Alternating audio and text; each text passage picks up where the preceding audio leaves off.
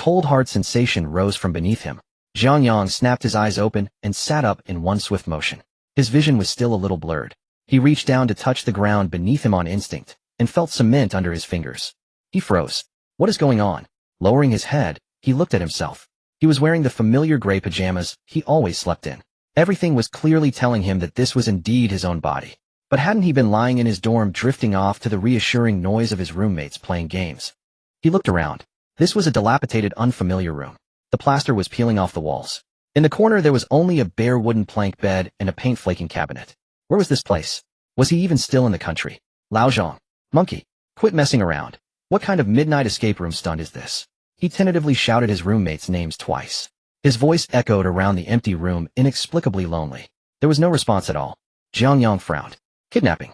But he was just an ordinary college student whose monthly living expenses barely exceeded 1,000 yuan. Apart from looking passably decent, he had absolutely no value as a kidnapping target. What would kidnappers even be after? His League of Legends account with 35 consecutive wins, 5 pages of all-green match history, 30 matches as MVP, and a straight climb from placement to master rank. What the hell was he thinking? He forced himself to calm down, walked to the door, gripped the doorknob, and pressed it down. Outside was a crude living room connected to a kitchen and a bathroom. He quickly searched through each of these spaces. There was no food, and not a single drop of water came from the tap. Everything carried the sense of a place that had been abandoned for a long time. There truly wasn't the slightest trace of a living person in this house. A feeling of helpless panic began to spread in his chest. Jiang Yang strode to the front door and yanked it open. Outside there were no kidnappers standing guard with electric batons as he had imagined. Instead, a gravel path stretched out before him, its surface covered in loose stones. Wild weeds grew thickly on either side, and beyond them loomed dense forest. Standing on the steps, Jiang Yang felt a nameless unease. It was too quiet. Not the peaceful quiet of escaping the city's clamor, but a dead, suffocating silence. There was no wind, no birdsong. It was as if only the faint sound of his own breathing remained between heaven and earth. Is anyone there? Unable to hold it in, he cupped his hands around his mouth and shouted toward the empty forest. His voice carried out, yet failed to stir even the slightest echo. Jiang Yang swallowed hard as the unease in his heart swelled. He had originally meant to go into the forest to investigate, but faced with that deep, deathly stillness, he shrank back. As a modern man with no wilderness survival experience, heading into an unfamiliar forest without any means of communication and no sense of direction was no different from courting death. With no other choice, Jiang Yang could only follow the gravel path ahead. Wearing nothing but cotton socks, every step he took on the stones jabbed painfully into the soles of his feet. What the hell is this place? If this is a reality show, where are they hiding the cameras? Jiang Yang muttered to himself. He was trying to use this constant talking to shatter the deathly silence that was on the verge of driving him mad. He couldn't shake the feeling that something in the bushes beside the path was watching him. Yet whenever he suddenly whipped his head around, he saw only motionless weeds. After walking along the path for what felt like 10-odd minutes, just as his mental defenses were about to crumble under the unending silence and pain, the view ahead suddenly opened up. At the end of the path, he vaguely made out a human figure. The person was standing with their back to the forest. They seemed to have noticed him too, and were raising a hand, waving it up and down. Finally, another living person. In that instant, immense joy washed away his fear. Ignoring the sharp pain in his feet, Jiang Yang immediately quickened his pace and broke into a run. Hey man, wait up. Where's this place? Can I borrow your phone? He shouted, his voice ringing out as the distance between them shrank to less than 10 meters.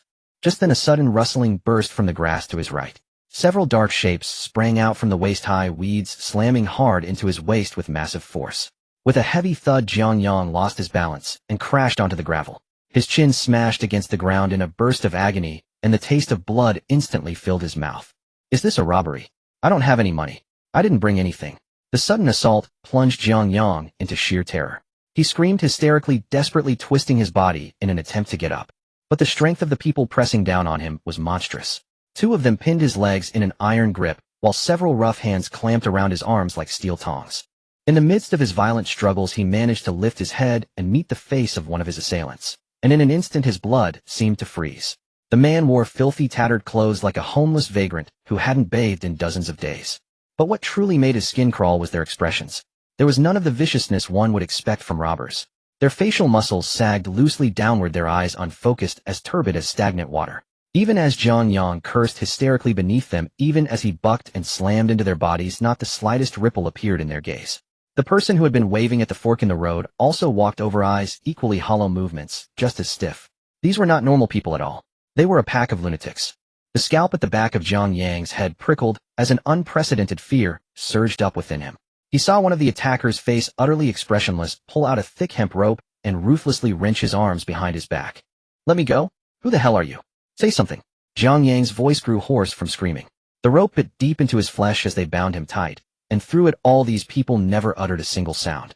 They hoisted the trussed-up Jiang Yang and dragged him toward the depths of the forest as if hauling a corpse. Along the way, gravel and dead branches continuously tore at his clothes. At first he still struggled with all his might, but he soon realized it was completely futile. What made him feel even more despair was that as they moved through the forest, more and more figures just like them silently emerged from behind tree trunks from within the grass and joined the procession, escorting him. 10, 20, 30. In barely over 10 minutes the group had swollen to dozens. Yet, even gathered in such numbers, not a single conversation passed between them. They simply marched on in numb silence. This grotesque, suffocating strangeness completely shattered Jiang Yang's psyche. He stopped struggling. He could only let despair spread through his heart as his mind went blank. He did not know how much time had passed before the forest ahead finally came to an end, and the people carrying him dragged forcibly out of the woods. Jiang Yang instinctively raised his head, and the sight before him piled fresh horror onto his already crushing despair. Stretching out before him was a wide, deserted highway. The asphalt was riddled with shocking gaping fissures from which wild grass grew rampant. Suddenly Jiang Yang's gaze landed on a badly twisted green road sign by the roadside.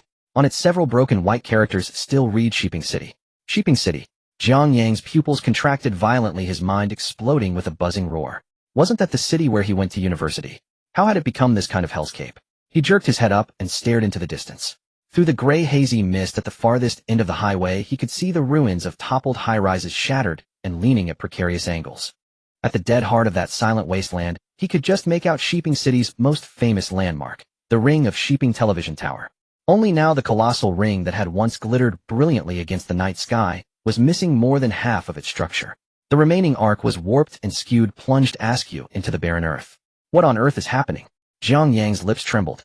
He could not begin to comprehend the reality before his eyes. No time was given for him to think. He was dragged up onto the highway and brutally thrown onto a small hill made of stacked abandoned cars. Then they lashed him tightly to the roof of a black sedan at the very top, leaving him completely unable to move. Straining to turn his neck downward, Jiang Yang forced himself to look.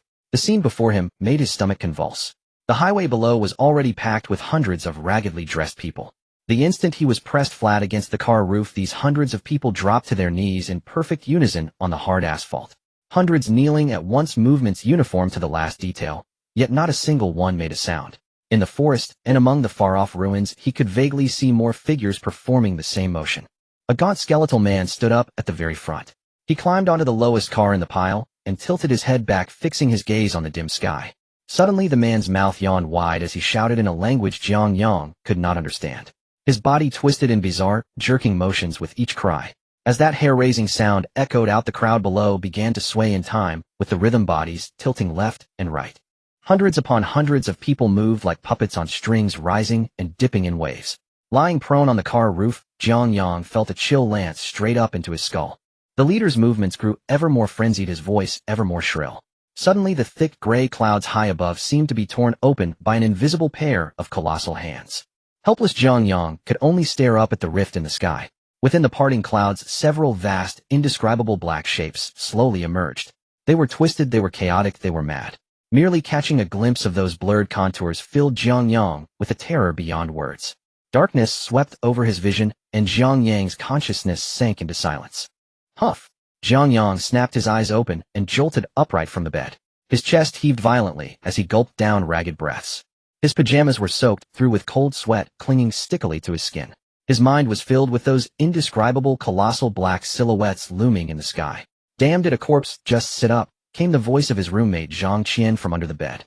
Jiang Yang stiffly turned his head. In the dim dormitory, Zhang Qian was seated at his desk, a desk lamp casting a pool of light on the table. He was holding up a freshly opened book titled College English CET 6 Vocabulary Guide, staring at Jiang Yang in disbelief. "No way, Yanga. I just flipped open the first page, and you woke up in shock. I mean, when I was playing games with Hosey, just now hammering the keyboard like crazy, you slept like a log, but the moment I decide to study a bit, you can't take it anymore." On the opposite bunk the quilt squirmed, and a head popped out. It seemed that in every male college dormitory there had to be a roommate nicknamed Monkey. Jiang Yang's dorm was no exception. The guy who had stuck his head out was named Ho Taoping. Because of his skinny, shriveled frame and the perpetual lewd air he carried, he had naturally become the monkey of the room. As the saying goes, the click of a roommate's mechanical keyboard lulls me to sleep, but the rustle of your pages keeps me up all night. Ho Taoping chuckled. That's exactly where Yang is at now. Lao Zhang, your top student aura, is stabbing him right in the heart. Jiang Yang did not respond. He clutched the edge of the quilt tightly, his gaze still somewhat vacant, as if he had yet to pull himself free from that dead, ruined city. Silence settled for 2 seconds. Zhang Qian and Ho Taoping also sensed that something was wrong. The cold light from the desk lamp fell across Jiang Yang's face, drained of all color, ghastly pale. Yanga. Zhang Qian put down his book and stood up. What's wrong? Why do you look so terrible? Ho Taoping also withdrew his grin, half his body leaning out over the edge of the bed. Are you feeling sick somewhere? Jiang Yang drew in a deep breath and wiped the cold sweat from his forehead. Only then did his racing heart gradually steady. I'm fine. His voice was hoarse. I just had an especially terrifying nightmare. Hearing that it was only a nightmare, the two of them visibly let out a breath. Ho Taoping turned his head and pointed at Lao Zhang with exaggerated indignation. This is all your fault. You could have been playing games in peace, but no, you had to pretend to be a good student in the middle of the night. See what happened? The sound of your page turning shoved my Yanga straight into a nightmare.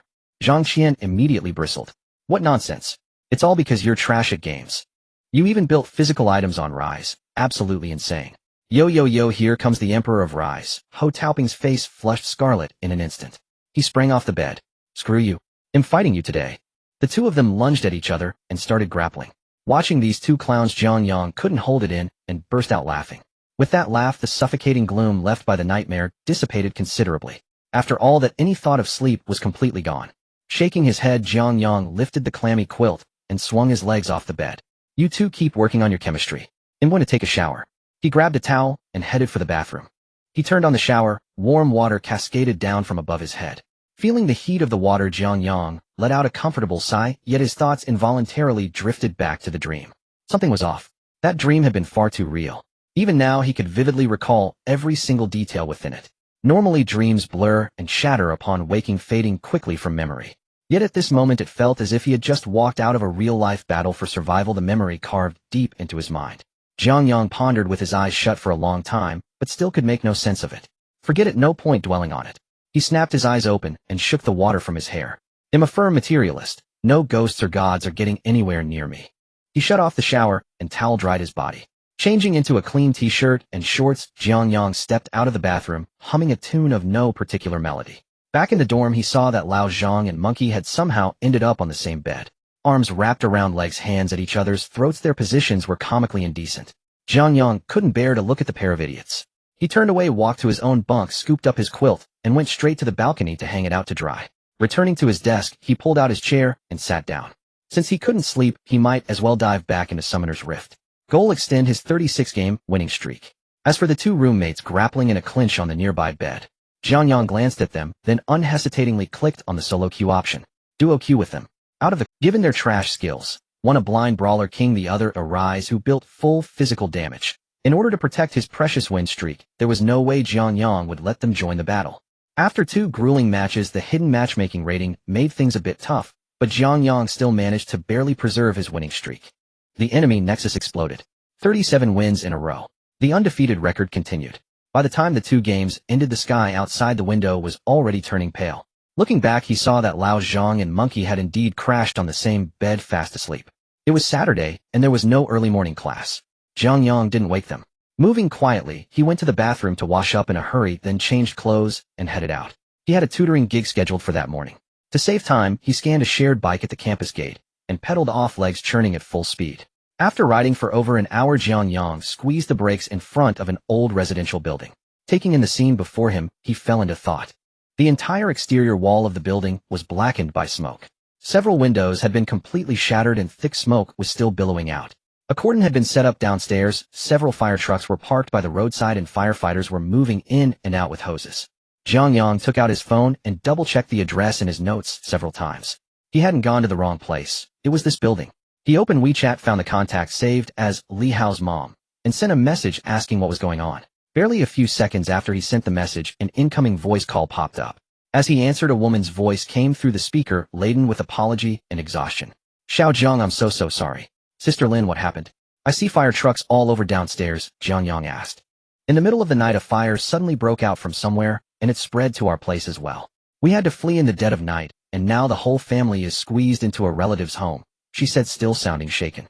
Her voice carried a lingering fear. We've been running around since early morning trying to buy all the daily necessities again. My mind has been a mess, and I completely forgot to let you know. Xiao Jiang, have you already arrived? I'm really sorry. Things at home are in chaos right now, so we'll have to put the tutoring sessions on hold for a while. Staring at the still smoking building in front of him, Jiang Yang let out a quiet sigh. As long as everyone's safe. How wasn't too frightened, was he? He's fine, she replied. He just inhaled some smoke. We took him to the hospital, and they said it's nothing serious. That's good. Take care of things at home first. Don't worry about me. We can talk about the tutoring later. After hanging up, Jiang Yang stood for a while outside the cordon. He shook his head helplessly and locked the shared bike at the roadside, then started walking back toward the university. He hadn't earned the lesson fee, so at least he could save on the return fare. Ever since his parents died in a car accident the year of the college entrance exams, the sky over his home had collapsed. What little savings the family had were almost completely consumed by the funeral arrangements. Although he received student grants and poverty assistance at university to cover his everyday expenses, Jiang Yang still had to rely on relentlessly juggling part-time jobs. Now that this relatively stable tutoring income had suddenly been cut off, his living expenses instantly became tight again. He would just have to look for another part-time job. The route from this neighborhood back to campus was not short. Jiang Yang walked along the sidewalk, stopping now and then. The nerves he had kept taut for the sake of making money finally loosened a little during the long walk. By the time he returned to the dorm, it was already noon. When he opened the door, both roommates were awake. Lao Zhang sat at the desk, headphones on, struggling doggedly with his CET6 listening practice. Monkey, meanwhile, was wrapped entirely in his quilt, only his head sticking out, staring at his phone screen and letting out bursts of sleazy laughter. Jiang Yang walked over to his own desk. As he pulled out his chair, he saw a boxed meal on the desk, still sealed, the container faintly warm to the touch. Monkey's voice floated over from the bed. Yanga, I ordered takeout just now and bought an extra box to hit the discount threshold. I can't finish it, so help me out, yeah. Jiang Yang glanced at the lunchbox, fully aware of what was really going on. Those so-called discount thresholds were bogus. The little lunchbox shops never even accepted coupons. Both Ho Taoping and Zhang Qian knew about his family situation. Though they always acted like jokers in private, they constantly found clumsy excuses like this to give him a hand. A warmth rose in Jiang Yang's chest, but he still took out his phone. All right, but I can't just freeload off you. How much was it? I'll transfer it to you. At those words, the lewd grin vanished from Ho Taoping's face. He sat up abruptly from under the covers. Yanga, if you're really going to nickel and dime it like that, then we'd better settle some old accounts. He tossed his phone onto the bed. How many times did you let me copy your calculus homework last semester? And in Marxism class last week, who helped me answer roll call? If we're charging, shouldn't we calculate all those tutoring and stand-in fees too? Seeing Monkey so serious, Jiang Yang knew that insisting further would only make things awkward. He put his phone away and sat down. All right. Thanks, bro. You're calling me bro and still talking about just eat before it gets cold and sticks to your teeth. Ho Taoping retreated back into his quilt, eyes glued to his phone again, grinning like an idiot. After eating his fill, Jiang Yang tidied his desk a little, then climbed onto his own bed. Leaning against his pillow, he opened a local job app on his phone and began scrolling through recruitment posts. He kept at it the entire afternoon. The page was crammed with job ads, but they either required full-time work or prior experience. The rare few that hired part-time college students all clashed with his compulsory course schedule. He still hadn't found anything suitable. Unknowingly, the sky outside the window had darkened. After staring at the screen for so long, Jiang Yang's eyes were starting to ache and drowsiness welled up within him. He set the phone down and slid his body fully under the covers. His eyelids grew heavier and heavier. His consciousness slowly blurred. A cold, rigid sensation once again emanated from beneath him. Jiang Yang abruptly opened his eyes and turned to sit up.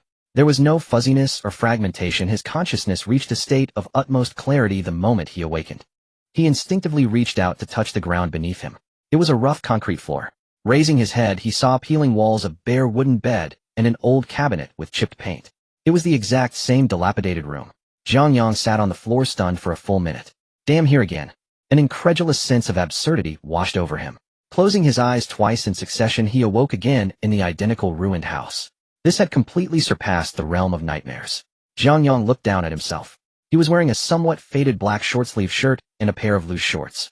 This was the new sleepwear he had changed into in his real dormitory.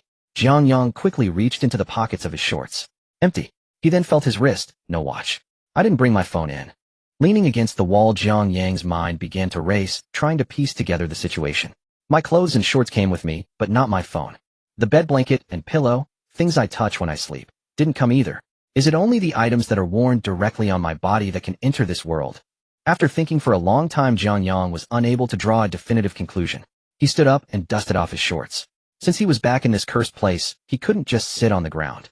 He walked over to the peeling wooden cabinet and opened the drawer again. As expected, it was completely empty. Jiang Yang, unwilling to concede, walked to the bare wooden bed.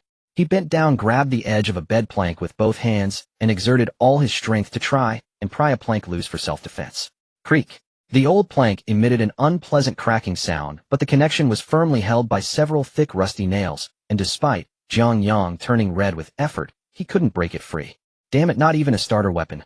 Jiang Yang shook his sore wrist and abandoned the idea of dismantling the bed. He exited the bedroom, crossed the same sparsely furnished living room, and pushed open the front door. Outside, the same gravel path lay before him. Weeds grew rampant on either side of the path and dense woods loomed in the distance. The sky was still obscured by a thick layer of gray clouds blocking out the sun. Jiang Yang stood on the steps and took a deep breath. He walked down the steps, lightly surveying the area around the house. Not far from the side of the house stood a completely dead tree, its bare trunk sprouting several thick withered branches. Jiang Yang tiptoed over, selecting a branch roughly 2 fingers thick. Gripping it with both hands, he pressed his right foot against the trunk and exerted all his might. Crack! A crisp sound echoed as the dry branch broke under his force. Jiang Yang swung the roughly 1 meter long branch in the air a couple of times. It felt reasonably sturdy. Although this thing would surely be useless against that group of immensely strong lunatics, it was still good for clearing a path in the wild. After finishing this, Jiang Yang turned to look at the gravel path in front of the door.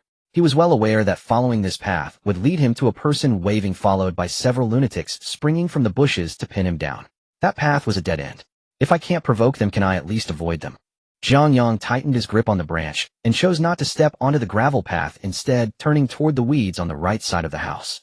He intended to cut directly into the woods. Avoiding the predetermined route, he hoped to find another way out. Without hesitation, Jiang Yang plunged into the dense underbrush. As soon as he entered, he regretted it. The temperature in the woods was even lower than outside. He was only wearing a thin short sleeve and knee-length shorts. The chilly air felt almost tangible, drilling into his pores through his exposed skin. After only a few steps, fine goosebumps rose on his arms and calves. There were no paths in the woods. Only weeds taller than a person and tangles of thorny vines. Jiang Yang could only move forward while using the branch in his hand to continuously clear the obstacles before him. Hiss! A thorny vine suddenly snapped back, striking Jiang Yang's calf. In an instant, a painful red mark appeared, burning with agony. Jiang Yang gritted his teeth, not making a sound. He dared not make too much noise. The surroundings were eerily quiet. Besides the plants, there was nothing else in this forest. There were no venomous snakes, no rats, not even a single flying insect. This was completely against the laws of nature. Jiang Yang felt like a headless fly stumbling through the woods. After about 10 minutes, he stopped beside a thick tree trunk, panting heavily. His short sleeve was already soaked with sweat, and his exposed arms and calves were covered with several red marks from being scraped by branches and vines. A cold wind blew, mixing his sweat with the sting of his wounds, causing him to shiver involuntarily. The scenery around him appeared unchanged. Everywhere he looked was filled with identical gray-brown tree trunks and vines. There was no sunlight and no points of reference. Jiang Yang despaired as he realized he was lost. This was reckless. Leaning against the trunk, he felt a surge of regret. A college student who usually only maneuvered in the Summoner's Canyon, lacking wilderness survival experience, running around in such a primitive forest, was simply courting death. Just as he hesitated about whether to try returning the way he came, suddenly, in a thicket a few meters to his left front, something seemed to move. Jiang Yang's nerves instantly tensed, and he reflexively took a large step back, pressing his back tightly against the tree trunk. 1 second, 2 seconds. The thicket was suddenly pushed aside. A figure emerged from within. Jiang Yang focused his gaze, his heart. The person was dressed in tattered, filthy clothes, their hair tangled like weeds, exuding a foul stench. Damn! It was that group of lunatics. The person seemed to sense the movement as well. Their head, which had been facing forward, slowly turned in an extremely stiff manner. Those lifeless eyes fixated on Jiang Yang. Instantly, the hairs on the back of his neck stood on end. He quickly scanned the area around the lunatic and behind them. Only this one. He didn't see any companions for the time being. To fight? No, absolutely not. The overwhelming force that had pinned him down last time was still fresh in Jiang Yang's memory. These monsters were not normal humans at all. Run! The only thought left in Jiang Yang's mind was this. He abruptly turned and sprinted away. He didn't care where he was heading as long as there was a gap in the bushes he would dive in. The sound of breaking twigs behind him was like a death knell. The lunatic chased him like a frenzied beast. 5 minutes. 10 minutes. Jiang Yang had no idea how far he had run. His stamina was rapidly depleting. His lungs felt like they were about to burst. Every breath was incredibly heavy. A metallic taste had already appeared in his throat. His legs felt heavy as if filled with lead. Each step required all his strength. His calves were tripped by the vines on the ground several times, and he barely managed to avoid falling by grabbing onto tree trunks with his hands. He was slowing down more and more. The sound of wind behind him was now dangerously close. Bang! A tremendous force collided with his back. Jiang Yang could no longer hold on, and his entire body fell forward, crashing onto the muddy ground filled with decaying leaves. Before he could even roll over, a dark shadow descended like a mountain, pressing hard on his lower back. Two rough hands like iron clamps groped down Jiang Yang's shoulders, tightly gripping his wrists in an attempt to twist his hands behind his back again. "Get off me!" Jiang Yang, forced into a corner, felt his eyes redden in an instant. Extreme fear and exhaustion transformed into rage at that moment. Adrenaline surged wildly, unleashing a primal ferocity within him. He exerted the last ounce of strength in his body, pushing his hands firmly against the ground and arching his waist with force. With this forceful heave, Jiang Yang's body twisted halfway around, turning him onto his back. The lunatic was thrown off balance by the force, but still pressed down hard on Jiang Yang's legs. Their distances were mere inches apart. Jiang Yang pulled out his freed right hand. Under the stimulation of adrenaline, he had no combat skills to speak of. It was purely instinct for survival, as he wildly grasped at the lower half of the opponent's body. Suddenly, Jiang Yang's palm came into contact with something soft. With no clothing to obstruct that sensation, instantly made him realize what he had grabbed. In this life-and-death moment, Jiang Yang's face contorted completely, his expression turning extremely ferocious. "Haha, go die. Let's see how much this hurts." Accompanied by a frantic roar, Jiang Yang concentrated all his strength into his fingers, he squeezed with all his might. The sensation in his palm provided a stark feedback. The soft flesh was being forced out between his fingers under the immense grip. Jiang Yang could even feel the two quail eggs being crushed and ruptured in his grasp. This was a blow severe enough to make any normal man faint from pain, and it was finally delivered. Jiang Yang gasped heavily, his chest heaving violently. He gritted his teeth and looked up, preparing to meet the opponent's pained wail. However, when his gaze met the lunatic's face, Jiang Yang's triumphant expression instantly froze. The face just inches away had not twisted in agony from the pain. Those murky, lifeless eyes continued to stare at Jiang Yang without a hint of emotion. No man could remain unresponsive after enduring such a lethal blow. Jiang Yang's lips twitched twice. "I give up, you're impressive." The madman did not grant Jiang Yang a moment to breathe. His hands tightened once again, this time wrapping around Jiang Yang's neck. A tremendous force constricted his throat, and the sensation of suffocation surged like a tidal wave.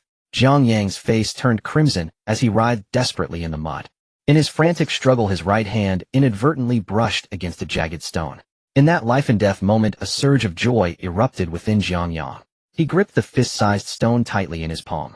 The lack of oxygen darkened his vision, and he relied solely on instinct, his right arm swinging in a wide arc beside him. With the last vestiges of strength, he swung the stone down fiercely against the side of the madman's head. A dull thud echoed. The stone's edge struck hard against the madman's temple. The immense recoil left Jiang Yang's hand tingling. The madman's head tilted from the blow, and the grip of his hands around Jiang Yang's neck finally loosened slightly. Jiang Yang gasped in a breath of cold air, his lungs burning. Yet he dared not pause. With the effectiveness of his strike, a glint of madness flashed in Jiang Yang's eyes.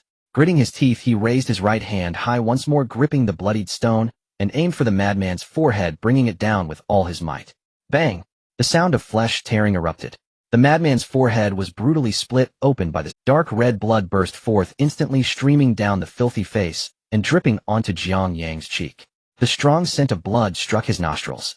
Jiang Yang paid no heed to the blood on his face. He was blinded by rage. Bang! Let's see you chase me now. Bang! Let's see you strangle me. Bang! You think that little toy of yours is so great. There was no technique, no restraint. He raised the stone, brought it down, lifted it again, and struck down again. Blood splattered continuously, coating Jiang Yang's hands and half his face. The dull thuds resounded sharply in the silent forest. Uncertain how many blows he had delivered, accompanied by a clear sound of bone shattering, Jiang Yang felt his right hand become heavy. The stone no longer struck hard skull, but penetrated through the bone, half of it forcefully embedded into the red and white spilled out through the cracks in the shattered skull, drenching Jiang Yang. The madman pressing on him finally ceased moving. His murky, dead fish-like eyes remained open, but his stiff body gradually slumped. Moments later, he was completely still, heavily pressing on Jiang Yang. Huff! Huff! Jiang Yang lay in the mud, his chest heaving violently, gasping for air. He was nearly exhausted. The stone had lodged tightly within the gap of the bones, refusing to budge. After a long time, he barely regained some strength. Jiang Yang slowly relaxed his stiff fingers, propping himself up with his hands struggling to crawl out from under the heavy corpse. He staggered upright.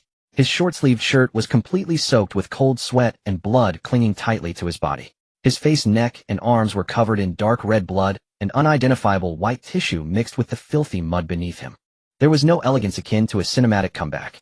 Only extreme fatigue, physical nausea, and the heart palpitations of having survived. Jiang Yang stared at the corpse on the ground, a surge of unnamed fury rushing to his head. He howled hysterically at the lifeless body. "Come on, bring it on. Damn you." The roar was not enough to vent his anger. Even with his legs feeling weak, Jiang Yang still lifted his foot and brutally kicked the corpse's head. This kick exhausted the last of his strength, causing him to stumble and nearly fall back into the mud. Yet he remained unfazed. Standing amidst the fallen leaves in the forest, Jiang Yang threw back his head and laughed loudly. "Ha! I've killed you, old monster." His laughter echoed through the silent woods, tinged with madness. Just then, from the shattered corpse on the ground, a small wisp of blood-colored mist suddenly floated out without warning. The mist was almost invisible, moving at a rapid pace. As soon as it appeared, it seemed to possess a will of its own, darting straight towards Jiang Yang's forehead. Jiang Yang's laughter abruptly ceased. He barely caught sight of the strange red mist, his heart tightening, instinctively raising his hands to block. However, the blood-colored mist had no physical form, effortlessly passing through Jiang Yang's palms. In the blink of an eye, the mist vanished into his brow. Jiang Yang's entire body stiffened, thinking he was about to succumb to some bizarre virus. The next moment, a line of clear text appeared in his mind. Evolution 0.01. Jiang Yang stood frozen in place. He blinked, confirming that the line of text in his mind was not a hallucination. As a loyal reader of Hong Shitzi, he understood all too well what such illogical data appearing in his mind signified. Jiang Yang's momentary shock morphed into exhilaration. After suffering for so long, it's finally my turn for fortune. No wonder he had awakened twice in the same dilapidated house. No wonder he had endured such inhuman torment in this damned world. So everything had its rewards. If killing a madman like this could yield a bit of enhancement, then as long as he survived and leveled up, wouldn't he soon be able to stride through this ruined world? So how should this evolution point be used? Just as Jiang Yang was about to try using this so-called evolution, a sudden sharp rush of air pierced from behind. The sound came too quickly, too suddenly. Jiang Yang barely had time to turn his head before a terrifying force slammed into his back. The strength was far greater than the madman's earlier attack. Jiang Yang was lifted off the ground by this immense force, and then crashed heavily onto the ground. Bang! His chin struck the mud once more. A pain indescribable by words exploded from the center of his chest. Jiang Yang's body convulsed violently. He gritted his teeth as cold sweat erupted on his forehead. With trembling hands, he struggled to prop himself up, managing to raise his upper body slightly. Jiang Yang lowered his head, looking towards the source of the excruciating pain.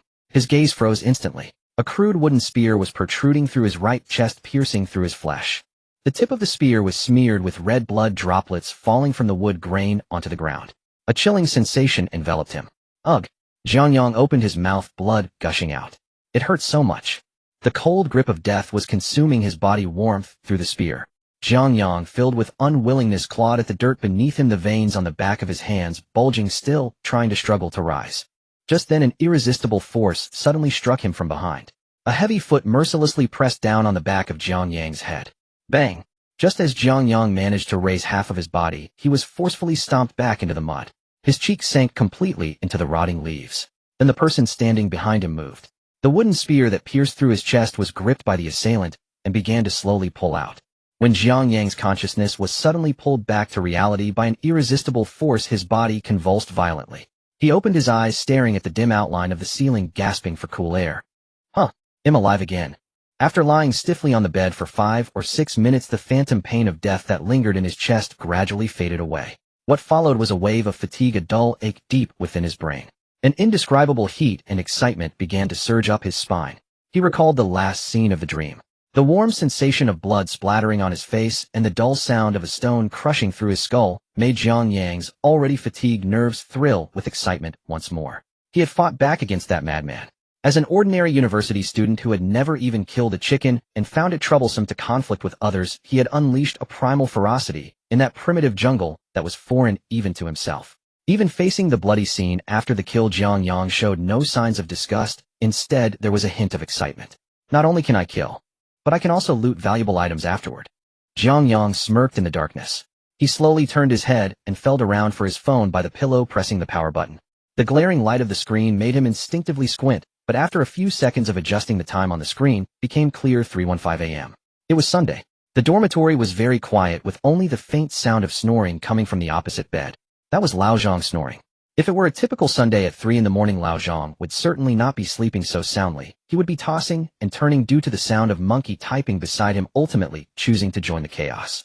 But today was different. Lao Zhang had a level 6 oral exam today, so he had gone to bed earlier than usual for the weekend. As for monkey, Jiang Yang turned his gaze to the diagonal opposite. Well, this guy was indeed still awake. From Jiang Yang's angle, Ho Taoping's gaunt face was illuminated from below by the screen's white light. His sunken eye sockets paired with his occasionally distorted lewd smile made him look like a ghost. At that moment, Jiang Yang's phone suddenly vibrated in his hand. Jiang Yang glanced down at the lock screen. It was a message from a weak signal. The sender was the most handsome monkey of Huahua Mountain. Jiang Yang raised his head and caught a glimpse of the ghost face illuminated by the white light from the blankets. Ho Taoping had clearly heard him turning over and was now frantically making faces at him from half a dormitory away, as if conducting some mysterious underground meeting. He swiped the screen and entered the chat box. Monkey Yang grew up so early. Nighttime visit. Or did you have another nightmare? In the previous moment, he had been fighting for his life against monsters in an ancient forest. In the next, he was lying in his dormitory, watching his roommate send him messages like a fool in the middle of the night. This stark contrast made Jiang Yang unable to help but shake his head, a genuine smile creeping onto his. Jiang Yang's fingers flew across the screen as he replied, I went to bed too early yesterday, fell asleep without even having dinner, and woke up hungry now. The reply came in seconds. How about I get you a bowl of noodles?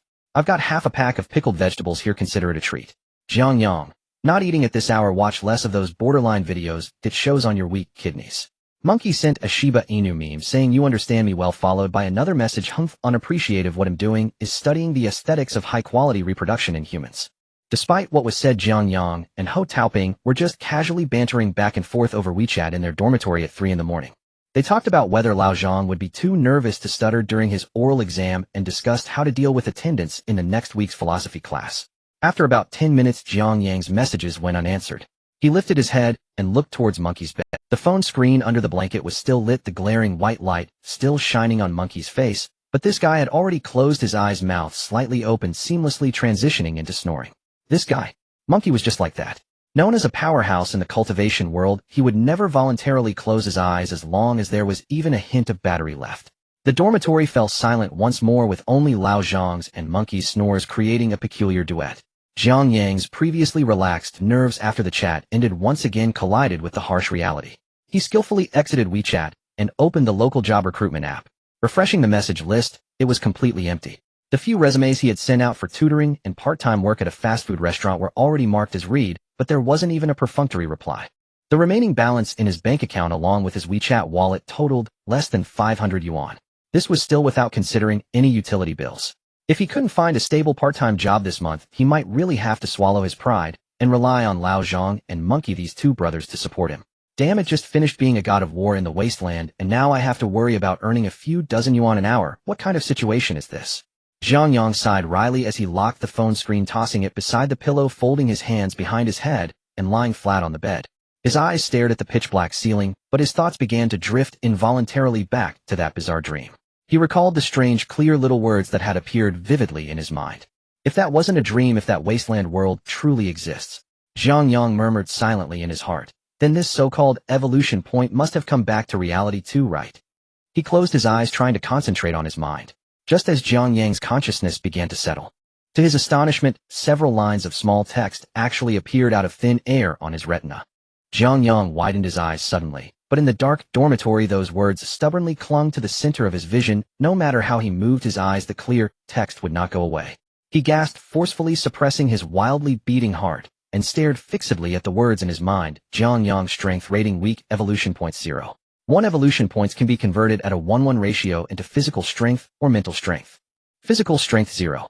8 mental strength 1 ability, none evaluation, a malnourished, subhealthy, yet mentally sound college student. Okay, am I holding everyone back? Looking at the 0. 8 physical strength, he helplessly shook his head. Jiang Yang was certain that this was definitely not a figment of his imagination, since everything was real. A 1:1 conversion rate, directly adding points. Is that you? Deep Blue, the simplest and most brutal way to improve values. Looking at the physical strength and mental strength on the panel, Jiang Yang fell into a brief contemplation. Although it was only 0. 1 had determined his survival rate the next time he entered the Wasteland dream. My mental strength is currently 1, which is considered normal in reality. Although the world is oppressive, I haven't yet felt any mental issues. But physical strength is very intuitive. If it weren't for my cleverness and being isolated, I would have had no chance to kill that madman. In that Wasteland world, no matter how strong my psychological quality is, without matching combat power as support, I wouldn't even be able to walk out of that forest. As long as he improved his physical strength, he could more easily take down those madmen. The more madmen he killed, the more evolution points he would earn. The more evolution points he had, the stronger he would become. This was a perfect snowball effect. With that thought, Jiang Yang focused his attention on the physical strength section. As he directed his thoughts, the small text on his retina flickered and changed evolution points 0. 10 physical strength 0. 80. 9 at that moment. As the values fluctuated, a warm current unexpectedly emerged from his heart. This warm current flowed through his veins, spreading to every part of his body. The original fatigue vanished without a trace. That feeling was simply too wonderful. Jiang Yang could even faintly sense that the muscles in his arms and thighs seemed to be contracting, becoming tighter and more resilient. An overwhelming sense of comfort radiated from every cell, causing Jiang Yang to let out a muffled sound in the blanket, his toes gripping the sheets tightly, almost calling out in bliss. This warm current came quickly and left just as fast. After about half a minute, the warmth slowly faded, completely merging into his limbs. Jiang Yang lay quietly on the bed, breathing deeply. Is this extraordinary power just a mere 0? 1 increase allowed him to experience such a transformative sensation. What if he could raise his physical strength to 2, to 5, or even to 10? What if in that Wasteland world there were 100, 1,000 madmen waiting for him to reap? The nightmare wasteland that once seemed hopeless had now turned into a delightful pool of experience in Jiang Yang's eyes. Jiang Yang pulled the thin blanket back to his chest, wrapping himself snugly in it. Sleep. Now that he knew how to use the golden finger, what was he waiting for? Jiang Yang closed his eyes, actively clearing his mind, ready to enter that dream once more. A minute passed. 10 minutes passed. Half an hour passed. Nothing happened. Consciousness gradually descended into true sleep.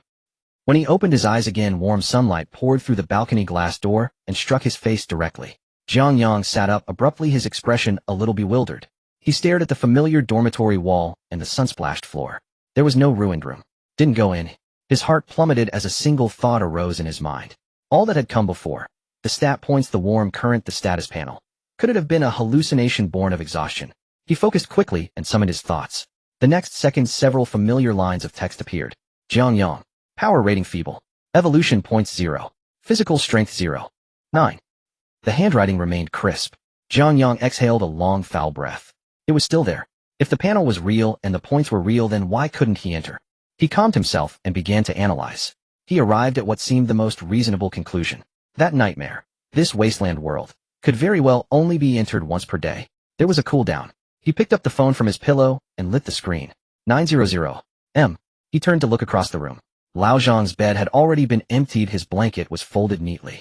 That guy had probably left early to prepare for his oral exam. The snoring from the bed diagonally opposite still thundered. Hosey wrapped himself in the blanket like a silkworm cocoon. Jiang Yang kicked off the thin quilt and swung his legs out of bed. The moment his feet touched the floor, he froze. It felt different. So light. Even on normal days, waking brought a heavy, sluggish sensation to his body. But today there was none of that. His body felt charged, as if filled with electricity. A mere 0. 9 in physical strength had wrought subtle, pervasive changes. After washing up, he splashed his face with cold water. Staring at his reflection in the mirror, Jiang Yang made a decision. He would test just how that 0. 1 improvement translated into the real world. He changed into sportswear and laced his running shoes.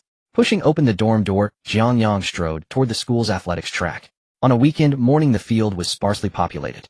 Only a few girls jogging and some students practicing Tai Chi remained. Jiang Yang stepped onto the starting line and performed a few simple warm-up stretches. He took out his phone and opened the stopwatch. Deep breath. At the press of the start button, Jiang Yang launched forward. A 1000-meter test. Wind howled in his ears. He drove his legs along the red synthetic track in a wild sprint. When he finished, the time froze. 3 minutes, 45 seconds. Jiang Yang stared rigidly at the digits, his pupils widening slightly. He remembered clearly that last semester during the physical exam, he had run his absolute hardest to clock 100 meters in 5 minutes 5 seconds. He had fallen far short of passing. And now 3 minutes, 45 seconds. This result already reached a good standard in university fitness tests. Jiang Yang straightened, steadying his breath. So a physical strength of 0. 9 is actually the normal healthy level for an ordinary university student. He smiled wryly. How frail his previous 0.8 body must have been. After resting for a few minutes, Jiang Yang walked to the nearby pull-up bars. He jumped up and gripped the bar. Pull-ups. Before even at his utmost effort, he could barely manage 2 sloppy reps. The third was impossible, no matter how red his face made him, and the PE teacher would hide their face in embarrassment. Now he exerted himself. 1, 2, 3. His movements were fluid without the slightest hesitation. Only at the 8th did his arms begin to show obvious fatigue. He let go and landed steadily. Next was the standing long jump. His legs bent slightly, and he exploded forward. He landed. By the distance exceeded 2.6 meters. Standing beside the sandpit, Jiang Yang clenched his fist. All the test results were astonishing. This indicated that the 0.1 point on the panel was not allocated to a single attribute alone. It represented a comprehensive, all-encompassing enhancement of the body without blind spots. Endurance, explosive power, strength, coordination. A holistic evolution. With the test completed, Jiang Yang was drenched in sweat. He walked to the washroom by the track and splashed his face. His stomach was already growling with hunger. He stopped by the canteen on the way, bought 2 large mantou, nibbling them as he hurried back to the dorm. He pushed open the door. Hosey was still asleep. Not wanting to wake him, Jiang Yang took fresh clothes and went to the bathroom. He turned on the shower. Warm water rinsed the sweat from his body. After the shower, he put on dry clothes and climbed onto his bed, lying flat. If he could not enter the dream during the day, he had to prepare meticulously for tonight's attempt. In his mind, he rehearsed combat scenes again and again. With only 0.9 in physical strength, he might still prevail against a lone madman in single combat. But if he faced 2 at once, death would be certain. He had to find a way to increase his combat capability when entering the dream. Weapons. Apart from the clothes on his body, nothing else could be brought in. The bed slats couldn't be removed, the locker was empty. Wait. Clothing that stayed close to the body could accompany him into the dream.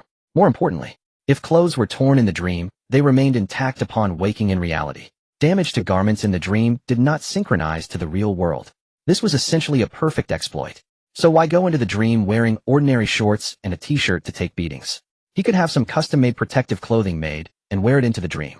Improve his defense. Even if it were shredded in the dream, the real garments would still be intact to use again tomorrow. Thinking this, Jiang Yang immediately picked up his phone. He opened an online shopping app. Ordinary stab-proof vests were too expensive, several thousand yuan, and beyond his means. Common clothing offered only narrow protection. He needed physical defense, perhaps even some reflective damage effect. Jiang Yang scrolled down, hunting for obscure small shops. At last he found a vendor advertising custom bizarre garments accepted. He opened the customer service chat, and his fingers flew as he typed his requirements. Boss, can you custom make an outer jacket? I need it to maximize tear resistance and blunt force protection while minimizing any restriction to mobility. The fabric should be thick and hardy, preferably coarse but tenacious faux leather. Also add studs or riveted barbs around the outer shell shoulders and the outer sides of the arms. The sharper and more abrasive the better. Make it have offensive quality. Comfort is irrelevant, the cheaper the better. He sent the message. The other side read it quickly. Then the chat displayed the prompt. The other party is typing. At the top of the window. A few seconds later, the other party is typing appeared and disappeared. This repeated for 2 or 3 minutes. Jiang Yang stared at the screen, his brows knitting slightly. What on earth is this customer service doing? Just as he was about to poke a question mark, a reply finally came. Customer service. Dear customer, are you planning to participate in the ancient Roman Colosseum? Jiang Yang stared at the line of text on the screen, his lips twitching slightly. What is this? I want to see. He almost lost control and clicked the complaint button. I want to report. In the end, he still didn't click it. Forget it, he'll endure. After all, this concerns his plan to farm monsters tonight. If he annoys the customer service and they refuse to take orders, where will he find another perfect counter armor? Jiang Yang took a deep breath, his fingers quickly tapping on the screen as he began to ramble. For the props costume of the comic convention cosplay, it should be as realistic as possible. Just make sure the spikes aren't soft or made of plastic when they arrive. If that's the case, I won't pay the final amount. The message was sent successfully and read. Soon he received a reply. Customer service, okay dear. Meanwhile, in another corner of the city, in a messy clothing customization studio, a young and pretty female customer service representative was sitting in front of her computer screen. She rolled her eyes at the pop-it-up chat window showing cosplay props. Bang! She raised her right hand, clenched it into a fist, and slammed it down hard on the large enter key that was as big as a brick. It felt as if she was not hitting the enter key, but rather smashing down on the head of this quirky client. Another delusional teenager. While copying the order requirements into the factory scheduling sheet, she couldn't help but mumble, requesting nails and rivets, the sharper the better. What character is this cosplay for? Is it the Ghost Rider? Despite the complaints, business must go on. She skillfully tapped the keyboard and provided the final quote. In the dormitory, Jiang Yang looked at the payment link that popped up on the screen. A total of 400 yuan. Not cheap, but for this custom work with pure handmade and steel nails, it wasn't a ripoff either. Following the rules, Jiang Yang prepaid a deposit of 150 yuan. After entering the password and fingerprint verification, the payment was successful. Watching the numbers in his WeChat wallet shrink, in an instant his heart bled. Including the 250 yuan reserved for the final payment, he now had less than 100 yuan available. Truly a penniless soul. But Jiang Yang felt no regret. He believed the money was well spent. This was his only means to engage with the extraordinary and become stronger in that monster-infested world. Once his physical strength increased, even a brick could sustain him. Time flew by quickly. Before he knew it, old Zhang pushed open the dormitory door, his face glowing. He felt he had performed exceptionally well in today's English Level 6 oral exam, and to celebrate his anticipated success, he announced that he would treat everyone to dinner. Fearing Jiang Yang wouldn't go, old Zhang specifically chose not to pick a fancy restaurant, reserving a table at the nearby fatty barbecue, which they frequented. As night fell, the barbecue stand was filled with smoke and chatter. The fat from the grilled meat dripped onto the charcoal, making an enticing sizzling sound. Jiang Yang, old Zhang, and Monkey sat around a somewhat greasy folding table. The table was laden with dozens of skewers of lamb, grilled kidneys, garlic, enoki mushrooms, and several bottles of chilled cola. Come on, let's toast. The glasses clinked together, producing a crisp sound. The cold cola slid down their throats, dispelling the heat of the summer night. The three chatted about everything from today's exam to the class flower from the neighboring class, and then on to the upcoming senior internship. Jiang Yang sat amidst the noisy crowd, gnawing on his meat skewer. Looking at the lively faces around him and listening to the earthy bustling of the market, a powerful sense of disconnection suddenly surged within him. In just a few hours he would return to that desolate, dilapidated, lifeless wasteland. This vibrant reality felt like the opposite of that world, lively, flourishing, and warm. Having eaten and drunk his fill, it was already late at night. Tomorrow was Monday, with a compulsory major course at 8 a.m., where the professor, known as one of the four great detectives, would personally call the roll, and no one dared to skip. After settling the bill, the three of them walked back to the dormitory, arms around each other. Since there was an early class tomorrow, old Zhang and Monkey weren't planning to stay up late for gaming. After washing up, the two climbed into bed early, lounging in their blankets while scrolling through their phones, gradually succumbing to sleepiness. Jiang Yang also washed his face and went straight to his wardrobe. He opened the cabinet door where all his clothes for the 4 seasons hung. He didn't undress and get into bed as usual, but instead reached in and pulled out a vest. Putting it on, he then put on a gray long-sleeved shirt. Then a somewhat pilled turtleneck sweater. He put that on, followed by a fleece-lined hoodie. He put that on. Then a windproof jacket. He put that on as well. Finally, from the very bottom of the wardrobe, he dug out a thick black down jacket for winter. Gritting his teeth, he forced himself into it, zipping it all the way up to his chin. With the upper body taken care of, it was time for the lower half. He put on snug thermal leggings, loose sleep pants, durable work pants, and finally forced on a pair of loose casual pants on top. The once half-full wardrobe now looked a bit empty. Jiang Yang had transformed into a round ball. Zhang Qian and Hou Taoping initially thought Jiang Yang was simply organizing his clothes. But as Jiang Yang continued to put on one piece after another that clearly wasn't suitable for the season, the two gradually stopped scrolling through their phones. Their gazes fixed on Jiang Yang, unable to look away, feeling increasingly uneasy. They exchanged a glance, both seeing shock and a hint of existential confusion in each other's eyes. Yang, Hou Taoping leaned over the edge of the bed, trying to catch a glimpse, his voice trembling. Did you secretly drink alcohol behind our backs? Or are you planning to embark on an impromptu trip to Antarctica tonight? Zhang Qian, unlike Hou Taoping, was more grounded.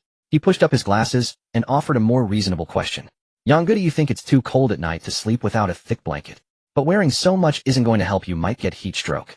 Jiang Yang wiped the fine sweat from his forehead.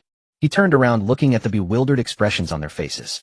I keep kicking off my blanket at night lately, Jiang Yang said unflinchingly, casually providing an extremely perfunctory excuse. Wearing thicker clothes to sleep will prevent you from catching a cold. Don't worry about me, you guys go to sleep. After saying that, Jiang Yang awkwardly climbed onto his bed like a clumsy penguin. The dormitory fell silent for 2 seconds. Suddenly, Hou Taoping's voice broke the silence, surprisingly adopting a broadcasting tone. The domineering female CEO is getting closer. Suddenly, she fiercely tore apart Jiang Yang's velour pants, cotton pants, thermal pants, and base layer. Then she ripped apart his cotton coat, pilled sweater, knitted top, and thermal underwear. Finally, she saw. Swish. A slightly dusty slipper arced through the air in a perfect parabola. With a crisp sound, it accurately landed on Hou Taoping's face, which was just peeking over the edge of the bed. It interrupted his performance. Jiang Yang, wrapped in heavy clothing, felt like his head was about to explode from the heat. Get lost. A familiar chill enveloped his entire body once again. Jiang Yang suddenly opened his eyes. It was still that familiar dilapidated room, confirming that the speculation of being able to enter only once a day was correct. Feeling something was off, Jiang Yang looked down at his body. What he saw was not a tactical jacket, not a down jacket, not work pants, but only the familiar pure cotton white vest and black thermal pants. I'm hot as a dog. Where's the half a wardrobe of gear I brought out? Before the mission could even begin, I was dead and the bug was fixed at lightning speed. Right. Close-fitting clothing can indeed be brought in, but there may be some judgment mechanism here that prevents additional gear capable of providing significant defensive capabilities from being brought in. You can only bring in the basic cover to maintain decency. Jiang Yang reluctantly accepted reality. The problem now is without the support of physical armor, how is he supposed to hunt down those immensely powerful lunatics outside? Jiang Yang leaned against the peeling wooden cabinet deep in thought. The previous 2 encounters had given him some information. These lunatics generally had low intelligence, lacked strong killing intent, and mainly aimed to control him for some ritual. There was still room for maneuvering. He could lure a solitary lunatic with sound, manipulate their field of vision, and seek an opportunity for a fatal strike. He made up his mind. Without hesitation, Jiang Yang quickly walked to the door and pushed it open. Outside, the same small path covered in gravel and the silent woods awaited. His gaze swept across the side of the house. That completely dead tree still stood silently there. Jiang Yang stepped forward, and the previously broken branches had returned to their original state. Jiang Yang took action again, breaking its arm, snapping its branches, and stepping on its head. In just a few moments, he climbed to the top of the withered tree.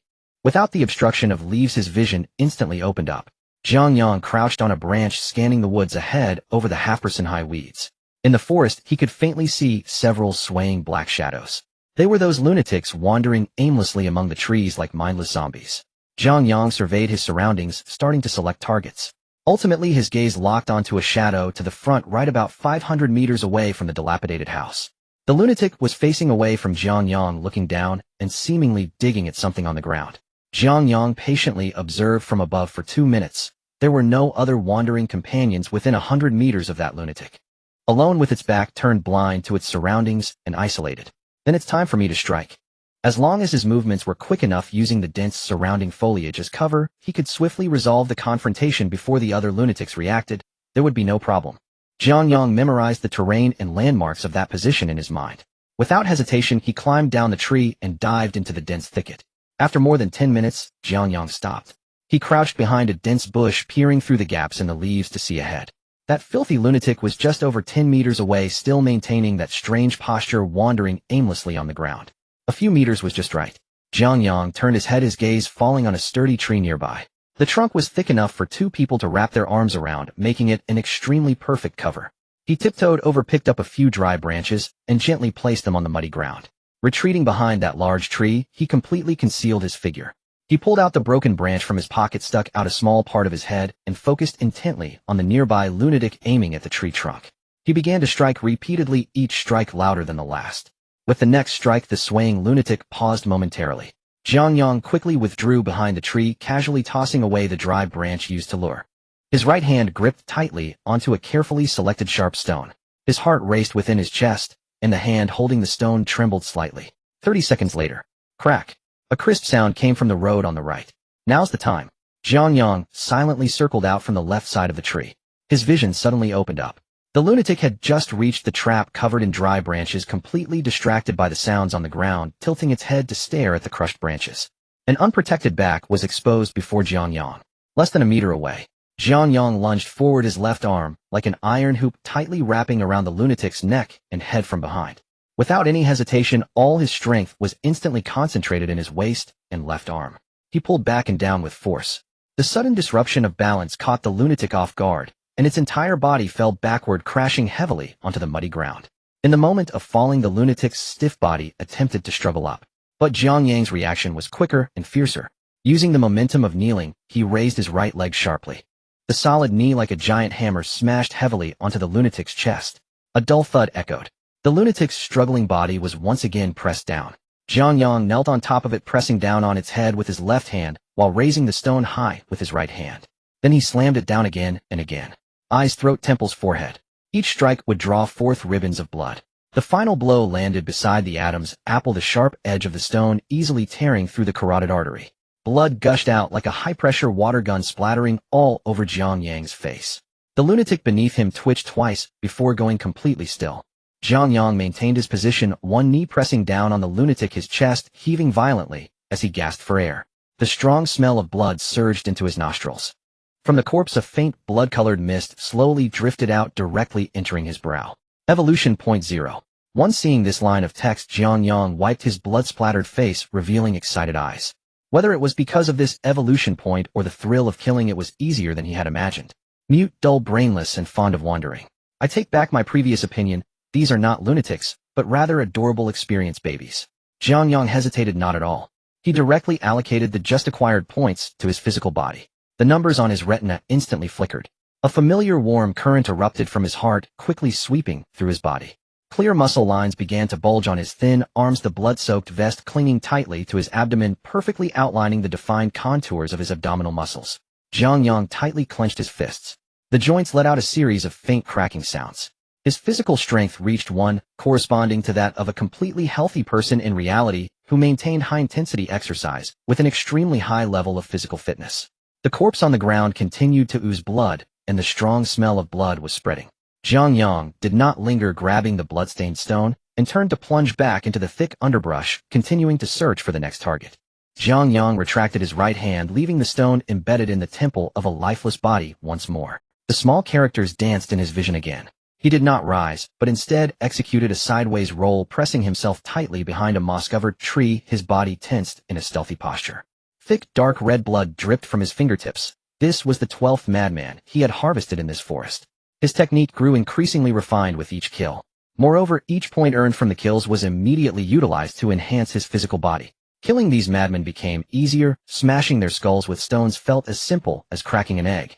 Jiang Yang looked down at his hands, where the veins beneath his skin bulged, resembling small snakes, coiling and rhythmically pulsing with his breath. Jiang Yang. Strength rating weak. Evolution points 0. Physical strength 2. 0. Mental strength 1. 0. Abilities none. Evaluation: an ordinary person with exceptional physique.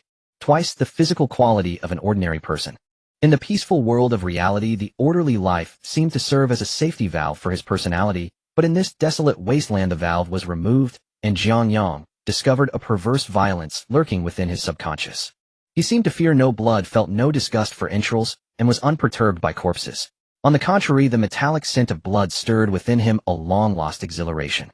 Jiang Yang swiftly climbed up the tall tree. His movements were several times lighter than before. At over 2 meters high, he needed only one hand to push off, using his waist strength to balance himself like an agile monkey. He squinted, his gaze sweeping through the dense shadows of the trees. The madmen who had originally wandered alone around the dilapidated house had been mostly dealt with by his stones. The remaining ones were no longer solitary wanderers. Groups of 3 or 5, some even forming circles of dozens, exhibited a strange collective state, as if engaged in some silent meditation. They've huddled together, overlapping fields of vision, no room to maneuver around. His gaze shifted to the distance. There lay the death point he had encountered the first time he entered the dream. The highway. The distorted green sign flickered in the gray mist. Jiang Yang fixated on the broken segment of the West Ping ring, his mind racing. In reality, West Ping City has its landmarks intact. Yet here West Ping City is a wasteland of the end of days. Is this a dungeon? Or a parallel universe? Perhaps the truth of this world is hidden there. Jiang Yang leaped, landing deftly from the 3-meter-high trunk. He did not take the rocky path. Clearly advancing under the cover of the bushes was much more reliable. He burrowed into the thicket, using shadows and shrubs to shield himself, commencing a violent advance. Soon he burst forth from the edge of the forest, arriving at the steep slope leading to the highway. Jiang Yang crouched in the drainage ditch beneath the guardrail, revealing only half his head. The apocalyptic scene was reflected in his eyes. The highway was littered with car wrecks, some doors flung open, revealing wind-dried white bones inside, others piled atop one another, forming grotesque watchtowers. Scattered madmen aimlessly wandered the road. The ritual platform built from abandoned cars lay just a few hundred meters away, the green sign pointing to West Ping City. Directly above and a bit further ahead was the toll station for entering the highway. If he stepped onto the highway, the open space would certainly expose him to those madmen. However, Jiang Yang had no other choice. West Ping City was located in a basin, with the highway built along the mountainside. This was already one of the few gentle slopes left. If he went around the mountain, he didn't know when he would next see the outline of the city. These madmen were strong, but their speed was not that extraordinary. After over 10 kills, Jiang Yang estimated their speed was only around 1 to 1. 2, their movement stiff. As long as he did not fall into their encirclement, he could easily shake them off. Taking a deep breath, Jiang Yang suddenly vaulted out from behind the guardrail. He charged toward the toll station. His speed was so fast that the sharp sound of wind rushed past his ears. The striking red color appeared on the highway, quickly attracting the madmen, who turned their heads in unison the moment Jiang Yang stepped onto the road. A piercing scream erupted from the leader of the madmen, and immediately the previously sluggish crowd seemed injected with a stimulant frantically converging. They crawled out from under cars, climbed up from the embankment, and leaped down from several meters atop abandoned buses. Hundreds of madmen surged like a gray-black wave from all directions toward that red trajectory. Too slow. Just as Jiang Yang had anticipated, he executed a zigzag movement, sidestepping a gaunt madman lunging at him from the side. The distance between them was so close, he could smell the foul odor emanating from the madman's mouth. Yet Jiang Yang did not covet that zero. One evolution point. He knew stopping now would mean death. Using the momentum of his sidestep, he delivered an elbow strike. The madman's nose shattered under the violent blow and his body staggered backward. Jiang Yang didn't even glance back. The dilapidated roof of the toll station was right before him. As long as he charged through entering the downhill section, those short-legged madmen would no longer catch up with him. However, a massive noise from behind compelled him to look back. Just that one glance left Jiang Yang in shock. What is that thing? Behind the hundreds of running madmen, the originally silent crumbling skyscraper seemed awakened by the thunderous noise of movement. Boom! Several hundred meters away, the most tilted skyscraper shook violently. Large panes of glass shattered under gravity, and the sparkling fragments had not yet fallen before being engulfed by a black shadow. Then Jiang Yang witnessed a terrifying scene. Hundreds of dark red tentacles as thick as water barrels erupted like frenzied dragons from every window and crack of that ruined building. Whoosh, whoosh, whoosh. The sound of air being sliced through at high speed rang out like countless steel whips cracking simultaneously. In the blink of an eye, the madmen still chasing Jiang Yang were caught up by these tentacles. Tentacle after tentacle violently pierced into the chests of the madmen. In that instant, the previously smooth tentacle tubes bulged into huge spheres. It was like a microscopic scene of mosquitoes sucking blood magnified 1,000 times. The flesh and blood of the madmen flowed within the walls of the tentacles. The sound of feeding was clearly audible on the desolate highway. Each bulging and moving sphere represented the violent extraction of a madman's life. The madman being drained collapsed and shriveled in under 3 seconds, leaving only bones and withered skins. Hundreds of madmen in this round of feeding had turned into black, dry corpses sprawled across the highway. The swelling Jiang Yang had experienced from accruing points vanished in that instant. What the hell is that? Before he could think further, a tentacle traced a shadow in the air, locking onto Jiang Yang. The sound of something tearing through the air exploded above Jiang Yang's head. One of the tentacles swirled in the air, striking down towards Jiang Yang. His pupils constricted suddenly. Without a moment's hesitation, he didn't even need to consider whether his physique could withstand the attack of the tentacle. Run! This thought consumed Jiang Yang's mind as he instantly harnessed all the potential of his body, racing down the slope towards the ruins of the city center of Shiping. A loud crash echoed behind him. The tentacle struck violently against the shattered canopy of the toll booth. The hard steel-reinforced concrete structure crumbled like a fragile cookie in the face of the tentacle, collapsing and shattering instantaneously, sending clouds of debris and dust soaring into the sky. Jiang Yang listened to the sounds, his soul nearly leaving his body. As he dashed down from the toll booth, what greeted his eyes was the congested flow of abandoned vehicles on the entrance road to the city. Hundreds, if not thousands, of cars were haphazardly piled together, their surfaces covered with rust and dark red dried blood, forming a vast steel labyrinth. Within this maze, numerous crazed individuals who had failed to reach the highway still roamed. Viru. The pressure of the air above him suddenly sank as that terrifying tentacle came crashing down like a mountain. Jiang Yang's eyes turned crimson, and with extraordinary reflexes he executed a desperate slide, darting beneath the chassis of an overturned heavy truck like a slippery loach. Bang! An SUV blocking behind him was swept away by the tentacle. The SUV crumpled like a soda can, and with a deafening metallic distortion, it was flung into the air, crashing heavily into the ruins a dozen meters away, erupting with a muffled sound. Jiang Yang clasped his hands over his head, pressing tightly against the ground, cold sweat soaking through his shirt. But he dared not linger. Using both his hands and feet, he suddenly lunged out from the other side of the truck's chassis, continuing to maneuver frantically among the densely packed abandoned vehicles on the street. At that moment, the wandering crazies on the street became Jiang Yang's perfect cover. As he nimbly wove through the crowd of lunatics, the attention of the tentacle was inevitably diverted, causing many crazies to become its new targets. While running, Jiang Yang noticed that most of the shops on either side of the street had collapsed or were completely exposed, leaving no place to hide. Finally, on a high ground to his right ahead, he spotted a gray-white stone building.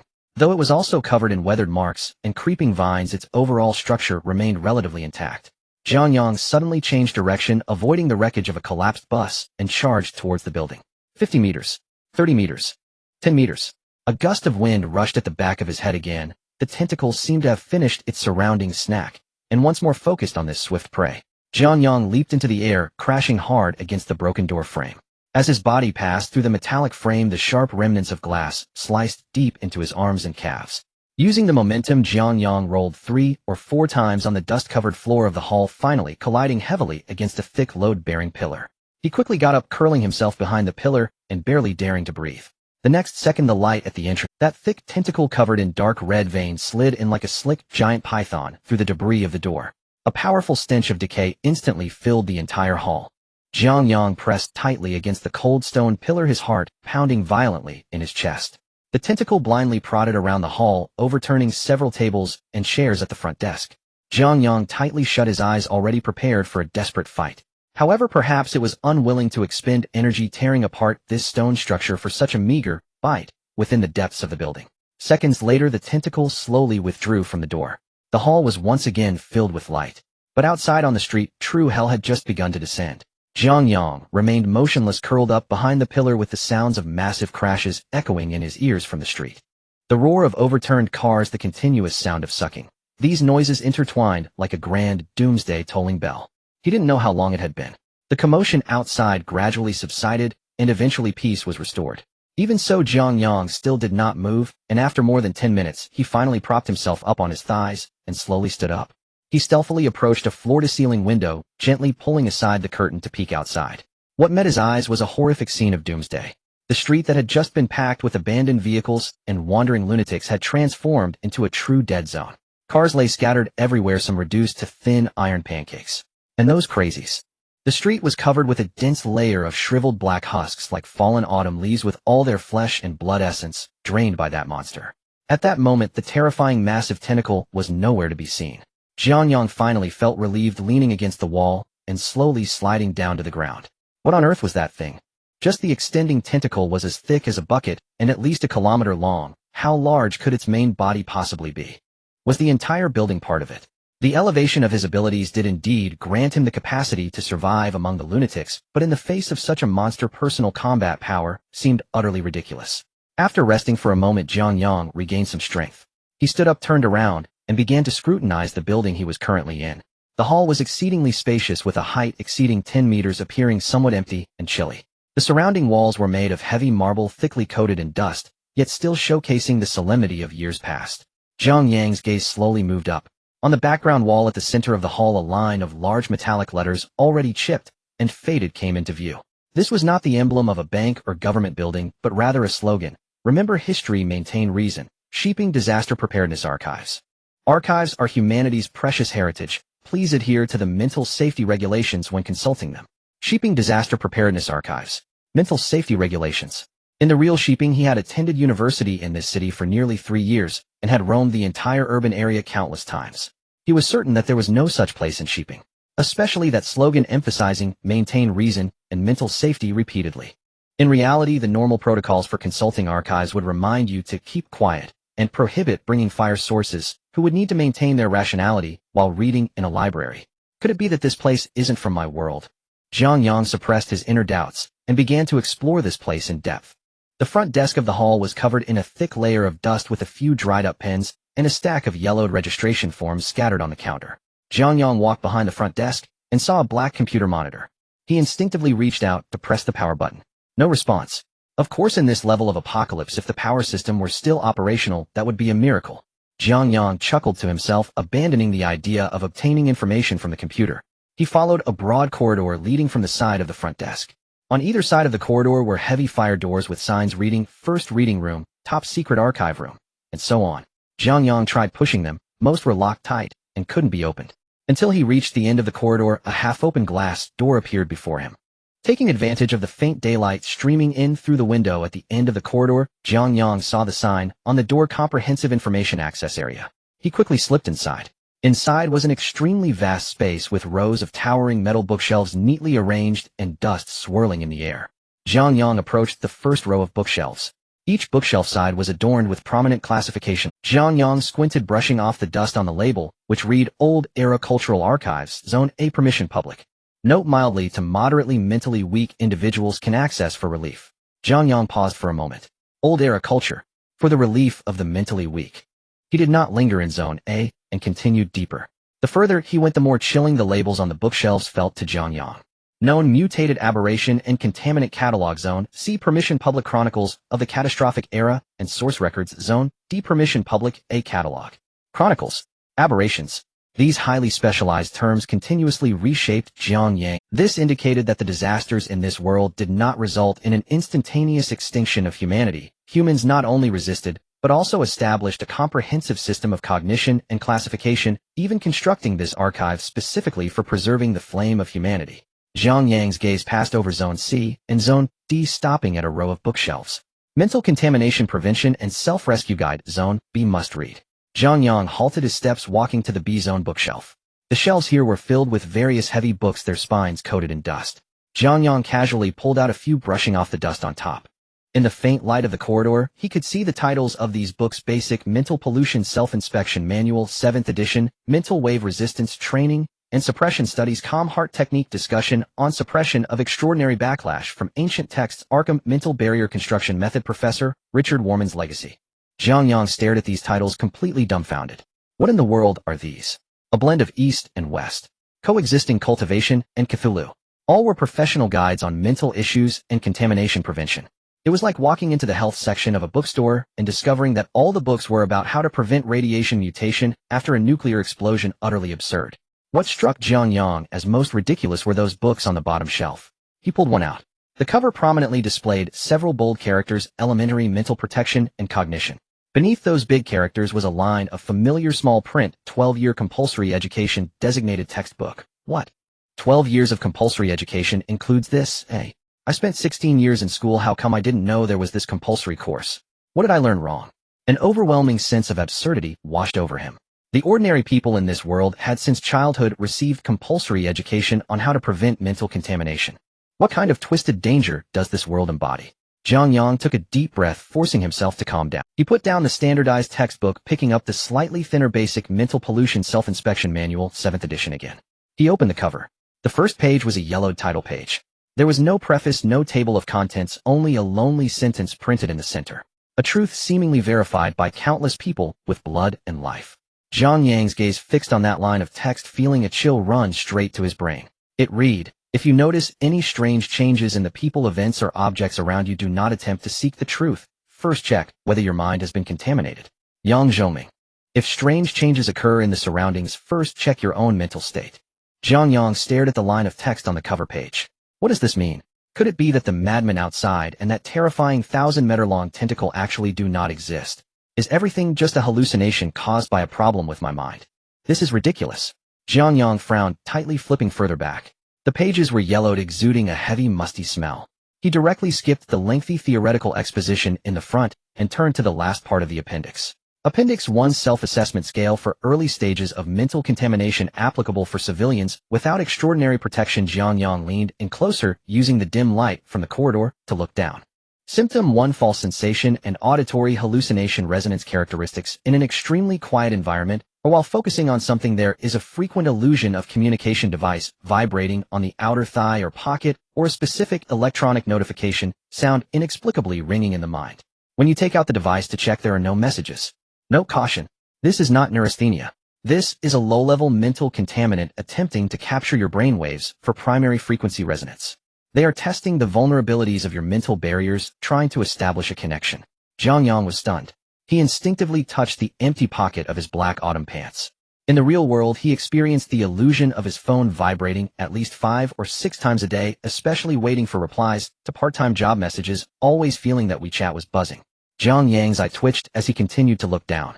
Symptom 2, Loss of time perception characteristics late at night, or when alone, merely intending to casually browse for 5 minutes on a certain type of information, such as short videos, entertainment, gossip, etc. But when your consciousness regains control of your body, time often has inexplicably passed several hours, accompanied by a strong sense of emptiness, neck stiffness, and blurred vision. Note extremely dangerous. Your consciousness has been dragged into the mental crevice by chaotic information flow, and lurking contaminants are treating you as a biological battery, voraciously consuming your vitality and time span. Jiang Yang took a deep breath.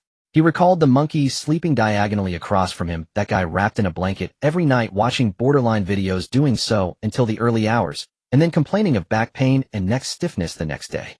According to this book, the monkey must have already been drained to a husk, right? Symptom 3: compulsive mental rumination at midnight. Characteristics: in the early hours, when one should enter deep sleep, the brain completely loses control, looping through your most embarrassing and socially fatal experiences from years ago, in high definition, causing unbearable pain and inability to sleep. Note the malevolent thoughts of contaminants love to amplify negative human emotions, especially shame, regret, and anxiety, which is a precursor to the infiltration of turbid energy and the assimilation of the soul. Please immediately stop reminiscing and take a powerful mental sedative. Jiang Yang looked at the symptoms on the self-assessment form, and a huge question mark popped up in his mind. This is bad. I have a serious mental issue. Hallucinations of phone vibrations, unable to stop scrolling through short videos before sleep, and awkwardly recalling embarrassing experiences at midnight. All of them apply. Alright, so this is how we play it. Jiang Yang sneered. According to the standards of this broken book, let alone him, just about anyone with a smartphone in modern times would be executed as a severely mentally contaminated patient. Pure nonsense. Jiang Yang expressed serious doubts about the authenticity of this so-called self-assessment form. It seemed more like a pseudoscience that mystified the psychological subhealth of modern people. He casually shoved the book back onto the shelf. His gaze swept over the rows of bookshelves as he walked straight to the deepest part of Area D. Compared to these mystical mental protections, he was more urgently in need of knowing what changes had occurred. Standing in front of the bookshelf in Area D, the label here read Chronicles and Origin Records of the Cat. The books here were clearly much fewer than in Area B, and each one was extraordinarily heavy, with most covers made from some sort of oxidation-resistant metal or hard synthetic material. Jiang Yang's gaze swept over the spines of the books. Classified Operation Log of Area 7, Chronicles of the Fall of Sheeping City, Research on the Spread of the Cult of the Polluting Deity. Ultimately, his gaze settled on a huge tome with a black metallic cover. The History of Humanity's Civilizational Sunset, from the Era of Peace to the Apocalypse. The title exuded a suffocating sense of despair. Jiang Yang reached out, pulling the extremely heavy metal book from the shelf with effort. Bang! The book landed on the adjacent metal reading table, raising a cloud of dust. Jiang Yang wiped the dust off the cover and slowly opened the heavy metal front page. There was no lengthy preface. On the first page, a very clear black timeline ran across the entire page. The timeline was divided by 4 prominent red nodes. Below each node, there was an official historical overview. Jiang Yang looked down. First Era, Pre-Cataclysm Era, Golden Age, 1945 to 2026. Overview: the large-scale hot wars of the old century were completely terminated and human civilization entered an 80-year period of rapid development. Technological explosion, information interconnectedness, global population exceeding 8 billion, all humanity immersed in the illusion of eternal progress, unaware of the pollutants gradually seeping in from the dark, with the world in a state of absolute non-magic and materialism. This was humanity's last golden age. Jiang Yang's gaze slightly condensed. No magic. Materialism. Golden age. Isn't this the reality he is currently in? He continued to look down, shifting his gaze to the second segment of the timeline. Second Era, Early Anomalies, Period of Extraordinary Awakening, 2027 to 2057. Overview: pollutant energy first penetrated into the reality dimension on a large scale. Various places around the globe began to frequently experience sporadic anomalous pollution events. With the arrival of pollution, a very small number of humans awakened extraordinary powers. In order to maintain social stability, governments around the world formed a silent alliance, implementing the highest level of information blockade globally. The authorities secretly established pollution response organizations such as Area 7, attempting to keep the pollution controlled in the dark. The dark war between humanity and unknown pollution officially began. Jiang Yang's heartbeat started to accelerate. Extraordinary Awakening. Area 7. Reading this part of history felt like looking at an outline for a science fiction disaster novel. But he knew that the corpses scattered across the streets outside were anything but fictional. Third Era, Abyssal Long Night, Total Collapse Period, 2058 to 2078. Overview: the information blockade completely collapsed. Superscale high-dimensional pollution erupted fully, and mental pollution began to spread indiscriminately across the globe through visual, auditory, and even belief channels. Under the global level mental pollution, most ordinary people's self-awareness was completely erased, becoming mere drifters acting out their instincts and physical behaviors in belief of the polluting deity, while those who had once awakened extraordinary powers underwent horrific mutations due to mental wave overload, fully devolving into extremely dangerous pollution monsters collectively referred to as turbidity. The international order collapsed, conventional firearms became ineffective, and in just 20 years the global population plummeted by 80%. The remaining humans retreated to a few final bastion cities, struggling for survival and despair. Jiang Yang felt his throat dry. An 80% decrease in population, billions of vibrant lives reduced to cold data in this short passage. He trembled as he turned his gaze to the last segment of the timeline. That line had been stained deep red like Fourth Era Countdown to Winter Final Preservation Period, 2079 to 2082. Overview: the defenses of Sheeping City were completely breached. Area 7 initiated the final spark plan. We abandoned the delusion of counterattack, instead pouring our last manpower and resources into building this disaster archive.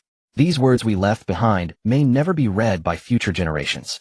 This is merely a tombstone proving that the human species once existed and fought. The timeline ends here, abruptly halting. Behind it lies a vast expanse of blinding blankness. The archive room is deathly silent. Jiang Yang stood in front of the metal reading table, an indescribable extreme chill spreading throughout his body. 2026. In the real world it is now May 2026. Jiang Yang suddenly raised his head, looking towards the dim gray light coming in from the corridor. This fragmented world, the madman wandering the streets, that terrifying huge tentacle. The speculation he had subconsciously avoided for so long was thoroughly confirmed by this cold history book.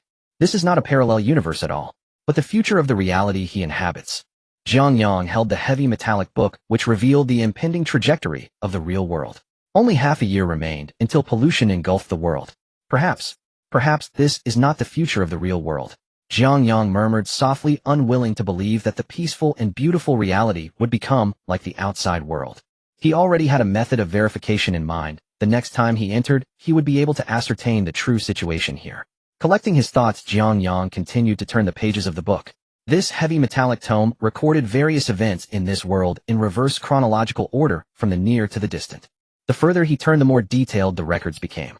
Yet it also became increasingly suffocating. 2082. The Jiang sect sacrificed millions of survivor corpses in the Wasteland's main city, forcibly communicating with the Tianshu, and the true form of the polluted god descended, leading to the complete collapse of reality and the world falling into a countdown to extinction. Jiang Yang's expression remained unchanged as his fingers brushed over this record. He continued to flip. 2081. The Extreme Day sect deployed the Devourer formation, draining all life matter from the countries of Fusang and Goryeo, forcibly elevating the life level of their leader, who attempted to enter the Tianshu to counter the polluted god, but was immediately assimilated upon entry, becoming a general under the polluted god, resulting in humanity losing a peak extraordinary combatant. 2046. The Human Purification Alliance was established, with multiple nations forming a unified front, abolishing technological barriers, achieving global knowledge and extraordinary resource sharing, and jointly developing methods to resist spiritual pollution. September 2027. The Han Kingdom's District 7 officially exited its silent state, exposing itself to public scrutiny, taking full control of the state machinery, and conducting extensive purges of pollution nodes nationwide, with the populace highly cooperating, united in purpose, temporarily suppressing the pollution. Jiang Yang flipped through the pages one by one. The metallic pages felt cold, but they were far less chilling than the words within. Each page chronicled the struggles of different factions at various times for survival. Whether it was the utterly insane sects or the united national machinery, everyone was using their own ideologies and extreme methods to seek a path to survival for the human race. Yet the outcome was already determined. The ruins outside were the final answer to this struggle. He turned over the grand chronicle of the world. In the latter half of the book, a prominent independent section appeared. Compilation of key polluted figures in Sheeping City. The historical records shrank from a macro view of the world to this specific city. Jiang Yang opened the first page of the compilation. The first line in bold black font made his pupils constrict sharply. Pollution source code name Ashfire. Real name Li Hao. Li Hao. Jiang Yang furrowed his brows. Was it a coincidence of names? He quickly scanned down, his gaze sweeping over the series of catastrophic events caused by Li Hao. November 2027. The aberration Li Hao ignited high-frequency turbid fire in the underground pipeline network of the Hushi commercial district in Sheeping City, leading to widespread collapse and burning of commercial structures, resulting in over 4,300 casualties. September 2027. Li Hao fled to the outskirts of Sheeping City, establishing the ash fires. Promoting the belief that flames could burn away the turbid spirits, he widely recruited those traumatized at the grassroots level, beginning organized mass self-immolation and living sacrifices. March 2027. Li Hao exhibited severe pica and mania accompanied by a dangerously unstable fire control aberration ability. District 7 classified him as a level 3 dangerous pollutant, with the first capture attempt failing. Following the timeline upward, it drew closer, until it settled on the very first record. May 2026, Shiping City, Xiangyang Street, Long. Record of the origin of the pollution incident. Li Hao lost control of his mind for the first time, triggering a massive fire completely incinerating an entire residential building with heavy casualties. Note at the time of the incident, the fire department initially classified this fire as an accidental fire caused by ordinary electrical circuit aging. It wasn't until Li Hao's aberrant abilities fully erupted in 2027 that District 7 established this incident as the origin point of the ash fire pollution mutation. After an in-depth investigation, Jiang Yang felt as if his voice had been suddenly snatched away, and the world fell into a terrifying silence. May 2026. Xiangyang Street, Longjing Garden. The fire, time, place, person, and event all matched up. It was not a mere coincidence of names. This was the middle school student Li Hao whom he was supposed to tutor yesterday morning. Damn accidental fire. That was the first spark of Doomsday descending upon the world. He had always thought the apocalypse was a distant future, at least years away, or at worst half a year. But now the cruel truth struck him like a resounding slap to the face.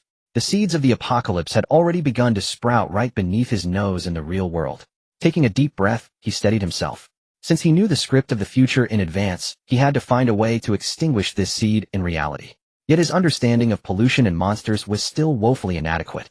He closed the heavy chronicle. Turning, he strode back to the bookshelf in Area C. Illustrated Guide to Known Aberrant Mutants and Pollutants. Knowing oneself and one's enemy is the way to handle the impending crisis. He pulled out a thick illustrated guide from the shelf and opened the first page. What met his eyes was an extremely lifelike black and white sketch. The creature in the drawing was covered in filth, its muscles slack, and its eyes murky and unfocused. It was exactly the same as the madman he had seen in the woods outside. Next to it was the official detailed creature named the Mindless One. Classification level: first tier, low-level pollutant, source of transformation. Ordinary humans who suffer from spiritual pollution and completely break down are transformed into this state.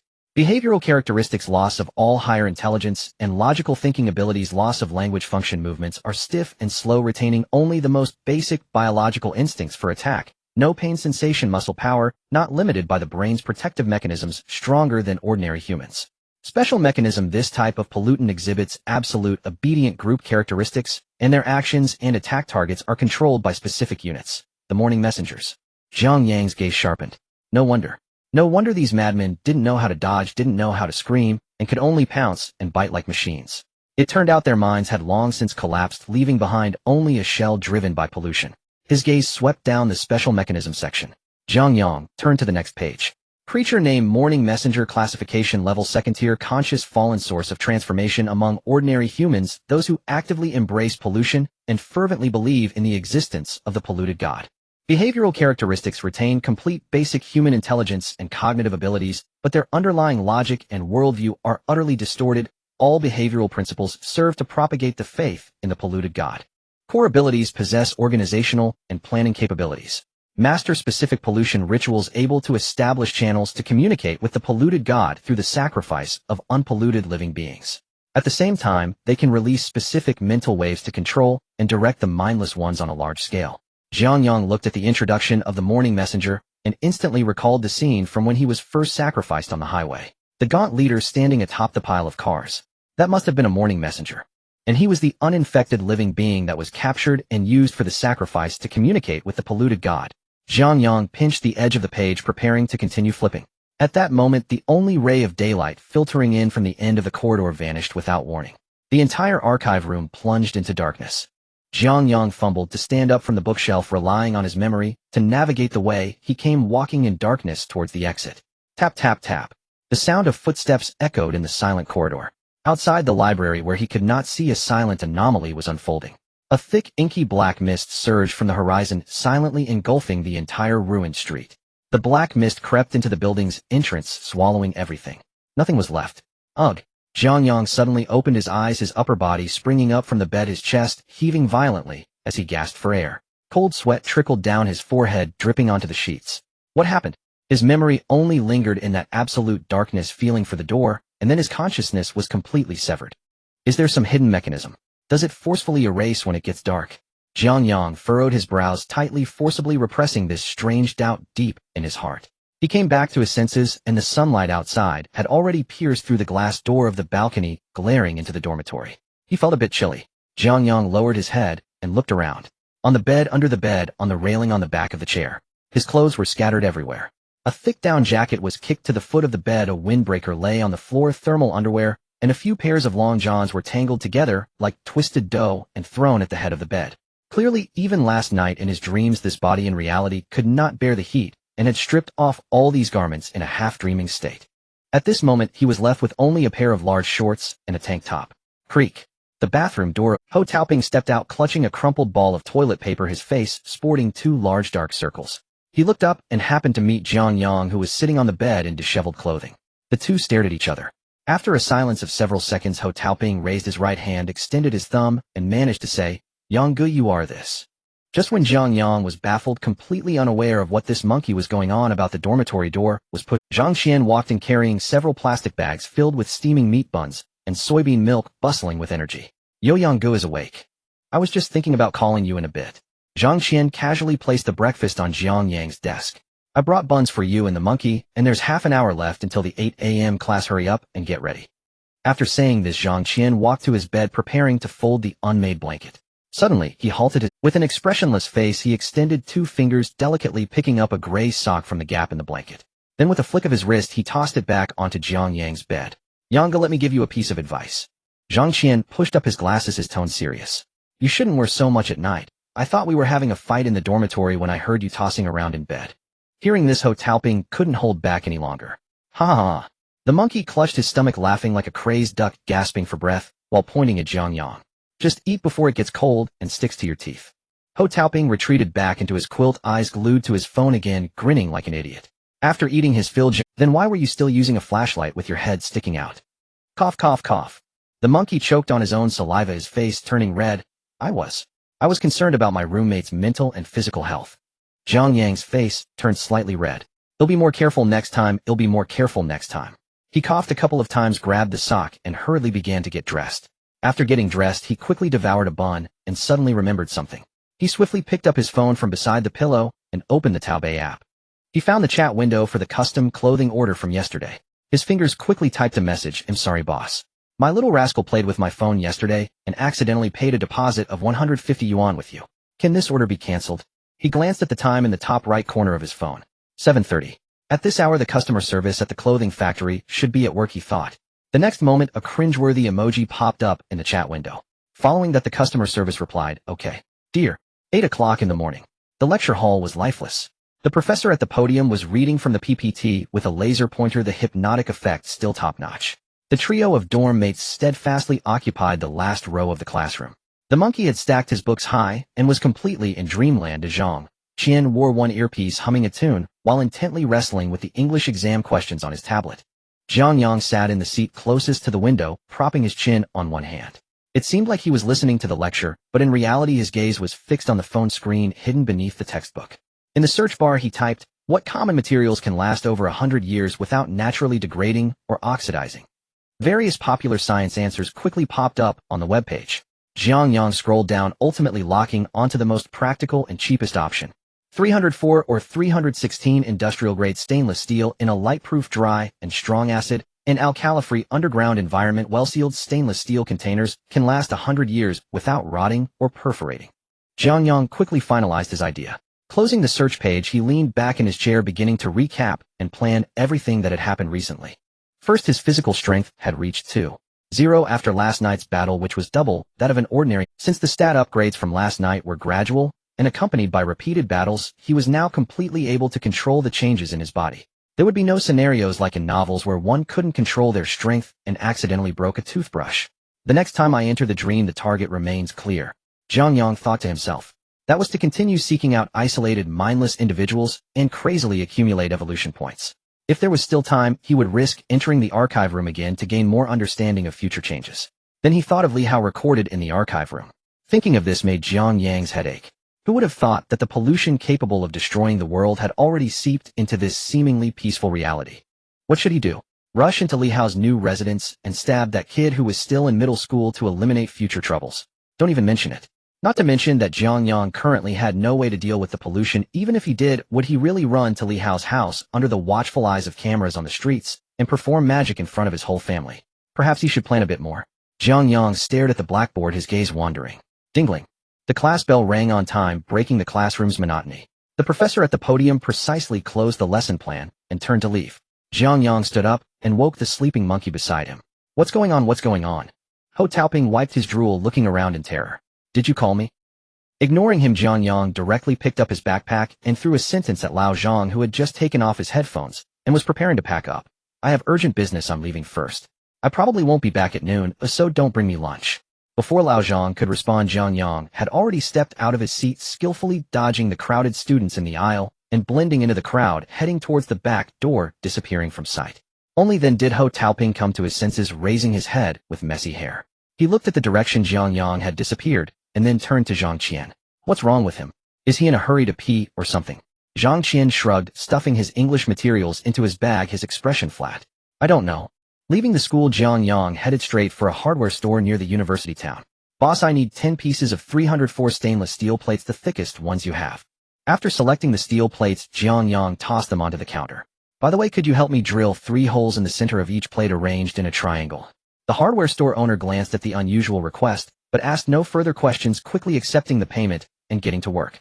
10 minutes later, Jiang Yang carried a bag of stainless steel plates marked with his personal insignia and went next door to the safety gear store to buy a serrated folding shovel, which he stuffed into his backpack. Standing by the roadside, Jiang Yang took out his phone and opened the load map. The terrain from his dreams surfaced in his mind.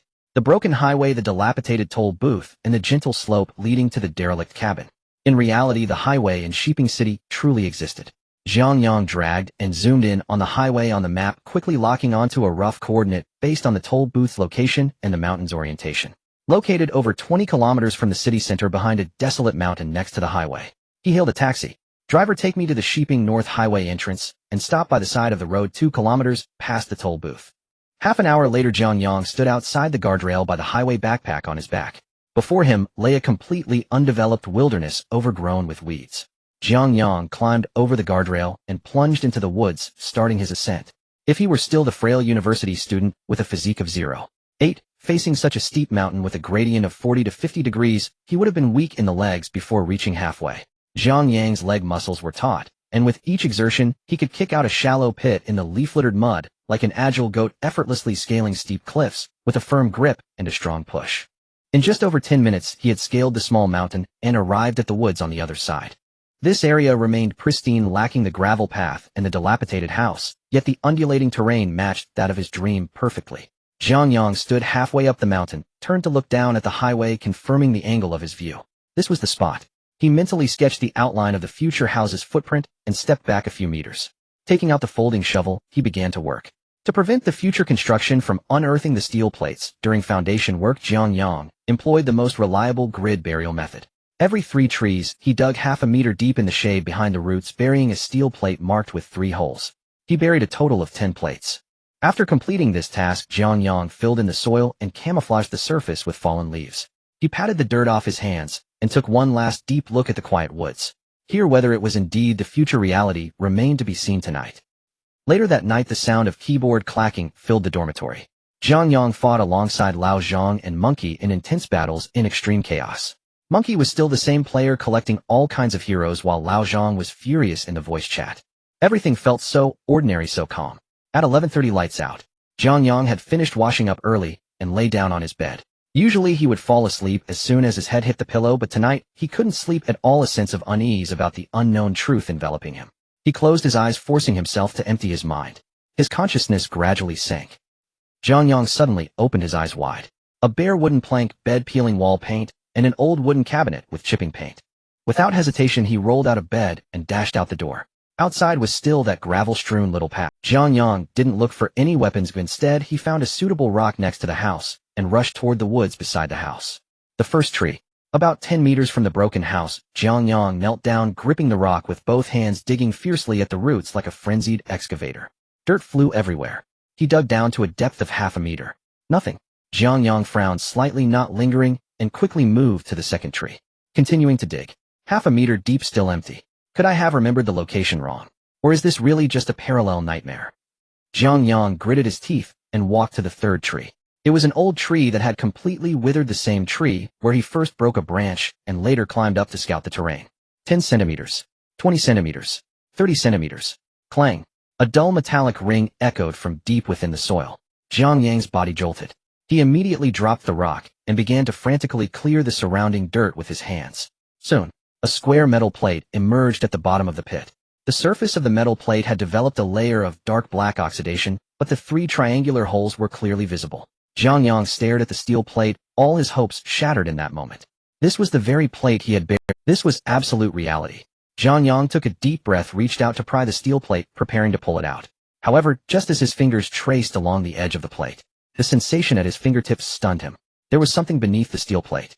Jiang Yang accelerated his digging speed with both hands, clearing all the dirt around the plate. At the moment he saw the bottom of the pit, Jiang Yang was taken aback. The steel plate indeed existed.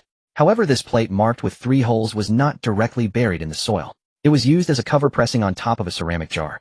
The jar's opening was sealed with layers of waterproof tape and solidified resin. Jiang Yang's scalp tingled. He swore that when he came here during the day, he had only buried the steel plate and had never buried any ceramic jar. Could it be that someone dug up the soil after he left, placed the jar inside, and then covered it with the steel plate? But this was the future. It had been at least half a century. Without any hesitation, Jiang Yang grabbed the muddy ceramic jar, took the steel plate, and rushed back to the dilapidated house, securing the door behind him. Jiang Yang placed the ceramic jar on the ground and pried open the jar's opening with the stainless steel plate. An extremely dry gust of air spilled out from within. Jiang Yang leaned in to take a look. Inside were several large bags of industrial-grade desiccant. At the very bottom of the desiccant, there was a neatly folded map along with a stack of thick hard cards wrapped tightly in transparent bags. Jiang Yang reached in and took out the items. The map had a very special paper texture resembling a composite material coated with a waterproof layer. When unfolded, it was a printed load map. The central area of the map was heavily circled in red by someone. The coordinates still pointed to a location outside Sheeping City in the real world. Jiang Yang set down the map and picked up the transparent bag. He tore open the seal. Inside was a stack of cards about the size of playing cards filled with dense handwriting. Just one glance, and Jiang Yang's breath caught in his throat. That handwriting was too familiar. It was. Jiang Yang's fingers trembled slightly as he picked up the top card. May 28th, 2026, Wednesday. I am Jiang Yang. If you can dig out this card from under the tree root, it means that what the book Theory of Time Divergence says is correct.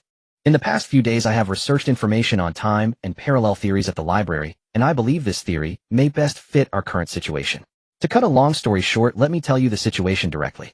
The night before last, that is the night I came to this desolate mountain and buried those stainless steel plates. I surprisingly did not enter the future dream.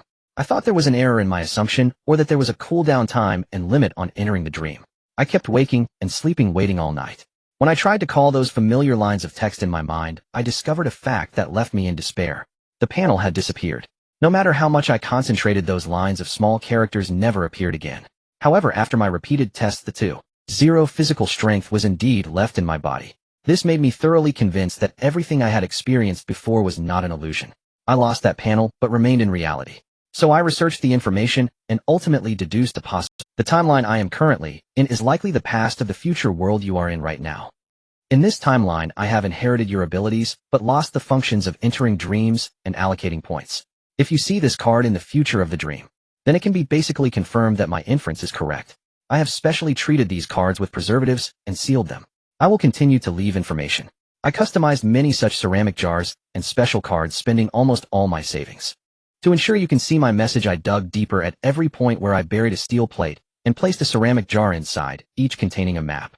If the ceramic jar you dug up contains only this card, please take that circled map and look for the buried point marked with a circle. There lies all my subsequent information, possibly. Maybe. Jiang Yang. Jiang Yang stared at the card in his hand, his fingers trembling imperceptibly.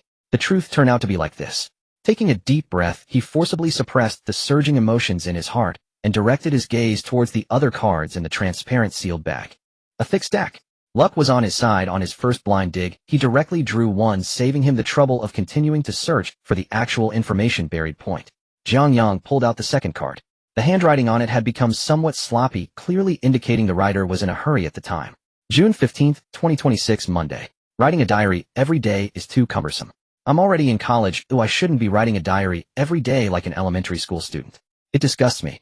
I don't care anymore. I'll write once every few days, summarizing recent events. First, let's talk about survival. Over the past half-month, I found a part-time job as a loader in a logistics park. With my physique, I easily handled the workload of 3 grown men. The boss paid me based on the quantity, and I earned a lot. The money issue has been temporarily resolved. Besides that, I started to investigate about Li Hao. I hope the pits I've walked through can provide you with some useful information. In these days, I shamelessly contacted Li Hao's mother pretending to be a struggling college student, and after a round of lamenting managed to get back into Li Hao's tutoring. I hope the upcoming investigation goes smoothly. Also, if my card information suddenly cuts off here, it means I've stumbled while dealing with Li Hao. The danger level there is extremely high. You need to elevate the handling level in the future. Jiang Yang looked at this diary, the corner of his mouth curling into a smirk. As expected of myself. After losing the cheat, my first reaction wasn't to complain about the heavens, but to immediately use my existing physical quality to do hard work and make money, then quickly delve into the investigation. He did not pause and drew the third card.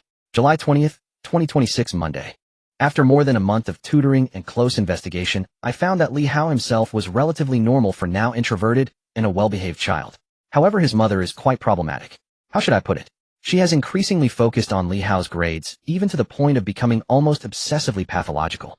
I learned from Li Hao that his mother goes to a place called Duan Temple in the suburbs every couple of days, and each time she returns, she brings back a pile of herbs that emit a foul smell. She not only forces Li Hao to boil and drink those unknown liquids, but also sticks bizarre yellow talismans all over Li Hao's forehead while he drinks the medicine. At this point, it's clear. Li Hao himself is fine if the source of pollution is caused by his mother. Next, I'm preparing to adopt a dual approach. On one hand, I will work hard to improve Li Hao's grades. On the other hand, I will try to guide Li Hao's mother to see if I can use grades as a bargaining chip to make her stop these bizarre rituals. Duan and Temple. Herbs, yellow talismans, rituals.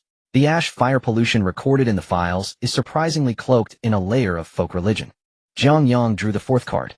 August 15th, 2026, Saturday. I am truly fed up. After working tirelessly for more than a month giving that kid intensive tutoring, Li Hao's grades finally improved significantly. This time his ranking in the grade rose by over 80 places. But his mother, she actually believes that his improved grades are entirely due to that damn herbs and rituals. I really want to knock her out. How can there be such a parent? Throughout this month, I have been subtly telling Li Hao's mom that superstitions are not to be taken seriously and that hard work depends on the child's own efforts to gradually improve their grades. I even tried to casually interrupt their medicine-drinking rituals, but Li Hao's mother directly kicked me out, saying my actions angered the deities. Now our relationship has become very strained. Even though Li Hao's grades improved, she not only didn't thank me, but instead pointed her finger at me and scolded. She said that if I hadn't interrupted those rituals causing the deities' displeasure, Li Hao's grades could have made it into the top 10. What nonsense. I am truly exasperated. Jiang Yang felt a deep sense of helplessness from the card. You're desperately trying to pull someone back from the edge of a cliff, while they are frantically kicking your hands, firmly believing that paradise lies beneath the cliff. To deal with an irrational monster, you can smash its head with a rock. But to confront a mother who is deeply entrenched in fanatical superstition and believes she is doing what's best for her child, it is an unsolvable deadlock. You cannot change a person's cognition. In the sealed bag, only the last 2 cards remained. Jiang Yang took a deep breath and pulled out the one at the top. September 10th, 2026, Thursday. Today is Teacher's Day. Li Hao still respects me quite a bit. He secretly used his pocket money to give me a bouquet of flowers, which touched me greatly. This child is much more sensible than his mother. I directly invited him to a restaurant for barbecue that had to be arranged. While eating, I chatted with Li Hao. He told me that he has been experiencing hallucinations recently. He used to have them occasionally a few months ago, but recently they have become more frequent. I asked him what he had seen recently. Li Hao told me that just the day before, when he came home from school, he saw his mother cooking in the kitchen, so he went to the living room to do his homework. Then the security door was opened from the outside. When Li Hao walked over to take a look, he was astonished to find that the one standing outside was also his mother. I was curious about how a middle school student would handle such a bizarre situation, so I asked him what he did at that time. He chuckled innocently and replied then the mom in the kitchen would be fine. I was truly taken aback by this answer, immediately giving him a thumbs up and telling him he was a real man. What a good child he is, yet he has been subjected to such persecution. My internal worries grew heavier. The more hallucinations appear, the more it shows that the damned spiritual pollution is becoming increasingly severe. I think I have to do something about it. Jiang Yang looked at this card, feeling a lump in his throat. He drew the last card. September 24th, 2026, Thursday. I just finished tutoring Li Hao today when his mother suddenly walked in and directly told me that I no longer need to tutor Li Hao. The payment was made very straightforwardly, though she directly transferred me the remaining half-month's tuition fee, probably fearing I would cause trouble. I was originally planning to take Li Hao out for a few days of fun for the upcoming Mid-Autumn Festival to help him relax. But Li Hao secretly told me that tomorrow his mother will take him to Duanan Temple to meet the deity. I have a very bad premonition. Tonight, I will prepare and stealthily follow them tomorrow. Such a good child, I don't want anything to happen to him. Jiang Yang's fingers fumbled at the bottom of the sealed bag. How he wished he could draw another card, even if it contained nothing but meaningless words. But there were none left. The empty sealed bag spoke volumes, its meaning unmistakable. Jiang Yang, who had lost his golden finger and had fought alone in this cruel world for over 3 months, died at Duanan Temple.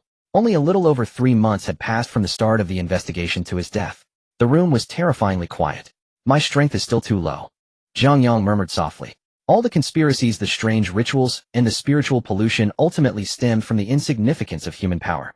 If during the investigation his physical strength had been not 2,0, but 200, or even 2,000, he wouldn't need to beat around the bush or discuss any principles. He could have walked directly to the entrance of Duanan Temple and smashed that decrepit shrine with a single punch.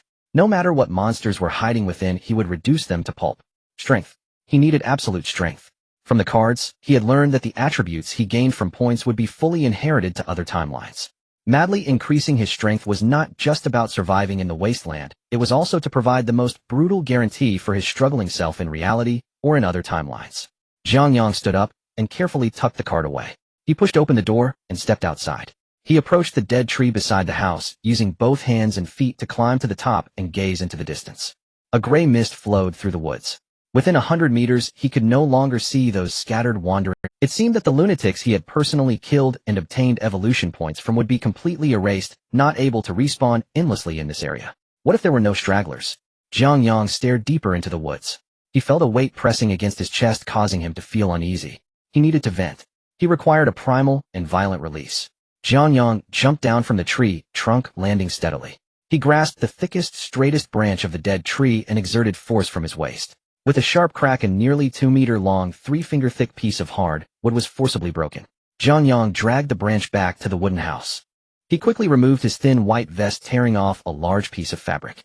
Taking the stainless steel plate that served as a cover, Jiang Yang pressed the fabric tightly against the edge of the plate and began to rub vigorously. Accompanied by a harsh grinding sound, the dark oxidized layer and dirt adhered to the surface were gradually worn away. A few minutes later, a smooth, bright metallic surface revealed itself. Due to the edges being long buried underground and eroded, wiping away the rust instead formed extremely sharp, irregular, jagged edges. The polished surface of the steel plate reflected Jiang Yang's face at that moment. His eyelids drooped expressionless.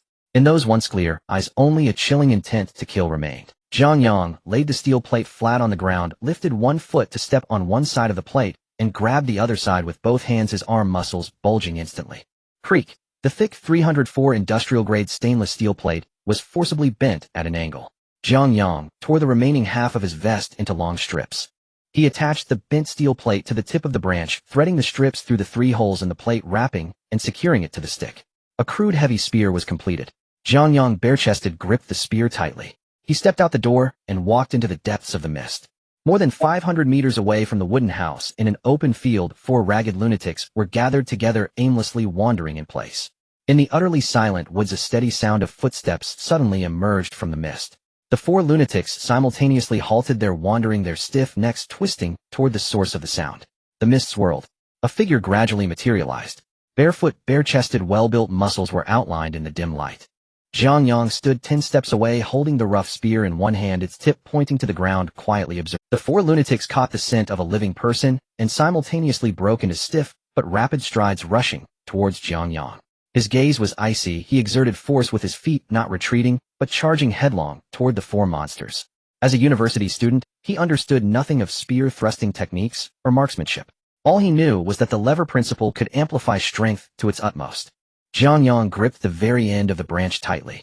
With a sudden arch of his back against the leading lunatic, he exploded like a coiled spring, swinging the spear in a massive arc. The heavy spearhead tore through the air with a sharp whistle. The leading lunatic was completely unaware of the need to dodge. Bang! The weighty spearhead, wrapped in steel, smashed down upon its head with terrifying centrifugal force. The tremendous bludgeoning impact crushed the lunatic's head along with its cervical spine into its chest cavity.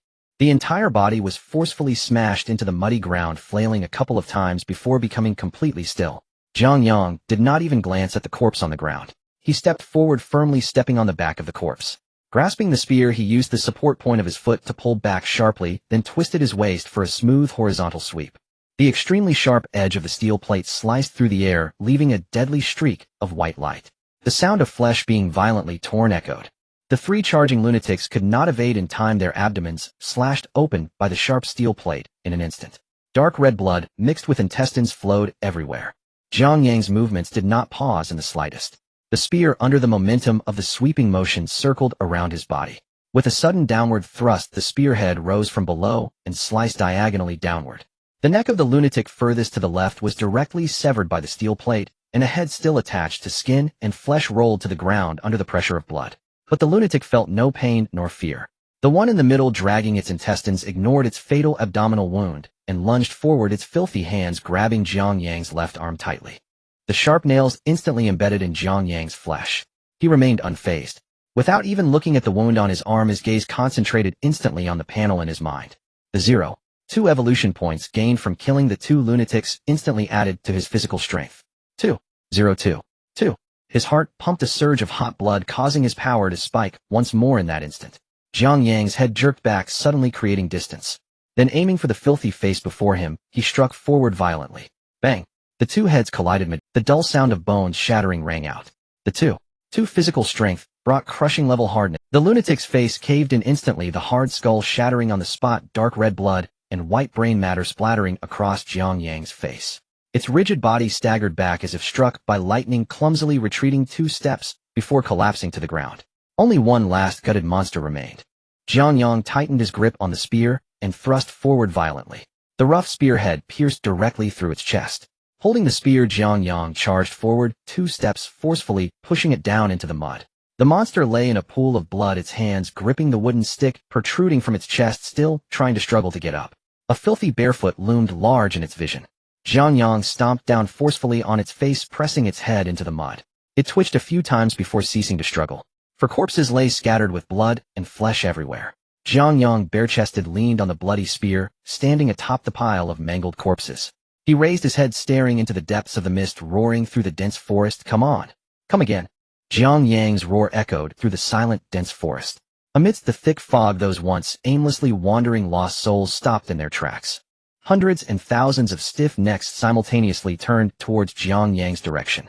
Initially, there was only a sporadic sound of footsteps, but soon the noise grew denser, merging into a heavy rumble. The ground began to tremble slightly. Jiang Yang stood still, expressionless. He felt the fierce beating of his heart in his chest, the sensation of blood surging wildly through his veins. Today he was determined to kill here, until every monster within his line of sight was slain, or he died in battle. With a thought, he once again allocated the remaining evolution points from the 2 lost souls he had just killed. The 2 evolution points were added back to his physical body. His strength surged once more. Jiang Yang looked around, already able to see the vague figures rushing towards him through the gray mist. They resembled a pack of hyenas, smelling blood, swiftly closing in for the kill. Jiang Yang did not remain in place. He intended to kill, but he was no fool. Standing still while hundreds of lost souls surrounded him was not killing, but courting death. He had to engage in mobile warfare, tearing apart their formation. Jiang Yang gripped his spear tightly, his legs pushed off the ground fiercely, like a beast unleashed, charging directly forward. The 2 sides collided instantly. The first 3 lost souls in the front row lunged with their mud-caked hands. Jiang Yang bent slightly at his waist, and the spear struck out like a venomous snake, accompanied by a ferocious sound as it swept through. Swish! The razor-sharp stainless steel plate sliced through 3 bodies without resistance. Blood sprayed out in a fan shape. 3 extremely faint wisps of red mist entered Jiang Yang's brow. Without a moment's pause, he added points and continued to kill. Jiang Yang charged into the horde of monsters. The spear in his hand became the most efficient meat grinder. As the number of lost souls he killed increased, the evolution points continuously transformed into physical strength. 2, 6, 3, 0, 3, 5. Jiang Yang felt the coarse spear in his hand becoming lighter and lighter until finally, swinging, it felt even lighter than wielding an ordinary chopstick. With every swing, the spear tip would inevitably lift a spray of severed limbs. Each horizontal sweep meant 2 or 3 wanderers were bisected or beheaded. He was like a tireless human reaper, forging a bloody path through the gray mist and the tide of black corpses. However, primitive weapons ultimately have their physical limits. As Jiang Yang's physical strength approached 5.0, the steel plate slammed into a lost soul's shoulder, getting stuck in the gap of its spine. Jiang Yang instinctively pulled hard. But his current strength was too great. That sturdy, blood-soaked branch which had endured hundreds of high-intensity collisions could finally not withstand the terrifying torque. With a crisp snap, the wooden handle broke completely in two. The sharp steel plate along with the broken wood remained lodged in the back of that corpse forever. The surrounding lost souls immediately lunged at him with claws bared. Jiang Yang casually tossed away the remaining half of the wooden stick. He expressionlessly watched as a lost soul charged at him, his right hand clenched into a fist, and he unleashed a powerful punch. Thud, an extremely muffled penetrating sound. Jiang Yang's fist was not stopped by the hard ribs. His physical strength of 5-0 made his punch strike like a cannonball, and his entire right arm brutally pierced through the lost soul's chest, emerging from its back. Jiang Yang yanked his bloodied arm back, pulling out a string of shattered entrails. He looked at his fist, feeling no pain, only an indescribable sense of smoothness. He no longer needed a spear. With every punch he threw, he could easily pierce through the flesh of the lost souls. He could clearly feel the warm blood flowing between his fingers and the sensation of his knuckles shattering the opponent's skull. A lost soul lunged at him from the side. Jiang Yang did not even look, delivering an extremely fierce elbow strike that directly caved in its entire chest, sending its body flying several meters. Another creature clung to his thigh. Jiang Yang responded with a knee strike accompanied by the sound of a jaw shattering. The creature's head twisted back at a 90-degree angle. Blood splattered wildly. It splattered on his face and filled his eyes. The world before him was shrouded in a thick crimson hue. Fist, elbow, knee, leg, shoulder, head. Every part of Jiang Yang's body became a deadly weapon, and with the slightest touch the lost souls around him were crushed and torn apart like tofu. Jiang Yang lost track of how long he had been killing. His consciousness dulled, his movements became purely muscle memory. Punch. Add points. Another punch. Add points. Until he mechanically swung his fist, now covered in bits of flesh, downwards with great force, only to find it striking at empty air. There were no more targets to hit. Jiang Yang stopped moving. He gasped for breath, wiping the blood smeared across. His vision became clear again. He looked around. In the dense fog, there was not a single lost soul left standing. The surroundings had transformed into a true hell. Severed limbs and broken arms lay like garbage across the forest floor for dozens of meters, while rotting entrails dangled carelessly from the low bushes. The uneven mud pits were now completely filled with dark red blood pooling into small puddles that exuded a strong stench. Jiang Yang stepped back through the muddy remnants of flesh, retreating 2 steps to lean against a small mound made of several corpses and heads. Concentrating his thoughts, clear text appeared on his retina. Jiang Yang strength rating weak, evolution points 0. 5 physical strength 12. 0 mental strength 1. 0. Ability none. Evaluation, a mortal whose physicality far exceeds that of an ordinary person. Yes, you are still a mortal, perhaps consider investing in mental strength. I am really worried about your mental state. Jiang Yang looked at the evaluation on the panel. Physical strength 12. 0. A full 12 times that of an ordinary person. Because he kept adding points during the slaughter, his cells had been continuously nourished and reshaped by energy. Even after such a high-intensity massacre, his body felt not the slightest ache or fatigue. However, while the body did not tire, the mind could not withstand such prolonged bloody stimulation. Jiang Yang's gaze grew somewhat vacant. He felt as though his brain was stuffed with a tangled mess, his temples throbbing, and a sense of exhaustion and numbness from the killing was eroding his sanity. Without any hesitation, Jiang Yang allocated the remaining 0.5 points entirely to mental strength. 1.015. The moment the points were allocated, an extremely cold energy abruptly appeared deep within his mind, then spread throughout his brain. Jiang Yang felt a slight tingling on his scalp, and soon after the heavy and irritable fatigue in his mind began to diminish, his thoughts gradually becoming clearer. At that moment, the nerves that had just relaxed suddenly tensed up again. His gaze pierced through the gray fog ahead. At the end of his vision, the mist began to churn once more. A series of blurry outlines were silently approaching. More? Jiang Yang stood up from the pile of corpses, shaking off the blood on his hands. Then it was time to continue killing. However, this time the lost souls that appeared behaved differently. They did not mindlessly charge at him like beasts sensing blood, but instead stopped in an orderly formation spaced out 30 meters away from Jiang Yang. Layer upon layer, they formed an extremely dense line. Suddenly, whoosh! A sharp sound of slicing through the air echoed from within the fog. A wooden spear trailing a piece of tattered cloth was hurled from the back of the monster horde like a bolt of lightning straight towards Jiang Yang's face. The speed was extremely fast. If it were the old Jiang Yang with a physical strength of 2.0, he would have been unable to dodge such a spear. But now with a physical strength of 12.0, Jiang Yang possessed terrifying muscle reflexes and a mental strength of 1.5 allowed his brain to process visual information at an incredible speed. The two complemented each other. In the instant the spear entered Jiang Yang's field of vision, the entire world seemed to be pressed on slow motion in his eyes. He could clearly see the trajectory of the spear flying through the air. Too slow. Jiang Yang remained expressionless, slightly tilting his head. The wooden spear grazed closely past his ear, stirring a sharp gust of wind before embedding itself into the corpse of a lost soul behind him, quivering violently. As the slow-motion vision faded, Jiang Yang raised his head again, his gaze crossing over the trajectory of the spear, coldly looking into the depths of the fog. There a line of lost souls wielding crude wooden spears stood arranged like soldiers ready to die. And in the very center of this formation of lost souls, surrounded in a safe zone, stood a man in tattered robes, gaunt and bony. Jiang Yang stared at the encroaching circle ahead, his gaze unwavering, his eyes passing over the mindless beings wielding wooden spears, fixing on the gaunt man at the center. The mourner. Just as described in the archives, he retained his intellect and could manipulate the surrounding mindless beings through some form of mental resonance, transforming these previously instinct-driven lunatics into a team capable of formation and throwing. The man stood at the center of the monstrous group, his body beginning to sway and twist unnaturally. He tilted his head back, producing a murmur from his throat that was indistinct. The sound started low but was piercing, quickly escalating into a shrill and ear-piercing wail, ultimately transforming into an extremely mournful scream. At the moment the scream erupted, the mindless beings holding long spears moved in unison. They twisted their waists and swung their arms simultaneously. Swish, swish, swish. Dozens of rough wooden spears shot up from the ground, intertwining in the air to form a dense black net, fiercely plunging toward Jiang Yang's position. Jiang Yang's eyes were cold as he exerted force with his legs. With a physical strength of 12.0, his explosive speed reached an astonishing level, turning him into a fleeting shadow that darted through the gaps between the falling spears. He effortlessly dodged again and again. The projectiles, which appeared lightning fast to ordinary people, were clearly visible to Jiang Yang's heightened neural reflexes. However, just as he avoided 5 or 6 spears in succession and prepared to charge directly into the formation to eliminate the mourner, a sudden hum resonated. Out of nowhere, Jiang Yang felt an extremely sharp pain pierce through his brain, as if someone had driven a steel needle into his brainstem through his temple. Mental attack.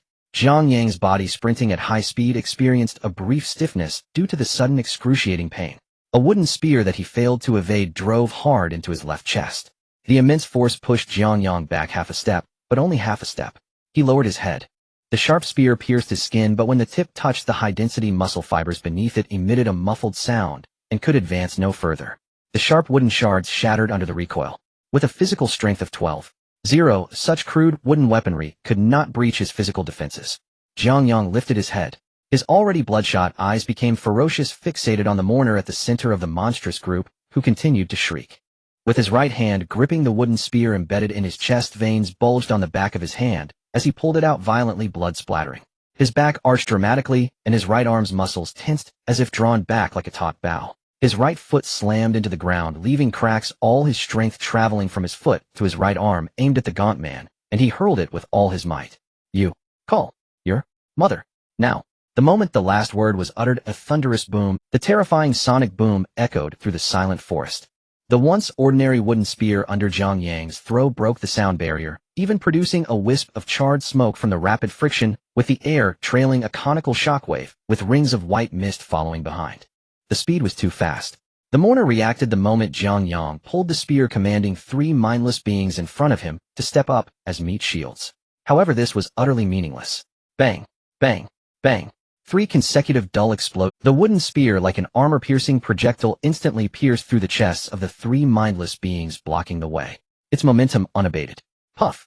In the mourner's terrified, shrinking pupils, the blood-soaked spear plunged into his skull, exiting from the back of his head, and with tremendous inertia pinned him to a thick tree trunk behind.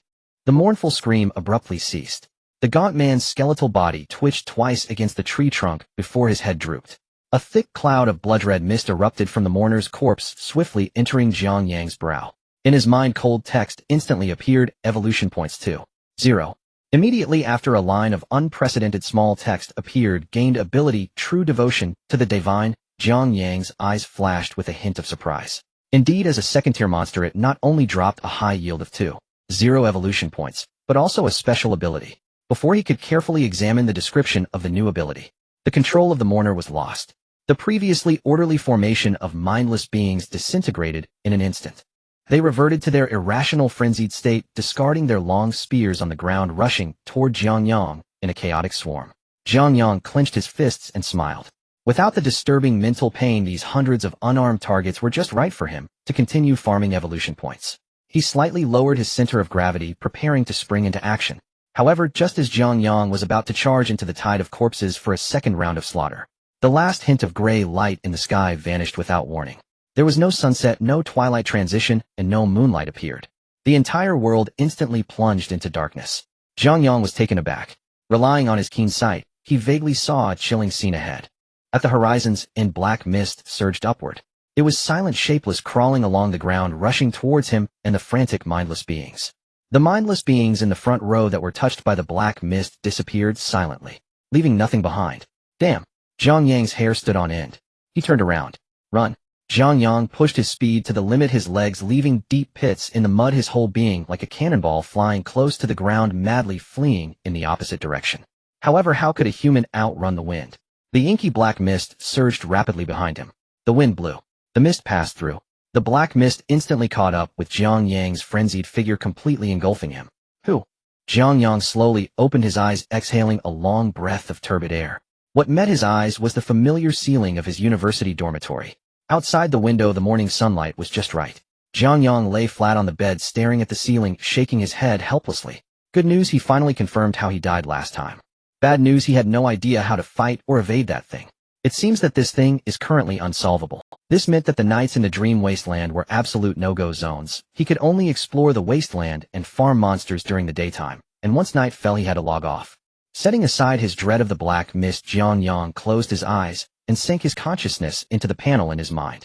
His attention focused on the new ability that had emerged after killing the mourner last night. True devotion to the divine, a sincere thought, neither prayed nor responded, devoutly informing the truth, quietly returning to the divine. Description: true devotion to the divine, an ancient secret ritual not for combat nor for curses, but to sincerely devote oneself to the truth, a technique of pure thought connecting to the divine. Those who practice this method must fast and purify their hearts, set up altars, and take oaths not to seek arbitrarily, not to interrogate, not to expect divine speech. Using the body as a vessel, thoughts as a medium, and incense as a guide, everything in the heart. What is conveyed, what is stated, what is remembered, what is experienced, what is prayed, must be done with sincerity, delivered to the heavens, reported to the divine. The divine need not respond, need not speak, need not manifest. Only with sacrifice as a bridge, with faith as a path, can what resides in the human heart silently ascend and quietly return to the divine. In ancient times, priests mastered this technique, specializing in delivering messages to the heavens, reporting to the divine.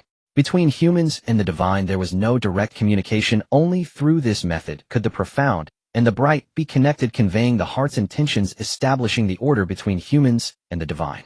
Huff! Jiang Yang opened his eyes, drawing in the cool morning air. Above him stretched the familiar ceiling of his university dormitory. He did not rise immediately, but instead closed his eyes and focused his consciousness inward. Deep within his mind, the familiar interface, its characters small and precise, materialized at once. The interface remained intact, proof that he still stood upon the primary timeline. His gaze then settled upon the newly acquired ability granted after slaying the mourner last night. Foam Zhengui Shun. After reading its lengthy classical Chinese description, Jiang Yang rolled over beneath the cover's, brow furrowed. The passage read like arcane scripture, dense, cryptic, and steeped in esoteric rhetoric. He distilled its core mechanics, not combat-based, not incantory. In other words, it was no fighting technique, neither offensive nor defensive, offering neither damage nor shielding. Presented to heaven, reported to the divine. Jiang Yang recalled the dossier's description of the mourner, and his own visceral memory of being sacrificed on the highway during his first encounter. Mourners established conduits, through living sacrifice, bridging mortal reality with the defiled deities dwelling beyond the celestial wastes. Thus, this newly acquired ability could only be the mourner's exclusive channel, their sacred means of reporting to their gods, transmitting intelligence upward. Slay a fanatical believer, and what drops? A skill for texting demons. Jiang Yang curled his lips into a wry, disbelieving smile. What use could such a skill possibly serve? To send spam messages to monsters in the heavens. Amid quiet doubt, he closed his eyes again, sinking his awareness fully inward, and deliberately activated the ability. Suddenly, his vision turned blindingly white, as though time itself had frozen. When Jiang Yang opened his eyes, he found himself standing within an infinite, directionless expanse of pure white. No sound existed, not even his own heartbeat or breath. There was no looming nameless god observing him, no insidious whispers attempting to ensnare his will. Before him stretched only absolute suffocating silence, a void without form or feature. For long minutes, Jiang Yang probed the space, searching desperately for any entity toward which he might direct his report. Yet no matter how fiercely he concentrated his intent, nothing manifested. No presence, no conduit, no reply. Perhaps because he held no faith in gods, his inner world possessed no anchor, no spiritual locus to bind such communion. Finding no result, he abandoned the attempt without hesitation. His consciousness severed, his vision snapped back to reality. It appears to be a dormant ability, requiring specific ritual media or genuine devotion as prerequisites. Jiang Yang dismissed the ability, turning his focus instead to evolution points.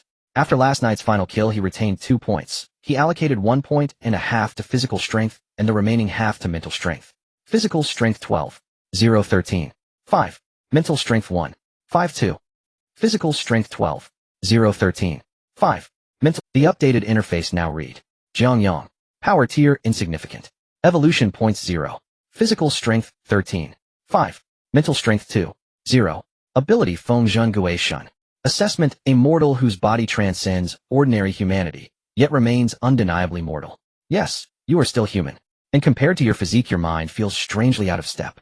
Jiang Yang dismissed the interface, threw off the covers, and swung his legs over the edge of the bed. No early class awaited him today. Lao Zhang and Monkey remained buried beneath their blankets, snoring like 2 hibernating boars. The dorm echoed with rhythmic, overlapping snores. Treading softly, Jiang Yang slipped into the bathroom and quietly shut the door behind him. He turned on the faucet and cupped icy water, splashing it hard across his face. Droplets traced paths down his cheeks as he lifted his head, eyes meeting the mirror above the sink.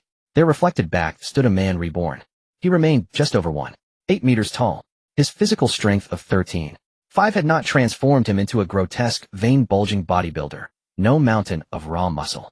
Instead, his frame was perfectly proportioned, lean, compact, lethally efficient. Broad shoulders tapered into a taut, sculpted waist, every muscle lay precisely defined.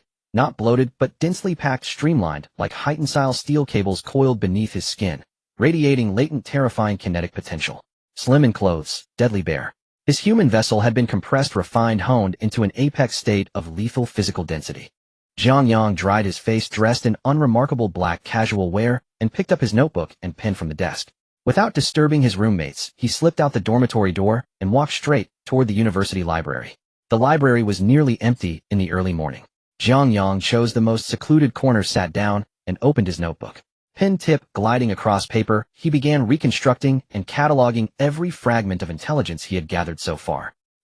The origin node of Li Hao's mutation lies at Duan Temple on the outskirts of Shiping City. 2. Duan Temple carries an exceptionally high danger rating. Its upper limits remain unknown. On another timeline, a version of Jiang Yang possessing a 2.0 tier physique entered the temple in pursuit, and vanished without trace. No flight, no struggle, no sound. 3. Known contamination vectors include unidentified herbal substances and yellow talismanic paper. Transmission is covert and deceptive, cloaked beneath the guise of folk belief. Jiang Yang paused, pen hovering above the page. His eyes fixed on the 3 characters, Duan Temple, his mind churning, thoughts racing. Then with deliberate force, he circled them tightly.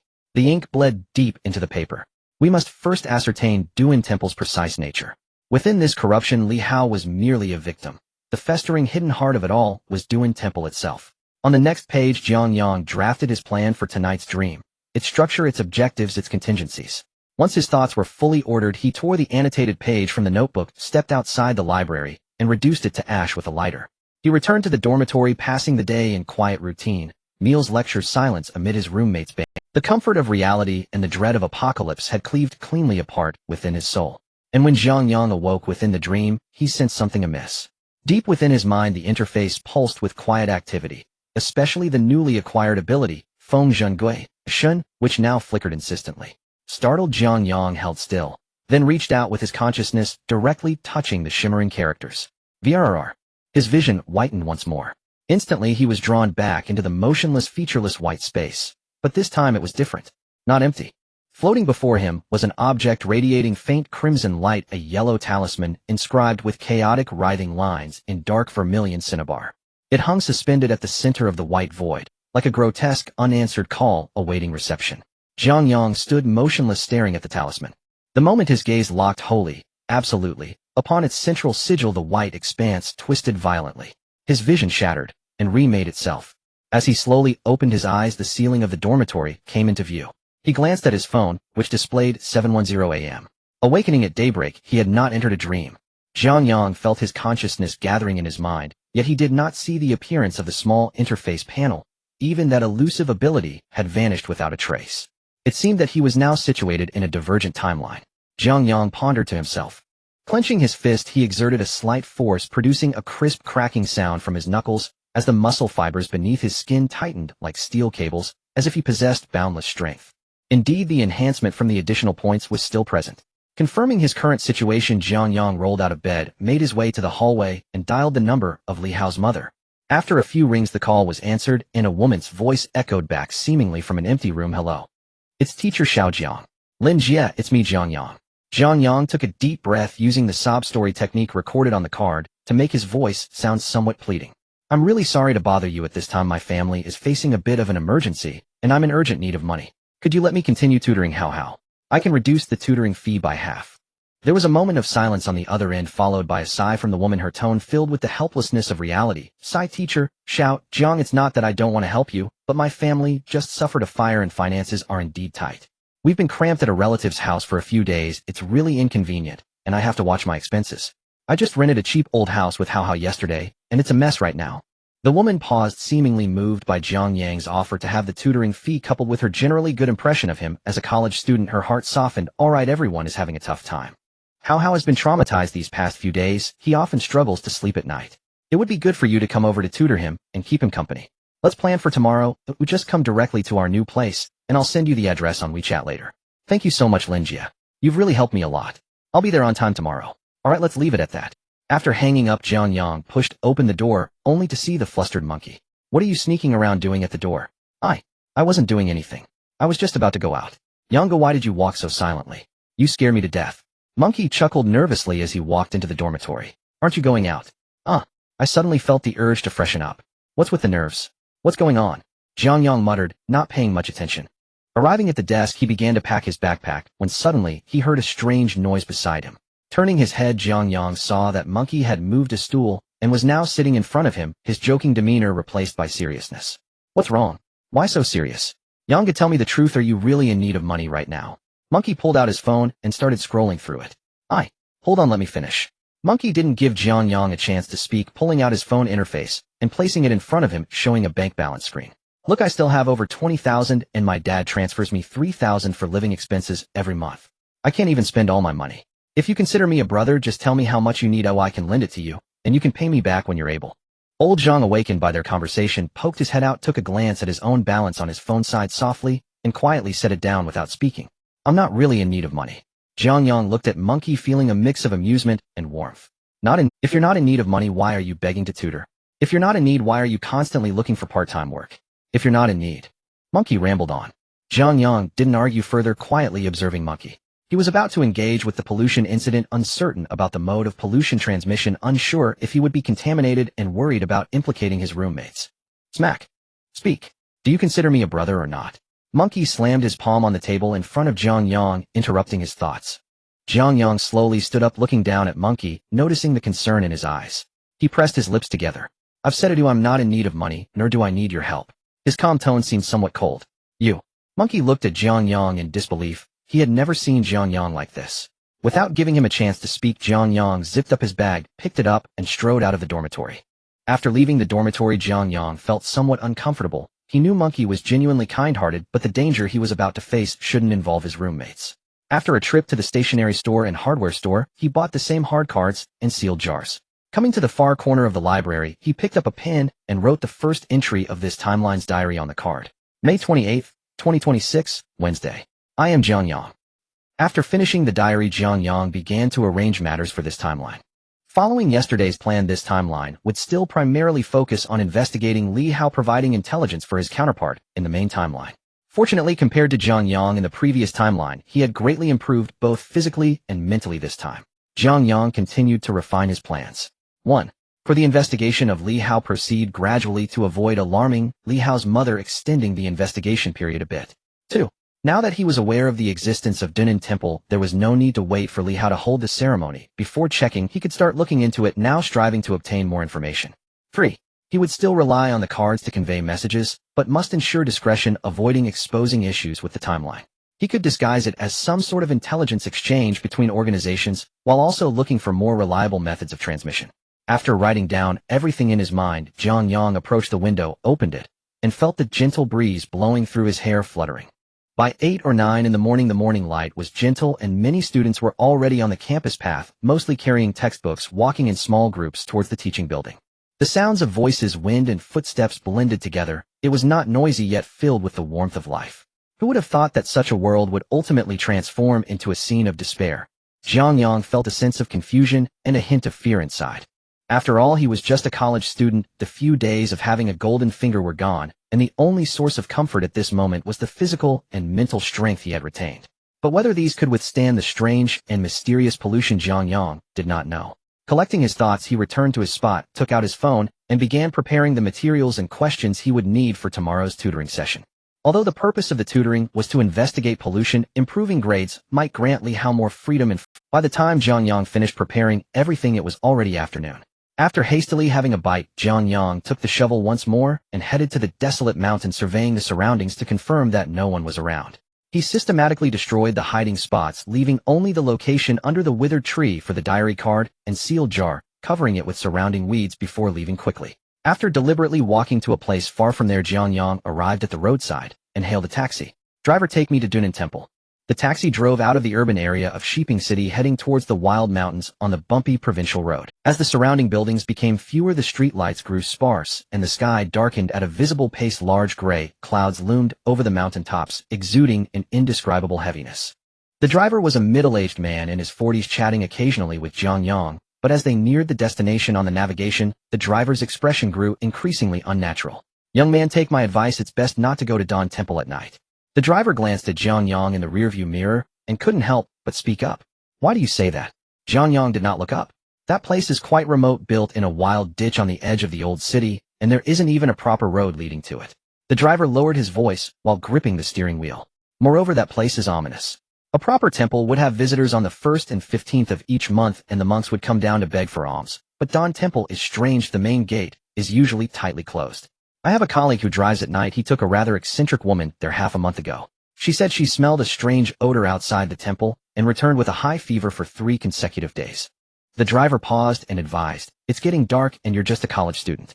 What do you hope to find in such a remote? Listen to me, whether you seek love or a future, go to a proper temple in the city. Don't bring bad luck upon yourself here. I'm just meeting a friend and picking up something before leaving." Jiang Yang raised his head, his face appearing in the rearview mirror. The driver felt a shiver as he looked into Jiang Yang's emotionless eyes, and the advice he was about to give was swallowed back. The car stopped at a weed-covered intersection. "Young man, I'm truly sorry. The road ahead is a dirt path, and my vehicle can't make it through this low area." The driver pointed to a winding path leading into the dark forest. "If you follow this path for about a kilometer, you'll reach the place you're looking for." Jiang Yang didn't waste any words. He scanned the QR code to pay the fare and pushed the door open to get out. The taxi revved its engine, as if fleeing, abruptly turning around. The right tire roughly rolled over a cement bump nearly 20 centimeters high on the shoulder, causing the entire vehicle to bounce violently, but smoothly pass over it. The driver didn't even hit the brakes, flooring the gas pedal, and the taillights quickly disappeared into the dim end of the road. Jiang Yang smirked slightly and turned to walk down the dirt path leading into the depths of the mountains. 10 minutes later, Jiang Yang stopped. At the end of the ravine, an abrupt building appeared in his sight. A high wall of green bricks. 2 black wooden doors stood ajar without any plaques above them, and a faint candlelight flickered through the crack. Jiang Yang took a deep breath, approached a corner of the high wall, slightly bent his knees, and exerted force. He silently climbed over the 3-meter-high wall, landing in the shadows of the courtyard concealed in a dark corner, and scanned the entire front yard. The courtyard was large, paved with bluestone slabs, exuding an eerie tranquility. On the left side, a young novice swept the ground with a large broom, gathering fallen leaves into a bamboo basket. The moment those dry branches and leaves entered the basket, they quickly curled up, carbonized, igniting, without fire, turning into a pile of grayish-white powder. An old monk approached, palms together, murmuring Buddhist chants, and reverently scraped the ashes from the basket into a bowl. Jiang Yang's pupils narrowed as his gaze shifted to the other side of the courtyard. There 2 large iron pots were boiling, steam rising. On the chopping board beside the pot lay a plump black goat, its limbs broken, joints twisted into grotesque positions, its belly completely opened, intestines spilling out layer by layer, and its eyes bulging with bloodshot scara. Beside the chopping board a monk in a gray robe held a bone knife. His eyes reflected a compassion that was both profound and sorrowful as the knife glided over the goat's corpse, softly reciting the sutra for the deceased. Chunks of shattered meat and bone were gently tossed into the boiling iron pot, and the old monk poured the ashes from the bowl into it. Umatba. A peaceful Buddhist chant echoed from not far away. Jiang Yang's expression tightened as he turned to look. A kind-faced guest monk stood about 5 meters away, palms together, smiling at him. Knowing hiding was futile, Jiang Yang calmly stepped out of the shadows and brushed off the dust from his clothes. I hope you don't mind my late-night visit. Oh, I have something to discuss. The guest monk slightly bowed, his tone gentle, as if Jiang Yang were an honest visitor. The temple just happens to be cooking a vegetarian soup. If you don't mind, please have a bowl to warm yourself. Jiang Yang glanced at the pot bubbling with chunks of meat and murky gray water, catching a whiff of the foul odor, but remained unfazed. Thank you for your kindness, but I've already eaten before coming, and am not hungry. The guest monk's compassionate expression did not diminish. He bowed again. Buddha does not force those without blessings. Since you are already full, that is enough of a blessing. Jiang Yang suppressed the chill in his heart and tentatively asked, Master, I noticed there is no plaque outside. May I ask which true Buddha is enshrined in your temple? Upon hearing this, the guest monk's expression instantly became solemn and serious. He turned to face the main hall, palms together, bowing deeply with a voice that was ethereal and sincere. The Buddha we enshrine is the one who governs the sufferings of sentient beings in the Western paradise. Namo, great, compassionate, bone-burning, crossing, disaster, boundless karma, ashes, fire, virtue, world-honored one. After reciting the name, the guest monk turned his head, looking at Jiang Yang with clear eyes full of kindness. The world-honored one uses ashes and fire as a lotus seat, burning away the bitter cold of the world. If you have worries, you may go to the main hall and light a stick of incense to pray for the world-honored one's blessings. He will certainly protect you. Jiang Yang did not move a single step, waving his hand. Master, that might not be appropriate. To be honest, I'm a staunch materialist and do not believe in gods or Buddhas. Even if I were to kneel forcefully, I probably wouldn't have an ounce of reverence in my heart. If I worshipped without sincerity and angered the world-honored one, I could end up bringing disaster upon myself. Pausing, he casually revealed his true purpose. Actually, I have a child at home who has always disliked studying and has poor grades. My family is at their wits' end. I heard your temple has some special herbs that are very effective when brewed. Master, could you please make it convenient for me to take some herbs back to try? I will certainly give more for the incense money. The guest monk's smile stiffened as he stared at Jiang Yang for a long time. Just as Jiang Yang was contemplating whether to strike first, the guest monk laughed again. Umatba. The guest monk joined his palms together again, his tone returning to that slow and gentle peace. Very well, the world-honored one does not save those without fate. Since you have concerns, I will not insist. Since you wish for that medicinal guide, then come with me. The night wind swept through the desolate mountains, stirring up the dry yellowed leaves which rustled softly against the bluestone slabs. Jiang Yang's gaze flickered as he kept pace with the guest monk. The guest monk followed the corridor along the side of the main hall and turned into a hidden side hall. Upon entering the side hall, a pungent smell of mildew assaulted him. With no candles to illuminate the space, only a faint pale moonlight seeping through the door, barely lighting the scene within. Jiang Yang quickly scanned his surroundings. In this large side hall, it was astonishingly filled with Buddha statues. Yet a glance revealed that these statues were not meant for worship. In such a secluded location, there would be no pilgrims coming. The guest monk ignored the numerous Buddha statues on the ground and walked straight to a corner deep within the side hall, where there was a small door almost blending into the wall. Please wait here for a moment. The medicinal ingredients will be stored in this inner chamber. The guest monk bowed slightly and pushed open the small door, stepping inside. Jiang Yang approached the small door, listening to the fading footsteps behind it before turning around to closely examine the scattered Buddha statues around him. The condition of those Buddha statues was simply heartbreaking, haphazardly discarded here.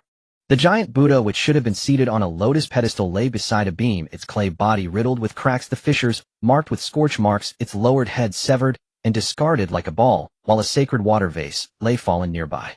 Surrounding the giant Buddha were more than a dozen smaller attendant and guardian statues, their condition no better than that of the giant Buddha. Not one was intact, all were broken and scattered. As he reached out to touch the cracks on a Buddha statue, a smear of dark gray dust coated his hand, and as he lightly sniffed, he detected a foul, burnt odor. Truly, this was the source of the ash fire pollution. The oddities permeating the Duan temple were all related to fire. Jiang Yang returned to the small door and gently pushed it. This seemingly ordinary wooden door was unexpectedly sturdy, Even with Jiang Yang's push, which was heavier than most, the small door remained unmoved, as if it were welded shut. Just as Jiang Yang was about to increase his force, he heard, "Benefactor, what are you doing?" Jiang Yang swiftly turned around, startled, to find the guest monk had appeared behind him, his expression still one of compassion, holding a bundle wrapped in brown medicinal paper. "Master, how come you walk so silently? You nearly scared me to death." Jiang Yang took the initiative, speaking earnestly. "You've been inside for quite a while. Without a sound, can I not come in and take a look?" It took some time to fetch the medicinal ingredients. "Oh, I apologize for the delay, benefactor." The guest monk bowed slightly as a gesture of apology, then handed over the bundle in his hand. "This is the medicinal ingredient from our temple. Please take it, and when you return, boil it with rootless water. It will ensure your son's mind remains clear." Jiang Yang accepted the bundle, taking a deep breath, and was instantly hit by a pungent, peculiar herbal scent. Quite potent. "Thank you, master." Jiang Yang feigned a bow, saying, "It's getting late, and the road isn't safe after dark. I will take my leave now." The guest monk watched him silently without speaking. Jiang Yang ignored him, turned, and left. "Amitba, benefactor, do not mislead yourself." A faint voice echoed from behind. Jiang Yang paused slightly, but did not look back, striding away. Upon returning to the front courtyard, the busy monks ceased their activities. A young monk leaned on a broom, an old monk held a begging bowl, and a gray-robed monk brandished a sharp-boned knife, all watching Jiang Yang silently, their gazes fixed. Jiang Yang quickened his pace until he passed through the gates of Duan Temple, at which point he slightly slowed down. Looking back, the half-open door resembled a gaping, monstrous mouth of a chasm awaiting the entrance of a fated person. Following the dirt path he had come, Jiang Yang returned to the provincial road. At this moment, the night deepened, the streetlights flickering dimly, the road devoid of any ghostly shadows, let alone the option to hail a taxi. Opening his phone, he activated the taxi app, but after scanning for more than 10 minutes, not a single driver was willing to accept a ride from this location. Checking the navigation, he noticed that the city center was still nearly 30 kilometers away. Jiang Yang stood at the edge of the empty road, loosening his neck and ankles. In the next moment, the ground beneath him emitted a muffled sound, and Jiang Yang's figure transformed into an arrow released from a bow, vanishing from the spot. On the deserted highway, Jiang Yang completely unleashed his physical prowess. With each push off the ground, he covered astonishing distances. The night wind howled past his ears, and the trees on either side blurred into dark shadows, retreating rapidly. He moved at an incredible speed, yet without making a sound. Occasionally a vehicle would pass by, only to catch a glimpse of a fleeting shadow, leading them to believe it was merely their fatigue causing hallucinations. As he ran wildly, Jiang Yang felt the mastery of this absolute power, and much of the unease brought by Duan Temple faded away. With all his might, the distance continued to shorten until he began to see the twinkling city lights at the edge of his vision. Only then did Jiang Yang start to reduce his speed, shifting from a sprint to a rhythmic jog. Over an hour later, slightly sweaty, Jiang Yang stood under the dormitory building, gazing at the light filtering from the third floor. He exhaled deeply and walked into the stairwell. Upon pushing open the dormitory door, the scene before Jiang Yang left him stunned. In the center of the dorm, 2 desks were pushed together, covered densely with takeout boxes and plastic bags. Braised beef, braised pigs trotters, braised chicken feet, spicy duck necks, sauced pork hocks, a large handful of cumin-flavored skewers, fried chicken, a big plate of braised pork, plus drunken peanuts, and boiled edamame. All classic snacks for drinking. Surrounding this heap of hearty dishes were a complete circle of chilled canned beer. Hearing the noise from the door, the monkey, who was sitting cross-legged on the bed, immediately jumped up. Looking at Jiang Yang standing at the doorway, he scratched his head, a slightly awkward expression on his face. "Yang, you're finally back." The monkey cleared his throat, jumped off the bed, popped open a can of beer, and said, "About what happened this morning. It was my fault. I have a bit of a temper," and spoke without thinking, not considering your feelings. "You have a big heart. Forgive your son this once. All this is what you love to eat. Your son is making amends for you." Jiang Yang looked at the monkey's awkward demeanor and couldn't help but laugh. He casually tossed his backpack onto a chair, pulled out a stool to sit down, and took the beer from the monkey's hand. "Since my dear son is so filial, I as the father won't hold it against you." Jiang Yang tilted his head back and drank a large mouthful of cold beer, the spicy malt aroma rushing down his throat. "I told you he wouldn't take it to heart. You were the one who was anxious here, pacing around." Old Zhang, who was on the upper bunk, pushed his glasses up and slowly climbed down, casually grabbing a piece of braised pork to pop into his mouth. "Yang Gu, you don't know. This monkey spent your living expenses for 2 months this afternoon." His hands were shaking while ordering takeout. Get lost, get lost. Eat your meat. That was my willing tribute to Yang Gu." The monkey jestingly scolded, and the slightly awkward atmosphere from the morning instantly lightened. The 3 gathered around the table, eating meat and toasting drinks. After a few cans of beer, Jiang Yang set down his meat skewer, looking at the 2 with a more serious tone. Monkey old Jiang, actually, I have something to tell you both. The monkey gnawing on a duck neck mumbled indistinctly, what's up? Do you want your son to hire a companion for you? Get lost, get lost. This is serious business. Jiang Yang leaned back against the chair. I've been feeling a bit unwell these past few days, went to the hospital for a checkup, and the doctor said it was a bit of an issue with my endocrine and nervous systems. I need to rest and recuperate. Fortunately, I have a relative in the city who is an old traditional Chinese medicine doctor. I plan to stay with him for a while, let him help me with acupuncture and brew some herbal medicine for adjustment. Old Jiang furrowed his brows, setting down his chopsticks. Is it serious? Do you need me to accompany you to the hospital for another checkup? The monkey quickly spat out the duck neck. Damn it, no wonder you've looked so troubled these past few days. Do you have enough money? If not, Stop right there, it's just a minor issue, just a bit of late-night fatigue. Jiang Yang interrupted the monkey, smiling. It's just a matter of staying at my relative's house for a while. Ooh, I won't be burning the midnight oil at the dormitory anymore. However, during this period, I will need you two to cover for me during professional course attendance. Hey, what a big deal. You scared me for a second. The monkey patted his chest. You go ahead and recuperate at your relative's place. Everything here at school will be taken care of by me and old Jiang. Old Jiang nodded in agreement. Yeah, your health is important. Go treat yourself properly, and don't worry about school matters. With everything settled, Jiang Yang finally felt a weight lift off his shoulders. After a hearty meal, he took the two into the game for a chaotic slaughter in the Battle Canyon. Throughout the latter half of the night, the dorm was filled with the monkey's shouts, until the sky outside began to lighten, casting a layer of grayish-white dawn light. With the continuous late nights and the after-effects of alcohol, the monkey and old Jiang finally couldn't hold on any longer. The monkey directly slumped over the keyboard, snoring, while old Jiang leaned back in his chair, closing his eyes and falling into a deep sleep. Jiang Yang quietly sat in front of the computer, watching the victory settlement interface on the screen, the warmth in his eyes gradually fading away. He gently shut down the computer and took out a set of clean clothes from the cupboard to change into. He softly pushed the dormitory door open and stepped outside. The campus in the early morning carried a hint of coolness. Jiang Yang avoided the students jogging and made his way to the greenbelt beneath the dormitory, crouching down to dig up an object wrapped in a black plastic bag from the soil. Even through the plastic bag, Jiang Yang could still smell a strange odor. This was the medicinal ingredient he had brought back from Duan Temple last night. He brushed off the dirt and stuffed it into his backpack, zipping it up. With plenty of time before his tutoring session, Jiang Yang headed directly to the school library. The library was not crowded in the early morning, and he found a computer in a corner and pulled out a chair to sit down. As the screen lit up, he typed Shiping City Duan Temple into the search bar. After hitting the enter key, several electronic documents regarding local county records and religious site registrations popped up. Jiang Yang clicked on one of the old archives from decades ago and scanned through it rapidly. The information revealed that Duan Temple was built in the late Qing dynasty and was a small folk temple where the main deity worshipped was not the well-known Buddha or Guanyin, but a lower-level Buddha named Jing Shui Duan Zunjia. Scrolling down, a blurry black and white rubbing appeared on the page depicting the appearance of this revered figure.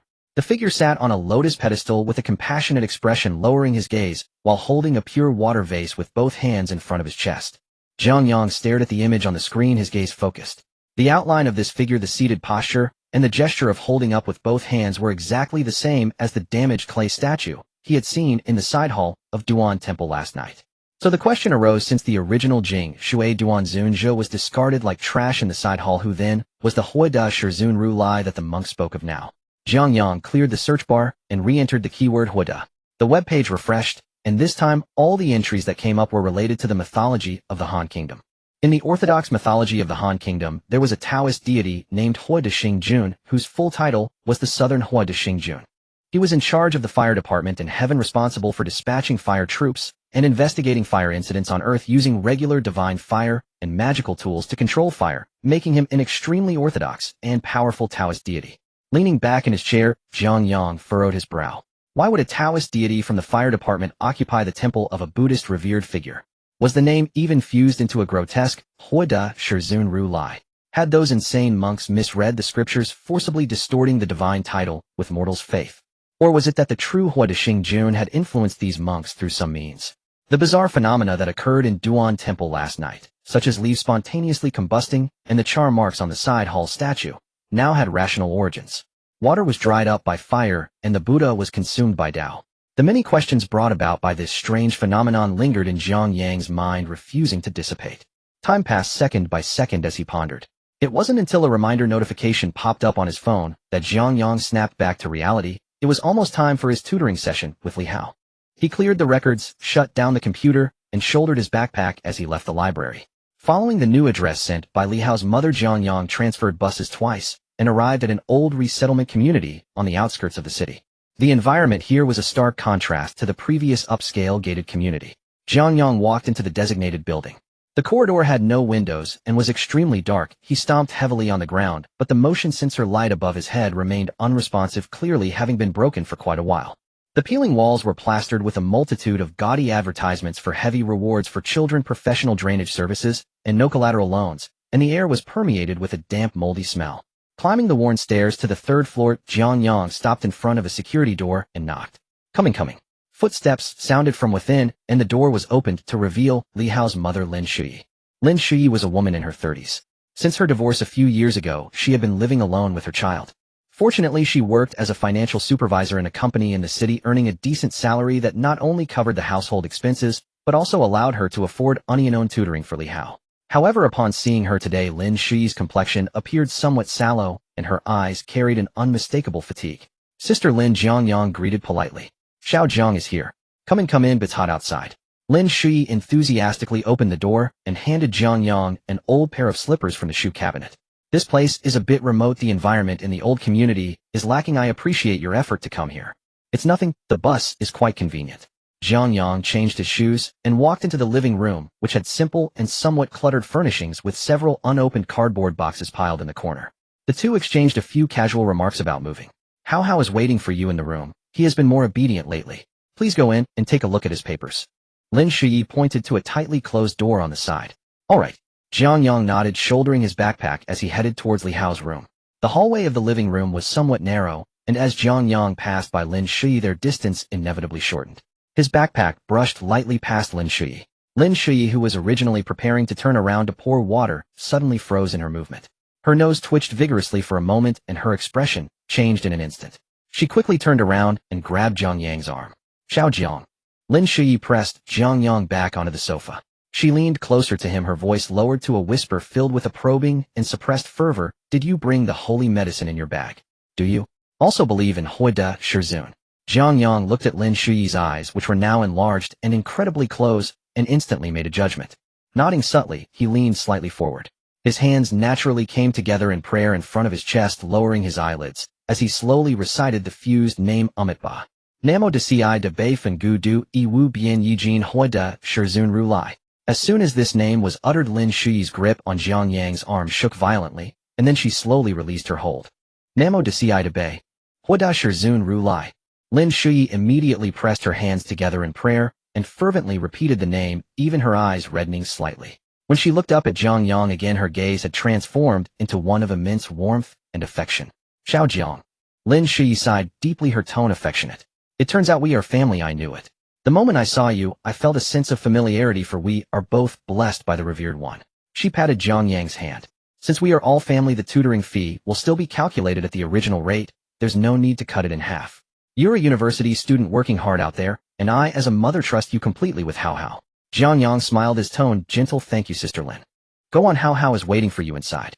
Lin Shuyi smiled, wiping the corner of her eyes, urging him on. Jiang Yang walked to the door, raised his hand, and gently knocked twice on the wooden door. Before he could hear a response from inside, a hurried voice came from the living room behind him. Oh, Teacher Jiang, why are you knocking? Lin Shuyi hurriedly approached, quickly gripping the doorknob and pushing it down. Just come in, there's no privacy for a child. Jiang Yang frowned slightly, a flash of disgust crossing his eyes. He did not push the door open directly with Lin Shuyi's force, but slightly turned his head and softly called out through the crack of the door, Li Hao, I'm coming in. He then stepped into the room. Li Hao was sitting at the desk, chewing on his pencil with an open math workbook in front of him, but his gaze was not focused on the problems. Instead, he was staring blankly at the pages.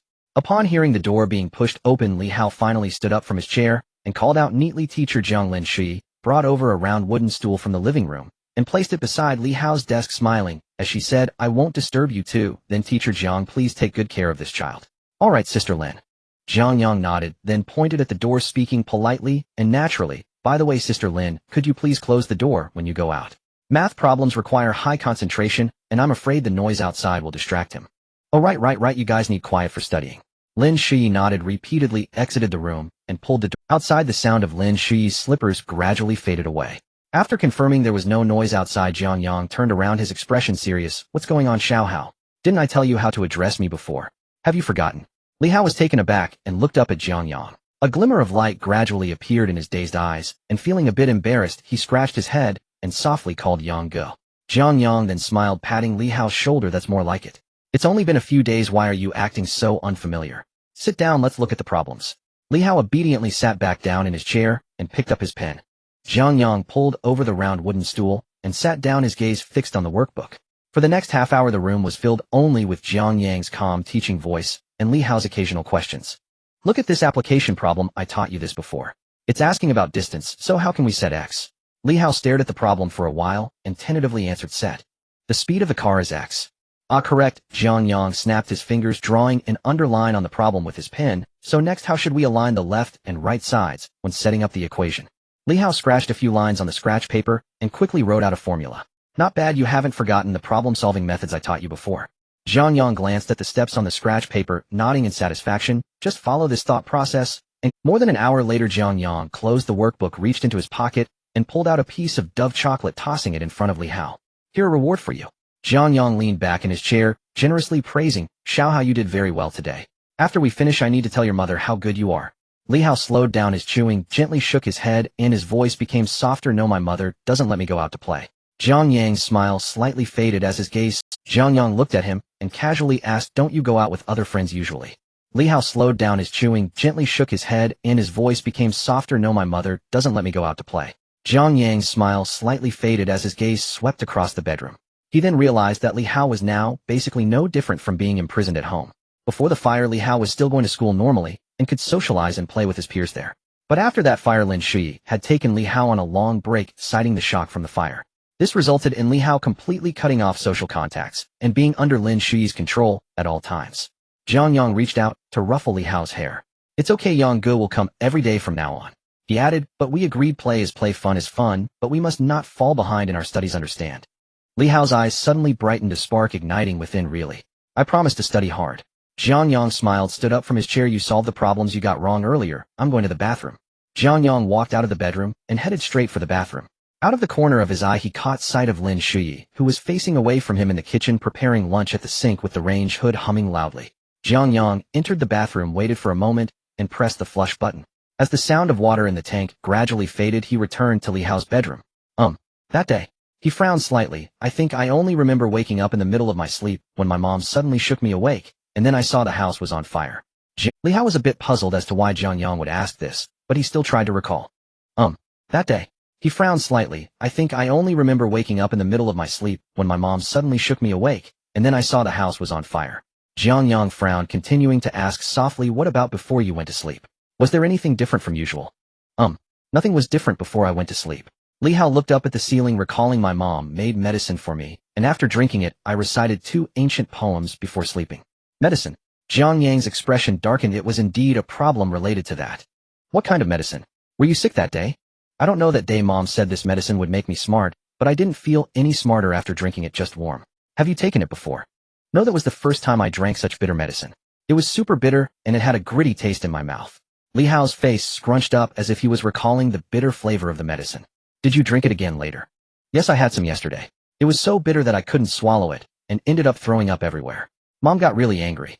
Jiang Yang suddenly stopped his inquiries. Lin Shui placed the fruit plate beside the desk, smiling as she encouraged Jiang Yang to eat some fruit. She then turned and walked out of the room, shortly returning with a porcelain bowl.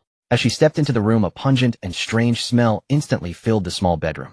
Jiang Yang immediately recognized it as the scent of the so-called medicinal catalyst. The bowl contained a murky gray-black liquid emitting steam. Lin Shui gently blew on it and complained, Xiao Jiang, just think how precious the holy medicine bestowed by the world-honored one is. This child is so ungrateful. He threw it up yesterday. How come you cannot throw up again today? Lin Shui's tone was gentle, yet her eyes held an undeniable. Li Hao looked at the bowl of medicinal liquid, his face crinkling in distaste, but he did not resist. In his understanding, his mother would never harm him. It was just a bowl of unpleasant herbal medicine, nothing more. He obediently extended his hands, ready to receive it. Suddenly a bony hand intervened, pressing down on the rim of the bowl. Lin Jia, wait a moment. Jiang Yang pushed the bowl back. Lin Shui was taken aback, her brows furrowing, instantly a glimmer of vigilance flashing in her eyes. Xiao Jiang, what do you mean by this? Jiang Yang, unfazed, lowered his head and recited a Buddhist chant, then softly said, Lin Jie, I went to the temple yesterday and learned from the holy monk that while drinking the holy medicine is useful, its effects are not the best. Lin Shuyi's vigilance faded, and she hastily asked, then what is the best method? It would be best to have a messenger blessed by the world-honored one to provide personal enlightenment continuously. This would not only spare the mortal body the pain of digesting the holy medicine, but also achieve the desired results in one go. Jiang Yang looked directly into her eyes. Lin Shuyi's eyes brightened, and she immediately stood up. A messenger? Could it be those holy monks from the temple? Then I will take Hao Hao to the temple to pray. However, Jiang Yang sighed and shook his head. It's too late now? The holy monk told me last night that the temple is about to prepare for a very important ceremony and will be closed for at least a few months, not open to the public. Moreover, the holy monks serve the world-honored one daily. How could they possibly have time to descend the mountain specifically to enlighten Hao Hao alone? Hearing this, Lin Shuyi slumped back into her chair, sighing helplessly then. We can only continue drinking the holy medicine. Hao Hao, drink it quickly. She reached for the bowl of gray-black liquid again. Jiang Yang firmly pressed down on Lin Shuyi's hand. After glancing around cautiously, he leaned closer to Lin Shuyi and spoke in a lowered voice. Lin Jie, considering how you have taken care of me during this time, I am willing to personally provide enlightenment for Hao Hao. Lin Shuyi looked up, scrutinizing the thin university student in front of her, her eyes filled with skepticism. You? Xiaojiang, don't joke around. How could you provide enlightenment? Jiang Yang remained composed, continuing in a lowered voice. Lin Jie, to be honest, I am also one of the blessed messengers. The holy monk saw my sincerity last night and formally accepted me as a disciple, granting me the blessing of the world-honored one.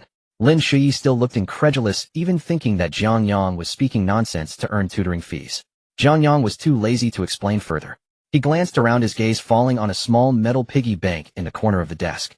Jiang Yang reached out, picked it up, weighed it in his hands, and found it was quite heavy, its shell made of thick iron. Holding the piggy bank at both ends, he pressed his thumb against the coin slot on top and gently flipped his wrist.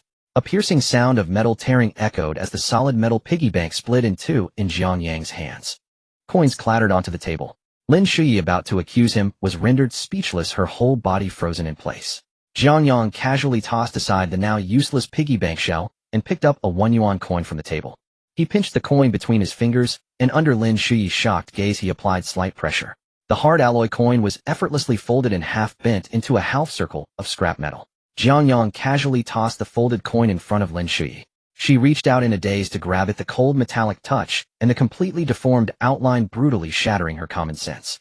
Lin Jie, the blessing of the world-honored one, is not some ethereal scripture, but a power that transcends. Jiang Yang leaned back in his chair, his tone calm and resolute. My master granted me this body precisely to uphold the same path in this age of decline. Do you now think I am qualified to provide enlightenment for Li Haowei? The coin in Lin Shuyi's hand fell onto the table, and she abruptly stood up, shaking with suppressed emotion. A messenger. Truly a messenger. Lin Shuyi clasped her hands tightly, her eyes reddening, overwhelmed with emotion. Xiaojiang. No, Jiang the messenger. I was blind. I beg you, please help Hao Hao, provide him with enlightenment. Jiang Yang supported her arm, saying, Lin Jie, we are family, no need to stand on ceremony. Just pour out this bowl of medicine and leave the rest to me. Nearby, Li Hao blinked quietly, observing their conversation. He completely misunderstood what his mother and Yang Ge meant by blessing and messenger, but he caught the last phrase, pour out the medicine. Watching the bowl of bitter water leave his mother's sight, Li Hao quietly breathed a sigh of relief, his tense face relaxing, a slight smile spreading across his features. Time flew by. 2 months passed in the blink of an eye. During this time, Jiang Yang wrote 3 journal entries according to his established plan. He remained cautious in their content, revealing nothing about the timeline, disguising them as intelligence exchanges between 2 people, conveying clues about Duan Temple and the usurpation of the fire deity Star Lord. In terms of daily life, Jiang Yang also adhered to his excuse of recovering health at a relative's house. For these 2 months, he had hardly returned to the school dormitory, occasionally chatting with the monkey and Lao Zhang on the weak signal just to get through the school attendance. To facilitate his actions and observations, Jiang Yang rented a cheap small room close to the neighborhood where Li Hao was located as his long-term base of operations. As for Li Hao, Jiang Yang repeatedly demonstrated his inhuman physical strength in front of Lin Shuyi, convincing her completely that Jiang Yang was indeed a blessed messenger. Subsequently, Jiang Yang seized the opportunity to emphasize that Duan Temple was holding a ceremony, and that any disturbances would be disrespectful to the world-honored one, dispelling Lin Shuyi's thoughts of going to Duan Temple. With Jiang Yang's intervention, Lin Shuyi completely stopped the administration of medicine to Li Hao and allowed him to return to school, continuing his studies. Without the pollutants and strange rituals coupled with the playful interactions with his classmates, Li Hao's condition visibly improved, and he became much brighter. Everything was progressing in a positive direction. As the dismissal bell rang, Li Hao slung his school bag over his shoulder and sprinted out of the gate, clutching a folded mathematics test paper tightly in his hand. He ran swiftly. Early summer's dusk hung thick and warm in the air, and fine beads of sweat soon glistened on his forehead. Yet he paid them no mind. A radiant, irrepressible smile lifted the corners of his lips. On that paper a bold red 98 gleamed vividly beneath the golden afterglow of the setting sun. Jiang Yang stood at the school gate, arms crossed, watching Li Hao dash forward, watching that uncontainable joyous grin, and found himself smiling too. A quiet sigh of relief eased from his chest. Jiang Yang knew full well, though he had temporarily convinced Lin Shui, tangible results were inevitable. If Li Hao's grades remained stagnant, or improved only marginally, her suspicion would soon deepen. Fortunately, over these past 2 months, he had labored tirelessly, gathering materials, diagnosing weak points, tailoring remedies precisely, and Li Hao, eager to learn, had closed the gap in his mathematics studies with remarkable speed. "Brother Yang, look." Li Hao held up the test paper, high voice brimming with pride and vitality. "Didn't let you down, did I? Second place in the whole class." Though, he added, face suddenly falling, "I messed up the final calculation, just a careless mistake. Otherwise it'd have been perfect." Jiang Yang snapped back to attention and raised a thumbs up. "Outstanding. That carelessness today paves the way for greater precision tomorrow." Flushed with praise, Li Hao's ears warmed, his grin widening uncontrollably as he instinctively scratched the back of his head, eyes alight with unrestrained elation. Just then Li Hao's classmates emerged in 2s and 3s. Spotting him, and the young man standing beside him, they swarmed forward, chattering excitedly. "Li Hao, is this the super strong elder brother you told us about? He doesn't look especially muscular. How could he crush a coin barehanded?" "Nonsense. I heard he can lift an entire car with one hand. Hey, I swear he once flipped a heavy tank. You know, the kind with treads and a massive cannon barrel. And that's not all. He cracks the earth with a single stomp, leaving craters thousands, no tens of thousands, of meters deep. Not even close. He once kicked a mountain into orbit." Jiang Yang sighed, inwardly rubbing his temples as he glanced sideways at Li Hao, now engulfed by the crowd. Li Hao met Jiang Yang's gaze, then instantly looked away, face burning crimson, waving his hands frantically. "Shoo. Go on, Shoo." Watching their easy, playful banter, and recalling how solitary Li Hao had once been, Jiang Yang felt a deep, quiet warmth swell within him. Yes, this was all worth it. As Li Hao grew flustered and began shooing them off, his friends scattered with laughter. Passing Jiang Yang, one nudged his arm, another tapped his abs, and yet another struck a mock duel pose before him, while Jiang Yang stood motionless, mischief dancing behind his eyes. "Hey!" A sudden theatrical shout sent them scattering, only to regroup moments later, realizing they'd been. One burly classmate stepped forward, assuming a battle stance. "Li Hao says you're amazing, but I don't believe. What time is it? Get home now. Do you think you'll finish tonight's homework?" His parent delivered a light kick to his back. "Aya!" The boy let out an exaggerated porcine wail. His parent then turned to Jiang Yang with a warm, apologetic smile, and led the boy away. The crowd gradually dispersed. Li Hao glanced shyly at Jiang Yang, who of course bore no grudge against the child. With a broad sweep of his arm, he declared, "Come on, I'm treating you to something delicious today, to celebrate our little Haozi's outstanding score." "Yay, Jai!" Li Hao skipped beside Jiang Yang, bathed in golden twilight, their elongated shadows stretching across the pavement. Halka steak buffet. Patrons bustled about, selecting ingredients from gleaming counters. Soft light bathed the room, sizzling steaks on iron plates exhaled fragrant caramelized steam. Li Hao sat upright at the table, mimicking adult manners as he clumsily arranged his knife and fork, then carefully carved into his steak. Juices seeped slowly along its marbled grain. He cut a small piece, popped it into his mouth, and his features instantly softened in bliss. Beside him, the test paper, its bold 98 unmistakable, rested proudly on the table. Even during dinner, Li Hao refused to tuck it away. Jiang Yang watched his contented expression and slid over an ice-cold cola. Li Hao seized it, eagerly ignoring the grease smudged at the corner of his mouth as he gulped it down. Chill rushing down his throat, effervescent bubbles bursting on his tongue, coolness flooding his core as he leaned back utterly at ease. His plate emptied, Li Hao patted his round belly and slumped in his seat, too full to move. Then Jiang Yang reached into his bag and placed an elegant gift box upon the table. "Haozi, open it. This is your reward."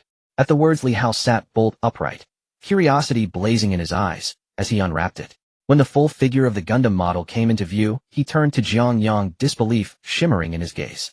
No man, not even a boy, could resist a mecha. Under Lin Shui's rigid control, not even a mobile phone was permitted near Li Hao, let alone anything unrelated to study. Consequently, he watched his classmates' novel toys with quiet, aching envy.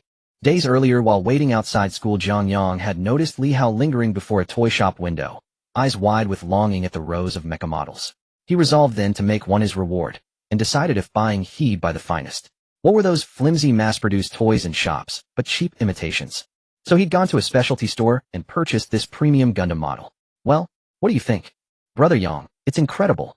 Li Hao turned the model over and over in his hands, unabashed adoration radiating from every gesture. Love it. So keep pushing me and the rewards will be even bigger next time. Got it. Li Hao mimicked the mecha's signature pose. Sated and refreshed, Jiang Yang prepared to walk Li Hao home, strolling leisurely down the street. Suddenly Li Hao spotted something and dashed ahead. Jiang Yang looked up a small cake shop. Moments later Li Hao returned holding a dainty strawberry cake. But we just ate steak, still hungry. Listen, it's a buffet. You could have gone back for more. Jiang Yang assumed Li Hao hadn't realized it was Aleocaniad and began gently explaining. I'm full, but Mom hasn't eaten yet. I want to bring her one. Li Hao looked up earnest and clear-eyed. Jiang Yang froze, watching Li Hao cup his palms beneath the cake's base, cradling it with meticulous care, terrified even the slightest jostle might blur its delicate frosting. Good. At Li Hao's apartment building, Jiang Yang ruffled his hair. Go on inside. I'll wait here. Tell your mom the good news. Yes. Bye, Brother Yang. Li Hao nodded vigorously and hurried up the stairwell, disappearing into the warm glow of home. Li Hao arrived at the door and found the security door slightly ajar, not locked. Mom, I did well on my math test today. He pushed the door open, but his excited shout came to an abrupt halt as the scene before him made him feel uneasy. Two monks in gray robes were sitting on the sofa, leisurely sipping tea from disposable cups. Unlike usual, his mother did not come to greet him and take his backpack. Instead, she stood by the coffee table with a pale face and a dark expression. In the narrow living room, the two monks turned their heads. Upon seeing Li Hao, the two monks displayed an extremely uncomfortable expression, their eyes revealing an unmasked fervor and excitement as they fiddled with the prayer beads in their hands. Li Hao felt a chill from their piercing gaze and instinctively took a half-step back, unsure where to place the cake. Mom! Li Hao called out in confusion. Lin Shui looked at him and ordered, change your shoes and go to your room. Li Hao was stunned, glancing at the cake in his hand, then at his mother's sullen face, still wanting to plead for something. Mom, you haven't eaten right. This is the cake I bought. Li Hao slowly approached, extending the wrapped cake. Lin Shui slapped Li Hao's hand, sending the cake flying onto the coffee table, cream splattering everywhere. I told you to go to your room. Don't you understand? We'll talk later. Lin Shui's tone seemed to suppress her anger. Li Hao dared not say anything further, silently changed into slippers, lowered his head, and walked into his bedroom, pressing his ear against the wooden door. The sounds outside were muffled. Although the old house had poor sound insulation, the two monks spoke in very low voices, and Li Hao couldn't make out what they were saying. However, his mother's voice occasionally came through clearly. Yes. I know I was wrong. I will definitely listen to the arrangements of the Venerable. Jiang Yang had also returned to his small room, leaning against the window, continuing to prepare the teaching materials needed for tomorrow's tutoring. It proved that such subtle changes were effective. As grades improved, Lin Shui would naturally give up those misguided beliefs. As time passed, Jiang Yang lifted his head and stretched his neck. Suddenly his gaze froze.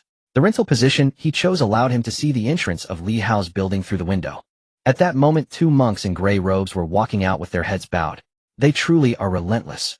Jiang Yang cursed under his breath and quickly put on his clothes to head downstairs.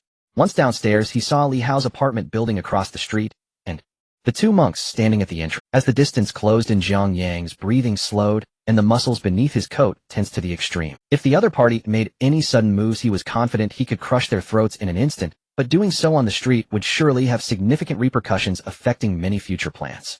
Jiang Yang stood still, coldly watching them approach. However, the anticipated conflict did not occur. The two monks walked up to Jiang Yang without slowing their pace, looking at him with even a hint of a gentle smile. At the moment they brushed past him, the monk in front slightly bowed to Jiang Yang, clasped his hands together, and softly recited Amit Ba. Then the two simply walked by, without any extra movements. Jiang Yang narrowed his eyes, sensing something was off. He quickly stepped into the hallway, rushing up to the third floor. The security door of Lin Shui's home was wide open. As Jiang Yang reached the door, he was spotted by Lin Shui, who was preparing to close it. You liar! A shout that cracked with anger echoed from the living room. Lin Shui stood in the center of the living room, glaring at Jiang Yang by the door. Her usually neat professional attire looked somewhat disheveled at the moment. Her eyes were wide, bloodshot, and her face was filled with rage from feeling deceived. There is no such thing as a messenger of blessings. The holy temple is not closed at all. Lin Shui pointed at Jiang Yang, her finger trembling with anger, her voice echoing through the hallway. Jiang Yang, I have treated you well. Over these months I have paid you every penny for tutoring, treating you as a benefactor sent by the Venerable to save our family, providing you with good food and drinks. Tears streamed down her face as she gritted her teeth. Why did you do this? You watched me like a fool deceived by you, and you feel a sense of accomplishment. Jiang Yang looked at the crazed Lin Shuyi. The lie had been exposed, continuing the charade was meaningless. Jiang Yang stepped inside, without showing any panic, his expression calm, and his tone steady. Sister Lin, Jiang Yang looked at her. I believe my teaching during this time is worth the fee you provided. You? Lin Shuyi was further provoked by his indifferent attitude, and was about to curse. Jiang Yang's gaze caught sight of Li Hao's room. The door was not fully closed, leaving a small gap, and a pair of frightened eyes were watching everything happening in the living room. After glancing at the scattered cream in the living room, Jiang Yang sighed inwardly. Li Hao, come out for a moment, Jiang Yang called out towards the gap. The door slowly opened. Li Hao walked out of the room slowly, clutching his math test paper, standing in between Jiang Yang and Lin Shuyi, looking extremely awkward as he glanced between his mother and Jiang Yang. Jiang Yang walked over and ruffled Li Hao's hair, softening his tone a bit. Tell your mom your score on this exam. Upon hearing this, Li Hao straightened his body, slightly recalling the score, a glimmer of excitement flashing in his eyes. He raised the crumpled test paper and handed it to Lin Shuyi. Mom, I scored 98, second in the class. Li Hao glanced at Jiang Yang and quickly added, it's all thanks to Yang Guess good teaching. I understood all the problems he taught me.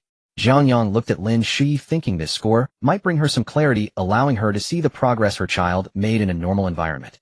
However, Lin Shuyi looked at the test paper with no sign of gratitude. Instead, she let out a cold snort. You scored 98, and you feel proud, huh? Lin Shuyi snatched the test paper and casually threw it on the coffee table, looking coldly at Li Hao, her gaze filled with a sickly certainty. If it weren't for giving you that holy medicine that day, would you be this smart? She turned around, pointing at Jiang Yang, again her voice rising. If it weren't for him making up such nonsense to deceive me, treating both you and me like fools. According to my plan, with regular doses of the medicine and the Venerable's blessings, would you still be in second place? You would have scored full marks in first place long ago. Upon hearing this, Jiang Yang was at a loss, feeling both absurd and powerless. Lin Shuyi, a curse almost escaped his lips, but he caught sight of the frightened Li Hao nearby, and he forcefully swallowed the words back. Jiang Yang took a deep breath, suppressing his anger. He pointed at the test paper on the coffee table, looking at the deluded woman before him. The so-called holy medicine you gave him was over 2 months ago. He has been diligently studying every day for the past 2 months, and you are telling me this is the medicine's doing. It's the 21st century, and you are a knowledgeable professional in finance at your company. How can you be so hopelessly superstitious? Lin Shuyi, who had been gasping for breath, suddenly froze upon hearing Jiang Yang's words. Her expression changed instantly, like a snake stepped on its tail. How do you know? Lin Shuyi stared at Jiang Yang. How do you know I gave him the holy medicine 2 months ago? Are you investigating me? Speak. When did you start watching us? Lin Shuyi took a step back, grabbing a glass cup from the coffee table, holding it tightly in her hand, warily looking at Jiang Yang. What exactly do you want? Do you intend to cause trouble for our mother and son? Jiang Yang looked at Lin Shuyi's defensive expression and suddenly felt a sense of relief. You can never wake a person pretending to be asleep, nor can you stop someone who actively jumps into the fire. His tone also calmed down. If it weren't for seeing Li Hao suffer under your twisted control, drinking that unknown dirty stuff every day, Jiang Yang said indifferently, I really wouldn't bother arguing with someone like you. Upon hearing Jiang Yang mention Li Hao, Lin Shuyi instantly lost her temper. Li Hao, I knew it. Lin Shuyi screamed at the top of her lungs. I knew you were always thinking about our Hao. You crooks all want to harm him. Get out. Get out of my house. Lin Shuyi went mad, swinging the glass cup in her hand towards Jiang Yang, the action causing her hairband to fall to the ground. She looked like a madwoman with her disheveled hair.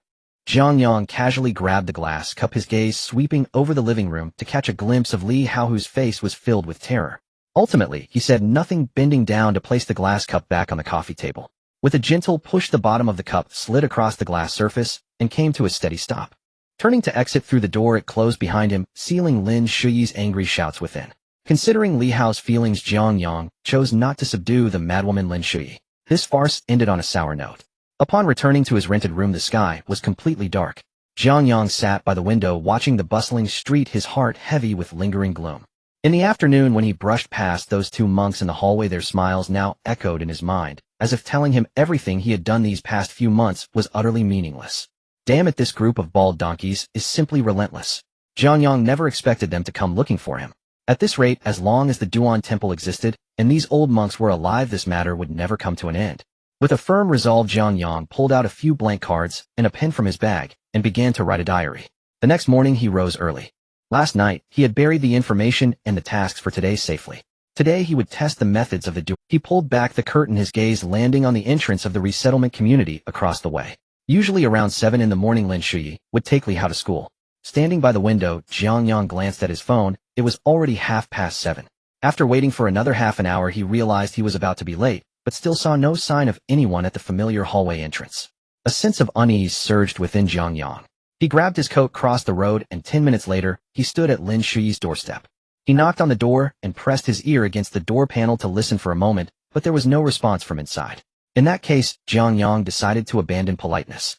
He grasped the handle of the security door, applying force to twist it downwards. With a soft crack, the metal component broke off, and the handle fell limp. Jiang Yang stepped inside. The room was in disarray. The coffee table overturned, several cups shattered on the floor, and dining chairs scattered everywhere. Everywhere was a mess of glass shards and scattered debris, clearly indicating that after he had left yesterday, Lin Shuyi had wreaked havoc in this room for quite some time. Jiang Yang glanced into the 2 bedrooms and the bathroom. The clothes in the wardrobe were still there, and the toothbrush and towel on the sink were untouched. It didn't look like someone was moving out. It seemed rushed, as the most basic necessities of life were left behind. Furrowing his brow, Jiang Yang felt a bad premonition. He turned and exited, taking the broken security door with him, quickly hailing a taxi by the roadside. Driver to Duan Temple, Jiang Yang opened the passenger door and sat down. I'm in a hurry, I'll pay you 5 times the fare. The driver, initially hesitant about going to such a remote area, stepped on the gas, without a second thought upon hearing the offer. Under Jiang Yang's insistence, the taxi sped down the provincial road. In less than an hour, the vehicle stopped at a dirt road intersection. Jiang Yang tossed out 200 yuan and ran the final kilometer. Standing outside Duan Temple once again, the sky was just right. However, a thick plume of black smoke rose within the towering blue brick walls of the temple, darkening half the sky. Inside the walls, faint sounds of wooden fish and synchronized chanting could be heard. Without hesitation, Jiang Yang leaped into the courtyard where not a single person was present. The sounds emanated from the largest hall straight ahead. Inside the hall, the air became distorted under the high temperature. In the very center where the incense burner used to be stood a thick stone pillar, with Li Hao stripped of his shirt and bound to the pillar with hemp rope. His chest, back, and even his face were covered with dark red paint painted with chaotic and twisted symbols. At the base of the pillar, a pile of firewood was burning fiercely. Flames leaped more than half a meter high, engulfing Li Hao. The red symbols painted on Li Hao's body emitted a faint black light in the heat of the flames, as if this layer of black light shielded his flesh from turning into charcoal. However, while it could prevent fatal burns, it could not shield him from the intense pain and high temperatures brought by the radiation. Li Hao's skin turned bright red from the heat. Sweat emerged only to evaporate instantly. He hung his head low, his lips cracked, and his voice had become extremely weak. Mom, it's so hot. It hurts so much. Li Hao struggled to open his eyes, casting a pleading glance at the person kneeling not far from the stone pillar. Lin Shuyi knelt on a mat.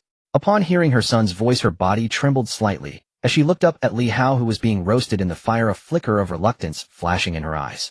But just for a moment, it was completely replaced by a pathological fervor. With her hands pressed together in front of her chest, hair disheveled, she kept murmuring comfort. How don't be afraid, endure it, just hold on a bit longer. This mortal body is too filthy, only the Lord's karmic fire can cleanse it. Once the impurities are burned away, you will be able to ascend to the fire lotus platform and become a pure being. Surrounding Lin Shuyi, dozens of monks in gray robes formed a large circle, sitting cross-legged on the ground, with their eyes slightly closed, their expressions solemn.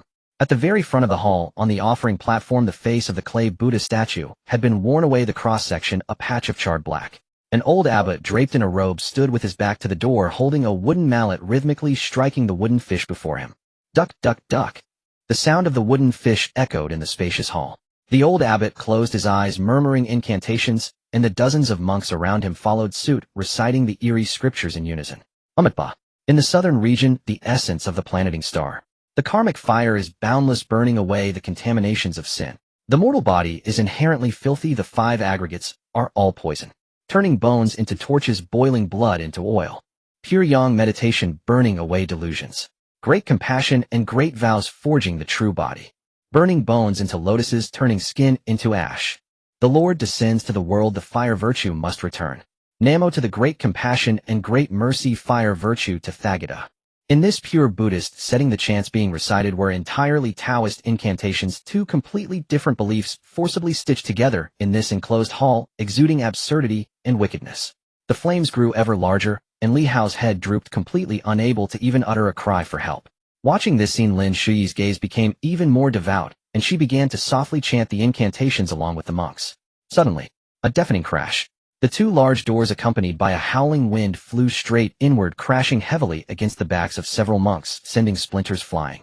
The chanting in the hall abruptly stopped. Sunlight streamed in through the open doors, breaking up some of the thick black smoke and falling upon Li Hao in the center. Struggling to lift his head, Li Hao through the flickering flames saw the figure at the doorway.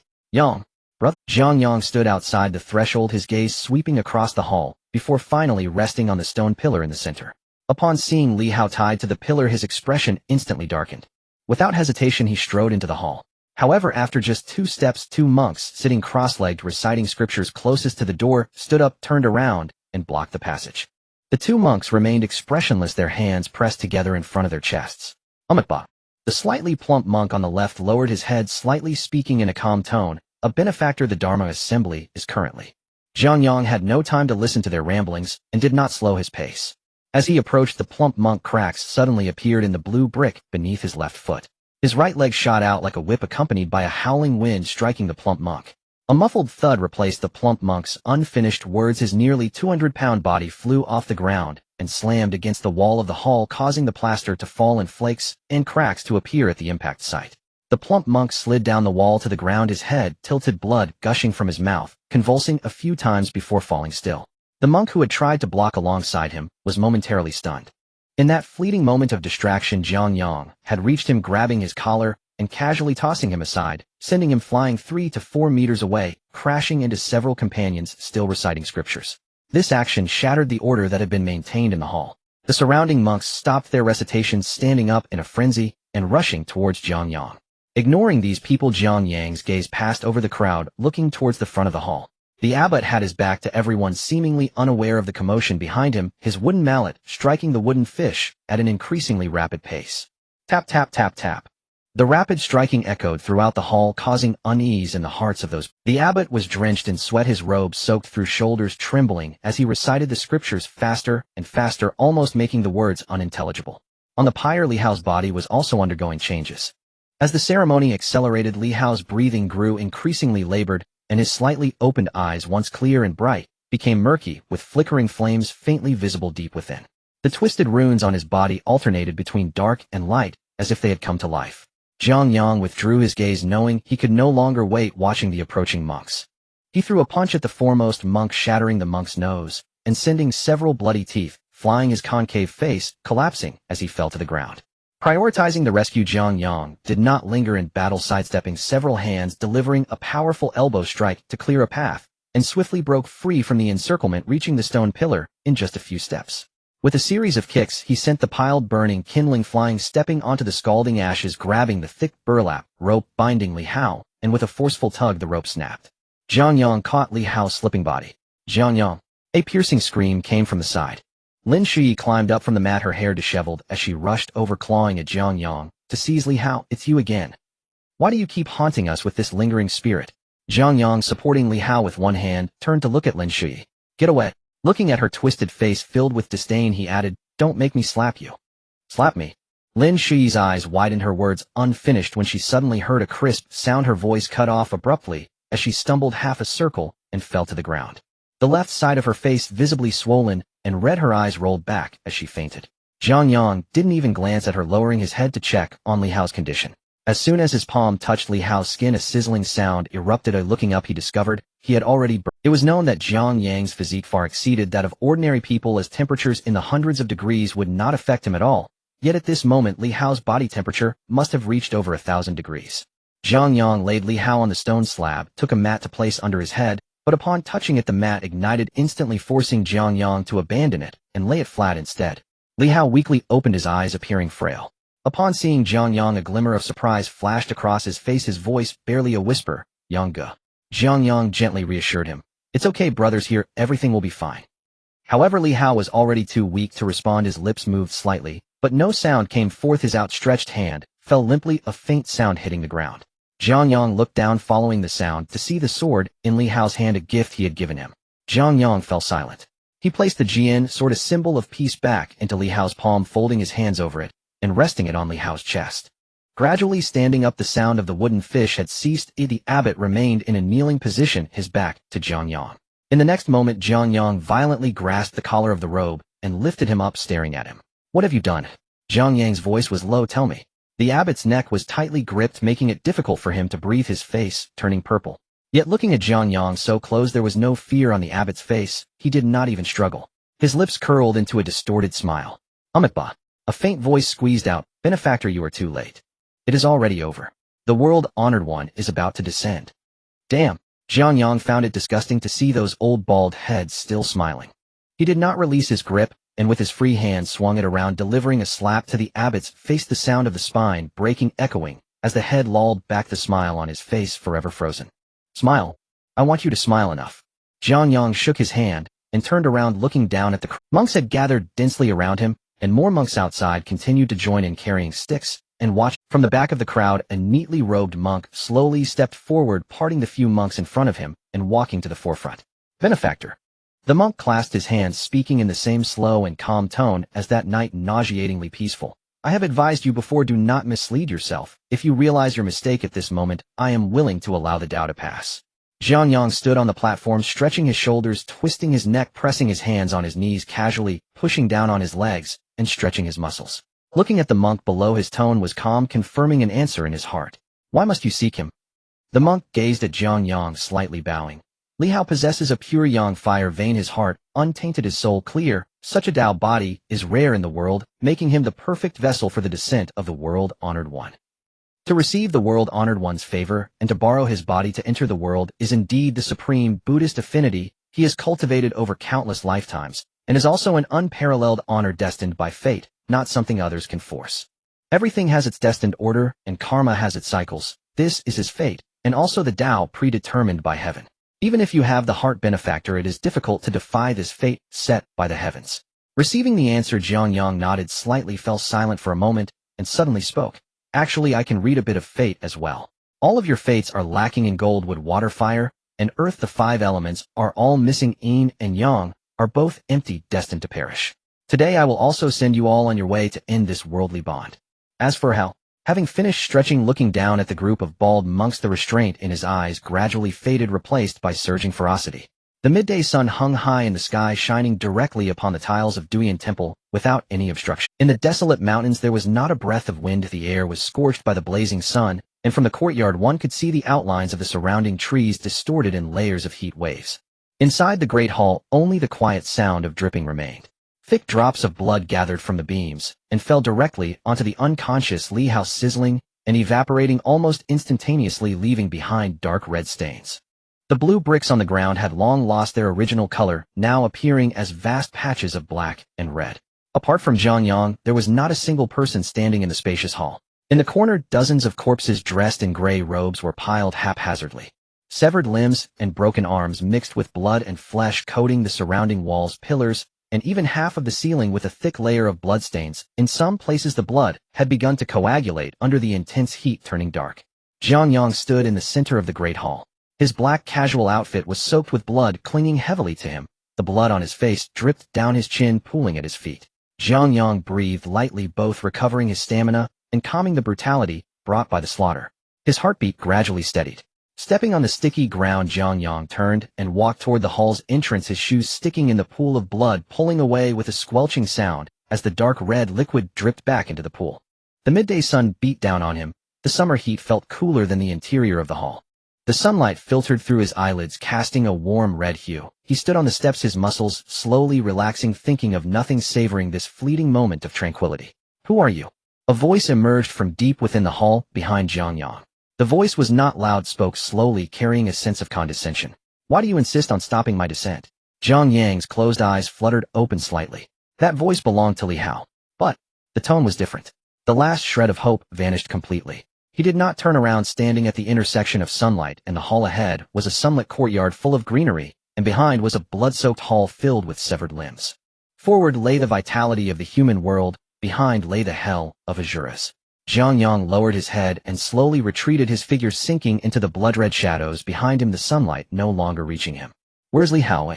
Jiang Yang asked softly, seeking a definitive answer. You mean this child?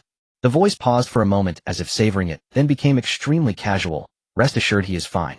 Jiang Yang paused slightly. The voice continued, carrying a sense of calm assurance. He was just eaten by. Those few short words revealed an unspeakable cruelty. He continued speaking as if indifferent to Jiang Yang, exuding a maddening sense of insanity. In this world, being able to die without suffering is itself a good thing.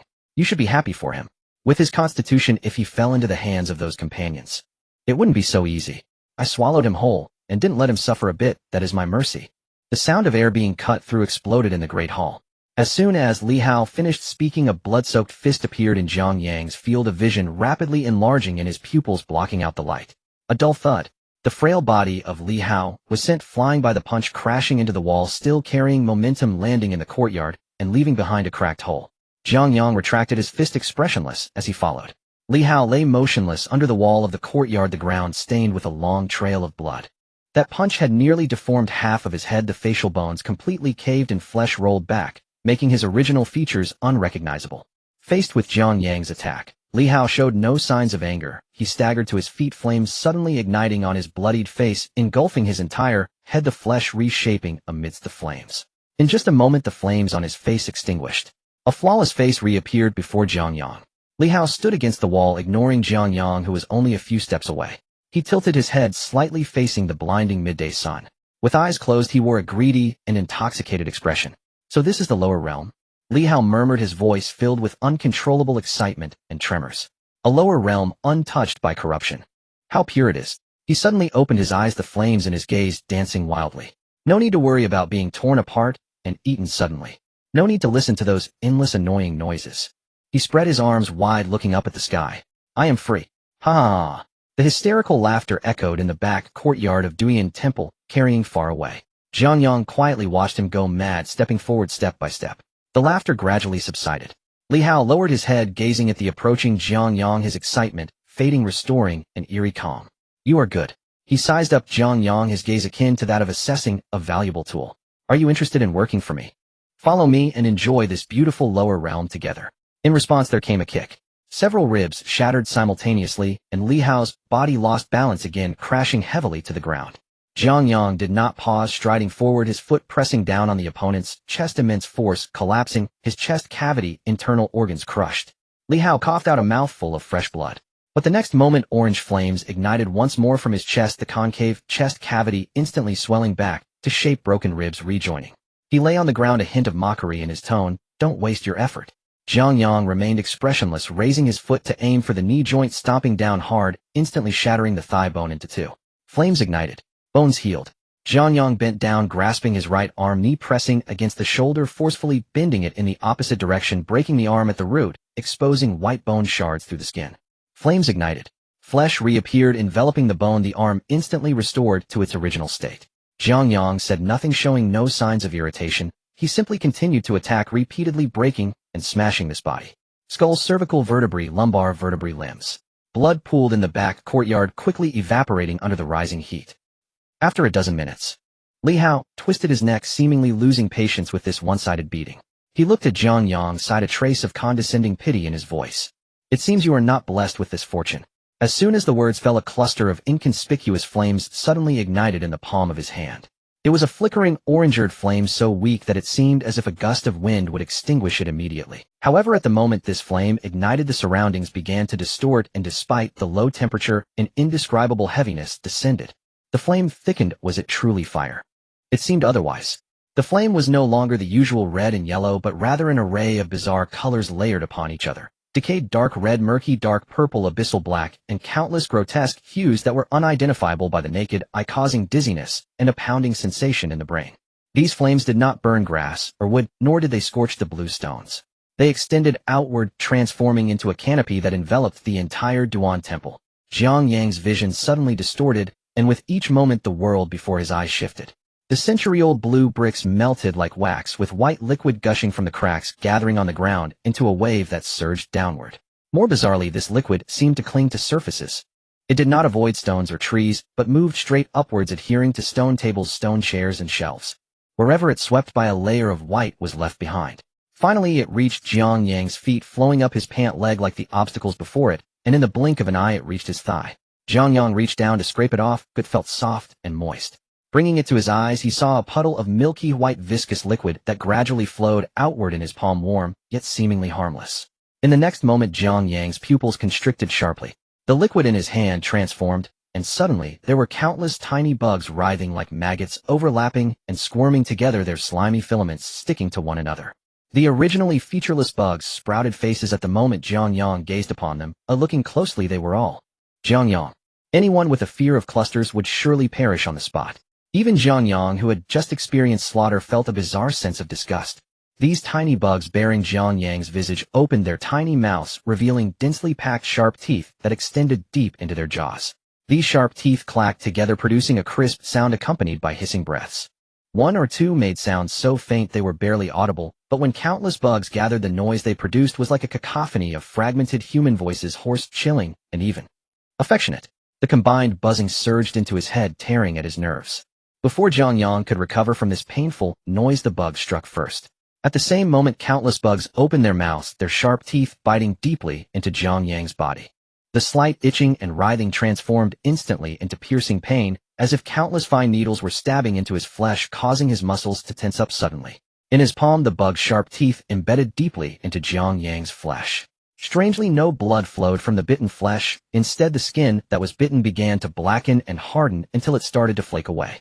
Simultaneously, the white tide of bugs that had crawled over his ankle and up to his thigh accelerated swiftly, spreading up his legs, climbing to his waist, wrapping around his forearm, and continuing to invade toward Jiang Yang's head. Jiang Yang swung his arms, brushing away batch after batch of bugs, but it was utterly futile. These bugs seemed endless. For every pile he brushed aside, another instantly filled the gap. In just a moment, Jiang Yang was completely covered by the white tide of bugs. Pain from their bites surged through his ears, nostrils, and even eye sockets. The century-old blue bricks had completely melted away, and the waves of white bug liquid surged continuously, enveloping the beams and eaves of the ancient temple in layers of white film. Inside the main hall, the originally featureless outline of the Buddha statue was covered and distorted by the white fluid, the blackened visage gradually becoming clearer, ultimately transforming into a blurry face that eerily resembled Jiang Yang, quietly standing in the shadow beneath the eaves, looking down at the trapped Jiang Yang. At this moment, Jiang Yang finally understood why the previous timelines Jiang Yang was unable to escape or convey information. Under such circumstances, let alone his former self with only twice the normal physique, even his current self with over 10 times the physique was still utterly helpless. If this continued, he would inevitably be exhausted here. Jiang Yang was not prepared to sit idly by while shaking off the tide of bugs. He charged toward the blurry figure of Li Hao before him. However, this was destined to be futile. The strange fiery canopy above gradually descended, with colors intertwining and swirling as layers of bizarre flowing patterns distorted the space, causing the light and shadow around Jiang Yang to fragment. The world before his eyes kept breaking, reassembling, and regenerating, while the buzzing in his ears grew increasingly shrill, mixed with countless fragmented whispers. If viewed from the high skies of the outside world, one would find that at this moment a vast enclosed and even pulsating cauldron was slowly taking shape in this small realm of Duan Temple. And Jiang Yang was the medicinal material within it. The white tide of bugs was the pale flame rising from the bottom of the cauldron. The flames were formless and intangible. What Jiang Yang shook off was merely an illusion. The blackened, hardened, and continuously falling matter from his body was nothing but skin charred by scorching dew. Under the strength of his powerful physique, each time the charred skin fell away, fresh pink flesh would grow anew. Thus the cycle continued. Li Hao, or rather the fire deity, stood just a few steps away. The youthful face bore a look of mature indifference and fervor.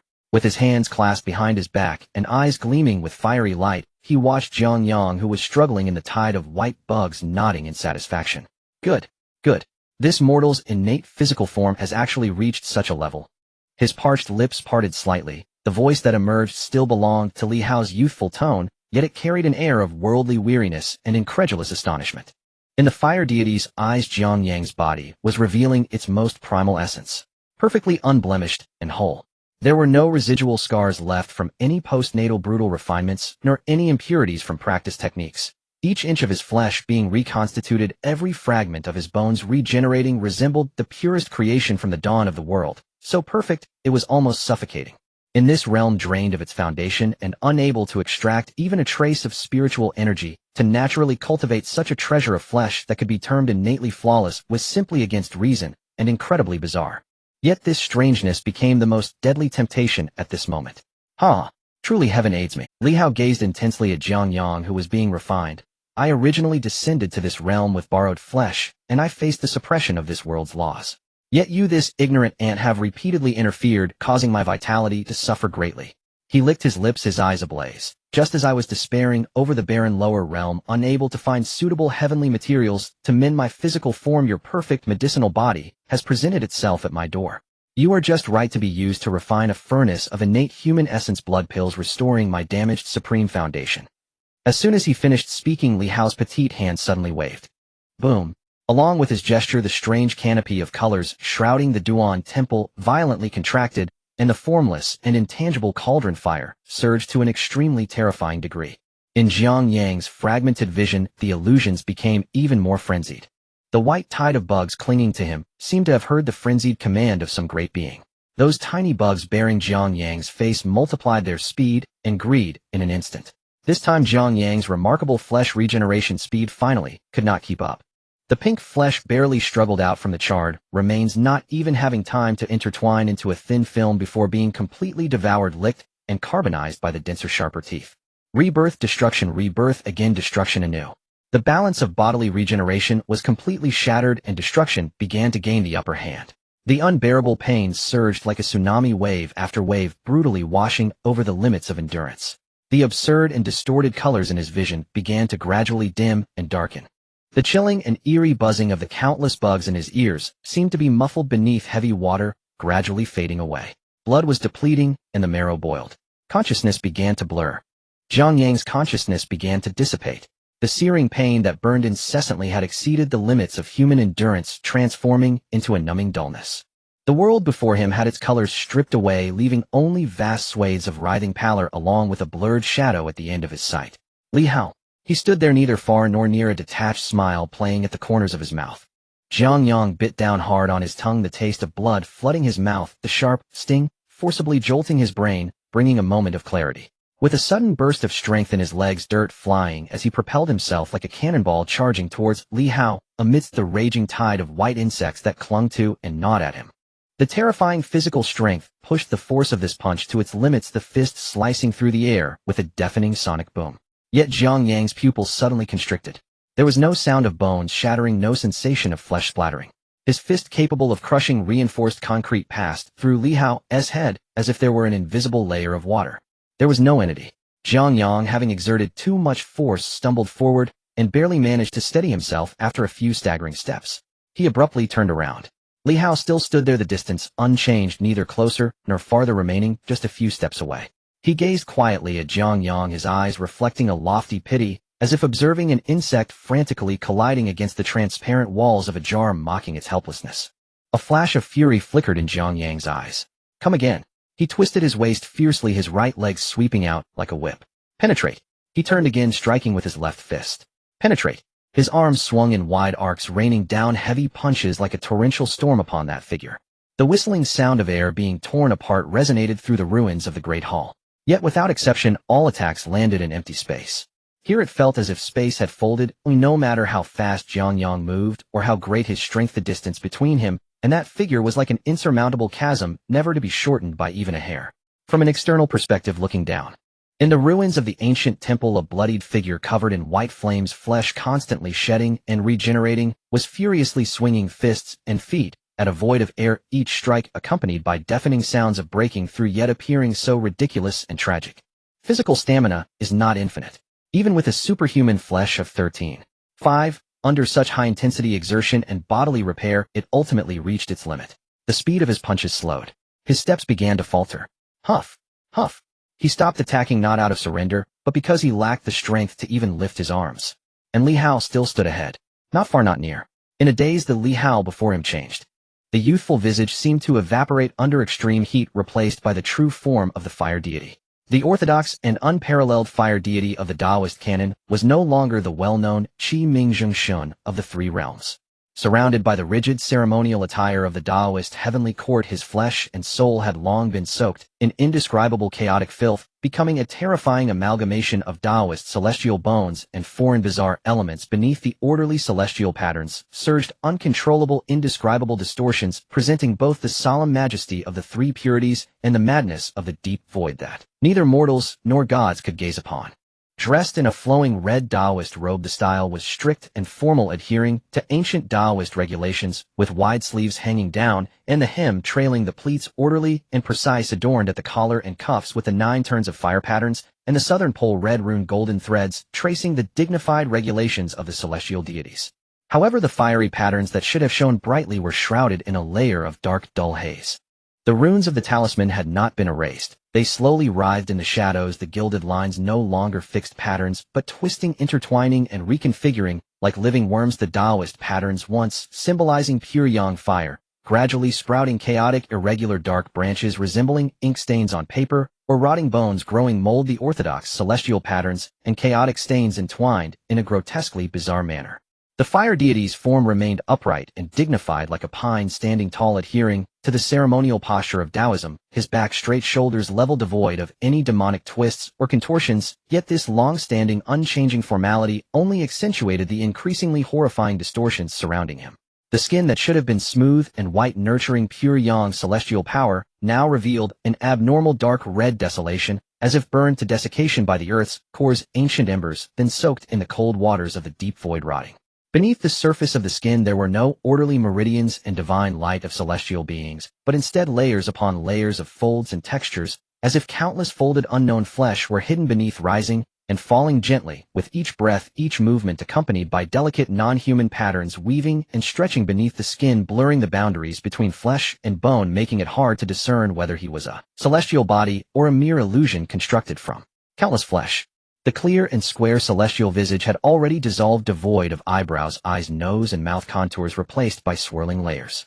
Countless fine, fired, soft tentacles spread out from the creases of the scalp and cheeks, thin, moist, and slippery, like bizarre fungal tendrils thriving in the remnants of burnt ashes, slowly unfurling, swaying, and curling, with the tips of the tentacles dripping a transparent, viscous liquid that corroded upon contact with the ground.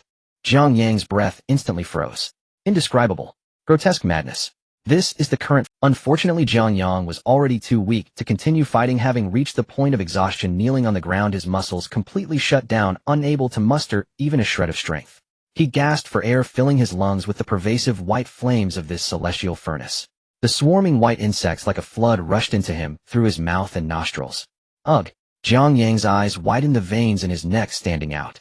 The strange fire entered his throat, instantly turning into the most terrifying heat, traveling down the esophagus, mercilessly scorching Jiang Yang's internal organs. Compared to the pain of his skin being flayed and muscles contracting, this destruction erupting from deep within his viscera was even more unbearable.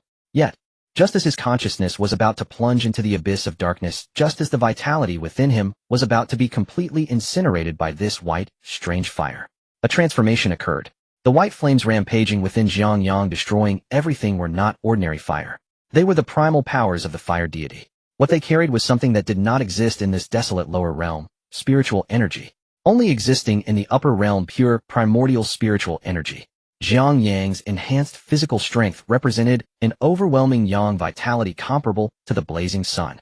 This vitality was fierce and domineering, yet due to the lack of nurturing from spiritual energy, it had remained in a state of extreme thirst and desiccation. At this moment, when this pure upper realm spiritual energy in the form of white strange fire violently crashed into this flawless and leak-proof innate body, it was like rain after a long drought.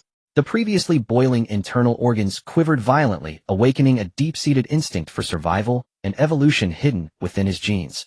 The heavy river-like yang vitality within Jiang Yang suddenly let out a low rumble, resembling a hungry roar akin to a growl before a feast.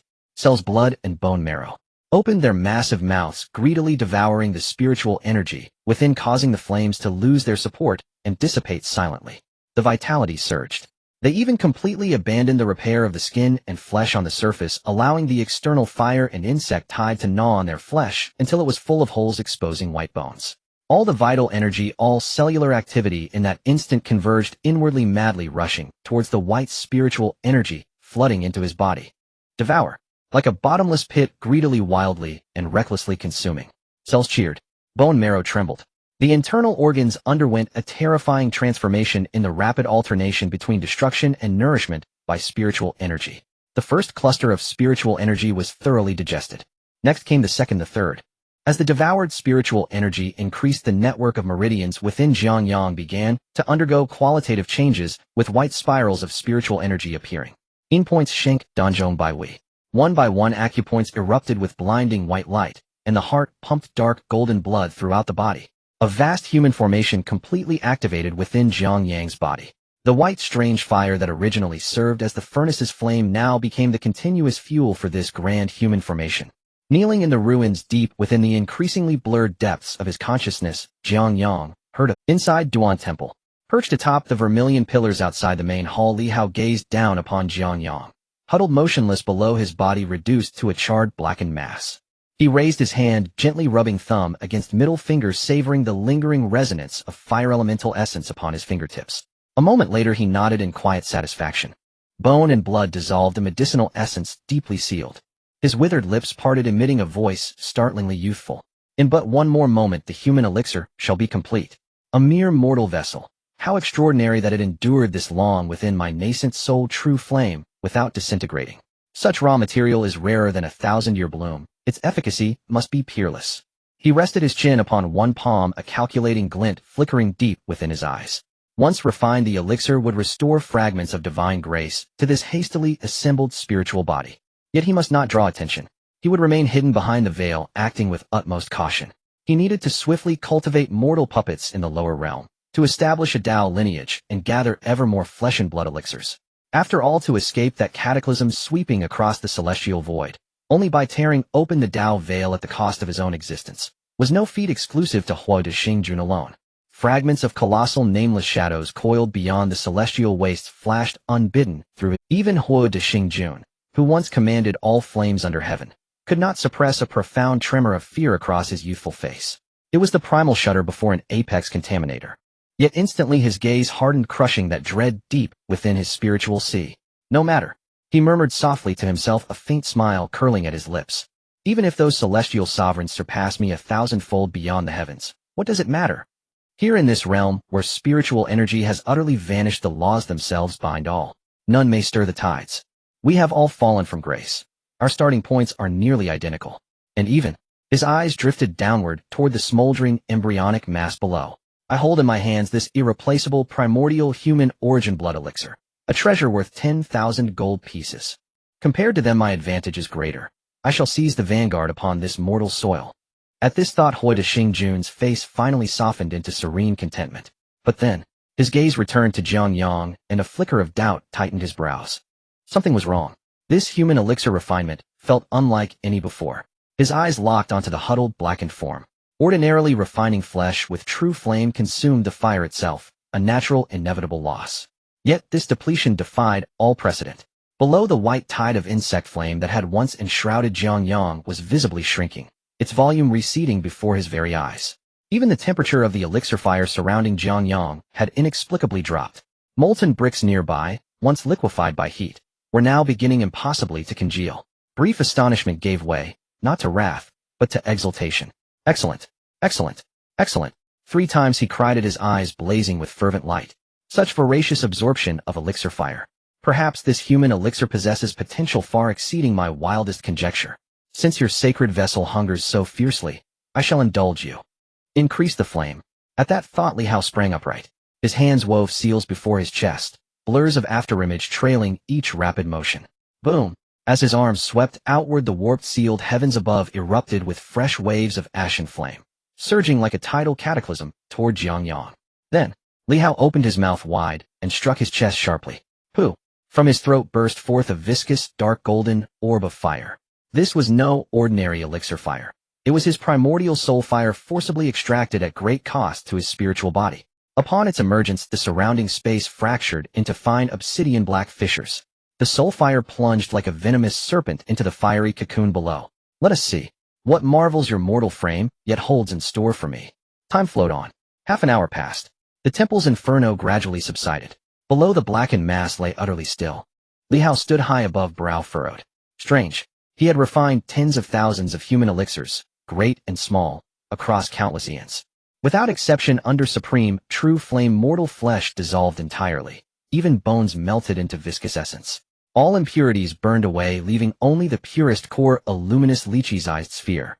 Yet now, Though scorched into cracked, jet-black charcoal, the shape below retained the unmistakable intact silhouette of a crouching human figure. A human-shaped elixir. Horde Xingjun, whose life spanned millions of years, had never witnessed such a thing. Had he misjudged the flame intensity, producing nothing but failed ash? Li Hao lightly tapped his toe against the broken pillar and drifted down, landing silently before the blackened humanoid form. No vitality stirred within. No breath. Utter silence, like stone. With his withered hand, he seized Jiang Yang's hunched shoulder and wrenched the body over with brutal force. He examined it closely. Crack, crack. As the body turned, a hairline fissure split open across Jiang Yang's thick, blackened facial crust. Suddenly, eyes met. Li Hao's breath seized mid-inhalation. What manner of eyes were these? No sclera. No pupil. Within the reborn eye sockets blazed twin supernovae, pure searing, ceaselessly swirling auroras of dark gold divine, light churning violently at their core. Li Hao's diminutive frame recoiled, 3 staggering steps backward. His godlike composure shattered, features twisted in raw, unguarded horror. You? What are you? Before him, the charred husk moved. Crack, crack. Amid grating teeth-grinding fractures, Jiang Yang slowly stretched his limbs, loosening stiff joints, one deliberate motion at a time, as he rose from the ruins. Blackened crust still clung to his skin like armor. Yet the agony of flaying and tendon tearing had vanished entirely. Gone were the face-swarming insects, the melting bricks, the unspeakable whispers. All illusion had dissolved into mist. The world regained clarity. Jiang Yang stood there, his chest rising and falling with measured breath. With each inhalation, a translucent flame seeped silently from his pores, delicate as gossamer hovering weightlessly just above his skin. This flame bore no heat, no hue, merely swayed gently in the air, warping the very fabric of law around it, rippling reality like disturbed water. The instant Li Hao beheld that translucent flame, he froze, utterly paralyzed. His finger trembled, pointing rigidly at Jiang Yang's shimmering aura. As sovereign of heaven's fire department, and master of all flames beneath the firmament, he knew exactly this cannot be. His voice shattered into jagged tremors. Overwhelming terror forced another half-step backward. Yangzhao Lifefire. How could you possibly possess Yangzhao Lifefire? He shrieked, unraveling at the edges. This was the lower-tier, true fireborn of the primordial Southern Ming Lifefire. A divine flame, so rare, even celestial immortals spent millennia scouring creation for rare treasures, just to condense a single filament. A mortal shell, a speck of dust who hadn't even mastered convergence. How could it acquire such power so effortlessly? Jiang Yang offered no reply. He lowered his gaze to his own hands. He felt the 4 acupoints within him whirl with vortexes of spiritual energy. He felt the dark gold blood roaring like a river through his meridians. Then he lifted his head. His gaze pierced straight through the youthful vessel, locking unerringly onto the divine soul concealed within. He knew nothing of life fires. He knew only this. Now, it was his turn. With a sudden burst of force beneath his feet, Jiang Yang's speed reached its peak, transforming him into a fleeting shadow as he crashed into the fiery inferno surrounding Li Hao. This time Jiang Yang felt no scorching heat from the orange divine fire. Instead, he was enveloped in a warmth akin to that of spring. He smoothly advanced towards Li Hao. In the next moment, flesh and blood flew apart. Li Hao's left cheek caved in once more, several blood-soaked molars soaring into the air as his body lost balance and tilted sideways. As before, the orange-earth flames surged towards his wounds, the shattered bones and flesh began to rapidly reform. However, this time, Li Hao could no longer muster a smile. Ah! A piercing scream erupted from his mouth. The layer of transparent flame enveloping Jiang Yang's fist pierced through the physical vessel upon contact, igniting the flicker of consciousness belonging to the fire deity. Specifically designed to shatter illusions, it burned only the soul. While the physical wounds healed, the agony of the soul being scorched by the fierce flames could not be mended. Ants! Li Hao roared in anguish, his features contorted in excruciating pain, reflecting the fury of a deity who had crossed the line with a mortal. He bit down hard on his tongue, his hands frantically forming seals in front of his chest, dark red afterimages trailing his fingers. Essence of Bing and Ding burn the heavens and boil the seas. Accompanied by the ancient and cryptic sounds of the Tao, the air within several yards of Li Hao was suddenly sucked. The still fluid green bricks on the ground erupted violently as dozens of dark red fire whips burst forth from the earth. These fire whips were anything but lifeless. They were covered in tiny barbs, each tip adorned with a small, agonized face struggling in despair. They moved as if alive, sealing off every escape route for Jiang Yang like a sky full of raging pythons striking down fiercely. Jiang Yang did not retreat, but pressed forward. The first fire whip lashed violently against Jiang Yang's shoulder. The moment the dark red whip touched his skin, the layer of quietly suspended transparent flame merely quivered slightly. In the next moment, It was like boiling water splashing onto snow. That dark red fire whip infused with the might of the star deity along with the agonized faces atop, it instantly melted and disintegrated upon contact with the transparent flames. There was no room for resistance. Not even a single spark was splattered, it was completely erased. Then came the second, the third. Dozens of fire whips like raging pythons struck Jiang Yang, yet instead of inflicting any injury, they were devoured clean by the layer of transparent Yang Zhali fire. Li Hao's pupils trembled violently. This is impossible. I am the true god of fire. He howled, his fingers suddenly bending backward in a grotesque manner that defied human anatomy, forming an oddly shaped Dao seal. Supreme Command Fire of Karma transforms into Lotus. A gigantic fire lotus thundered into existence above his head. But it was far from a sacred Taoist manifestation. The petals were woven together from countless pieces of flayed human skin and viscous flesh, each rolling layer ablaze, with murky dark red dead fire. In the center of the lotus, there were no seeds. Only massive bloodshot eyeballs frantically spinning. Around the eyeballs, dark red tendrils as thick as a baby's arms greedily spewed forth black poisonous smoke. A single glance could cause one to lose their sanity. Die. Li Hao pushed with both hands. The grotesque and chaotic flesh fire lotus descended upon Jiang Yang with a nauseating stench of despair. The fire lotus opened wide in midair, its tendrils writhing like tentacles attempting to completely engulf and assimilate Jiang Yang. Jiang Yang remained expressionless. He simply raised his right fist slowly. No fancy techniques, no invocation of any power. It wasn't that he couldn't, but rather wouldn't. What he relied on was the terrifying physical strength that had been enhanced along with the transparent flames covering his fist. He unleashed a punch. Boom! His flesh fist collided with the blood and flesh fire lotus. The grotesque flesh tendrils trying to ensnare Jiang Yang's arm let out a wailing scream akin to that of a crying infant upon contact with the transparent flames. There was no stalemate. The layer of transparent Yang Zhali fire sliced through the indescribable corruption like an indestructible blade. The immense blood and flesh fire lotus was split in half from the center.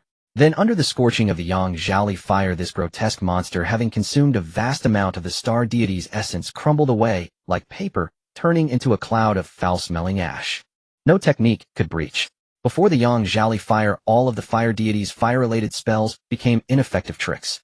With the spells broken, a hint of panic finally flashed in Li Hao's eyes. He gritted his teeth, abandoning the long-range spells, stepping into a bizarre Taoist stance. Step of the stars.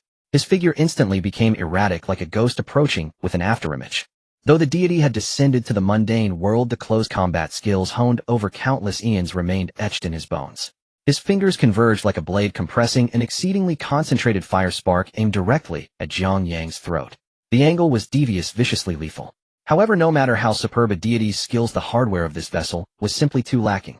The frail body of a middle schooler moved as if in slow motion before Jiang Yang's abnormal physique. Jiang Yang didn't even tilt his head. He casually raised his left hand, firmly grasping Li Hao's thrusting wrist. Li Hao's movement abrupt. He tried to retract his hand, but found the large hand gripping his wrist immovable. A terrifying power surged from Jiang Yang's fingertips. Crack! The sound of bone shattering was distinctly audible. Li Hao's wrist was forcibly crushed by Jiang Yang, hanging limply. Ugh! Even with divine fire continuously repairing him, the physical agony from having his bones crushed still caused Li Hao to emit a muffled groan. Ignoring his shattered wrist, his left leg shot up, knee colliding with Jiang Yang's abdomen. Jiang Yang didn't dodge. His right leg rose simultaneously, striking first. Bang! The two knees clashed. There was no suspense. Li Hao's left kneecap shattered on the spot, his entire calf bending outward at a grotesque angle. The stark disparity in physical strength was laid bare at this moment. Spells were countered and hand-to-hand combat was crushed. In this instant the tide turned. Jiang Yang's gaze was icy, not giving the other any chance to breathe. He released the crushed wrist and seized Li Hao's neck, lifting him effortlessly as if he were a mere onion. With both feet off the ground, Li Hao struggled madly, his remaining hand relentlessly pounding on Jiang Yang's arm. Fire talismans were desperately slammed onto Jiang Yang, but they merely vanished amidst the flickering transparent flames. Jiang Yang stared at the face, contorted from suffocation and fear in his grip. His right arm's muscles bulged fiercely. He whirled his arm and smashed Li Hao down towards the ground with great force. Boom! The ground trembled violently. The green stone slabs melted by high temperatures and resolidified were smashed into a massive pit. Li Hao's back collided brutally with the ground, his entire spine fracturing under the immense impact, his internal organs bleeding profusely, blood erupting from his mouth as if it were free. The orange-earth flames flickered wildly, continuing to repair the severely damaged body, yet the soul was gradually collapsing and dissipating within the transparent fire. The exalted deity experienced fear for the first time in the mortal realm. I was wrong. Li Hao fell to the ground, rolling and crawling backward. He no longer attempted to retaliate with divine fire covering his head with his hands, his features twisted in agony from his soul's torment, tears and snot streaming down his face. Stop. Please just stop. He looked at the advancing Jiang Yang, his voice filled with pleading incoherently, throwing out offers of mercy. I am the fire deity. I am proficient in the fire path. Your body has just ignited the true fire. You cannot wield it. Spare me, I can teach you. I can help you master this power better. I am still useful, I have great value. Jiang Yang approached him. He looked down upon the deity's vessel huddled on the ground, slowly raising his fist enveloped in transparent fire. I don't care. The calm words flowed from Jiang Yang's lips. Then with a whoosh his fist struck Li Hao's chest.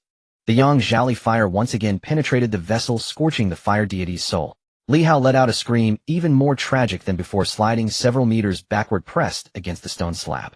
He rolled on the ground, flailing his hands wildly, showing no semblance of a deity. What did you say? Li Hao twisted his face, his voice filled with despair and collapse. I can't understand you. What are you even saying? Spare me. Please spare me. Jiang Yang did not speak further. His fist in the courtyard, the dull sounds of strikes intertwined with the wailing screams. The orange-earth flames on Li Hao began to flicker erratically, his pleas for mercy growing weaker. The collapse of his soul had reached its limit. After receiving another heavy punch from Jiang Yang, Li Hao slumped to the ground. He gasped heavily, his eyes fixed on Jiang Yang, no longer filled with fear, but transformed into a resentment born from despair. It's all your fault. Li Hao's voice became hoarse, thick with unwillingness and hatred trickling out intermittently from his throat. If it weren't for you stopping that woman from feeding me medicine for 2 whole months, lacking the necessary preparations, plus the ceremony was rushed, my consciousness and this vessel's integration was incomplete, my strength reduced to 1/10. Otherwise, how could a mere ant from the mortal realm press me to this extent? His body began to convulse violently, the orange-earth flames in his eyes rapidly extinguishing. In the final moment before his last shred of consciousness vanished, Li Hao shouted at Jiang Yang with all his might. You destroyed my foundation. In the next moment, Jiang Yang's fist fell again, completely interrupting his words. What, you and I just incoherent ramblings, die already. Jiang Yang could tell what the other was about to say. It was just a curse or something similar. Although Jiang Yang didn't believe in such things, he wasn't foolish enough to let anyone do it. This punch completely scattered Li Hao's last flicker of flame. The scorching heat enveloping him instantly vanished, and the deity's presence was forcefully stripped away. The frail vessel of the middle schooler lost all support, his head tilted to the side, and he slumped down onto the cold stone slab, falling into complete tranquility. In the back courtyard of the Duan temple, only Jiang Yang remained standing, the transparent flames still quietly burning on his body. The backyard of Duan and temple fell completely silent. With Jiang Yang's mind gathering, the floating Yang Zhali fire slowly dissipated. The surrounding distorted air gradually returned to normal. Jiang Yang exhaled deeply, preparing to walk over and help Li Hao up. However, after taking just 2 steps forward, the sight before him made him stop again. Jiang Yang's gaze fell upon Li Hao's abdomen. Li Hao lay flat on the ground, and suddenly his stomach began to convulse violently. Initially, there was just a small bulge, as if a living creature the size of a fist had been swallowed into his stomach. Immediately, that bulge began to wildly thrash and struggle beneath the skin of his abdomen. The skin stretched so thin that the blood vessels underneath could be clearly seen, tugging violently. Jiang Yang's expression instantly turned cold, his muscles instinctively tightening again. SSSS, a tearing sound echoed. Li Hao's abdomen was forcefully torn open from above, the navel blood gushing forth once again, staining the bluestone slabs red. As the abdomen split open, intestines and stomach fluid slid out onto the ground.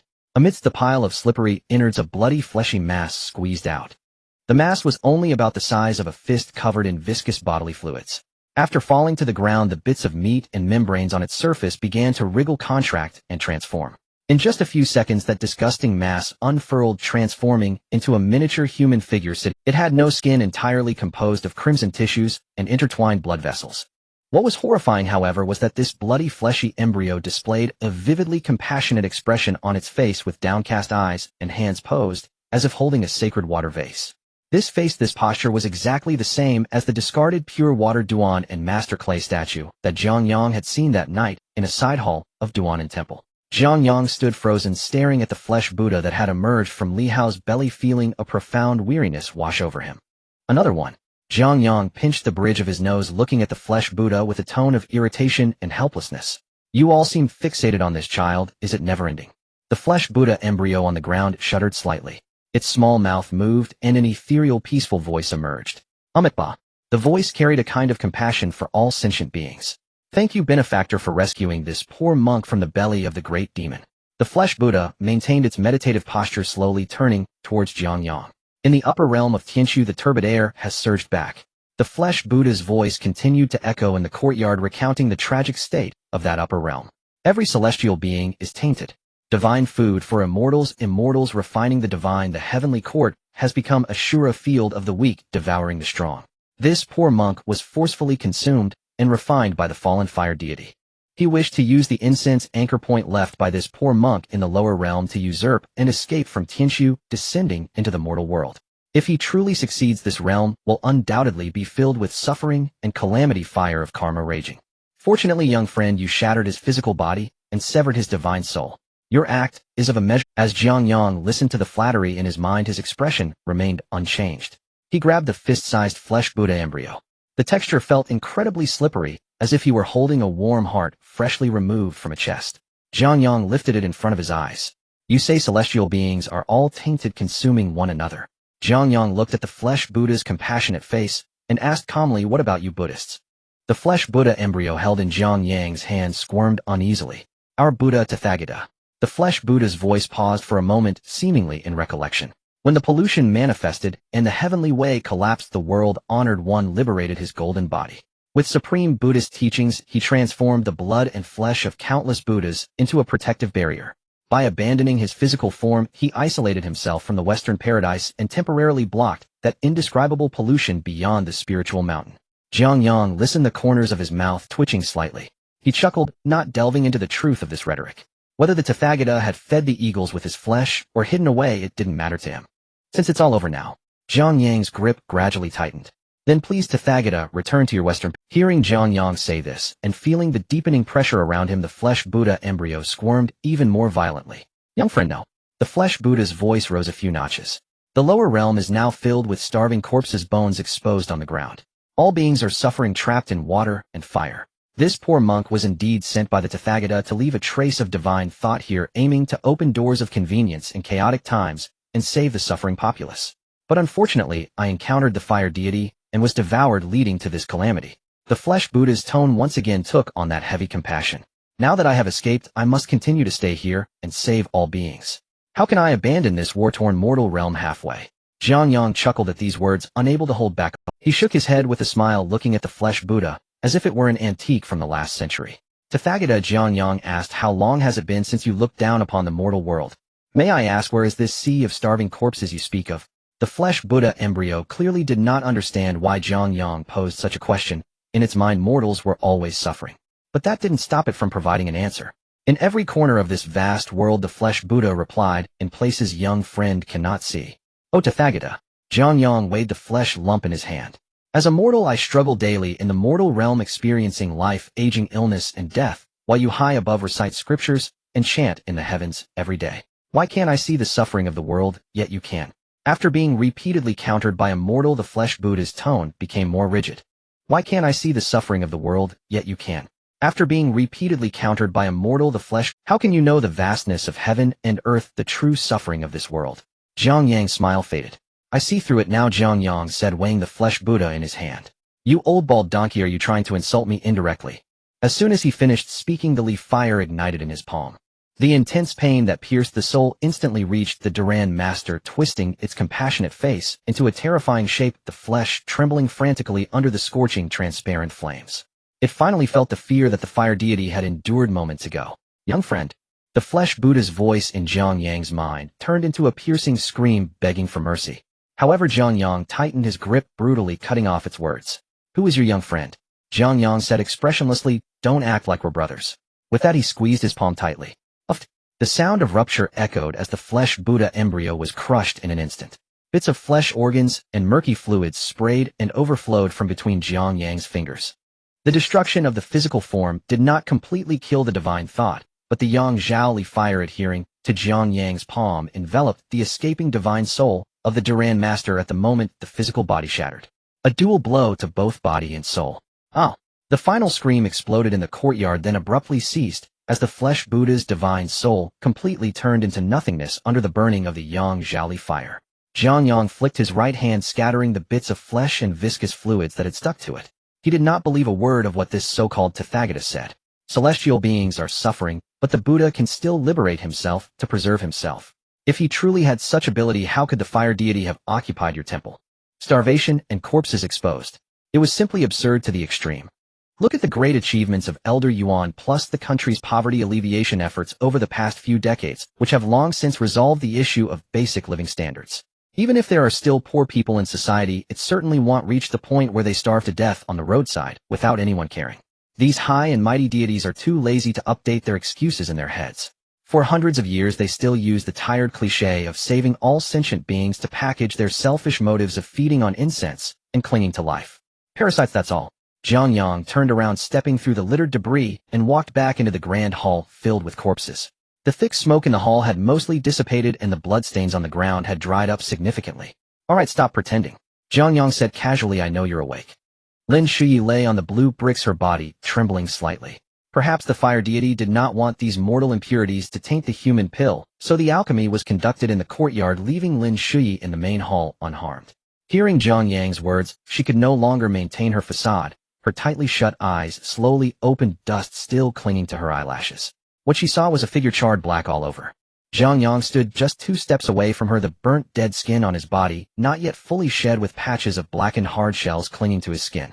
With his movements, the pink new skin beneath the black would intermittently become visible. Lin Shuyi looked at Jiang Yang with a complex expression. In truth, she had already awakened, having witnessed the battle between Jiang Yang and the being that occupied Li Hao's body, right up to that terrifying flesh Buddha that emerged from Li Hao's belly. She heard everything and saw it all through the ruined main hall. The world-honored figure she revered turned out to be a man-eating monster, and the piety she once took pride in had led her to personally send her own son to the altar, transforming him into a vessel for the monster's birth. Lin Shuyi's mind buzzed. She recalled a few months ago when Jiang Yang told her, I am the blessed messenger protecting my fellow practitioners in this age of decline. It turned out Jiang Yang really hadn't lied to her, it was just that she had been too stubborn to realize. I was truly wrong. Tears unexpectedly streamed down Lin Shuyi's face, washing away the dust on her cheeks, and leaving 2 clear tear streaks. She turned her head, following the direction of the large hole smashed through the side of the main hall, gazing into the backyard. Sunlight fell upon the bluestone slabs in the yard. Li Hao lay quietly there, his upper body bare, the skin of his abdomen pale and turned outward. Although Jiang Yang had simply wrapped his belly with a gray monk's robe, it was still possible to see the murky bodily fluids mixed with blood flowing out along the edges of the fabric. That was the child she had carried for 10 months. All of this was thanks to her. Suddenly Lin Shuyi felt an unexpected surge of strength. She pushed against the ground and unsteadily got to her knees, heading towards the hole where Li Hao's body lay, and knelt straight down. Bang! Lin Shuyi's forehead struck heavily against the blue bricks. How? She raised her head and knocked it down again. Bang! Her forehead instantly broke, the skin, blood seeping out. She was oblivious to the pain continuously knocking her head, tears and mucus mixing together, her mouth emitting incoherent cries of anguish. Mom was wrong. Mom was truly wrong. Mom shouldn't have given you that medicine, shouldn't have brought you to this cursed place. It was Mom who harmed you. Mom personally killed you. Each apology was heart-wrenching, an outpouring of a mother's extreme remorse after her faith had completely shattered and she witnessed her son die tragically. Jiang Yang stood by, coldly watching the scene unfold before him. He looked on as Lin Shuyi battered her forehead until it was bloodied, without a trace of emotion on his face. Now she realizes her mistake. Where was this realization before? I have already given you a chance, Jiang Yang spoke. Upon hearing his voice, Lin Shuyi's actions of knocking her head finally halted. She placed her hands on the ground, slowly shifting her knees, turning to face Jiang Yang's eyes, which held no. Lin Shuyi was originally a high-ranking executive, usually taking great care of her appearance with a beautiful face. At this moment her hair was disheveled, blood flowing from her forehead, and her face was covered in tears resembling a rain-soaked pear blossom, as she knelt on the ground looking up at others. This appearance easily evoked sympathy and pity from onlookers. But in Jiang Yang's eyes there was only disgust. He took a step forward, reaching out his right hand, gripping Lin Shuyi's neck, as if lifting a chick, dragging her up from the ground, and pulling her before him. Lin Shuyi was forced to rise on her toes. The large hand gripping her neck, like an iron clamp, brought a clear sense of suffocation. She felt the meaning of death. When truly facing death, no one can remain calm, and she was no exception. Lin Shuyi instinctively grasped Jiang Yang's arm, her legs weakening. She looked at Jiang Yang's face covered in charred dead skin, shaking her head like a rattle drum. Jiang Yang. Jiang the messenger. Lin Shui squeezed out her voice, gasping for breath. I really know I was wrong. Please. You really know you were wrong. Jiang Yang repeated her words, his tone devoid of emotion. Lin Shui, like grasping the last straw of salvation, nodded vigorously, tears streaming down once more. I know. I really know. Suddenly she felt the iron grip on her neck loosen. Jiang Yang with Lin Shui's legs gave way and she fell to the ground, clutching her neck and coughing violently. She looked up to see Jiang Yang's lips slightly curve upwards, revealing a semblance of a comforting smile. It's good that you know your mistake, Jiang Yang said. Upon hearing this, Lin Shui exhaled a long breath. As long as she didn't die, as long as she could still live. She quickly followed Jiang Yang's words, eagerly reassuring and promising, I will definitely change. Jiang Yang, you must believe me. Lin Shui tilted her head back. I'll sell the house when I go back, and in the second half of my life I will eat vegetarian and chant Buddha, doing more good deeds. I will donate all my money to atone for my mistakes, to accumulate virtue for Hao Hao. Jiang Yang said nothing. He looked at Lin Shui, who was sitting on the ground, and slowly bent down. Jiang Yang extended his hand, making gentle movements, gently wiping away the tear stains at the corners of Lin Shui's eyes, and pushing aside her disheveled hair that was stuck to her forehead with sweat and blood, tucking it behind her ears strand by strand. Finally, Jiang Yang's hands landed on Lin Shui's shoulders, meticulously smoothing out her wrinkled professional coat, tidying up the creases at the collar. Lin Shui was somewhat at a loss with Jiang Yang's series of actions. She stared blankly at Jiang Yang, who was so close. Although this young man was charred black and reeked of blood, the care in his movements created a false impression in her mind. A faint blush even crept onto Lin Shui's face as she thought of Jiang Yang's earlier behavior, her heart beginning to stir. Just as she was about to speak again, Jiang Yang finished tidying her collar, resting his hands on her shoulders, his voice still calm, even carrying a hint of sentiment. If you had not realized your mistake, I truly wouldn't know how to arrange things. After all, I can't let you go down again to harm him. Lin Shui froze for a moment. Jiang Yang's tone remained unchanged, but fortunately you realize your mistakes now, so I can rest easy. I hope that when you get to the other side you fulfill your responsibilities as a mother. Lin Shui suddenly raised her head, her pupils dilating in disbelief as she looked at Jiang Yang. This gaze became the last one she would ever see in this world. After everything was done, Jiang Yang looked up at the couplets beside the statue in the main hall. The first line, delivering compassion to the world with marvelous teachings. The second line, bringing peace to people, certifying Bodhi. The horizontal inscription, universally saving all beings. Looking at the devastation around him, Jiang Yang could only find it laughable. Letting out a long sigh, Jiang Yang felt an overwhelming fatigue. He returned to the backyard and dug out a deep pit large enough for 2 people. Returning to the main hall, he lifted Lin Shui's corpse with one hand and placed it gently at the bottom of the pit. Then he walked to the center of the yard, moving with great care, bending down to pick up Li Hao's corpse. Jiang Yang carried Li Hao to the edge of the pit and gently jumped down. He laid Li Hao beside Lin Shui, thought for a moment, then reached out to pull Lin Shui's stiff arm, allowing Li Hao's head to rest in the crook of her arm, letting the child snuggle into his mother's embrace. From Jiang Yang's perspective, Li Hao's face, twisted in pain, seemed to slightly lift at the corners of his mouth in the shadow of that moment, as if he had finally received a normal embrace from his mother. Jiang Yang climbed out of the pit and began to bury them. The soil covered their bodies, hiding their faces until the entire pit was filled. Jiang Yang compacted the soil mound, forming a small grave. After completing all this, Jiang Yang walked to the dirt mound, leaned against the earth, and casually sat down, resting against the grave mound. The sunlight shone down on him. Jiang Yang lowered his head, slowly picking at the charred black skin on his arm with his fingers. Thud! A piece of charred hard shell was pried off, falling to the ground, and revealing the pink new flesh beneath. As Jiang Yang continued to peel off dead skin, he gazed at the empty yard ahead, speaking softly. Little Haozi, it was my fault for coming late, making you suffer. Mom also knows she was wrong, and she will love you properly from now on. Please forgive her, okay? There was no response from the surroundings, only the sound of the wind rustling through the barren mountains and trees. Jiang Yang himself did not understand why he ultimately killed Lin Shui. She had clearly repented. That outpouring of true feelings did not seem feigned. However, when Jiang Yang closed his eyes, the image of Li Hao enduring suffering filled his mind. Then, thinking of the instigator of all this, who merely needed to knock her head a few times, shed some tears, and say something as light as, I know I was wrong, I will change in the future, to completely let go of it all in a few years, or even a decade. Jiang Yang constantly questioned himself inwardly, could he truly forgive? He pried off the last piece of charred skin stuck to the back of his hand, and crushed it between his fingertips. The only conclusion he reached was 3 words. Impossible. Outside the walls of Duan Temple, in a thicket on the distant mountain, a figure clad in a full set of camouflage gear was hidden among the dense foliage. He lay flat like a gecko holding a pair of binoculars, the lens focused on the dilapidated backyard of Duan Temple. Through the high-powered lens, he overlooked the courtyard strewn with charred remains, witnessing the horrific scene inside the main hall.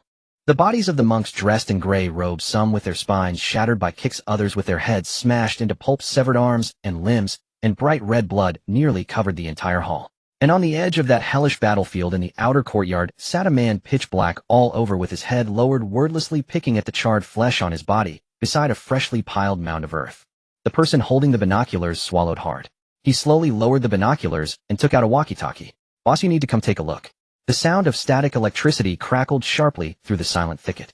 The bundle of camouflage gear nestled within shuddered violently. Chi Lu fumbled to press the tactical intercom hanging on his chest, turning the volume knob down to the lowest setting. A rough, irritable voice came through, laced with frustration. "Shao Chi, I'm not criticizing you, but you are one of my soldiers. I just asked you to scout ahead, and you can't even muster the courage to move. Hiding like a turtle here. When we return to the team, where will I place my dignity?" Faced with his superior's scathing reprimand, Chi Lu felt no shame in being chastised. His face, hidden beneath the camouflage paint, twitched slightly as he pouted. "Boss." Chi's voice was low and tremulous. "How about you come take a look yourself?" There was a 2-second silence on the other end of the intercom. Then 2 crisp words came through. "Wait." The static noise cut off. 1 kilometer away from Duan Temple, at a dirt fork in the road, under the blazing sun, a black SUV with no license plates stood squarely in the middle of the road. Lu Jian, dressed in a black combat uniform devoid of any insignia, was pulling out a roll of yellow and black caution tape from the trunk. He worked swiftly, wrapping the tape around 2 large trees at the fork. Bold letters printed on it read, "Military exercise, no entry." After securing the tape, Lu Jian brushed off the dust from his hands and glanced at the dirt road leading into the depths of the forest. "Damn it." Lu Jian spat on the ground and mumbled, "A rundown temple built in a hollow with a few monks chanting. How could that kid be scared to this extent?" He tightened his tactical vest, pulled out a sidearm from his thigh holster chambered around, and then put it back in. He strode purposefully towards Chi's position. Their small team belonged to the 7th District, the outsourced department of the 7th District. It was an awkward designation. In this country, the 7th District was the only official agency with the legal authority and capability to handle supernatural contamination incidents. However, the problem was that there were too few awakened individuals in the district. Each investigator with extraordinary abilities was crucial for ultimately dealing with supernatural events. It wouldn't be practical to send these valuable agents out every time a hint of the supernatural appeared, or when some rural farmer reported seeing a ghost. That was unrealistic and too costly. Thus, an efficient screening process was developed. The most elite veterans were drawn from various military districts to form an advance team. When encountering suspected spiritual energy fluctuations, the advance team would be the first to enter the scene, responsible for 2 tasks: perimeter security and initial visual inspection. If confirmed false, they would withdraw. If confirmed true, they would measure the contamination level and call for awakened support from headquarters, then leave the rest to fate. That was their job. This time, the 7th District headquarters detected unusual spiritual energy fluctuations at the location of Duan Temple. The initial assessment deemed the level low. It was highly likely that some obscure cult was engaging in some sort of live sacrifice ritual. Lu Jian had seen plenty of such things over the past 2 years. It was just a matter of going in to capture a few shady cultists and cleaning up afterward. Lu Jian crouched low, swiftly moving through the woods with utmost stealth thanks to his professional tactical training, making no sound on the dry branches and leaves beneath his feet. Soon he arrived at Chi's location. Lu Jian approached, quietly spotting Chi Lu hidden among the bushes. The kid was clad in that heavy camouflage gear, squatting with his rear stuck up, like a giant green caterpillar, holding a high-powered military binocular. He took a glance, immediately put it down, took a deep breath, then raised it again to take another look. Quickly lowered it once more, his face scrunched up in distress, occasionally making a tisk-tisk sound. Next to a large tree, there was a sizable puddle of yellow and white mixed vomit, reeking with a nauseating sour smell, with remnants of breakfast noodles barely visible. Lu Jian furrowed his brow. What on earth is going on? He silently crept up behind Chi Lu, reaching out to give a firm slap on the protruding rear. What are you looking at? Have you lost your mind? The next second, a heavy, hard plastic-wrapped, high-powered tactical binocular smacked right into Lu Jian's face. Lu Jian. Pain shot through his nose as if it were about to crack, and tears suddenly streamed uncontrollably down his face. Ouch. Boss. Chi Lu, seeing the newcomer, was startled. You scare me to death. How can you walk without making a sound? As Chi Lu spoke, the mixed odor of food and gastric acid, like a biochemical weapon, wafted directly into Lu Jian's face. Lu Jian covered his souring nose, suppressing the urge to punch the kid, waving his hand in front of his nose disdainfully, his brow knitted tightly. Damn it, Lu Jian muttered under his breath, grabbing the fallen high-powered binocular beside him. With your mental fortitude, you might as well report and retire early. No need to stay in this line of work. You're simply embarrassing me. Lu Jian wiped away the tears that had been knocked out by the impact with his sleeve and began his veteran lecture from a superior position. Puking at the sight of blood like this. You should know I was one of the first combat troops to participate in peacekeeping operations on the Syrian front line. Lu Jian's voice carried a hint of pride. I was someone who had actually rolled through a meat grinder. At the sight of a car bomb explosion, I personally sifted through the rubble to recover my comrades' remains piece by piece. In villages massacred by extremists, the blood flowed so much that it could soak through the soles of your shoes. What bloody scenes in this world haven't I witnessed? How tragic could a cult engaging in superstitions at a rundown temple be? Can it compare to the Hell's Cape bombarded by modern weaponry? A hopeless case. With that, Lu Jian ignored Chi-less rebuttals, adjusted his tactical breathing, and raised the high-powered binocular to his eyes. His fingers turned the focus knob. Instantly his line of sight soared over the high courtyard walls, piercing through the canopy that blocked his view. The scene in the backyard of Duan Temple flooded into his view unabashedly. 1 second, 2 seconds, 3 seconds. Lu Jian held the binoculars up, frozen in his stance, as if he had turned into a stone statue. He remained motionless. Gulp. A sudden sound of swallowing echoed through the quiet thicket. Lu Jian silently lowered the binoculars, his broad shoulders trembling uncontrollably. Suddenly Lu Jian felt a light pat on his shoulder. He mechanically turned his head. Chi Lu was squatting beside him, his eyes filled with understanding and sympathy. He said nothing, merely pointed silently to the other side. There, under a large tree, was a small pit, thoughtfully dug.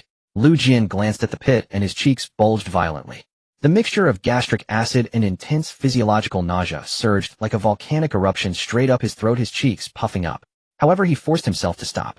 Lu Jian gritted his teeth, his expression contorting. Amid a wave of disturbing convulsions, he made a tremendously heavy, swallowing motion, his Adam's apple rolling violently. Gulp. He forcibly swallowed back the vomit that had surged up to his throat. Chi-less eyes widened in shock. He looked at Lu Jian, his gaze shifting from sympathy to extreme shock and admiration in an instant. Chi Lu retracted his hand, pointing at the tree pit, giving Lu Jian a thumbs up. You really are something, boss. Chi-less voice dropped, filled with sincere admiration. He turned to look at Chi-less raised thumb. Facial muscles stiffly twitched a few times, forcing out a smile that was uglier than crying. Report to headquarters. We need awakened support. Received. Chi Lu wasted no time, swiftly pulling out a communication device linked directly to headquarters from his tactical vest. He quickly pressed the red emergency call button while using his other hand to vigorously wave in front of his nose, muttering quietly. It stinks so much. Lu Jian. In the backyard of Duan Temple, the sun slants to the west, and Jiang Yang stands by the well, washing his body with the icy cold water. The charred, hardened dead skin peeled away, revealing the fresh, pale flesh underneath. Having just undergone the reshaping of extreme yang energy and blood, his muscular lines appeared unexaggerated, yet each inch contained explosive power capable of tearing through steel. Jiang Yang casually tore a relatively clean gray monk robe from the body of a headless monk corpse in the hall and draped it over himself to cover his strong physique. He lifted his head and looked outside the courtyard wall. His originally departing footsteps suddenly halted.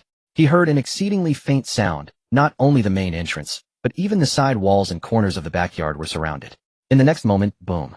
The heavy wooden door of Duan Temple was blasted open by a directed explosion. Amidst the flying wood chips, a dozen fully armed soldiers clad in pure black special operations uniforms poured in from both sides, moving with extreme speed and precision without any hesitation.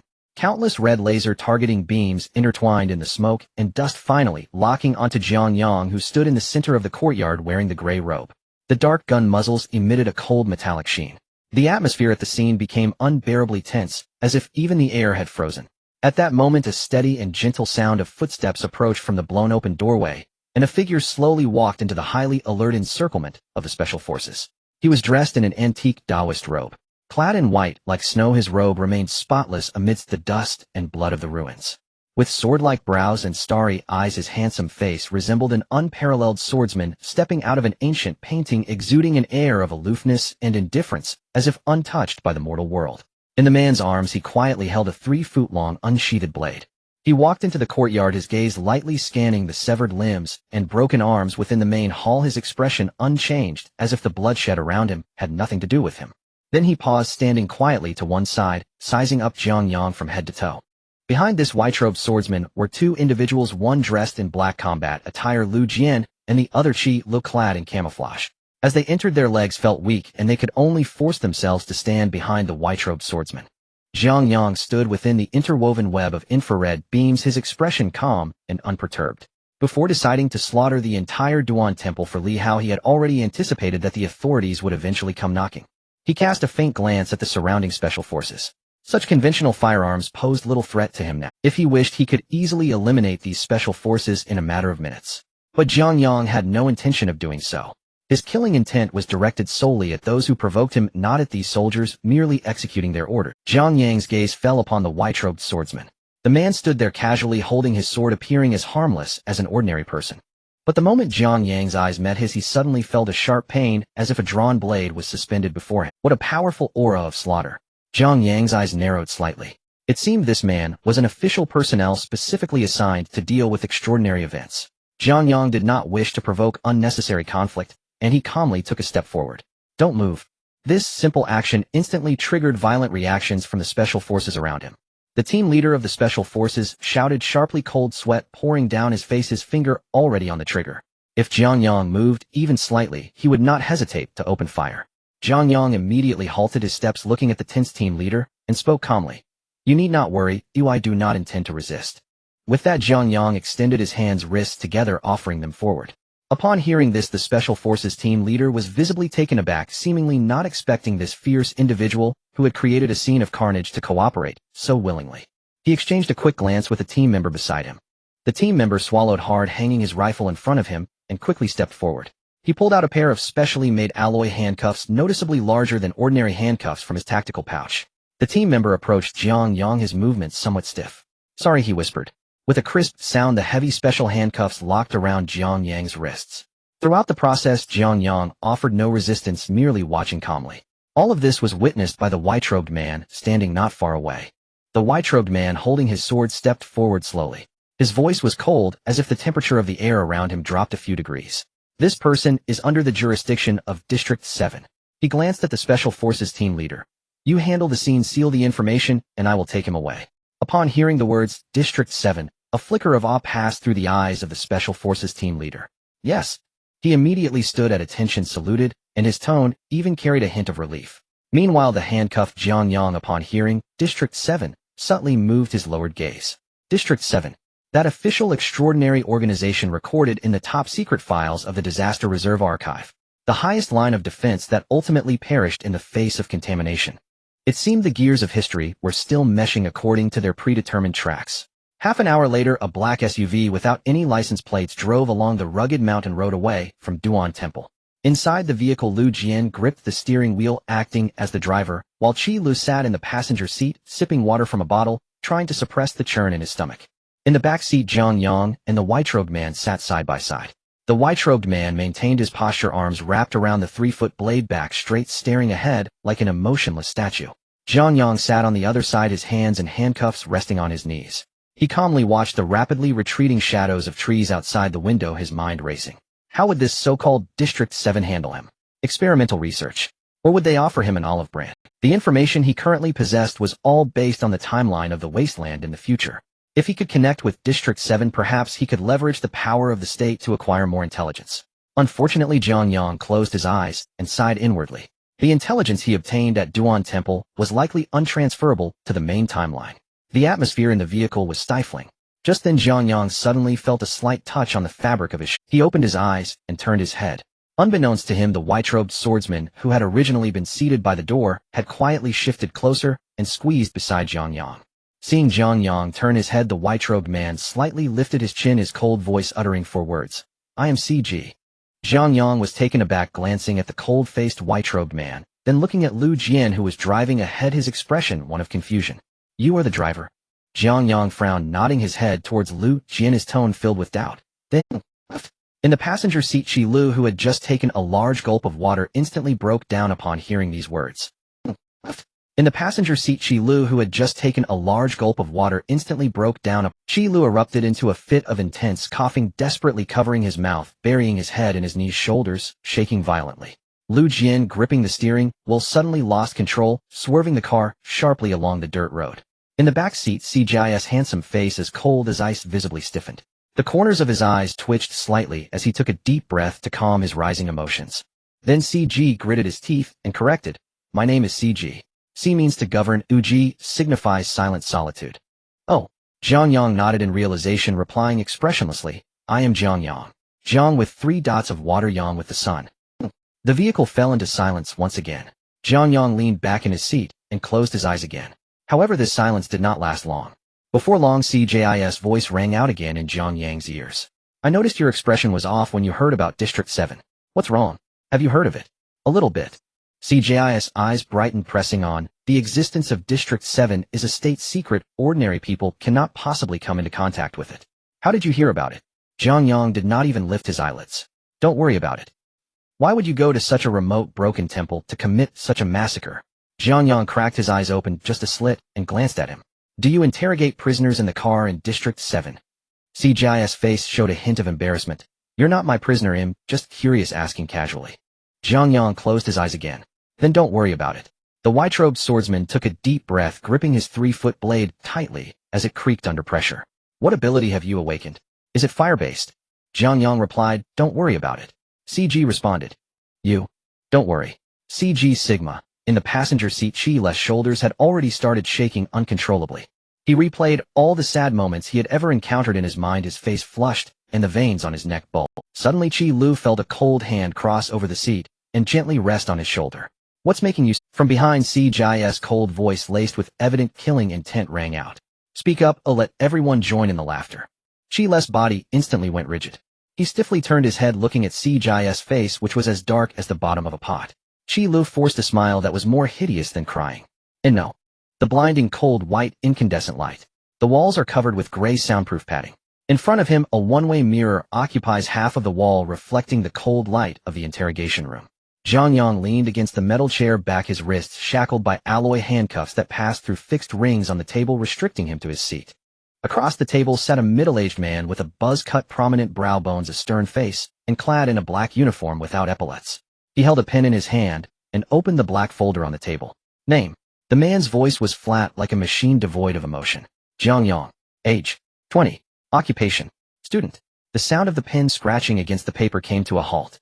The middle-aged man raised his head, his sharp eyes locking onto Jiang Yang, revealing a hint of peculiarity. The man closed the folder and tapped his fingers on the table twice. "How did you come into contact with these supernatural events?" Jiang Yang maintained a calm expression while looking at the man across from him. On his way here, he had already rehearsed a response in his mind. He then recounted the events involving Lin Shuyi and Li Hao from beginning to end, deliberately vague about how he discovered and encountered them, attributing it to an accidental finding during his upbringing. The middle-aged man listened quietly. He gazed into Jiang Yang's eyes, attempting to find a trace of panic or deceit, but found nothing. The man remained silent for a long time, sighed, and lowered his gaze to another file on the table. "I know about the fire incident a few months ago." The man slowly spoke. "At that time, the district did indeed capture fluctuations from that area. We also dispatched personnel to investigate the scene. However, that surge of spiritual energy lasted only for a moment, faint enough to be almost negligible.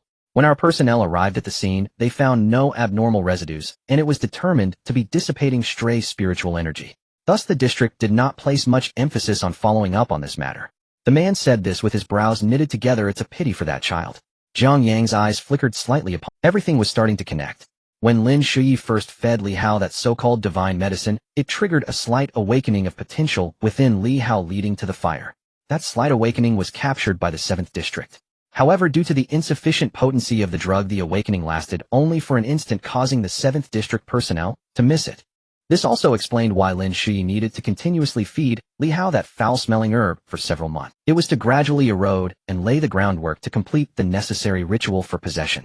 Seeing Jiang Yang sitting silently in his chair, the middle-aged man cleared his throat and brought the topic back on track. He pulled out a photograph from the folder and pushed it in front of Jiang Yang. The photo was a close-up of Lin Shuyi's corpse lying in a pit. The deaths of those monks in the temple can be understood as your justified defense during an emergency or excessive violence in the act of saving someone. The preliminary conclusion provided by the forensic expert: she died from having her cervical spine forcibly broken by someone with immense strength. The only force at the scene that aligns with this method of killing is yours. Can you explain? Jiang Yang lowered his eyelids and glanced at the photo on the table where Lin Shuyi's face bore the remnants of shock from her last moment alive. She was contaminated. Jiang Yang stated softly. The middle-aged man suddenly sat up straight, the chair legs screeching against the floor, his expression changing as an obvious alertness flashed across his previously stern face. Contaminated. The man frowned, his tone becoming sharp. How does an ordinary student know that term? Jiang Yang watched the man's tense reaction, and an idea formed in his mind. He remained composed, his tone still flat. She was seduced by that so-called evil god willing to sacrifice her own son as a vessel. To commit such a monstrous and perverse act, isn't that a form of contamination? As Jiang Yang's use of contamination was merely a colloquial literal interpretation, the middle-aged man's shoulders immediately relaxed. He let out a light breath and leaned back against the chair. Then how did you determine that? The man did not intend to let Jiang Yang off that easily. How do you know Lin Shuyi was willing and not coerced or controlled by some supernatural force like those monks in the temple? Jiang Yang lifted his head. I can sense that she was willing. The man's brow furrowed deeper. Just based on your feelings, you killed her. He stood up, placing his hands on the table, leaning forward, casting a dominating aura over Jiang Yang. The man's voice rose, filled with questioning. Jiang Yang, do you think that because you happen to gain abilities beyond the ordinary, you can arbitrarily decide the life and death of others? The air in the interrogation room became heavy. Jiang Yang sat in the chair, facing the man's fury. Meeting the man's gaze, he responded, I have never decided the life and death of others. Whether it's those monks in the temple or Li Hao's mother Lin Shuyi. Jiang Yang's voice echoed in the empty room, cold and detached. These are all their own choices. After saying this, Jiang Yang closed his mouth and ceased to respond. Seeing Jiang Yang's unyielding demeanor, the middle-aged man found himself at a loss. He sat back down in his chair, pinching the bridge of his nose. Such a rebellious individual devoid of respect for rules is a ticking time bomb in the eyes of any official organization. If he were to be recruited into the 7th District, it could potentially have unpredictable negative impacts on the team's discipline. However, the 7th District is currently in dire need of personnel. Supernatural contamination incidents are frequent, and the few awakened individuals in the district have long been insufficient. This young man, although reckless in his actions, single-handedly toppled a stronghold of an evil god's descent, demonstrating solid combat capability. The man did not inquire about the specifics of Jiang Yang's awakening abilities. According to protocol, if he were to be admitted into the 7th District, there would be a very detailed testing process later. After much deliberation, the man decided to classify Jiang Yang's status as pending and passed this hot potato to his superiors. He closed the black folder on the table. Your preliminary investigation is over. The man stood up, adjusted his clothing. How to handle, you will be notified later. During this time, you need to remain here under control. No leaving without permission. Just as the man picked up the folder and prepared to turn and leave, suddenly the heavy iron door of the interrogation room was pushed open from the outside. An elderly man dressed in a gray Zhongshan suit walked in with his hands clasped behind his back. The old man had graying hair, a slightly stooped figure, and wrinkles on his face that resembled knife marks. He bore no air of a soldier or agent, instead exuding a calmness reminiscent of a teacher. Yet at the moment this seemingly ordinary old man stepped in, the aura of the entire interrogation room transformed. The middle-aged man's expression changed upon seeing the old man. With a snap, he stood straight with his legs together, his right hand raised in a precise military salute. The old man glanced at him and casually waved his hand. His voice was a bit hoarse, yet carried an undeniable authority. This room is now under my command. You may step out and close the door. Yes. The middle-aged man did not hesitate, turning to stride out of the interrogation room. The iron door slammed shut behind him, thoroughly sealing off the space. The old man approached the table and took a seat in the spot where the middle-aged man had been calmly observing the shackled Jiang Yang across the table. After a moment of silence, the old man revealed a serene smile. My name is Wang Mingyang. Let's talk about this. With that, he waved his sleeve, and a pile of special papers appeared on the table out of thin air. The beam of the incandescent light fell upon the metallic surface of the table. A pile of specially made hard paper pieces, their edges yellowed, and even speckled with a few grains of dried soil, emitted a peculiar musty odor characteristic of underground burial. Jiang Yang gazed at these paper pieces, a sigh escaping his heart. Indeed, he had been discovered, which was not so. In this modern society where the web of surveillance is dense and big data monitoring is omnipresent, personal privacy in the face of the national machine is akin to a piece of transparent thin paper. As long as Zone 7 had locked onto his identity, retrieving all his actions from birth until now, they only needed to check the recent months' road surveillance or compare satellite images. His solitary act of running to the suburban wasteland to dig a pit and bury a ceramic jar stood out in the official intelligence networks like a spotlight in the night. What was so strange about finding these diary cards? This is the game rule of the real world. Sitting across from him, Wang Mingyang had his hands clasped on the table, his deep, aging eyes never leaving Jiang Yang's face. He attempted to capture the moment when Jiang Yang's defenses crumbled upon his trump card being revealed. Yet there was nothing. Jiang Yang's tranquility resembled a still pond. Bang bang. Wang Mingyang extended his index finger, bending his knuckle, and tapped twice on the table. The crisp sound echoed in the interrogation room, forcefully pulling Jiang Yang's attention back. Aren't you going to say something? Wang Mingyang's voice shattered the silence. Who are these cards written for? Jiang Yang leaned back in his chair, looking at the elderly man across from him, offering no response. In the face of this silence, Wang Mingyang was not angered. He leisurely reached out his hand, randomly drawing a card from the pile. Holding it aloft, illuminated by the cold light above, Wang Mingyang read aloud the contents of the paper in a calm and clear tone. July 13th, 2026. Tomorrow is Li Hao's math final exam day. These past 2 months of tutoring have significantly improved Li Hao's problem-solving skills, and his thought process has become more flexible. If he scores over 90 tomorrow, it should be a sure thing. Wang Mingyang paused here, glancing at Jiang Yang. Jiang Yang remained expressionless. The old man returned his gaze to the card and continued reading. As long as he scores this mark, it should satisfy Lin Shuyi. If he maintains this performance, Lin Shuyi won't go mad, and Li Hao should not go astray. With this matter settled, I should shift my focus. I plan to look for information regarding Zone 7. As an official organization hidden in the shadows, I currently have no leads. Perhaps I should actively reveal some of my strength to entice people from Zone 7 to come find me. By the way, if possible, you should take another trip to the archives. Check the records to see how Li Hao ultimately fared. Oh, I am confident it went in a very good direction. And then see if there are any ways to contact Zone 7. It would be much more convenient next time. After finishing the last sentence, Wang Mingyang flipped the card over to show Jiang Yang, revealing the final signature. Your friend Jiang Yang. With his voice falling, the interrogation room sank into silence once more. Wang Mingyang set the card down, leaning slightly forward, staring into Jiang Yang's eyes. The amount of information on this card was enormous, with the motive entirely centered on infiltrating Zone 7. Anyone, when confronted with their deepest hidden secrets being read aloud by officials, would instinctively panic. But Wang Mingyang was disappointed.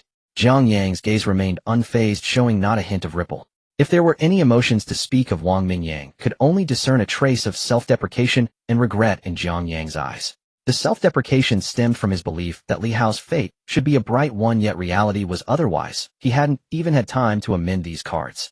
Regrettably, this information could no longer be conveyed to his main timeline self, and next time, he would have to explore everything from the beginning.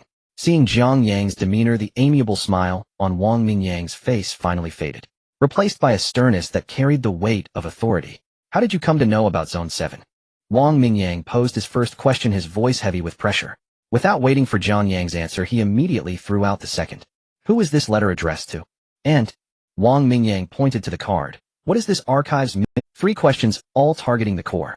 Leaning back in his chair, Wang Mingyang laid down the official cards. Confess honestly. As long as you tell the truth, I can assure you that you will not face any punishment for the indiscriminate killings at Dunante. Not only that, but I will also provide you an opportunity to enter Zone 7, directly granting you official status and protection. A blend of carrot and stick. This was a common interrogation tactic, but coming from the head of Zone 7, it carried a distinctly different weight. Jiang Yang sat in his chair, remaining silent for a while after hearing Wang Mingyang's conditions. Then a slight smile appeared at the corner of Jiang Yang's mouth. He lifted his head, looked directly into Wang Mingyang's eyes, and spoke slowly. I learned about Zone 7 from my dreams. Wang Mingyang's eyelid twitched. Jiang Yang continued, the letter, well, it was written to myself. As for the archives, Jiang Yang leaned back in his chair, his tone flat. They're in Shiping City. You can try looking. 3 answers, all concluded. Wang Mingyang looked at Jiang Yang, his eyes seemingly trying to pierce through Jiang Yang's soul. When someone lies, micro-expressions, pupil dilation, breathing rates, and even muscle tension can betray them. But the facts once again disappointed Wang Mingyang. Jiang Yang's physical signs were stable, and his gaze was steady. There were no traces of deceit. What he said was all the truth. Wang Mingyang fell into contemplation. The first 2 answers, from dreams and to myself, sounded to him more like a perfunctory response with an anti-surveillance consciousness. Split personality, or some delusions brought on by extraordinary abilities. For now, let that be. But the 3rd answer was very specific. Shiping City. Wang Mingyang did not pursue further. He directly pulled out a special communicator from his Zhongshan suit pocket and pressed the call button. Investigate immediately. Wang Mingyang commanded into the communicator, his voice cold and hard. Search within Shiping City for all buildings or locations with archives in their names or those related to archives. Retrieve satellite maps and municipal registration systems. Be quick. After issuing the command, Wang Mingyang placed the communicator on the table, crossing his arms quietly, watching Jiang Yang. Jiang Yang also remained silent, closing his eyes to rest. A silent tug-of-war unfolded in the minute by minute passed. The electric hum of the incandescent light above became the only sound in the room. 10 minutes ticked by. Beep. The communicator lit up with a red light, emitting a notification tone. Wang Mingyang reached out to press the answer key and activated the speaker function. A clear, competent report echoed within the interrogation room. Report. All buildings and regional names within Shiping City have already been screened. The municipal system has no registered official or private independent institution named archives. However, in commercial registration information, we located 3 chain stores named Adventure Archives. Upon hearing this name, Wang Mingyang's gaze instantly sharpened. Jiang Yang's lips twitched slightly. The report from the communicator continued. The field team has conducted a surprise closure of these 3 shops. Upon verification, all 3 are indoor entertainment venues specializing in script killing and escape rooms. The on-site search is complete. All props, documents, and personnel inside showed no abnormal spiritual energy fluctuations. They belong to normal, legally operating stores. The report paused briefly. Aside from these 3 script-killing stores, no other buildings in Shiping City have yielded information about archives, and no similar place names exist in the various administrative districts. Report complete. Wang Mingyang extended his finger, pressing the hang-up button. The communicator's screen went dark. This detailed screening report transformed Jiang Yang's words into a thorough falsehood. A chain script-killing store was the final answer provided by the official intelligence network. Wang Mingyang retracted his hand. He looked at Jiang Yang, who still had his eyes closed, his patience finally worn thin. Since you are so uncooperative. Wang Mingyang's voice turned frigid, devoid of the previous kindness, revealing the true ruthlessness of the official machine. Then you can only be taken to the prison in Zone 7 for now. He stood up, looking down at Jiang Yang. This is a special period, and special treatment is necessary. Prepare yourself. In facing those unwilling to speak, highly dangerous individuals, there may be a need for punitive measures. Wang Mingyang turned around, walking toward the iron door of the interrogation room. At the moment his hand grasped the doorknob, he paused slightly, turning his head to leave his final ultimatum. If you have anything to add before this, please do so quickly. Otherwise, you will face grave consequences. In the vast northwest, the sky is filled with yellow sand, and the sun blazes fiercely. The twisted heat waves roll across the Gobi Desert, distorting the distant horizon into a hazy glow. Dozens of heavy military vehicles painted in sand camouflage formed a tightly knit diamond-shaped defense array, crushing the hard, stony road as they advanced deep into the desert. At the center of the convoy, 2 heavy armored escort vehicles were fiercely protected in the core position, surrounded by 4 fully armed wheeled armored vehicles. The phased array radar atop the armored vehicle spun rapidly, scanning for any living being within dozens of kilometers without any blind spots. The hatch was open, and the reconnaissance officer wearing tactical windproof goggles leaned halfway out of the vehicle. The sand and wind rustled against their tactical vests, but their fingers remained tightly clenched on the triggers of the mounted machine guns. In the troop carriers following the armored vehicles, fully armed Special Forces soldiers filled the cabins. No one spoke. The guns were hot, and the safeties were off. Should any sound not belonging to the convoy emerge in this desert, these soldiers could leap out of the vehicles and quickly form a fully equipped company with heavy firepower. On the left flank of the convoy, in the driver's cabin of the second armored vehicle, the air conditioning howled. Sitting in the passenger seat, the young Lieutenant Chun Fei gazed at the 2 escort vehicles resembling steel beasts in the rearview mirror, unable to suppress the questions bubbling within him. Old Chin, Chun Fei looked at the driver. What exactly are we escorting this time? 2 months ago, when we escorted the genius by Zishu from the Bai family to Yinjing, we only deployed 3 vehicles and half a platoon of soldiers. Today's arrangement directly involves an enhanced company along with air defense capabilities. The driver, an old soldier known as Old Chin, gripped the steering wheel with both hands, focusing ahead on the sand and dust kicked up by the wheels. He glanced at Chun Fei and replied, "This mission is to escort 2 individuals. One is a severe pollution source in Vehicle 1. A month ago, an incident broke out in Anfu City, where that entity slaughtered 30,000 people overnight, turning the entire southern district into a bloody mire." 30,000 people, Chun Fei gasped. That's not just a number, that's a mountain of corpses. Old Chin continued. To control the situation, the military used thermobaric bombs to cleanse the area, incinerating an entire street, but that entity did not die. Its body completely defied biological norms. In the end, they had no choice but to use liquid nitrogen to forcibly freeze it, cutting it into pieces and placing them into Vehicle 1 for transport to the 7th District headquarters for processing. The cabin fell into a deadly silence. What about Vehicle 2? Chun Fei asked. The one in Vehicle 2 is a person. An ordinary student with no background. Old Sheen glanced at the black escort vehicle. Without a single window, he single-handedly charged into a dilapidated temple beset by an evil god. That evil god, after investigation, was identified as the polluted god of fire. Chun Fei's pupils suddenly constricted. A god, eh? Yes, Old Sheen nodded. And what happened? This god of fire was beaten to death by him. Old Sheen took, but this person has an unknown background and needs to be brought back to the 7th district for investigation. Now do you understand why so many people are involved in the escort? A moment of negligence could turn these two individuals into a ticking time bomb for society. After listening to Old Sheen, Chun Fei silently turned his head to look at the blazing sun outside the window, not daring to ask another question. Meanwhile, inside the fully enclosed cabin of the second escort vehicle, there were no windows and all sides were made of 1-meter-thick explosion-proof alloy with only a cold light-emitting lamp on the ceiling. Jiang Yang sat quietly in the welded metal chair, his hands locked at his waist, with specially made steel shackles that had electric suppression functions, and his feet were also secured with ground locks. His eyes were covered with a thick black anti-magnetic blindfold. Deprived of sight and restricted in movement, Jiang Yang felt the jolts of the vehicle rolling over gravel, breathing steadily. Across from him sat the swordsman CG in white clothing. Unlike his earlier talkative image in the off-road vehicle, CG was now extraordinarily quiet. To him, a clean background, extraordinary individual, was a future colleague with whom he could communicate amicably, but he remained vigilant against any unknown enemies. CG sat upright, his right thumb pressed tightly against the guard of his 3-foot-long sword, his gaze fixed on Jiang Yang. Jiang Yang leaned back in the chair. While he could not see CG's actions, he could distinctly sense the faint yet sharp sword intent in the air, hovering near his throat and heart. He ignored it. Jiang Yang felt surprisingly calm within. He had done everything he could. Lin Shui was dead, the god of fire was extinguished, and the flesh bud hidden within Li Hao had been crushed by his own hands.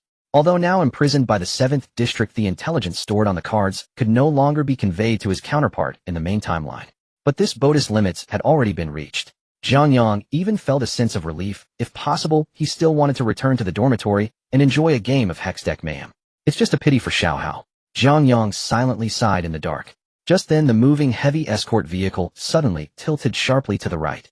The tremendous inertia slammed Jiang Yang's body against the seatbelt.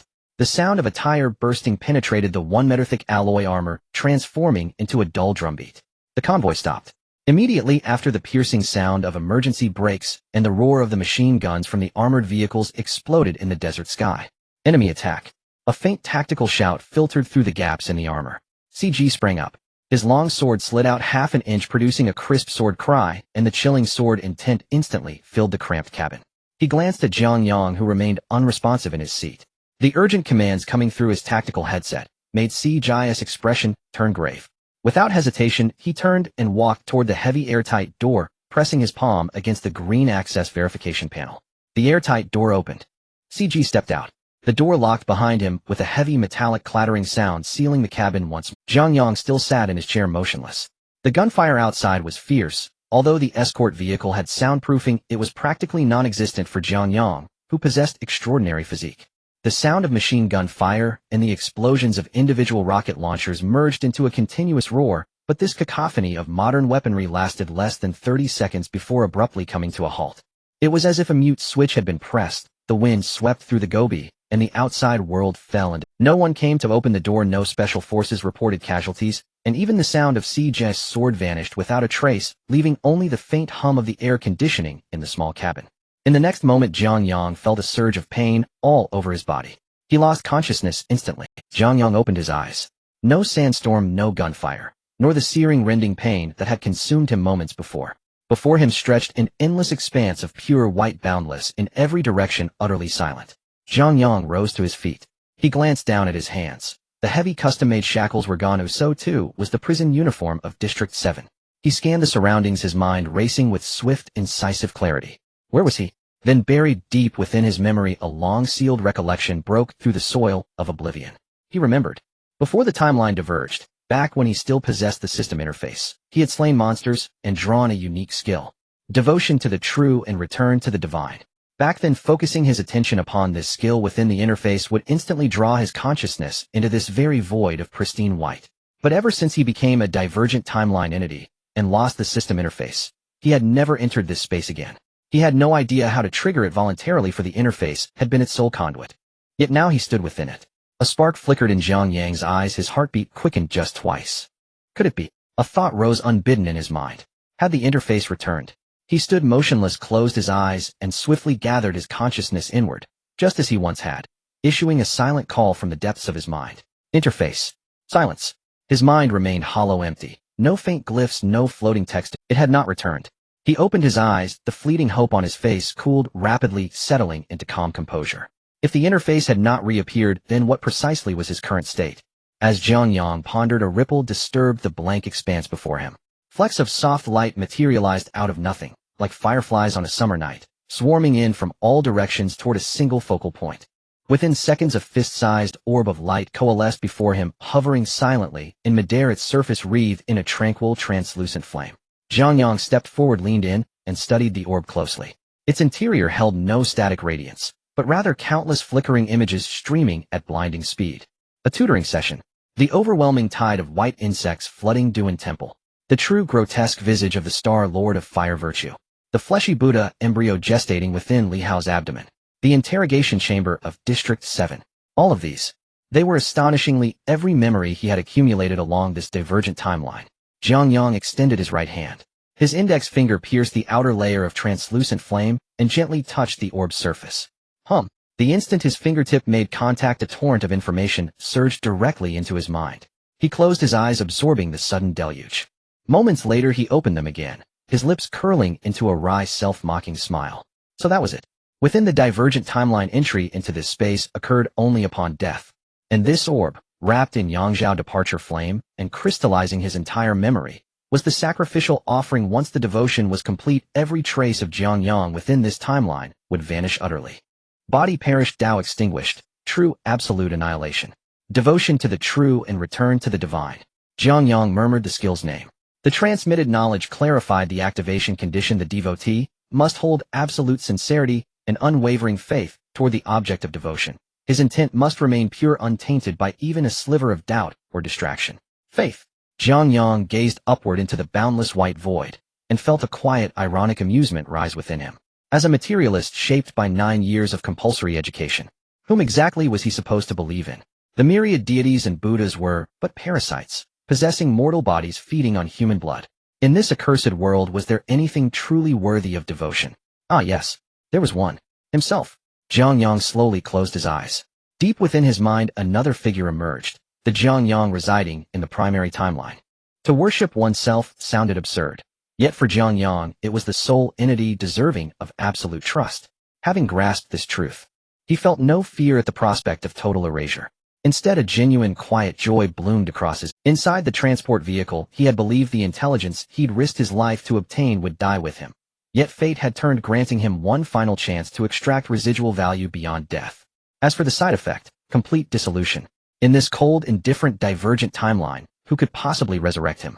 Dead was dead. Erasure was merely erasure. He opened his eyes and gazed steadily at the hovering orb. It was time to leave his last words. Hey, you're listening, right? Jiang Yang cleared his throat, speaking as casually as if leaving a voice message for an old friend. This timeline yielded rich harvests. The full chronicle of the Li Hao incident, including key intelligence on District 7, is all contained herein. Please read it thoroughly. He paused, reflecting on his decisions, many of which left him dissatisfied. My approach may not have been optimal. Once you receive this intelligence, do not feel bound to replicate my methods. Act according to your own judgment. Do not let my reasoning confine yours. Having delivered the essential instructions, Jiang Yang's tone shifted. But, do watch the entire sequence. Especially the chaotic slaughter I unleashed inside Duin Temple. A faint proud curve lifted his lips. This time I think I looked quite impressive. After boasting of his feat, he sighed. Though the ending was admittedly rather undignified. I exploded without warning. Never even glimpsed the face of whoever killed me. You do well to stay vigilant in this damned world. Treacherous methods multiply endlessly. Defenses are perpetually outmaneuvered. As he neared the end, his casual demeanor faded. His expression grew solemn. Once more the image of Li Hao, this promising middle schooler who should have had a bright future, flashed across his mind. Lastly, Jiang Yang fixed his gaze upon the orb, his voice low and grave. If possible, please save Li Hao. Thank you. Having spoken his final words, Jiang Yang took half a step back, stilled his posture, and closed his eyes once more. In the darkness behind his lids, the face of his counterpart from the primary timeline sharpened into vivid clarity. That was his true self, and his divinity. His lips parted slightly. An ancient, desolate liturgy began to resonate softly throughout the white void. Intent reaches the heavens. At the first syllable his toes grew translucent, dissolving into fine motes of light that drifted upward into the void. Heart devotes to the eternal true. His dissolution accelerated. Legs, waist, abdomen, chest, all fading, their luminous particles flowing seamlessly into the memory orb breathed in Yangzhou departure flame. Jiang Yang did not open his eyes. Calmly, he felt his consciousness unravel, felt his very existence being erased from the cosmos. There was no pain, only the serene certainty of fulfilled duty. When the final syllable of the liturgy faded, his form dissolved entirely, vanishing from the space without a trace. In midair, the orb, now saturated with Jiang Yang's entire existential imprint, blazed with intensified radiance. Its Yangzhou departure flame contracted violently, compressing and folding the orb inward. It condensed into a single yellow talisman, faintly glowing crimson. In the next instant, blinding red light erupted, and the talisman shot forth, vanishing into the void. Dreamscape Wasteland. In a dilapidated small house, the air was thick with the scent of mildew. In the center of the room, Jiang Yang slowly opened his eyes, his consciousness gradually returning to his body. In front of his gaze, within the pure white space, a yellow talisman, emitting a faint red glow, was quietly burning. There were no flames, no heat. The talisman disintegrated inch by inch in the air, transforming into scattered starlight before completely merging into this darkened space, dissipating into nothingness. Hiss! Jiang Yang suddenly inhaled sharply. He raised his hands, pressing against his temples, vigorously rubbing his swollen head as torrents of information surged like a flood, forcefully breaking through the gates of his memory. He had acquired all the memories of the Jiang Yang from the branching timeline, but it was not from a godlike perspective. Unlike the perspective we have when watching a movie, this was a direct first-person immersion. All sensations, all emotions, all physiological reactions were forcibly etched into his cerebral cortex at that moment. He personally experienced everything that the branching Jiang Yang had gone through. Seeing Li Hao walk towards a beautiful hope for the first time. The excruciating pain of being gnawed by swarms of white flame bugs, flesh and skin peeling off continuously. The brutality during the massacre. And the numbness at the conclusion. Everything. In this brief moment, Jiang Yang relived several months of life and death as another version of himself. Cold sweat soaked his pajamas, and it took a full 5 minutes to recover. Only then did he regain his composure from the temporal dislocation and sensory confusion. Jiang Yang lowered his hands, gazing at the spot where the talisman had completely vanished. The room returned to a profound silence. He remained silent for a moment. "Thank you for your hard work." Jiang Yang spoke softly, his voice somewhat hoarse in the empty room, as if he were speaking to the air or to himself. "And there's more." Jiang Yang recalled the memory of himself splitting the grotesque flesh of the fire deity in two with a single punch, the corner of his mouth twitching slightly. The scene of slaying a god was indeed impressive. "I admit you are somewhat formidable." This was the best affirmation between men. But soon the smile at the corner of Jiang Yang's mouth faded. "Unfortunately, we both know that we do not wish to kill such a god. While slaying gods was satisfying, it came at the cost of Li Hao being used as a vessel for descent. Jiang Yang would rather not have such achievements built on tragedy." He raised his head, his gaze piercing through the shattered window, looking towards the eternally gloomy sky of the future wasteland. "Rest assured." Jiang Yang's voice was deep, yet carried an undeniable resolve. "Li Hao will definitely survive." A gentle breeze swept through the crack of the door, softly brushing against Jiang Yang. Thanks to the doubled mental strength gained from previous enhancements, this massive and chaotic memory did not overwhelm his rationality, but was quickly organized and categorized by his brain, ultimately transforming into experiences belonging to him. Jiang Yang stroked his chin, pondering within. It seemed that the strategy for distributing future evolution points needed adjustment. He must spend more points to enhance his mental strength. Just this experience from a few months in the branching timeline had caused his brain to feel a significant swelling and burden. His current plan was to continually experiment, which meant that he would diverge into more branching timelines in the future, experiencing more deaths and various desperate situations. With each trial and error, the volume of these return memories would increase geometrically.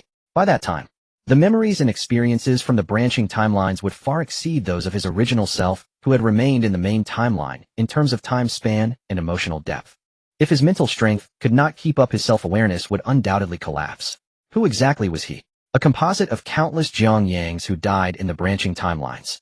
Or was he the Jiang Yang with a golden finger in the main timeline? When false memories overshadow real experiences, one could easily become a madman. Jiang Yang shook his head, cutting off this dangerous philosophical thought. Thinking this much was useless. At least the offering of truth had resolved the deadlock of transmitting information across timelines. Jiang Yang took a deep breath, pulling his consciousness away from the tangled thoughts. "Panel," he silently thought. A faint blue light screen instantly popped up in the dim room. Jiang Yang power rating ordinary evolution points 0, physical strength 13. 5 mental strength 2. 0. Ability offering of Truth Yang illuminating fire evaluation. Congratulations, you have preliminarily stepped into the extraordinary realm. Keep it up. Jiang Yang's gaze quickly scanned the panel. Yang illuminating fire. Jiang Yang abruptly stood up from the wooden bed. How could this be possible? Yang illuminating fire was the ability awakened by the version of himself in the branching timeline at the brink of life and death. That was a product belonging to the branching world.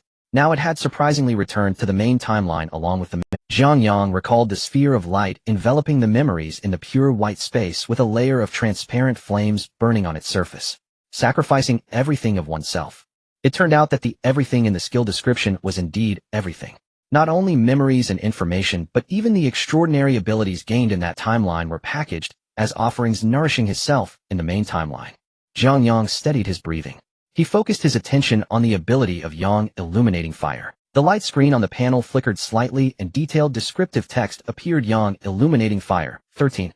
A lower tier true fire of the innate southern Ming Li fire derived from the essence of the midday sun. Mainly dispelling illusions. Scorching the delusional obsessions of the mind. Can be combined with southern Chun Li fire and Zhuke heart flame to transcend into the innate southern Ming Li fire.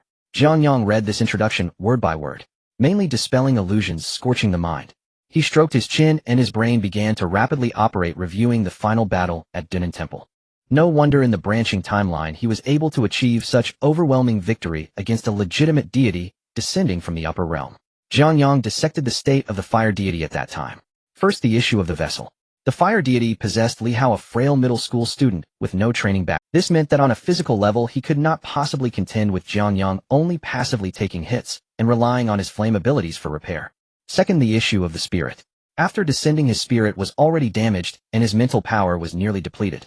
Third, the issue of spiritual power. To refine Jiang Yang, he had expended a considerable amount of spiritual energy, nearly depleting his reserves.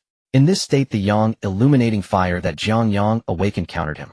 This flame had no temperature, did not burn the body, but targeted the spirit, akin to wielding a weapon that dealt real damage and spell penetration against a low-health, nearly empty blue fragile mage. As long as it touched a bit, that already fragile spirit of the deity would naturally collapse with a single touch. Jiang Yang nodded.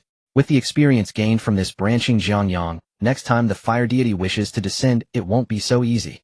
Organizing his thoughts, Jiang Yang turned around and opened the wooden door. Outside lay the dark and vast dreamscape wasteland. He stepped forward. In the dreamscape wasteland, the sky hung low. Jiang Yang stood before the gnarled dead tree. This is the place where he buried the diary card in the real world. Jiang Yang lowered his gaze, fixated on the unremarkable patch of muddy ground beneath his feet, its surface covered with a layer of withered grass swept by the wind and sand showing no signs of having been disturbed. He knelt down, bringing his hands together, and plunged them directly into the hard, dry soil. Crack! The earth flew up. An ordinary person would quickly wear down their nails and skin trying to dig through such hard terrain.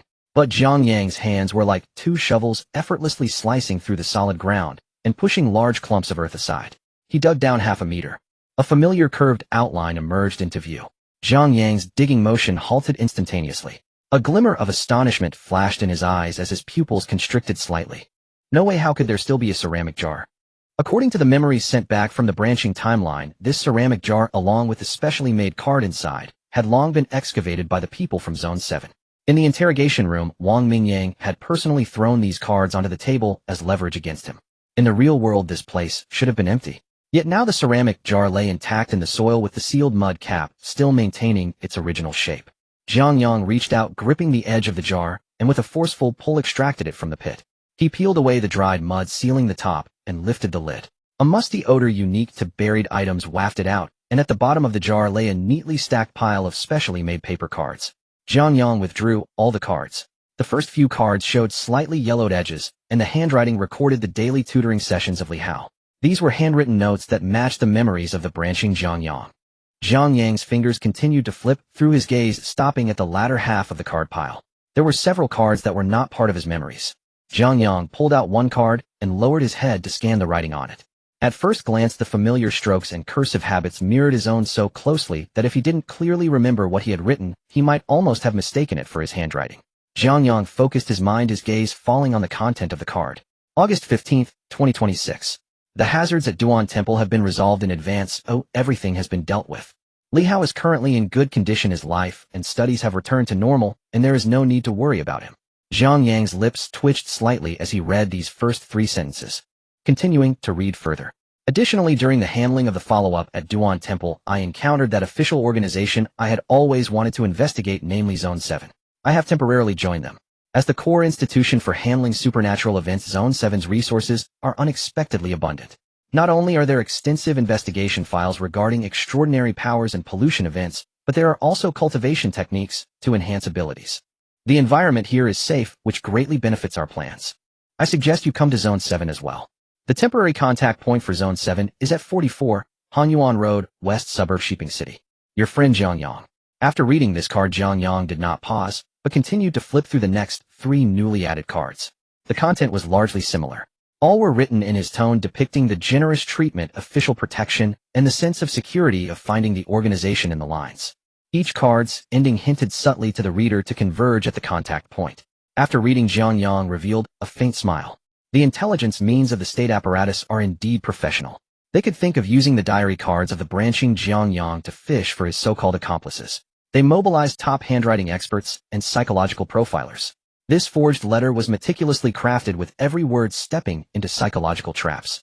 After forging this batch of bait, blend the original cards with the fake ones and bury the ceramic jar back in its original place, even restoring the hardness of the sealing clay. Next should be waiting for the rabbit to come. With this thought, Jiang Yang shifted his gaze from the cards, slowly raising his head. After a moment, his eyes locked onto a withered tree 45 meters away from the pit. The trunk of that tree had a natural hollow perfectly positioned to overlook this place. He focused on that hollow, and sure enough, deep within the crevice, he caught a glimpse of something that did not belong to the wood, a gleam. Upon closer inspection, it turned out to be a rusty pinhole camera covered in a thick layer of dirt. Finding the first one made the rest easier. Soon he discovered more than a dozen concealed pinhole cameras, which formed a comprehensive surveillance network that enveloped the buried spot beneath the crooked tree. The layout of the 7th district was nothing short of perfect. Seamless. Unfortunately, their meticulous calculations overlooked one crucial point. These letters were not addressed to any accomplice, but were written for his future self. Even if he currently lacked the ability to return to the divine, had not received the memories from the branching timeline, and was unaware that he had been captured by Wang Mingyang. As long as he dug out this jar and saw the letter instructing him to report to the contact point in the 7th district, it would be clear. After all, how could I possibly write a letter instructing myself to go somewhere? It seems that the branch Jiang Yang intentionally or unintentionally forged the recipient into a friend, successfully deceiving the 7th district. Jiang Yang's gaze returned to the last forged card in his hand. Then his brow gradually furrowed. There was a detail on it that made him uneasy. The date on this last card was fixed in 2028, just 2 years after he buried the jar in 2026. During these 2 years, the forged cards were updated every few months, attempting to maintain the continuity of communication. However, after 2028, the cards were abruptly cut off. Why? Did the 7th district wait in front of this pit for 2 years, exhausting their patience, concluding that the so-called accomplice mentioned in the letter would never appear, and voluntarily withdraw from this baiting point? Or was it that, at the time point of 2028, something happened in the real world concerning the 7th district? A significant change that left them without the manpower and resources to maintain this peripheral surveillance plan. Jiang Yang could not know. He could only neatly gather the cards and stuff them back into the ceramic jar. Yet this was not the only mystery. He turned his head, looking in the direction he had come from. The dilapidated house where he always found himself upon waking stood quietly. If the diary cards written by the branch Jiang Yang had not been discovered, the existence of this house would be reasonable. It was not surprising to find some illegally built vacation homes deep in the forest. However, once Jiang Yang was discovered, and this place became a surveillance zone for the 7th district, the situation became strange. He did not believe the 7th district would allow anyone to build this house here. Yet the house existed. These mysteries intertwined, becoming increasingly chaotic. No matter how Jiang Yang pondered, there was no reasonable explanation. However, he did not get bogged down in futile introspection. Speculations without clues were meaningless and only wasted energy. All he could do was focus on 2 things. First, to fully enhance himself. The higher his power, the easier it would be for the branch Jiang Yang. Second, to go to the archives, seeking future intelligence to provide the branch Jiang Yang with more information. He was the support for all branch Jiang Yangs. Jiang Yang strolled through the forest before stopping in a relatively open area. "Children, your father has come to find you." A booming wave of sound erupted from his throat with formidable penetration, like a thunderclap exploding in the still air, the immense echo reverberating through the dense forest, crashing against the tree trunks, and spreading out in layers lingering for a long time. Leaves fell in delicate cascades at the sound of his shout. After finishing his call, Jiang Yang stood boldly in the center of the clearing, his arms hanging naturally at his sides, waiting quietly. This was no longer the first time he had stepped into this wasteland, fleeing at the sight of a few deranged individuals. His powerful physical strength now gave him the confidence to face the horde of corpses. As for the mourners capable of launching mental attacks, Jiang Yang was even less afraid. The Yangzhai Li Hua resided within him. This spiritual flame born from the boundary of life and death could attack and defend. Even capable of withstanding the soul refinement of the orthodox deity, the fire deity, the spiritual pollution from mere wasteland monsters could not penetrate this layer of defense. Time passed slowly. Before long, the rustling of fallen leaves began to fill the air, dry branches snapping underfoot, producing crisp breaking sounds. First to arrive were the scattered, deranged individuals wandering the outskirts of the forest. Upon hearing Jiang Yang's provocative shout, they burst forth from the shadows of the trees like sharks, smelling blood, moving wildly. Without making a sound, thick saliva dripping from the corners of their mouths. Soon after, a ghostly green light flickered in the depths of the forest. The massive corpses controlled by the mourners emerged. They did not charge thoughtlessly like the scattered, deranged individuals, but moved in groups resembling a bizarre. The horde of corpses paved the way in front, flanking in a fan shape, tightly guarding the few emaciated and haggard mourners in the center, gradually tightening their encirclement. Jiang Yang surveyed his surroundings. A rough count revealed no less than 100. It's about time. In the next moment, with a thought, the Li Hua enveloped him. With a powerful push from his legs, the ground beneath him exploded into a deep pit. Jiang Yang transformed into a fleeting shadow, plunging headfirst into the dark tide of corpses. The slaughter began. The four deranged individuals at the forefront lunged simultaneously, their hands reaching for Jiang Yang's neck. Jiang Yang had no intention of dodging. His right fist swung up, cutting through the air with a piercing whistle, directly smashing into the face of the deranged individual in front of him. Bang! The skull shattered. The deranged individual's head exploded like a watermelon, the body, without a head, flying backward under the immense impact, toppling the other approaching kindred behind. Jiang Yang swept his left arm horizontally, resembling a steel rod, striking the chests of the other two deranged individuals, their ribs fracturing completely, the sound of their internal organs shattering clear to hear. Simultaneously, the mourners hidden behind the horde unleashed their attack. Invisible mental shrieks pierced through the air like tangible steel needles, penetrating space to stab directly at Jiang Yang's brain. However, the moment these mental spikes touched the layer of transparent flames on Jiang Yang's surface, the Yangzhai Li Hua surged brightly. The mental attack made no progress, being directly burned to nothingness. Jiang Yang felt nothing, his movements not lagging in the slightest. He seized one deranged individual's neck, wielding it as a weapon, and smashed it forcefully into the densely packed corpses. Evolution points 0. 1. Evolution points 0. 1. Evolution points 2. A faint blue panel flickered at the edge of Jiang Yang's vision. With a slight flick of his mind, while killing, he was also gaining the points, transformed into a warm current. Physical strength, add points. Mental strength, add points. Muscle fibers were constantly torn in battle, only to be instantly reassembled under the influence of evolution points, becoming even more resilient and robust, the density of his bones continuously increasing, each collision producing a metallic thud. The neurons in the cerebral cortex were wildly expanded, the swelling sensation caused by absorbing branched memories rapidly replaced by a refreshing clarity. Jiang Yang's punching speed grew faster and faster.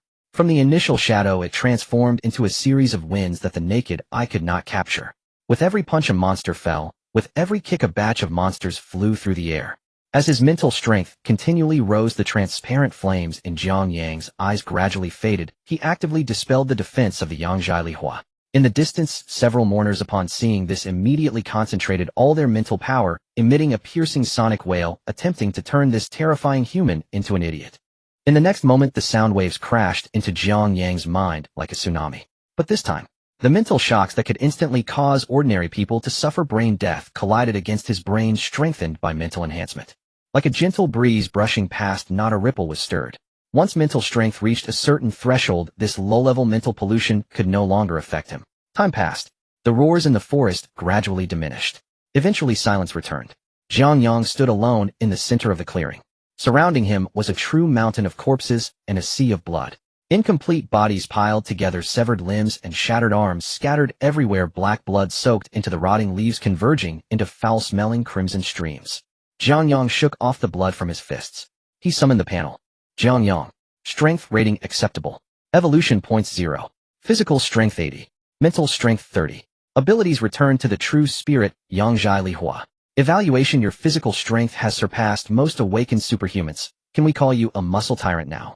Jiang Yang gazed at the glowing screen before him. His physical strength had multiplied several times, reaching a terrifying 80 points, and his mental strength had also risen to 30 points, completely compensating for his previous shortcomings. This power enhancement was immense. The strength rating jumped from ordinary to acceptable, and the phrase muscle tyrant in the evaluation succinctly summed up his current state. Jiang Yang clenched his fist. He stood in place, surveying his surroundings, taking a deep breath once more. Is there anyone still breathing? Jiang Yang shouted a few more times. The echoes lingered in the forest. Yet deep within the desolate woods not a single deranged individual or mourner emerged. Jiang Yang shook his head in disappointment. It seemed that the number in this area had been completely wiped out by him. The thrill of mowing down foes had not lasted long before there were no more monsters to fight. The echoes lingered in the forest. Yet deep within the desolate woods not a single deranged individual or mourner emerged. Resolute in his decision, Jiang Yang did not linger, stepping over the corpses on the ground, striding towards the direction of the archives along the route from his previous memory. Emerging from the forest, he stepped onto the abandoned highway. This journey was even easier than he had imagined. On the wide asphalt surface, abandoned vehicles lay scattered, their doors wide open. Yet the entire highway was deserted, not a single shadow in sight. Not even a wandering deranged individual could be seen. Clearly the earlier shout had drawn in the nearby monsters into the forest, ultimately transforming into data on his panel. With the absence of these monsters' rampage, the massive tentacles that had been coiled on the skyscrapers in the center of the ruined city did not appear. The entire city had fallen into a state of dead silence. Jiang Yang walked along the empty highway, glancing up at the distant skyscrapers. A hint of regret flickered in his eyes. With his current strength, he truly wanted to see if he could kill the tentacle monster hidden among the ruins of the city. However, with the remaining time, it was far from enough to tackle this tentacle monster. It was better to stick to the plan. Jiang Yang continued along the highway. Before long, the archives reappeared before him. He pushed open the dust-covered large door. Creak. The dry scraping sound echoed in the empty hall. Inside the hall, the light was dim, and the air was still filled with the musty scent of damp paper, a sign of long-standing desolation. Jiang Yang did not linger in the front. Guided by the clear memories in his mind, he navigated through rows of crooked metal bookshelves and headed straight to Area D, where the glass door was half ajar. Jiang Yang reached out his hand and effortlessly pulled the door open, stepping inside. The emergency indicator lights on the wall had long since gone out. He walked to the iron shelves at the back, his gaze sweeping over the dust-covered spines of hardback books. He pulled out the hefty Chronicles of Catastrophe. The heavy weight pressed in his hands. Jiang Yang blew off the dust from the cover and opened the hard cardboard cover. The pages emitted a crisp sound. His eyes quickly scanned the densely packed small text, skipping over the lengthy records of the early catastrophe, searching for several key time points. After a moment, Jiang Yang stopped turning the pages. The trajectory of the future had not changed at all. 28 years of total pollution, 58 years of order collapse, and 79 years of civilization's demise. Hopeless, as ever. Jiang Yang sighed. This was also within the realm of expectation. If merely eliminating a fire deity could reverse the fate of human civilization's extinction, then the nation would not have expended vast resources to establish Area 7. The power of the state machinery is immense. War chariots, missiles, well-organized elite troops, and even those top awakeners hidden in the shadows. That was a force far larger than Jiang Yang was now. Yet, even this colossal machine operating at full capacity could not withstand the globally sweeping pollution for even 100 years. The relentless wheels of history rolled on, and individual power was but a drop in the bucket. Jiang Yang suppressed the faint sigh within his heart. He never considered himself a savior. He could not control the grand history, but he could manage the people and matters before him. Jiang Yang straightened up, his gaze shifting to a row of black file folders beside him. He reached out and pulled out a volume labeled Compilation of Key Polluted Individuals in Sheeping City. Killing a fire deity would not change the history of human extinction, but it could always alter the trajectory of a small character like Li Hao. Jiang Yang opened the compilation, flipping through the pages. His fingers brushed over the rough paper, producing a rustling sound. Finally, in the middle of the file, he found that familiar name. This was a clearly official and coldly written investigation report, brief in length, summarizing the destruction of a family in just a few lines. Jiang Yang looked down. Pollution source code: the fire deity's descent. Real name: Li Hao. Event overview: incident of the divine fire deity's forced descent. The fire deity invaded the incense of the pure water crossings in Zun, spreading pollution and extensively inciting the monks within the temple and surrounding believers. Using the believer Lin Shuyi as a core breakthrough point, this entity utilized unknown extraordinary medicinal bait lurking for a long time and transforming her son, Li Hao's body, intending to mold him into a vessel for possession. In May 2026, Shiping City Xiangyang Street, Longjing Garden. Host Li Hao first exhibited signs of mental breakdown with rampant spiritual energy, causing an abnormal fire. The entire residential building suffered catastrophic burning with heavy casualties. Area 7 initially intervened, but found no remnants of the entity. Note at the time of the incident the relevant departments initially classified the fire as an accidental fire caused by ordinary circuit aging. It was only 2 months later after the host was dealt with by an awakener that Area 7 after an in-depth trace investigation established this incident as the origin node of pollution mutation. In July 2026, Shiping City Crossing and Temple. The fire deity's descent ritual was interrupted. According to subsequent scene investigations, a free awakener Jiang Yang intervened in this incident, forcibly ending the fire deity's descent ritual, resulting in the temple being reduced to ruins and the descent entity being completely destroyed. After the incident concluded, the awakener vanished without a trace. Jiang Yang read through the document word by word. The content was not extensive, but it clearly laid out the sequence of events.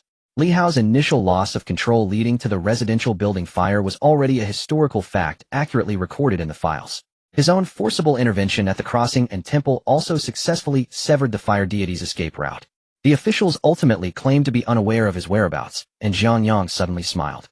It was clear that they had arrested and detained him, being intercepted midway, yet for the sake of their image they released this false news. Jiang Yang raised his hand, pinching the top right corner of the page, preparing to turn to the next page to see if there was any other information about other polluted individuals. At the moment his finger brushed against the paper, Jiang Yang's movement suddenly halted. His current physical strength had reached 80 points, bringing not only a qualitative change in power, but also a terrifying enhancement in the sensitivity of all his senses. His fingertips clearly captured a discordant detail. The thickness of this page was off. Jiang Yang frowned. He pinched the edge of the document paper with his thumb and index finger, gently rubbing it. The damping sensation and the rebound of the fibers were completely different from the previous pages. This was not the thickness of a single page, it felt more like 2 pages stuck together. In ordinary books, such a binding error of 2 pages sticking together would not be surprising. But this was the catastrophe archive. The top-secret documents recording such dangerous pollution events used paper and binding techniques of the highest standards by the state machinery. How could such a crude mistake occur? He laid the document flat on the metal shelf. Bringing his hands close to the edge of the page and relying on his extraordinary vision, he stared at the almost invisible cutting edge in the dim light of the archive room and discovered a very fine gap. Jiang Yang's fingers were steady as a mountain. Using the tip of his nail, he precisely pried open the almost indistinguishable gap, then slowly pulled down along the texture of the paper with a slight force. Sizzle! A faint sound of separation arose. The 2 sheets of bonded document paper were forcefully pulled apart, creating a small opening. Jiang Yang paused, flipping the document over. He gently shook it.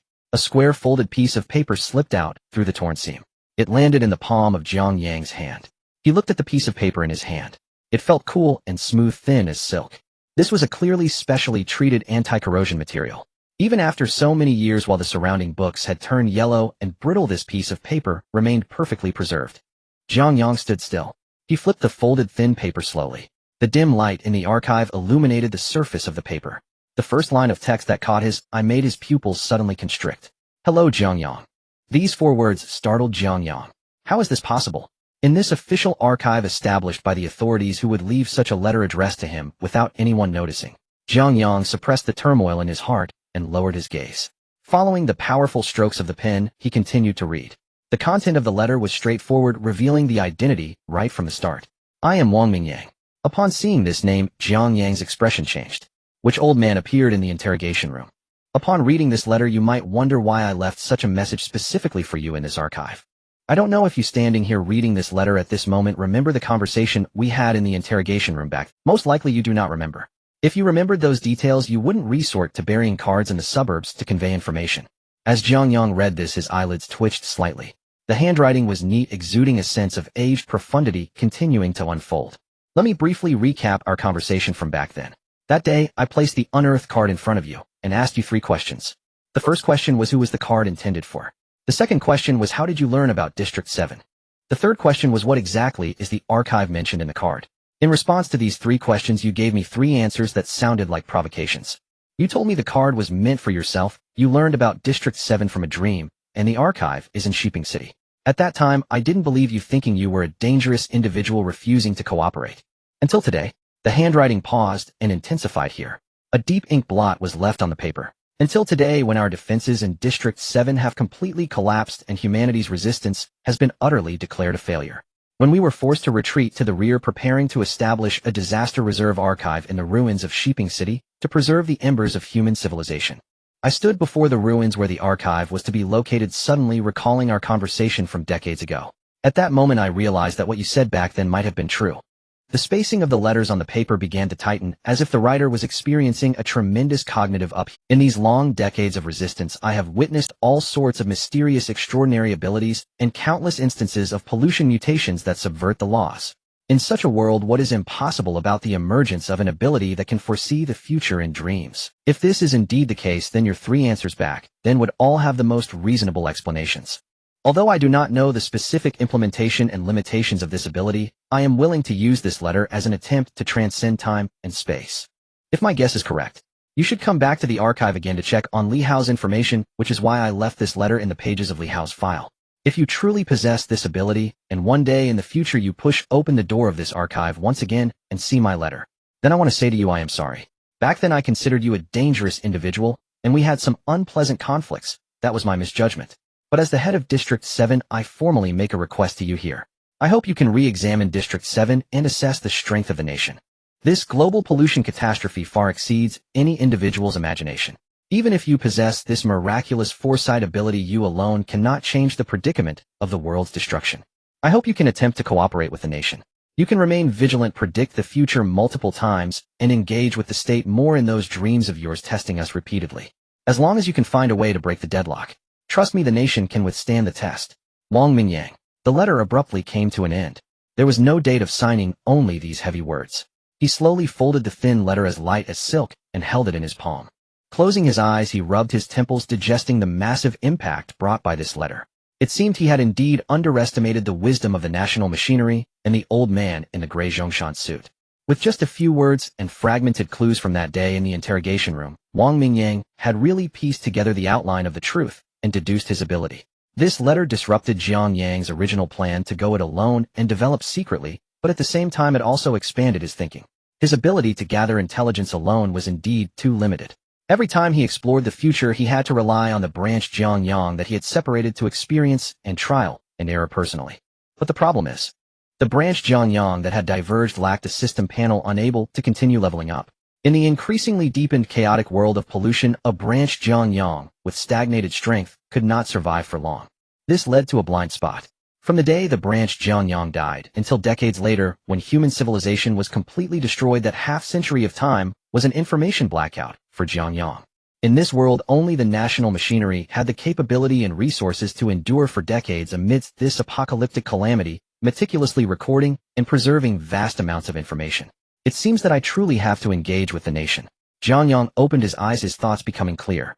Cooperation is possible, but the premise is that sovereignty must be in his own hands. Jiang Yang quickly devised a new tactical strategy in his mind. He could not directly run to District 7 to surrender and seek cooperation on the main timeline. That would be equivalent to handing over his life to unknown variables. He had the Feng Zhen Gue Shin external ability. He could completely branch out a few timelines as scouts. Let those cells on the branch timelines approach District 7 with sincerity and intelligence to ascertain the true state of the nation.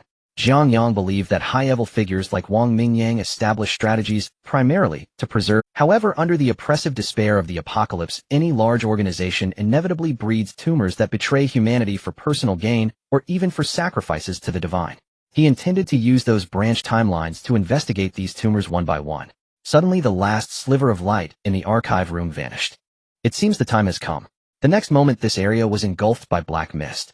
Opening his eyes, he was greeted by the familiar ceiling of his dormitory. The soft morning light streamed through the gaps in the curtains, slicing through the air to form a beam filled with tiny dust particles. Jiang Yang lay flat on his narrow single bed, his gaze drifting into a prolonged daze. In the background, he could hear the rhythmic snoring of the monkey. Outside the window, there was a faint sound of a sanitation worker sweeping fallen leaves with a bamboo broom. In the real world, only a night had passed. It was merely a few hours of sleep. Yet for Jiang Yang's consciousness, he had endured for several months. During those months, to prevent unknown contamination from spreading to the dormitory or even affecting the entire school, he chose to leave alone, tracking Lin Shuyi and approaching the mysterious Duan Temple. He had endured the torment of burned skin from raging flames, felt the searing experience of his soul, and suffered the pain of hallucinations. His hands were stained with the blood of blindly worshipping monks slaughtering hundreds of the deranged. After experiencing all that slaughter and the baptism of life and death, returning to this tranquil campus suddenly felt disconcerting for Jiang Yang. Jiang Yang took a deep breath, tossed aside the blanket, and climbed out of bed. Normally, if an ordinary person suddenly gained such a species-level power overnight, they would certainly face severe issues of losing control. Yet at this moment, Jiang Yang's physical strength reached a terrifying 80 points. But he did not lose control. He could clearly sense the tension in every muscle fiber within him, and could precisely control the force exerted by his fingertips. This body containing explosive power felt as if it were inherently his, operating as easily as moving his fingers. Previously in the dream Wasteland, Jiang Yang believed that he could perfectly control this surging power because he had engaged in high-intensity real combat amidst the zombie tide, honing it through muscle memory. Now it seemed that the true reason lay in the panel's point allocation. The panel not only granted him a numerical enhancement, but also directly ingrained the corresponding control into Jiang Yang's body. Jiang Yang walked to the sink, turned on the faucet, and splashed the cold tap water on his face, washing away the remnants of sleepiness. He looked at himself in the mirror. His gaze was deep and calm as water. Jiang Yang would not doubt whether there was some insidious conspiracy behind this panel, or whether it was plotting something against him. He certainly would not lament or resent the system for disrupting his originally peaceful university life. Such victim-blaming self-doubt did not exist in him. The impending apocalyptic disaster was an immutable historical process.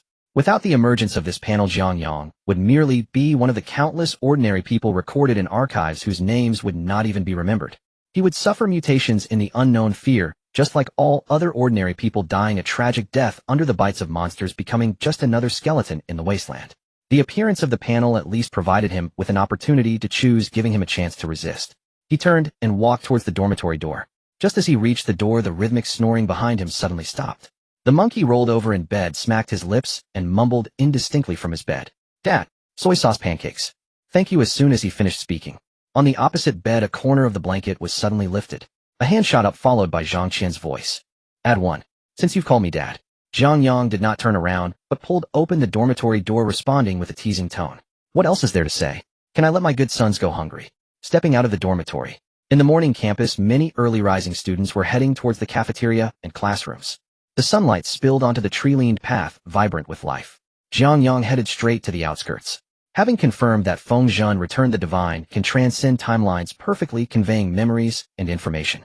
Then the act of burying physical cards here became meaningless and would greatly affect the stability and controllability of the branch Jiang Yang at the official level. In the previous branch timeline, it was precisely because of the exposure of this card that the relationship between the 7th district and him deteriorated. After destroying everything, Jiang Yang returned to the city. Jiang Yang still went to the school library. Although his memory could now recall everything perfectly, and he could even formulate plans in his mind, he still preferred to write on paper, as that was his usual way of thinking. He pulled out a sheet of white paper and took out a pen. He began to plan for the next branch of the timeline.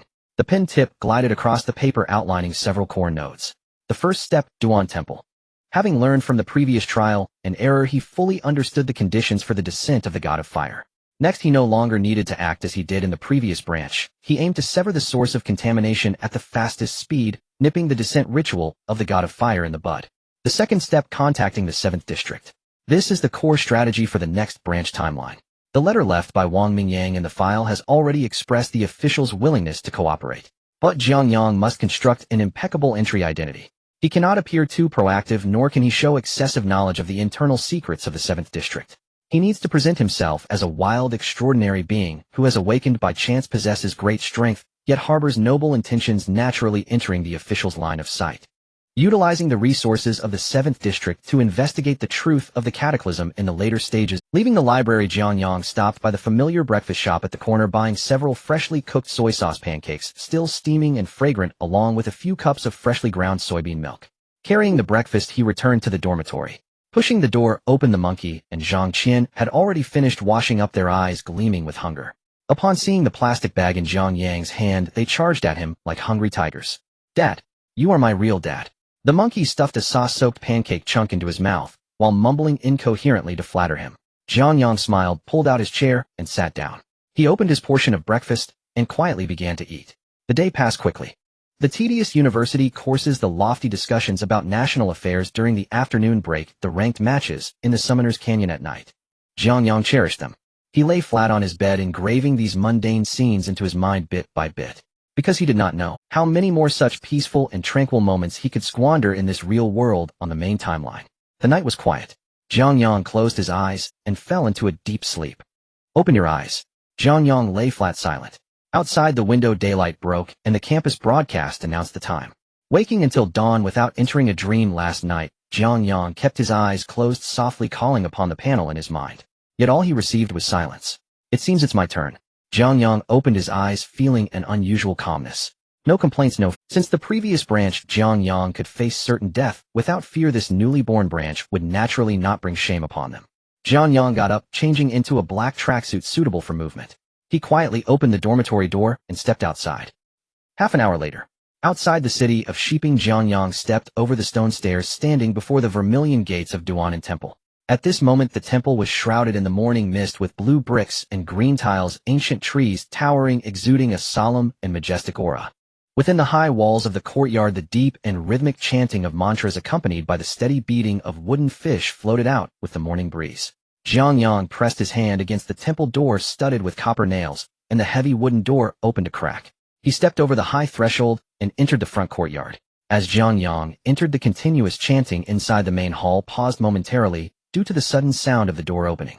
The monks inside the temple clearly did not expect a visitor at this early hour, but the pause lasted only a second. Then the sound of the wooden fish resumed, and the chanting continued to echo within the hall. From the front row of cushions, a monk clad in a gray robe stood up. He joined his hands together in prayer, head bowed, stepping out of the chanting line, quickly walking towards Jiang Yang, who stood in the courtyard. It was the monk in charge of reception, who stopped 2 steps away from Jiang Yang. His gaze was serene, his demeanor tranquil. Amitba. The monk slightly bowed, speaking softly. Benefactor, the temple is currently in the midst of morning prayers, and the monks are engaged in their morning recitation.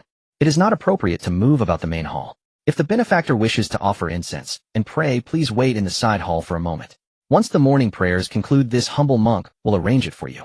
If the benefactor has the heart to pray, you may also remove your shoes and find a cushion in the back of the main hall to meditate along with the monks. Jiang Yang looked at the kind-faced reception monk. If not for the memories inherited from the main timeline, who would have thought that beneath this solemn facade lay a polluted and demented shell? It's no trouble. Jiang Yang replied flatly, I won't disturb. He'll just listen at the door. With that, he bypassed the reception monk and walked straight towards the main entrance of the hall.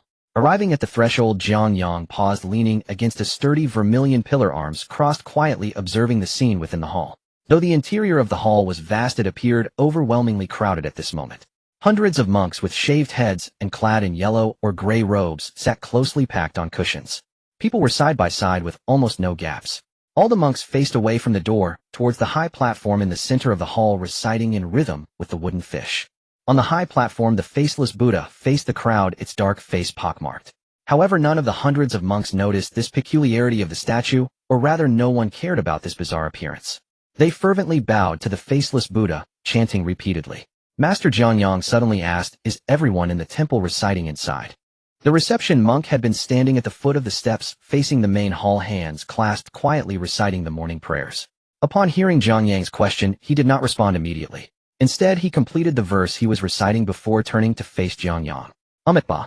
The reception monk replied calmly, morning prayers are fundamental to the temple's practice, cleansing obstacles, revealing the true nature of the heart. Everyone in the temple, from the abbot down to the novice monks, must adhere to this rule. In special circumstances, all must be present without exception. With that, the reception monk paid no further attention to Jiang Yang, turning back to the main hall, closing his eyes, quietly following the rhythm of the hundreds of monks inside, as he began to chant the obscure scriptures. Receiving the clear response, Jiang Yang nodded slightly. They're all here. Great. Saves him the trouble of searching one by one. Jiang Yang raised his right hand, gently pressing it against the sturdy vermilion pillar beside him. In the next moment, a transparent flame suddenly ignited at the point where his palm met the pillar. As soon as the flame appeared, it raced up the red pillar, crazily spreading upwards. In the blink of an eye, the flame climbed up the beams of the hall, covering the dome, then poured down the walls on both sides, instantly sealing all the exits of the hall. The entire hall was enveloped in a layer of transparent fire, within seconds transforming into a closed, transparent furnace. The air inside the hall became violently distorted due to the presence of the flame. Strangely, however, none of the cushions in the hall caught fire, nor did the fabric of the monks ignite. For Jiang Yang's fire did not burn mortal flesh. It only burned evil spirits. Ah! A shrill scream more inhuman than human suddenly erupted within the hall, instantly tearing apart the orderly chanting. Following that, a second, a third. The hundreds of monks who had just been devoutly beating the wooden fish let out cries of anguish as the flame enveloped the hall. They held their heads in their hands, their features contorted, their bodies rolling and struggling on the cushions. Accompanied by their wails, thick ink-like black smoke seeped from the crowns and 7 orifices of these monks. As this black smoke rose into the air, it vanished upon contact with a layer of transparent flame. Below the steps outside the hall, the reception monk who had been quietly reciting with his eyes closed felt his eardrums pierced by the strange wails coming from within. His brow furrowed, an instant look of anger flashing across his face. Morning prayers are a time for pure practice. How can there be such a commotion? He opened his eyes, scolding as he spoke. However, his words abruptly halted mid-sentence. The reception monk stared at the hellish scene inside the hall, his mind momentarily blank. Fellow disciples rolling on the ground, engulfed in black smoke, transparent flames burning in every inch of space.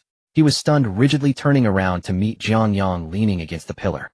In the next moment, the reception monk felt a powerful force grip his collar, lifting him off the ground, followed by the sound of howling wind in his ears. When he opened his eyes again, he found himself amidst the sea of flames in the hall. The transparent flame burrowed directly into his brow like a maggot in the flesh. Ah! The reception monk clutched his head, his eyes rolling back, joining the cacophony of howling and rolling on the ground, black smoke pouring out of his 7 orifices. Above the Earth, in low Earth orbit, a specially designed artificial satellite painted in silver gray is orbiting this azure planet along its predetermined path, with solar panels on both sides gleaming like enormous metallic wings under the sunlight. This is an observation satellite launched urgently under top-secret orders from the highest levels of the state in recent years. It abandons traditional visible light and radar detection modules, equipped, instead, with a special spiritual energy capture array beneath its belly. It is specifically designed to monitor the emergence of extraordinary energy on the surface. Suddenly, a series of red operational indicator lights began to flicker on the sensing matrix below the satellite. The raster scans across the map of the East Asian continent. The system has detected a location on the surface where a massive and pure wave of energy is forming in an instant. 3 seconds later, coordinates locked. A heavily encrypted radio signal is transmitted to a fixed receiving station on the ground. On the Lust Plateau, the sky is filled with yellow sand swept up by a fierce wind resembling a murky curtain. As far as the eye can see, there are only dry, cracked ravines and hills with no signs of human presence for hundreds of miles. However, beneath this desolate yellow earth, 100 meters deep underground, lies another scene. Heavy alloy blast doors and 3-meter-thick reinforced concrete structures completely isolate the underground from the surface.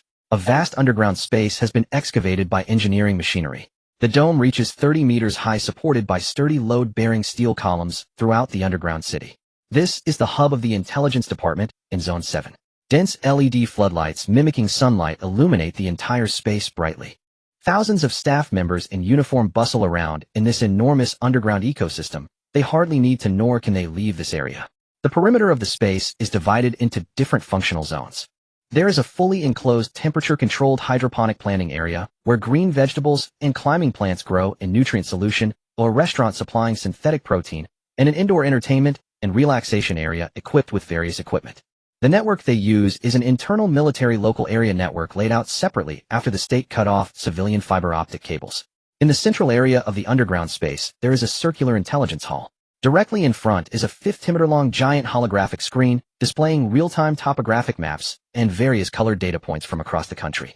In front of hundreds of high-performance terminals, intelligence officers wear tactical headsets, their fingers dancing across keyboards like fleeting shadows. Various urgent and efficient reports and commands intertwine within the hall. Report.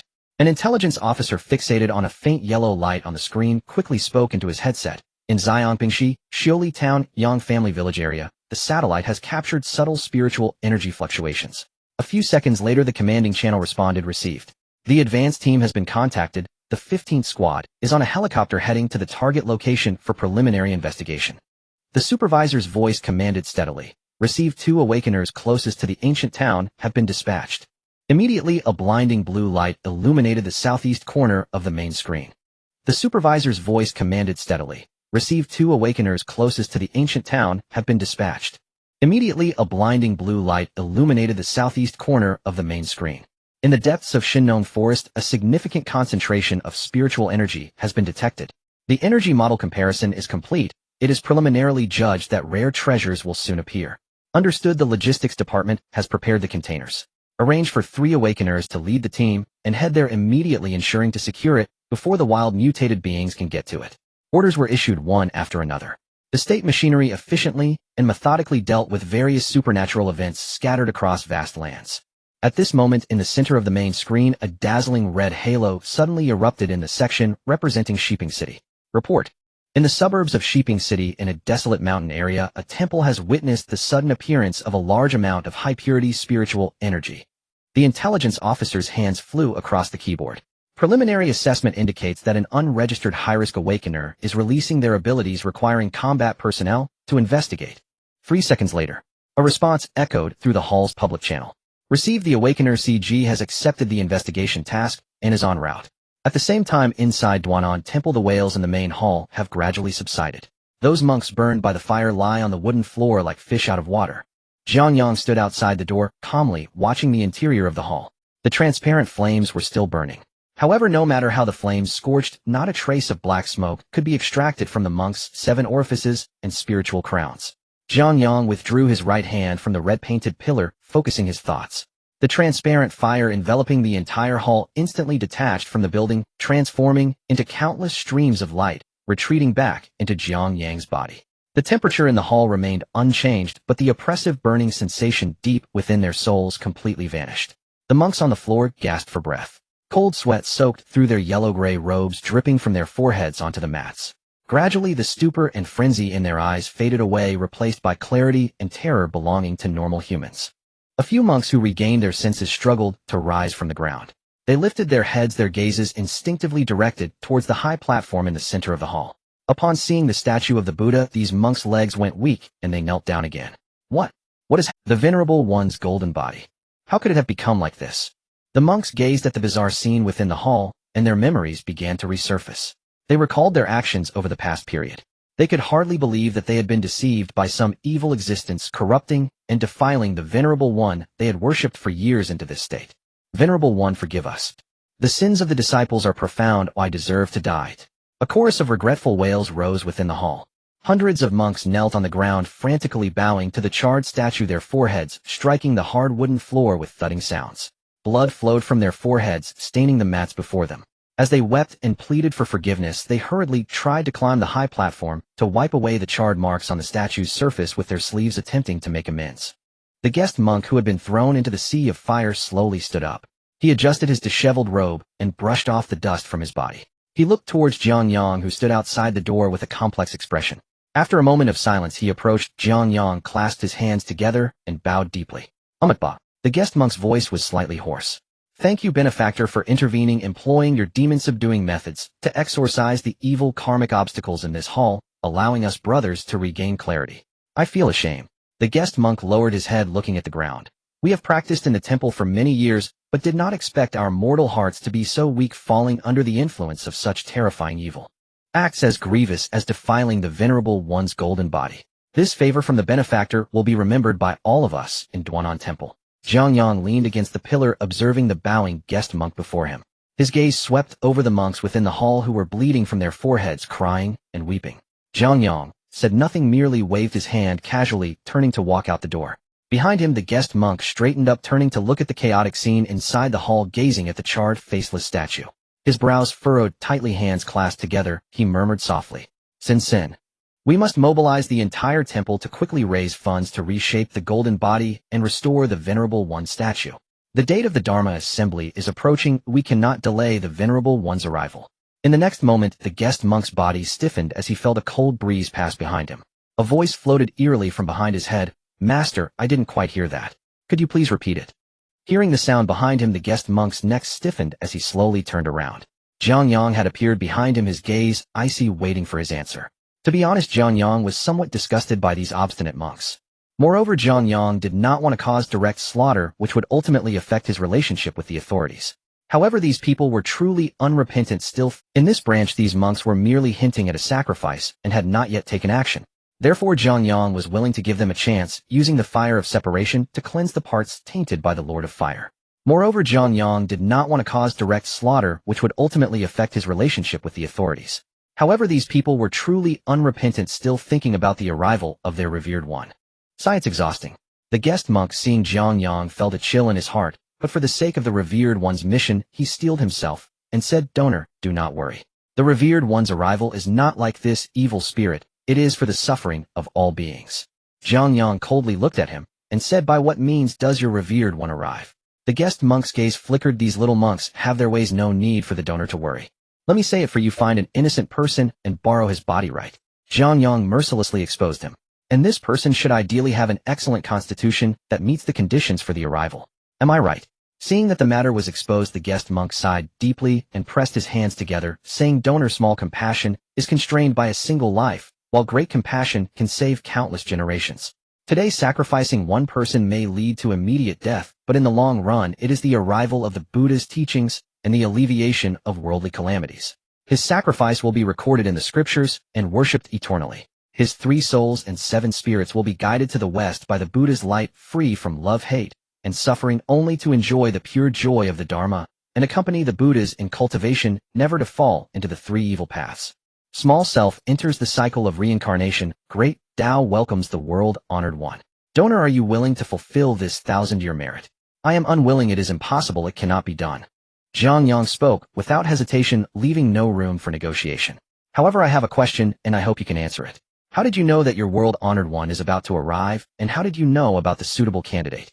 The guest monk thought for a moment and decided to explain, hoping to change Jiang Yang's perspective. "Several weeks ago, the golden statue of the Buddha in the main hall emitted a spiritual light, and the revered one's Dharma body appeared in the world. We were present to hear the Dharma edict, learning that the revered one was inspired by the Tathagata to descend into the mortal realm to propagate the Dharma and save the suffering beings personally, selecting a child with a compatible constitution as a vessel. Unexpectedly, shortly after the Dharma body appeared, evil spirits manifested, corrupting the minds of our monks, causing a moment of confusion, resulting in irreparable mistakes. Fortunately, there is still a chance for redemption. It is not too late to make amends. I hope the donor can show great compassion and fulfill this matter." Jiang Yang listened, piecing everything together.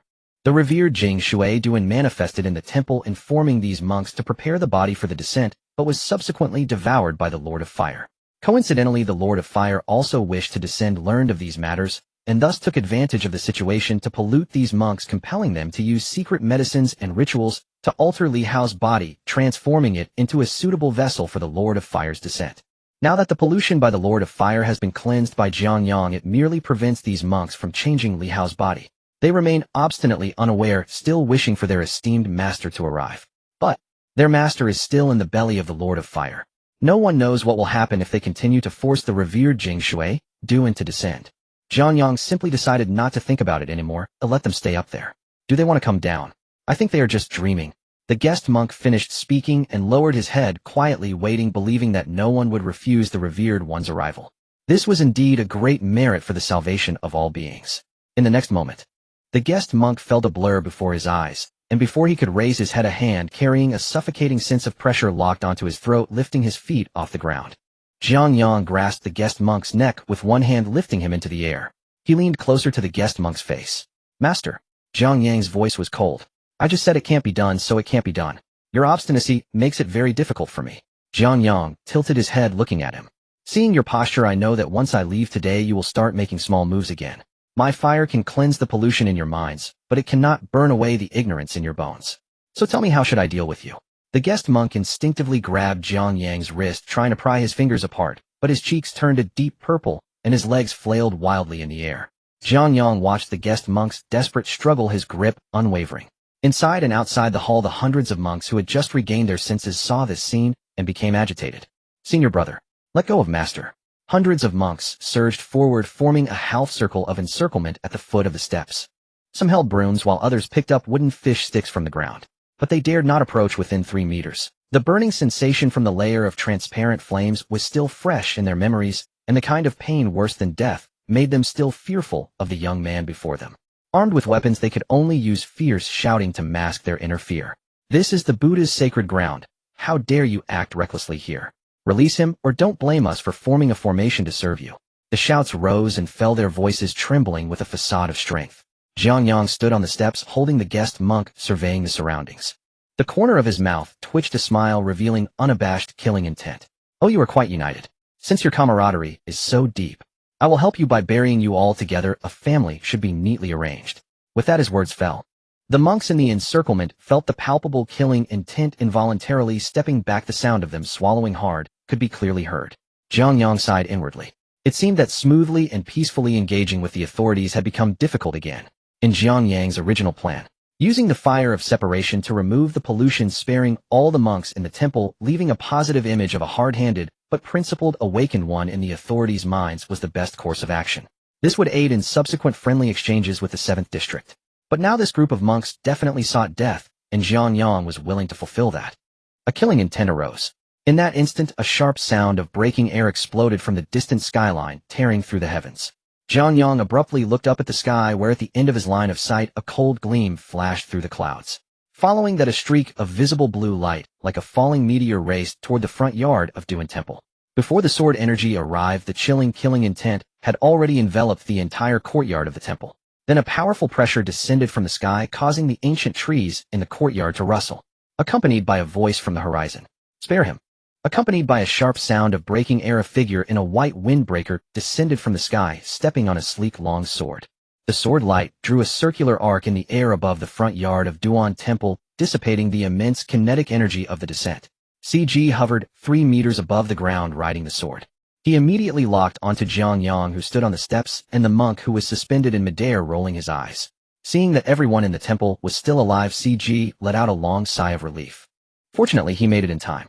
This newly emerged awakened individual hadn't caused any major trouble yet. CG didn't particularly care about the monk's life or death. Rather, this situation directly concerned the quality of his future life. The current situation in District 7 could only be described as chaotic. The number of registered combat-type awakened individuals was scarce, and there were endless pollution incidents to address every day. Just after suppressing a pollution nest in the east, another cult altar emerged in the west. He had been working non-stop for half a month with no time for his own cultivation, and he couldn't even remember the last time he had spent time with his flying sword. If this newly awakened individual were to start a killing spree here, the situation would change drastically.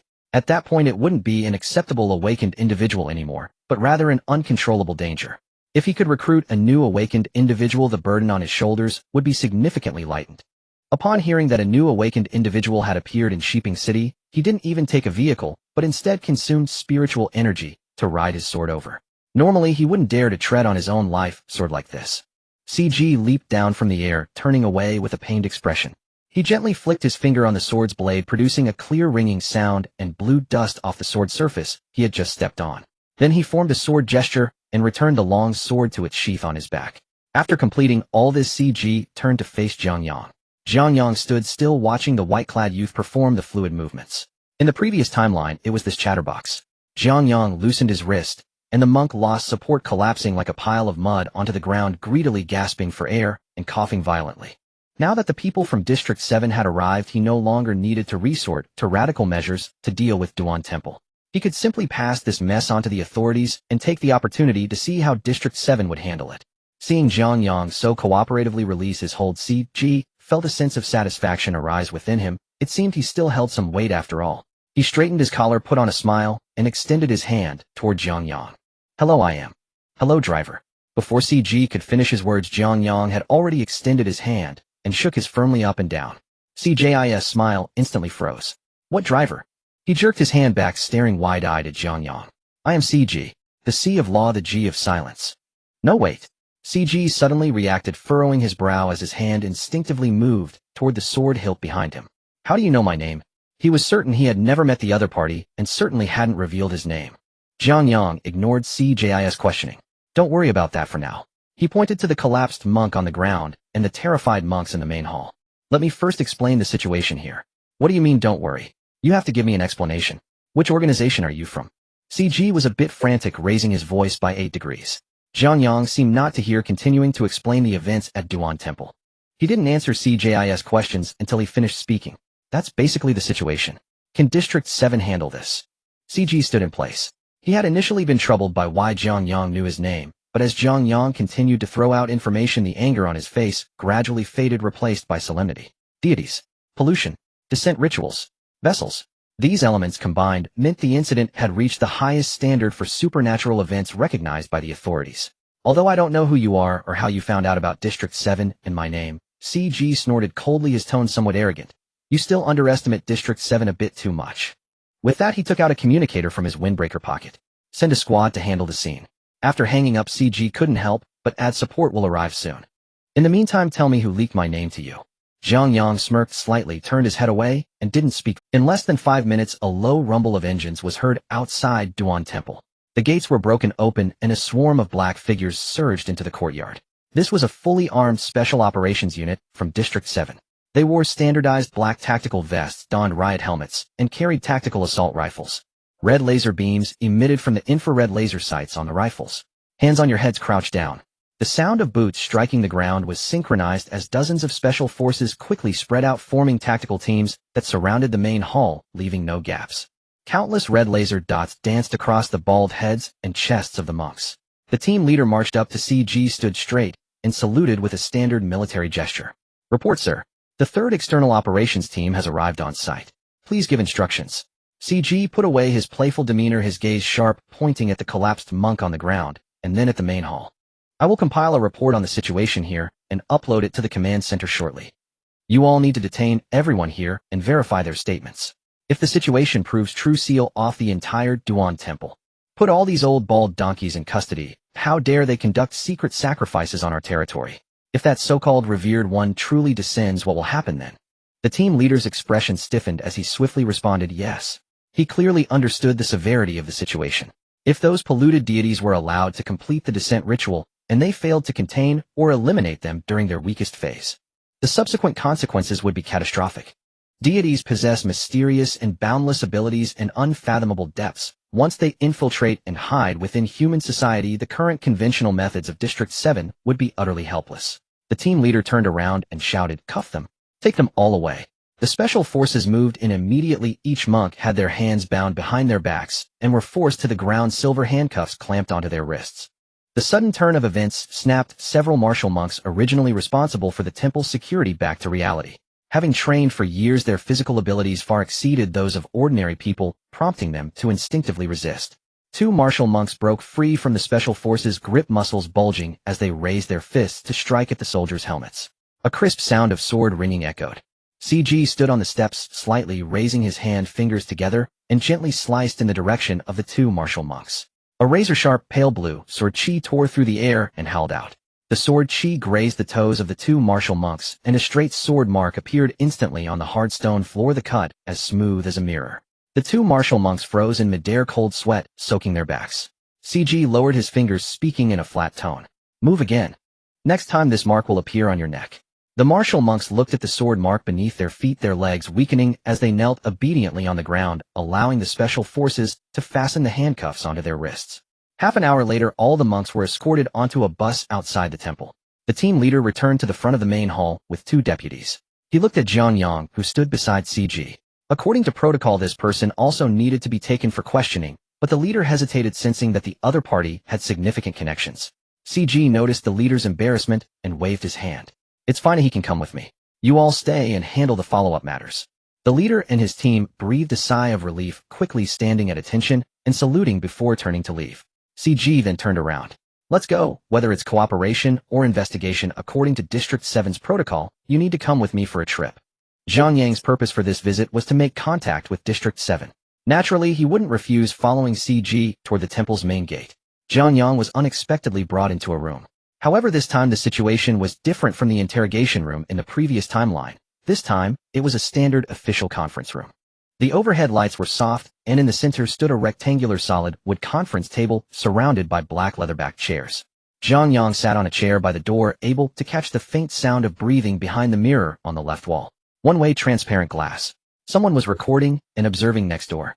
Jiang Yang paid no mind to these conventional surveillance methods. He adjusted his sitting posture, leaning against the soft chair back, quietly waiting. Click. The doorknob turned. A male and a female investigator in crisp military uniforms walked in with steady steps, the female investigator holding a brown paper dossier. The male investigator held a paper cup. The two approached Jiang Yang and placed the steaming tea gently on the table in front of him. They pulled out their chairs and sat down. The female investigator opened the dossier in her hand, smiling as her gaze fell upon Jiang Yang's face. Hello, you are Jiang Yang, right? She began, her voice crisp and efficient. Jiang Yang nodded without speaking. I am the intelligence verifier from District 7. First of all, thank you for cooperating with the work of District 7, and thank you for your response during the incident. Our field teams have completed the on-site investigation, and it has been proven that the intelligence you provided was invaluable, helping us to preemptively suppress a potential high-risk event. Hearing this, Jiang Yang relaxed his crossed hands, picked up the steaming cup of tea in front of him, feeling the warmth transmitted through the paper cup. How did you handle it? Jiang Yang asked the two across from him. Is it convenient to share? The female investigator glanced at her male colleague, receiving a nod of approval before she replied. Of course, as the first discoverer and intervener of the incident, you have the right to know the follow-up results. She opened a report stamped with a red confidential seal and read, regarding Dunin Temple. All the monks in the temple have been removed and placed on a primary control list. They will be living and undergoing labor reform in the state's 24-hour monitored containment facility. The main structure of Dunin Temple has been completely demolished by the engineering demolition team. The ground has been excavated 5 meters deep, and all soil has been loaded onto trucks for deep burial and sealing. Jiang Yang listened quietly. Truly, the official methods of cleaning up sources of contamination are ruthless. The female investigator turned a page and continued, regarding the victim. The believer Lin Shui, we have implemented forced behavioral intervention on her and arranged for police officers to provide guidance. As for her child Li Hao. At this point, the female investigator looked up, saying, we have arranged for professional mental health counselors to be stationed at his school and community who will conduct long-term covert tracking and protection of his mental state to ensure that he will not suffer any subsequent effects from this incident. Hearing that Li Hao was receiving proper protection from the authorities, Jiang Yang nodded. The stone in his heart finally settled. This was enough. He had changed the fate of Li Hao's family. The consequences of Dunin Temple ended here. At this moment, the male investigator next to him closed his notebook, leaning slightly forward, his gaze turning sharp as he stared directly into Jiang Yang's eyes. Mr. Jiang Yang, the male investigator's voice was deep, laced with an air of scrutiny. Now that the Dunin Temple incident has been dealt with, we need to understand some information about you.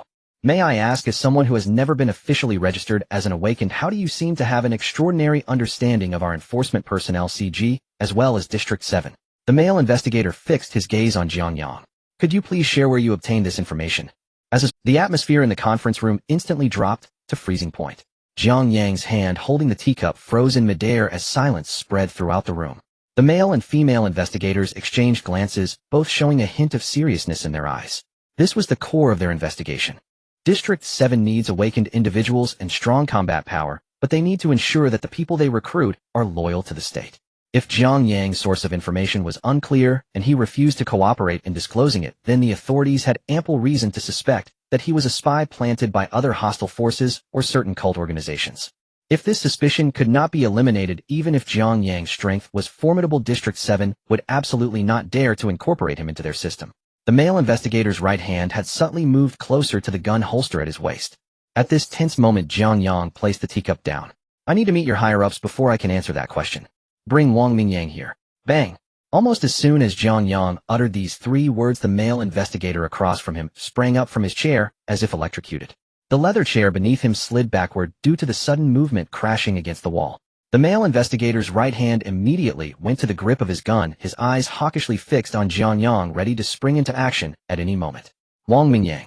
This is a high-ranking official among the upper echelons of District 7, the overall head of intelligence for the entire Northwest region. This name is one that even many grassroots operatives of District 7 are not qualified to know. This unknown young man not only knew about District 7 and CG, but could even name the district. The male investigator continuously analyzed Jiang Yang's micro-expressions, trying to find a flaw on Jiang Yang's face. However, Jiang Yang's expression remained calm, allowing the investigator to scrutinize him without revealing any emotions. After a long while, the male investigator finally sat back down, turning his head to exchange another glance with the female investigator, both seeing a tremor in each other's eyes.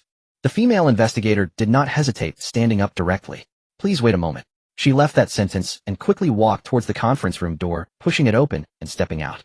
Only Jiang Yang and the male investigator remained in the conference room. The room fell into a suffocating silence. The male investigator's gaze remained fixed on Jiang Yang, vigilantly watching every minute movement. Jiang Yang ignored the watchful eyes that were like those of a thief, picked up the tea before him, and gently sipped, seemingly unaware of the storm his words had stirred in this conference room. Time passed second by second. 10 minutes later, the conference room door was pushed open from the outside. An elderly man dressed in a gray Zhongshan suit strode in. Seeing the newcomer, the male investigator immediately stood up, quickly stepping forward to position himself between Jiang Yang and Wang Mingyang. This was a standard tactical protective move. He feared that this unknown awakened one might suddenly lash out at the district chief. However, when the male investigator's gaze moved past Wang Mingyang's shoulder and saw the person entering behind him, his tense body immediately relaxed, quietly stepping aside. Jiang Yang lifted his eyelids, his gaze crossing over Wang Mingyang to rest on the last person entering. It was an old man, to be precise, an elderly man in a Taoist robe. Wearing a deep blue Taoist robe, and with silver hair casually tied atop his head with a thunderstruck wooden hairpin, he wore a pair of cloth shoes with layered soles. Dressed quite ordinarily, like a retired elder practicing in a park. But the moment he stepped into the conference room, Jiang Yang felt as if the very air within the room had stagnated. The old man's breath was incredibly long. With each inhale, it seemed to influence the atmospheric pressure changes in the entire conference room. His eyes were not cloudy like those of ordinary old men. Rather, they seemed to contain unscattered thunderclouds with flashes of intimidating brilliance that hinted at a sharp edge for exorcising demons. His aura was as substantial as a lead block, pressing down indiscriminately on everyone in the room.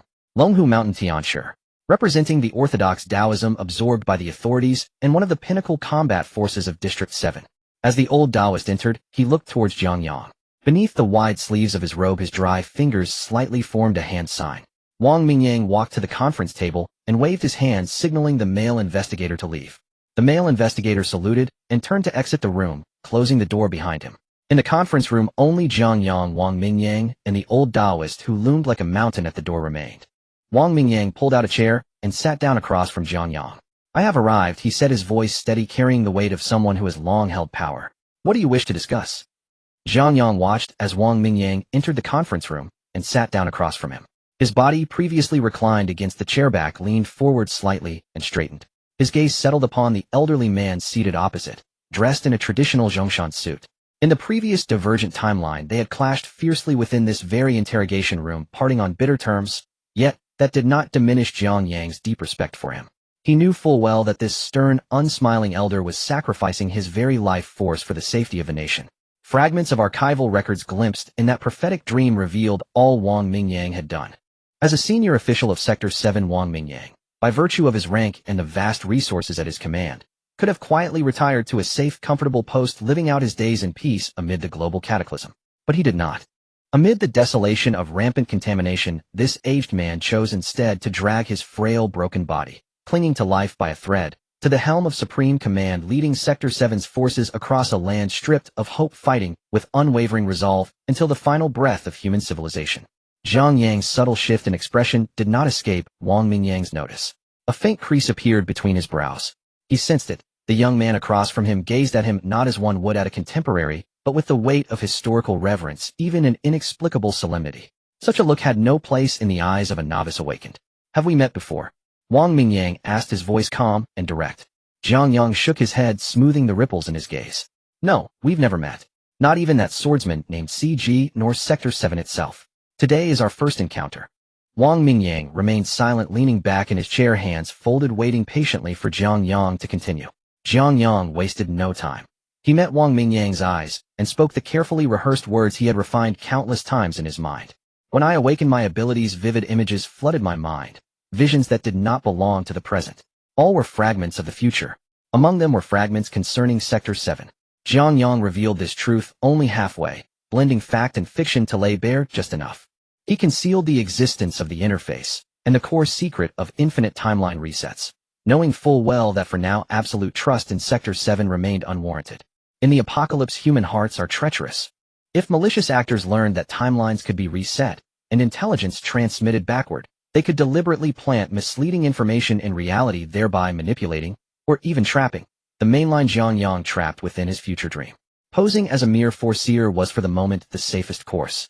The instant Jiang Yang finished speaking, the conference room fell into a fleeting hush, tense, electric, unsettled. The celestial master of Longhu Mountain, who had stood motionless by the door like a monk in deep meditation, abruptly opened his eyes.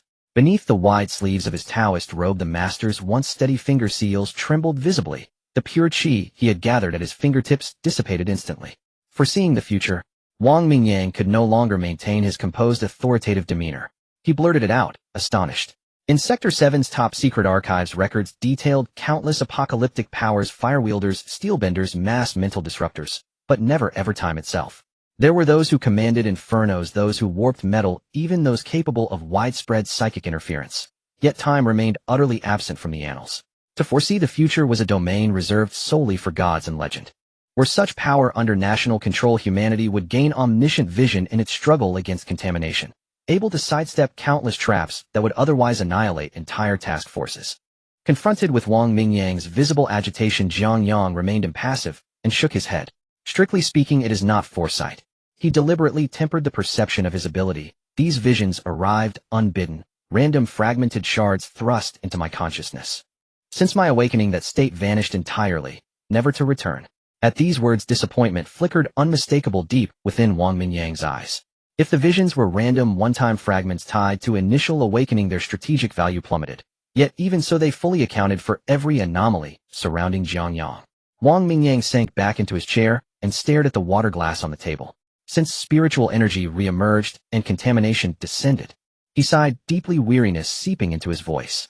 Truly, this world grows stranger by the day. Composing himself, he looked up at Jiang Yang. When did you awaken your abilities? Wang Mingyang asked. About 2 weeks ago, Jiang Yang replied, offering a precise time frame after brief reflection. Wang Mingyang nodded. This timing aligned perfectly with field intelligence reports compiled on Jiang Yang's background. Within Jiang Yang's otherwise unremarkable life record, from childhood onward, his behavioral trajectory fractured abruptly precisely 2 weeks prior. Why do you frequently travel to the suburbs? Wang Mingyang reached into his briefcase and withdrew a folded map of Shiping City. He spread it across the table and tapped a coordinate on the map's edge, in the remote mountainous outskirts, where Jiang Yang had earlier buried his diary cards. Jiang Yang lowered his gaze, studying the marked location. Because among those prophetic fragments I saw upon awakening, some centered on this very place. Meeting Wang Mingyang's gaze squarely, he continued, I couldn't determine whether those visions held truth, so I conducted multiple field verifications to test them. Wang Mingyang's eyes burned with intensity. And the result? The prophecy was accurate, Jiang Yang affirmed resolute, then moved on without lingering. Including Duin Temple. That too came from the prophecy. In those visions, my student Li Hao became the vessel for the deity, known as horde Xingjun. That descent would unleash catastrophic casualties, so I intervened at Duin Temple ahead of time and stopped it. Hearing this explanation, Wang Mingyang fell silent. Jiang Yang's dossier was spotless aside from those 2 weeks of anomalous activity, motivated solely by prophecy verification. He had no ties to foreign entities or cult organizations. Most crucially, he had single-handedly thwarted horde Xingjun's descent, saving Li Hao's life. His actions formed a coherent, logically sound chain. His motives were clear and grounded. Wang Mingyang relaxed back into his chair, shedding his earlier air of rigid scrutiny. He regarded Jiang Yang now with gentleness, like an elder observing a promising junior who, though newly awakened, had already achieved extraordinary feats. Even if the foresight proved singular, Jiang Yang's demonstrated combat prowess alone warranted his status as a distinguished guest of Sector 7. Jiang Yang. Wang Mingyang's tone softened further, laced now with warmth. Since your prophetic fragments included information about Sector 7, and about me, what then did the prophecy say about me? He smiled faintly, seeking to ease the tension in the room. May I? Jiang Yang looked upon the smiling elder, and behind his eyes flashed cold monochrome glyphs from the Wasteland dream and the skeletal ruins of countless fallen cities. Jiang Yang did not smile. He sat upright, his gaze unwavering, fixed directly on Wang Mingyang. Under your leadership, Sector 7 endured, resisting fiercely in this contaminated world, for 52 years. At that number, Wang Mingyang paused, startled. Then, what of the 53rd year? He asked, a glimmer of quiet hope kindling in his eyes. Jiang Yang held his gaze, unflinching, unhesitating, his words falling like frost. 52 years hence, humanity perishes. Jiang Yang's words thundered in the conference room. Though his voice was not loud, it was piercing to Wang Mingyang and the old master. As he posed the question, Wang Mingyang had already considered several possible answers in his mind. Perhaps it was his own aging body, weakened and drained, unable to rely on heavenly materials or magical powers to prolong his life, resulting in the loss of the core leadership in Area 7, plunging it into chaos. Or perhaps one day in the future, the nation's scientific research would finally discover the source of pollution, completely ending this catastrophe at the 52-year mark, allowing him, the old man, to honorably retire and fade into the background. Alternatively, even if humanity had not found a way to completely eradicate pollution within 52 years, their terrifying industrial correction capacity might elevate their technology to another level, enabling them to depart from this polluted mother planet with a spark of hope. Yet in all of Wang Mingyang's speculations, the blunt human extinction uttered by Jiang Yang was conspicuously absent. How could this be possible? Humanity. That is a race that emerged from the cold caves of the Paleolithic era. They have endured the savage prehistoric times of bloody struggles and the hunting of terrifying beasts, the relentless turmoil of ancient agricultural civilizations, and the trials of natural disasters and human calamities, as well as the blood and fire baptisms brought by the modern industrial revolution. From the earliest Homo sapiens that could only shiver in the darkness to the present day, where technology soars and satellites break through the atmosphere, humanity has traversed every corner of this planet, in just a few tens of thousands of years, proudly standing at the peak of the food chain and truth. How could such a resilient and miraculous race constantly evolving meet its end so abruptly and disgracefully in just half a century? What can 52 years accomplish? In the vast river of history, even a significant transformation of civilization would seem rushed and ephemeral. Those monumental plans that could truly alter the fate of humanity require several generations to forge ahead, persevering through struggles before they begin to bear fruit. 52 years is far from sufficient for a vast civilization to experiment, innovate, and accumulate experiences that transcend classes. We have only just begun to cast our gaze into deep space, tearing open a corner of the cold, mysterious veil of the universe, and the magnificent future of civilization has only just begun to unfold. How could it suddenly come to a halt at this juncture, ushering in an irretrievable fate of destruction? Wang Mingyang's chest heaved. This soldier, who usually exuded an imposing presence without anger, felt a chill surge straight to the crown of his head. He could not accept such an outcome, nor could he accept that the path paved by countless ancestors with their blood and wisdom might only lead to a countdown of half a century. The old master, who had remained silent at the side, let out a dejected sigh, as if all his spirit had been drained, and slowly lowered his withered right hand that had been forming a spell. As an outsider, he naturally perceived the horror and strangeness of this pollution earlier and more deeply than ordinary people. Since the pollution manifested, he had attempted multiple times to communicate with the ancestral hall, hoping to contact those elders who had long ascended to higher realms, seeking a shred of protection or guidance from the pure realm. However, every time the altar was activated, all he received was the bizarre mad mutterings echoing from the void. Those ancestral figures, usually solemn and profound in their Taoist teachings, seemed to have undergone some indescribable change.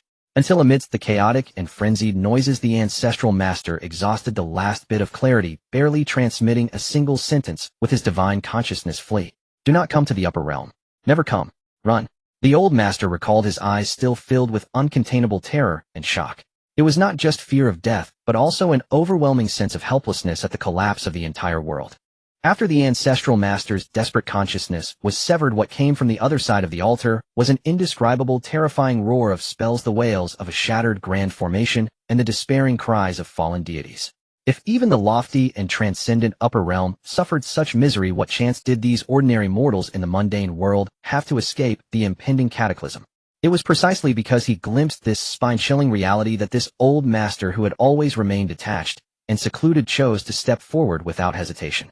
Because he knew that relying solely on the meager strength of the Taoist sect was nothing but a futile struggle against the tide of annihilation.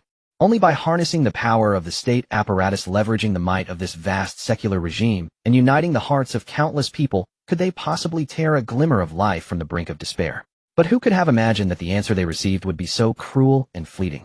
The conference room fell into a despondent silence, with the sound of a pin dropping audible as the shadow of doom weighed heavily on everyone's hearts. Jiang Yang quietly observed this scene, remaining silent. He could fully empathize with this despair. Back in the ruins archive, when he first opened that ancient tome documenting humanity's apocalyptic calamity and learned that his world would ultimately lead to destruction, his reaction was the same. But unlike Wang Mingyang, Jiang Yang had the confidence to start anew. He was not fighting alone. Behind him stood innumerable branches of timelines, not only including himself, but also countless nations among those branches. As long as he did not perish, there would still be infinite possibilities and hopes for a turnaround. With this thought, Jiang Yang took a deep breath, breaking the oppressive atmosphere of the conference room. His voice, though young, was exceptionally firm, carrying a reassuring strength. Gentlemen, there is no need to be so pessimistic. Jiang Yang gazed steadily at the pale-faced Wang Mingyang, and the old master slowly speaking, what I see in the future may not be the final outcome, perhaps. It is merely a warning and reminder. To take a step back, even if that truly is the future, who has ever decreed that the future is unbreakable throughout history? A glimmer shone in Jiang Yang's eyes. I always believe in our nation and the people on this land. Over the past thousands of years, we have endured countless natural disasters, human calamities, and invasions by foreign enemies. When has it not been amidst despair that we stood up amid bloodshed? This time will also not be one where we easily choose to give up. Jiang Yang's resolute words were like a shot. Wang Mingyang trembled suddenly, raising his head to look at Jiang Yang, meeting those clear, yet determined eyes. He was stunned for several seconds before breaking into a self-deprecating smile. Then the laughter grew louder, echoing in the oppressive conference room. Wang Mingyang turned his head to look at the old master, whose expression was complex. "Old immortal, it seems we really are getting old." Wang Mingyang's smile faded, his eyes filled with regret. In the face of such a great moral question, we old fellows still need a young person to guide us in the opposite direction. How shameful. Indeed, humanity able to carve a path through the wilderness of this planet and reach the pinnacle of all beings in just a few tens of thousands of years has never relied on some invulnerable strong physique, but rather the supreme wisdom etched into our bones and blood, which is inexhaustible. Looking back at the savage past, the ancestors did not dominate the wilderness through beast-like fangs and claws or brute strength, but through the sharpness of stone tools honed with hammer and axe. In modern times, amidst the roaring waves of steam and steel, humanity resonated with the earth through the internal combustion engine, reshaping the land not through luck or divine favor, but through an unceasing fervor for the vast truths of science. Now, as human civilization once again finds itself in this uncertain predicament, is it not also one of the countless hurdles civilization has faced and overcome throughout its journey? As long as the flame of humanity still burns, as long as the inherited reason and the courage to seek do not extinguish, this spark is enough to pierce through the dense fog ahead, cleave through despair, and raise the torch of civilization high. Huff. Wang Mingyang exhaled a long breath, his previously hunched back straightening again. He suddenly stood up, walked to Jiang Yang, and extended his hand. His gaze no longer held confusion or despair, replaced instead with resolve and determination. "Jiang Yang," Wang Mingyang's voice rang strong, "on behalf of Area 7, I officially welcome you aboard." At this moment, the calloused old hand and the vibrant young hand clasped tightly together. The process of joining the 7th District was far simpler than Jiang Yang had imagined. In this time of widespread pollution, bureaucratic formalities had been minimized to the greatest extent. For an organization like the 7th District, which constantly teetered on the brink of life and death, confronting terrifying sources of pollution, heat, and strength was the only principle that mattered. Every newly joined awakened individual was exceedingly precious, but they had to undergo a competency test. The 7th District needed to grasp the limit threshold of each awakened individual in order to make the most reasonable tactical arrangements for those extremely dangerous missions in the future, ensuring that each awakened person handled tasks within their capability. Under normal procedures, routine testing for such newcomers only required a specialized logistics officer to take them to the underground testing facility. However, today the situation was somewhat special. Wang Mingyang did not leave. This usually busy and secretive head of the 7th District was currently accompanying Jiang Yang to the testing area, as if he were taking a leisurely stroll. The lights in the underground corridor emitted a ghostly blue hue, with Wang Mingyang walking slightly ahead, while subtly observing the young man beside him. He had spoken passionately about hope in the meeting room, and his emphatic words had indeed impressed Wang Mingyang. Yet in this cruel countdown to the end of the world, hope and slogans alone were insufficient for survival. The only foundation supporting hope was absolute power capable of crushing all fears. Wang Mingyang was eager to see what kind of surprise this young man could truly bring him. As they passed through 3 half-meter-thick hydraulic explosion-proof doors, the view suddenly opened up. The underground testing base of the Sheeping City District resembled a giant steel beast lying in wait beneath. The dome rose 30 meters high, and the surrounding walls were made of ultra-high-grade explosion-proof concrete, mixed with special alloys etched with obscure array patterns, evidently to prevent certain devastating abilities from causing underground collapses during testing. At that moment, the testing hall was far from quiet.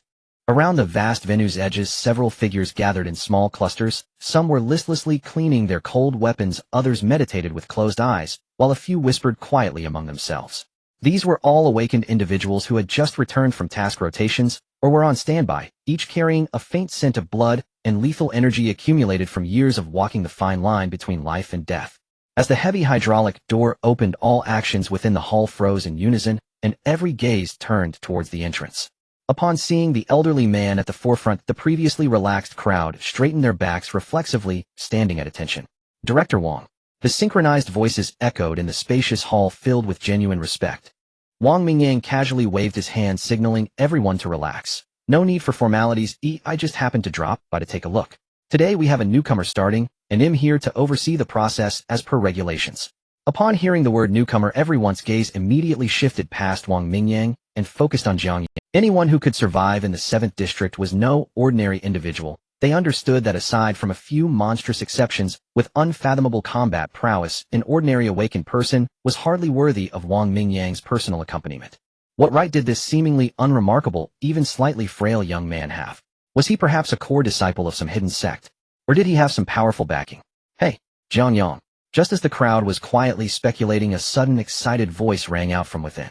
CG squeezed through the crowd, energetically waving at Jiang Yang. While waving, he turned to his colleagues beside him and boasted loudly, "Did you see that? I brought him in." The awakened individuals nearby couldn't help but roll their eyes and grimace, too lazy to pay attention to this eccentric character, yet their curiosity deepened.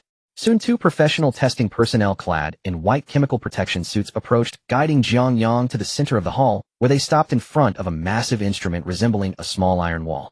This was a heavy-duty hydraulic pressure testing device.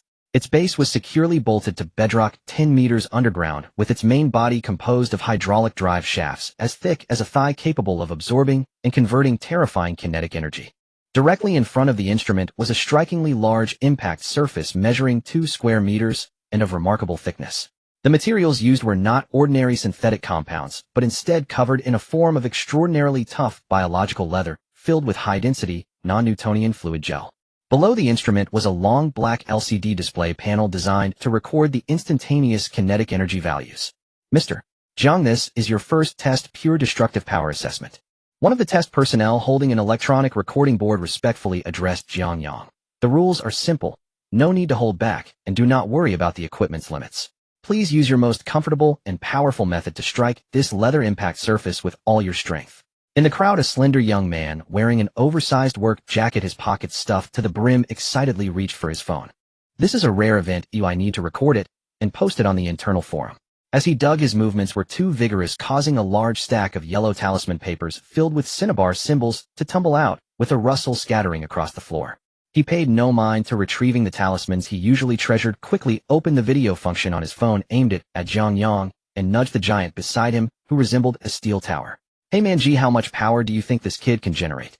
In our Sheeping City district, you are the strongest in terms of pure physical strength, right? Last time I saw you kick it, you blasted over 30 tons of terrifying value. The entire floor shook, and it really frightened me." The giant, known as Manji, stood an impressive 2 meters tall, wearing a specially made vest that had been completely torn apart.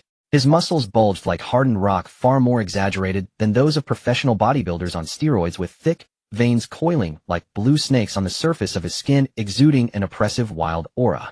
Hearing the talisman youth's praise, a hint of pride appeared on Manji's rugged face. He crossed his arms and looked down at Jiang Yang from above, speaking with a hint of professional scrutiny. Looking at this newcomer's physique, while his skeletal proportions are balanced, he lacks significant muscle groups, clearly not belonging to our discipline focused on physical enhancement. I estimate he must be aligned with some kind of mystical arts. Saying this, Manji feigned humility and waved his hand. "I'm just relying on brute strength. I can't compare to you practitioners of mystical arts with your ever-changing techniques that are hard to guard against. However, in a pure power test, he will likely suffer." Jiang Yang stood in front of the heavy liquid pressure testing instrument, his senses having evolved to an inhuman level under the enhancement of the evolution point. Even from dozens of meters away, the hushed conversations were as clear as whispers in his ear. Upon hearing Manji's remark that his strength was lacking, Jiang Yang did not turn around, merely curling the corner of his mouth slightly before locking his gaze onto the striking surface before him. Jiang Yang estimated the distance, spreading his feet to stand in a position optimal for exerting force. He then moved his wrists and neck slightly, his bones cracking with a series of clicks. He immediately assumed a stance, ready to punch. In the distance, Manji narrowed his eyes at this scene, increasingly convinced of his assessment. "It seems I was right." Manji pointed at Jiang Yang's back, providing a temporary commentary for the young man next to him, holding talisman paper. "This heavy instrument is used to test instantaneous maximum destructive power, and it is not limited to punches or kicks. Any fighter with a modicum of knowledge understands that the lower body's strength far exceeds that of the upper body." Manji paused for a moment, a hint of a sigh in his tone. "Choosing to use a fist instead of a kick is an extremely irrational choice. Just look at his punching stance. Although his base is stable, the muscle groups in his back are completely unengaged. This clearly indicates a lack of professional systematic training in physical techniques, and he evidently is not proficient in the skills required for exerting force in physical combat." Manji's analysis was reasoned and logical, and several awakened individuals nearby nodded in agreement. Indeed, from a professional combat power perspective, Jiang Yang's posture at this moment was full of flaws, completely incapable of maximizing the kinetic energy of his body. Manji was right. Jiang Yang was a complete amateur. His combat experience was forged solely in the Wasteland dreamscape, honed through the instinct of survival. He did not understand what hidden strength or inch power was, but He understood what it meant to hit like a brick. Jiang Yang moved, without any flashy preparatory actions. Bang! A dull explosion erupted from beneath Jiang Yang's feet, the ground, made of high-grade explosion-proof concrete, cracking instantly under the terrifying recoil. Immediately Jiang Yang's lumbar spine twisted violently, the spine emitting a low rumble. The waist and horse were united. The force transmitted instantly from the exploding soles of his feet to his waist and abdomen, then through the frantic compression of his back ultimately poured unreservedly into his right fist. Boom! Jiang Yang's fist, moving at a speed too terrifying to be captured by the naked eye, crashed towards the enormous genuine leather striking surface like an armor-piercing shell. The fist and air violently rubbed together, breaking the sound barrier, in an instant creating a visible ring of white sonic boom. The deafening explosion echoed throughout the underground hall, akin to a high-explosive landmine detonating. Time seemed to stretch in that moment. In the next instant, a scene that made everyone's scalp tingle unfolded. The heavy liquid pressure testing instrument under Jiang Yang's punch resembled a toy made of paper. The incredibly resilient genuine leather striking surface shattered upon contact with his fist. The non-Newtonian fluid gel contained within splattered everywhere, the impact exceeding the limits that it could withstand. Its characteristic of becoming stronger when faced with force only served to diminish Jiang Yang's punching power. However, the diminished force was still formidable. The stout special hydraulic transmission shaft emitted a twisted sound, forcibly snapped in two by this unreasonable, terrifying kinetic energy. Crack! In the horrified gazes of the onlookers, the upper half of the force testing instrument, a steel structure weighing several tons, was violently torn from its base. It cut through the air with a piercing whoosh, creating a massive black shadow. Crash! The huge steel wreckage violently smashed into the high-grade explosion-proof alloy wall behind, embedding deeply into it. The surrounding walls centered on the embedded points spread out with dense and terrifying cracks resembling a spider web, as if the entire underground venue had experienced a magnitude 7 earthquake. The ground trembled violently, and a large amount of dust fell from the dome. All that remained before Jiang Yang was a half-bare base and the black lower half of the LCD display panel still functioning valiantly. On the panel, red numbers shot up from 0 at a dizzying speed. The fluctuations lasted only a moment, seeming to indicate that the internal data processing core had been completely burned out. The LCD screen flickered violently twice, and then all the numbers disappeared. On the screen, only 4 glaring red Chinese characters remained, unable to measure. The entire testing hall fell into a deathly silence. The only sound was the monotonous hum of the nearby exhaust fan.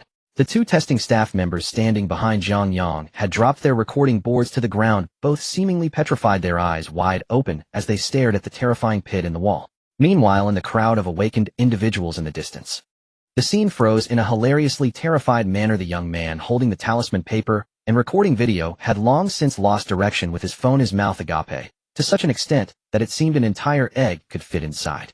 The towering giant Manji, who had just been babbling on and critiquing Jiang Yang's physical techniques, now had completely drained color from his rugged face. Manji's large eyes, resembling brass bells, were fixed on Jiang Yang's slightly lean back, cold sweat uncontrollably trickling down his forehead, his throat rolling up and down painfully, yet not producing a sound.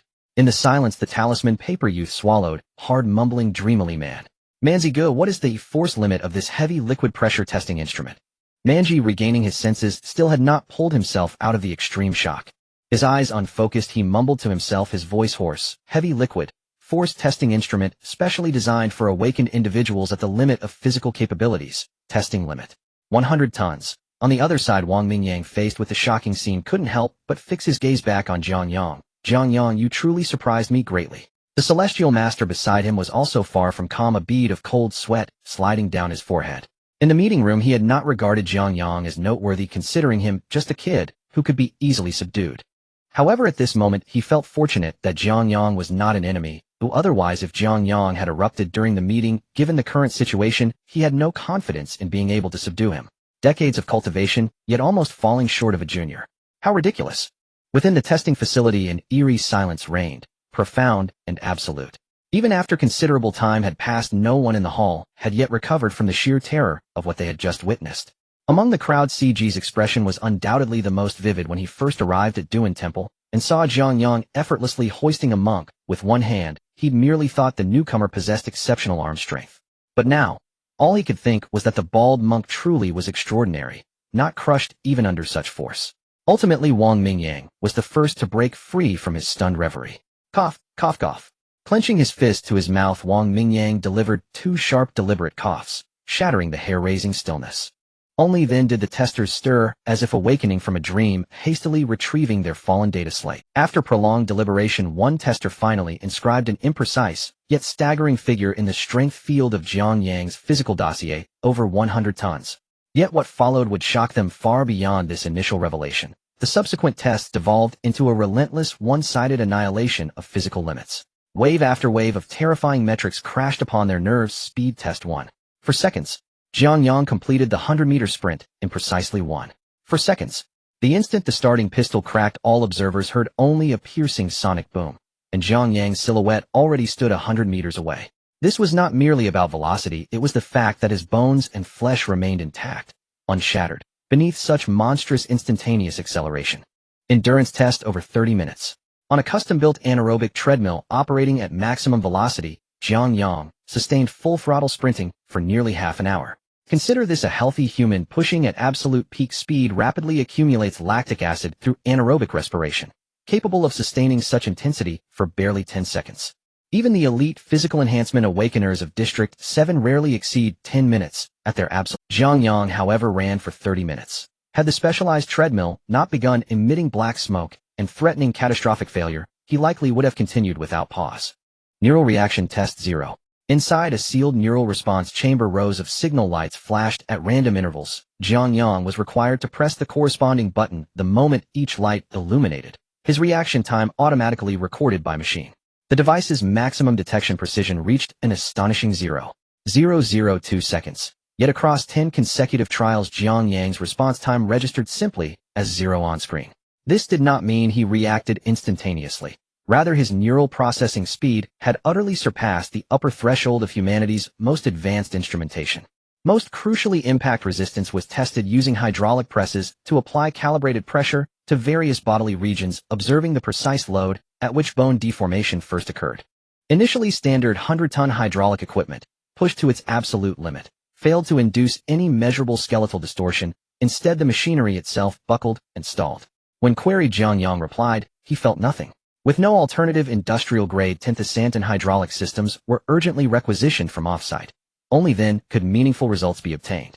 Under real-time X-ray imaging, Jiang Yang's bones exhibited only slight deformation at 300 tons, and the first microfracture appeared only at 500 tons, at which point pressure application ceased. The moment hydraulic pressure was released, the microfracture vanished, self-healing complete. At first, the District 7 awakeners reacted with awe at these impossible metrics, but gradually, awe hardened into numb resignation. Some even began joking mid-test. Well, look, it actually registered a value this time. Pulling back. Such desperate attempts at saving face injected a thread of absurd levity into the oppressive underground chamber. All knew it was mere jest. Yet precisely such jests served to veil their profound, unspoken reverence for Jiang Yang. At last, the foundational physical assessment concluded. The lead tester, clutching his heavy data slate, hurried over to Wang Mingyang. Though he had steeled himself for some time, his voice still trembled with irrepressible astonishment as he began his report. Director Wang. Saluting sharply and swallowing hard, the tester continued, Mr. Zhang's physical constitution is nothing short of terrifying. Many instruments within the base simply cannot withstand his physiological extremes, rendering precise measurement impossible. Taking a deep breath, he delivered his final conclusion. Based solely on the few parameters we could quantify, we estimate Mr. Zhang's pure somatic capacity stands at approximately 100 times that of an ordinary human. 100 times. The 3 words struck like thunder. Wang Mingyang's pupils contracted faintly. Though he'd anticipated something extraordinary, this concrete multiplier still jolted him deeply. Jiang Yang paused slightly upon hearing the phrase. 100 times. A flicker of bewilderment crossed. He recalled his final dream state training. He'd elevated his corporeal density to 80 times baseline human capacity. Yet the test yielded 20 additional multiples. How could the discrepancy be so vast? Clearly, the baseline human, defined by his internal interface, differed fundamentally from reality's standard. As Jiang Yang pondered silently, he suddenly sensed an intensely searing gaze. He lifted his head and met the blazing, ravenous eyes of the 2 testers. What kind of gaze was this? Like starving wolves spotting a plump, defenseless lamb. They could scarcely fathom how such terrifying power could reside within Jiang Yang's frame. Slender, devoid of bulging musculature, yet composed entirely of flesh and blood. How did his cells generate energy? How did his bone density sustain such explosive output?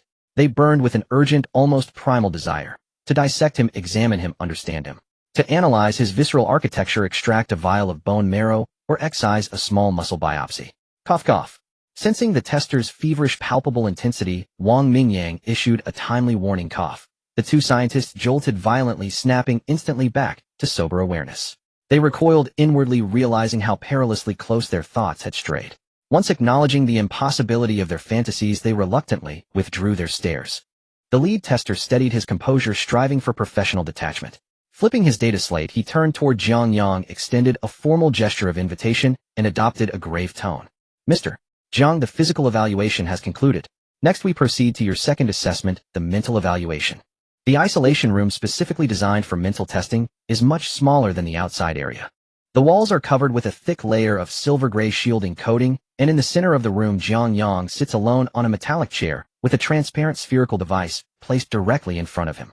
Inside the device there are no mechanical structures, only a mass of pitch-black unknown substance quietly suspended in the center of the sphere, devoid of any vitality, yet emanating an inexplicable and extreme discomforting stillness. Mr. Jiang, a slightly distorted voice from the speaker on the wall of the isolation room said, "Please pick up the helmet on the table in front of you and put it on." Jiang Yang cast a slight downward glance at the table. There indeed lay a full enclosure white testing helmet with dozens of neural data lines of varying thickness extending from the back, resembling a chaotic bundle of nerves directly connected to the spherical device containing the black substance. Without hesitation, Jiang Yang reached out, took the helmet, and placed it on his head. It fit remarkably well, the internal sensing electrodes snugly adhering to his scalp and temples. "Mr. Jiang, on your right side there is a red button."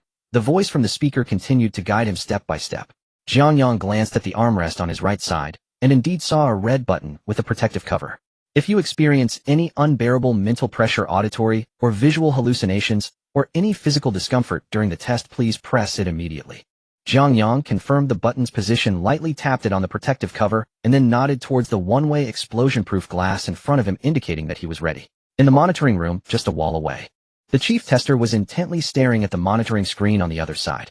The moment Jiang Yang put on the helmet, dozens of extremely smooth green curves immediately sprang up on the screen, representing the real-time monitoring of Jiang Yang's current cortical activity and mental threshold. That physical button was a layer of protection for Jiang Yang himself, while this monitoring screen was the second layer of protection under the tester's control. In the invasion of mental pollution, many test subjects often lose the awareness to press the button. As long as any anomaly appears on the mental curve on the screen, the tester will unhesitatingly interrupt the test. Although after witnessing Jiang Yang's physical data, the tester did not believe Jiang Yang would display any remarkable performance in terms of mental capacity. He reiterated the testing process. "Mr. Jiang, if you have any active mental defense skills or soul-level secret techniques awakened, please do not use them during the first round of testing. The core of this first phase of testing is to determine your resistance to pollution without any defenses. This test is essential. Even those with strong active mental defenses cannot maintain their skills continuously for 24 hours, as it consumes a tremendous amount of spiritual energy and mental stamina. The invasion of pollution is often incredibly subtle and without warning. Many times when awakeners themselves detect the presence of pollution sources in their surroundings, it often means their brains have already been affected. Meanwhile, in the outer testing hall, the awakens who had just undergone a profound change in their worldview gathered outside the isolation room, peering through the one-way glass at Jiang Yang inside. Perhaps to reclaim the face he had just lost, Man Ji crossed his arms over his chest, looking at Jiang Yang inside the glass, unable to resist stirring up trouble again. "I admit I indeed misjudged earlier." Man Ji spoke in a husky voice with a hint of forced conviction. "This newcomer's physical fitness is definitely the most terrifying I have ever seen. He must have awakened some extreme physical enhancement or gene mutation ability." Saying this, he paused and pointed at the spherical device in the isolation room. Since his body has reached its peak, his mental aspect must not be that strong, and it is impossible for him to possess any active mental skills. The tester's earlier reminder was somewhat unnecessary. However, the expression of CG among the crowd was somewhat peculiar. He recalled that when he accepted the task, the briefing mentioned mental energy fluctuations. Inside the isolation room, Jiang Yang calmly nodded after hearing the tester's instructions, confirming once again. Test countdown, 3, 2, 1, start. In the monitoring room, the tester stopped wasting words and decisively pressed a red button on the control panel. Buzz, a faint electric current sound resonated in the isolation room. The moment the red button was pressed, the previously lifeless spherical device underwent an extremely strange transformation. The mass of pitch-black unknown substance seemed to have suddenly received some intense stimulation, abruptly shifting from a state of stillness to one of restlessness.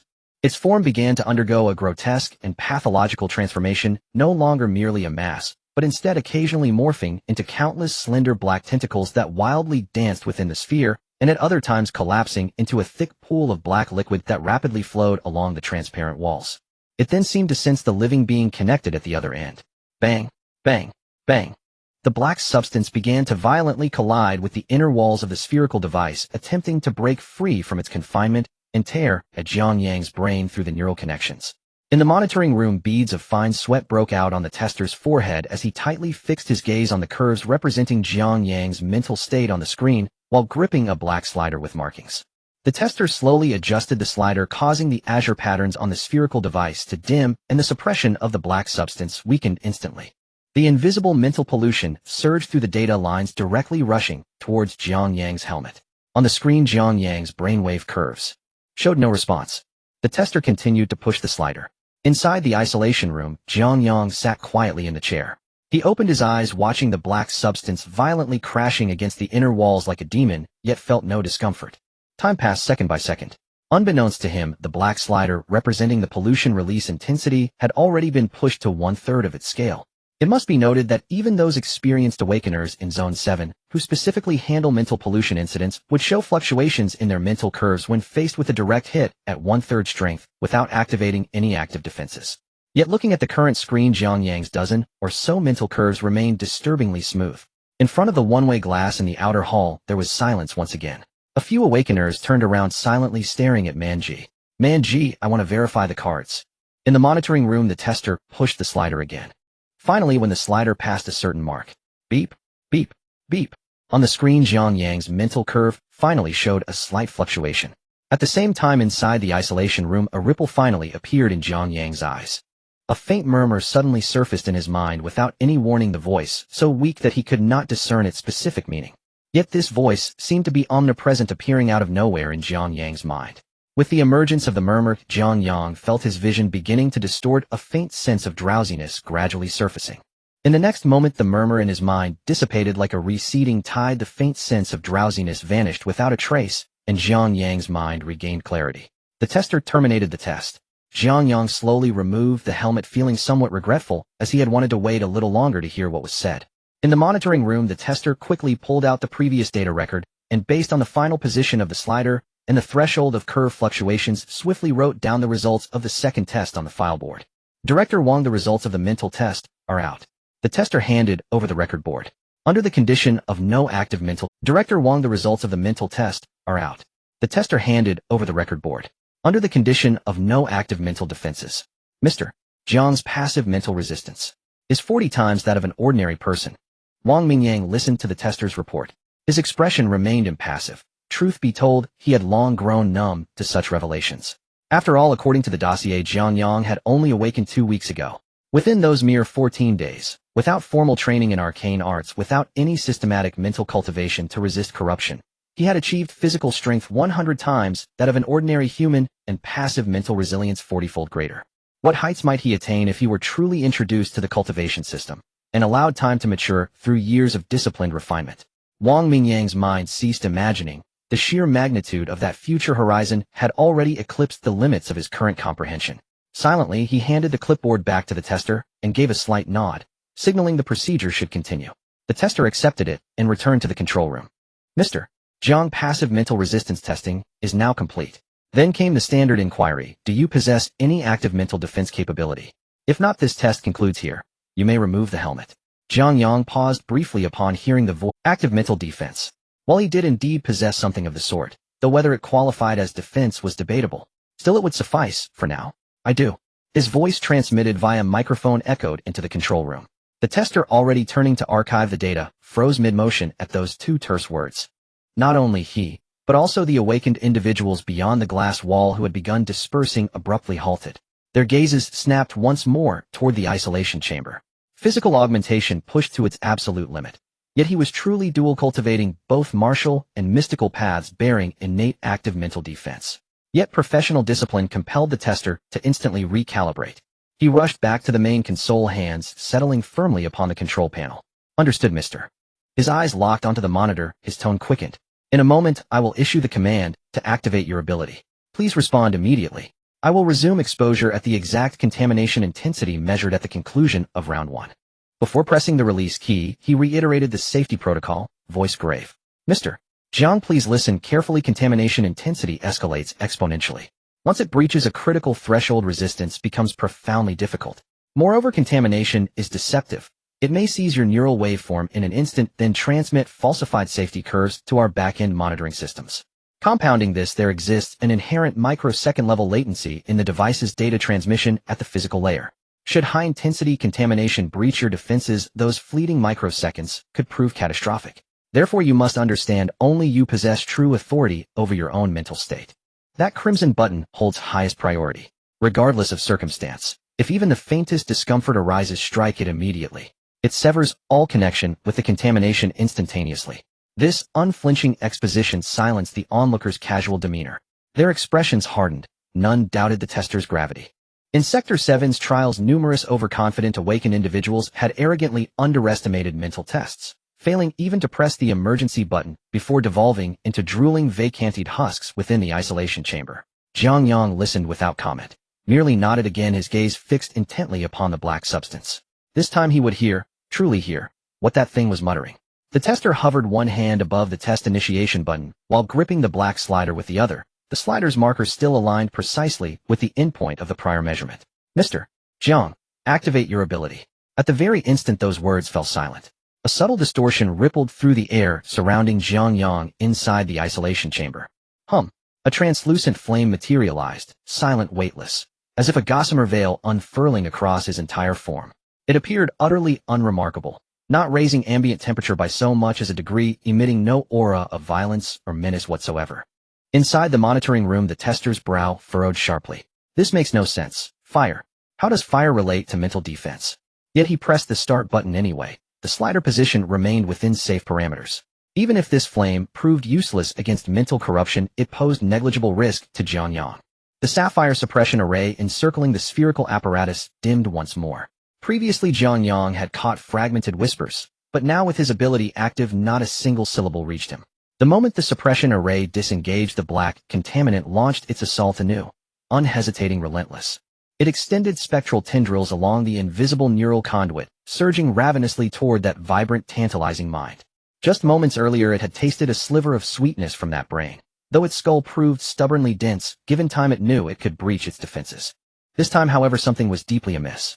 It struck a wall of fire, and in that instant searing heat, driven by instinctual probing, the black mass extruded a slender tendril and delicately brushed the seemingly inert, translucent white flame. In the next breath, a shriek of unbearable agony detonated within the unseen channel. Where the tendril made contact, a single ember erupted into incinerating inferno. The blaze raced up the tendril toward its core. Agony so profound shattered its consciousness. Its very essence recoiled violently, severing the limb. The severed black tendril curled midair and vanished into nothingness. The contaminant's core reeled backward in blind terror, tumbling, scrambling, retreating deep into the sphere's recesses, shrinking itself into a trembling obsidian pellet huddled in the farthest corner. Yet this retreat brought no solace, no relief whatsoever. In its perception, the crisis remained. That white flame did not fade with its withdrawal. Instead, it sensed the transparent fire advancing, tracing the neural conduit inward, invading its domain. The black mass screamed inwardly, who exactly is the contaminant here? No respite was granted.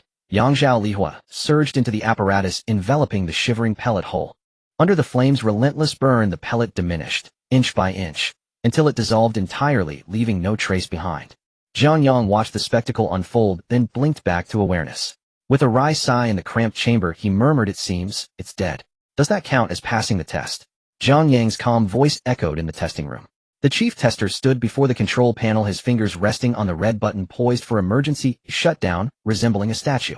He stiffly lifted his head, staring through the one-way glass at the transparent spherical device.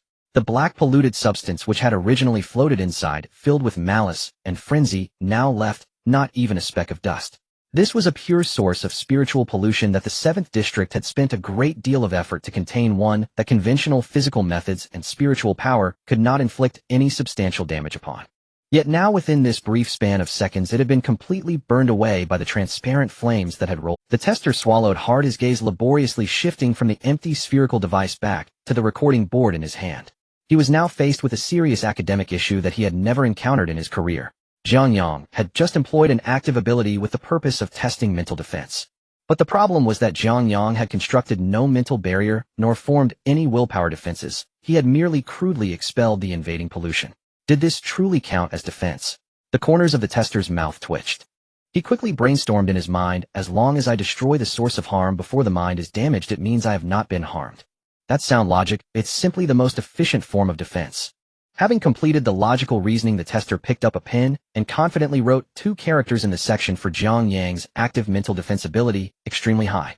He then turned to the next page of the recording board and similarly noted an evaluation of extremely high in the section for mental assault ability. After completing all this, the tester spoke into the microphone. Mr. Jiang, your next test is no longer necessary. You may remove your helmet now. Congratulations, all tests have concluded. Inside the isolation room, Jiang Yang heard the command, casually removed his helmet, placed it on the table, and pushed the door to exit. The tester walked over to Wang Mingyang, holding the final test results filled with outrageous data. Chief Wang, the tester stood firm, his tone serious. All tests for Mr. Jiang have been completed. Considering his physique reactions, passive mental resistance, and active purification ability, the system's final overall evaluation was top tier, awakened. After reporting the evaluation, the tester paused and flipped to a page of data analysis, adding, however, Chief Wang, the system model has also provided some defect analysis. Although Mr.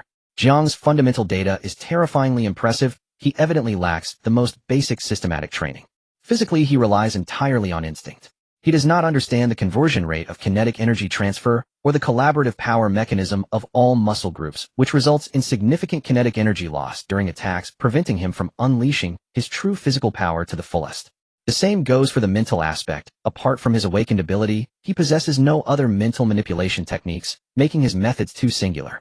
The tester offered a final suggestion. If possible, it would be best to arrange for him to undergo a period of specialized training. Only by addressing his skill shortcomings can he truly unleash the full potential of his body. Wang Mingyang listened quietly to the tester's report. He showed no sign of shock, or rather his worldview had already shattered during the test. Regarding the defects pointed out by the tester, Wang Mingyang secretly felt relieved. This was the most reasonable situation to a newly awakened college student possessing such terrifying values, yet lacking refined techniques, would make Wang Mingyang seriously suspect whether this person was an ancient monster or a celestial being descending in disguise. It was precisely because Jiang Yang's power was terrifying, yet his skills were lacking, that it further confirmed the cleanliness of his background. Wang Mingyang nodded, indicating his understanding. At this moment, the heavy hydraulic door opened, and Jiang Yang walked out of the testing room. Wang Mingyang immediately approached him and patted Jiang Yang's shoulder. Good kid. A hearty and robust laughter echoed in the spacious underground hall. You truly gave me a tremendous surprise. After the laughter subsided, Wang Mingyang became a bit more serious, looking at Jiang Yang with earnestness. Jiang Yang, your test results are out, top-tier evaluation, but there are some things I must say directly. Wang Mingyang's tone carried a hint of elder's admonition. You have just come out of college possessing astonishing power, but whether in combat techniques or the refined application of extraordinary abilities, you are still at the zero experience stage. On this path, relying solely on brute force will lead to significant losses when encountering those with cunning pollution tactics.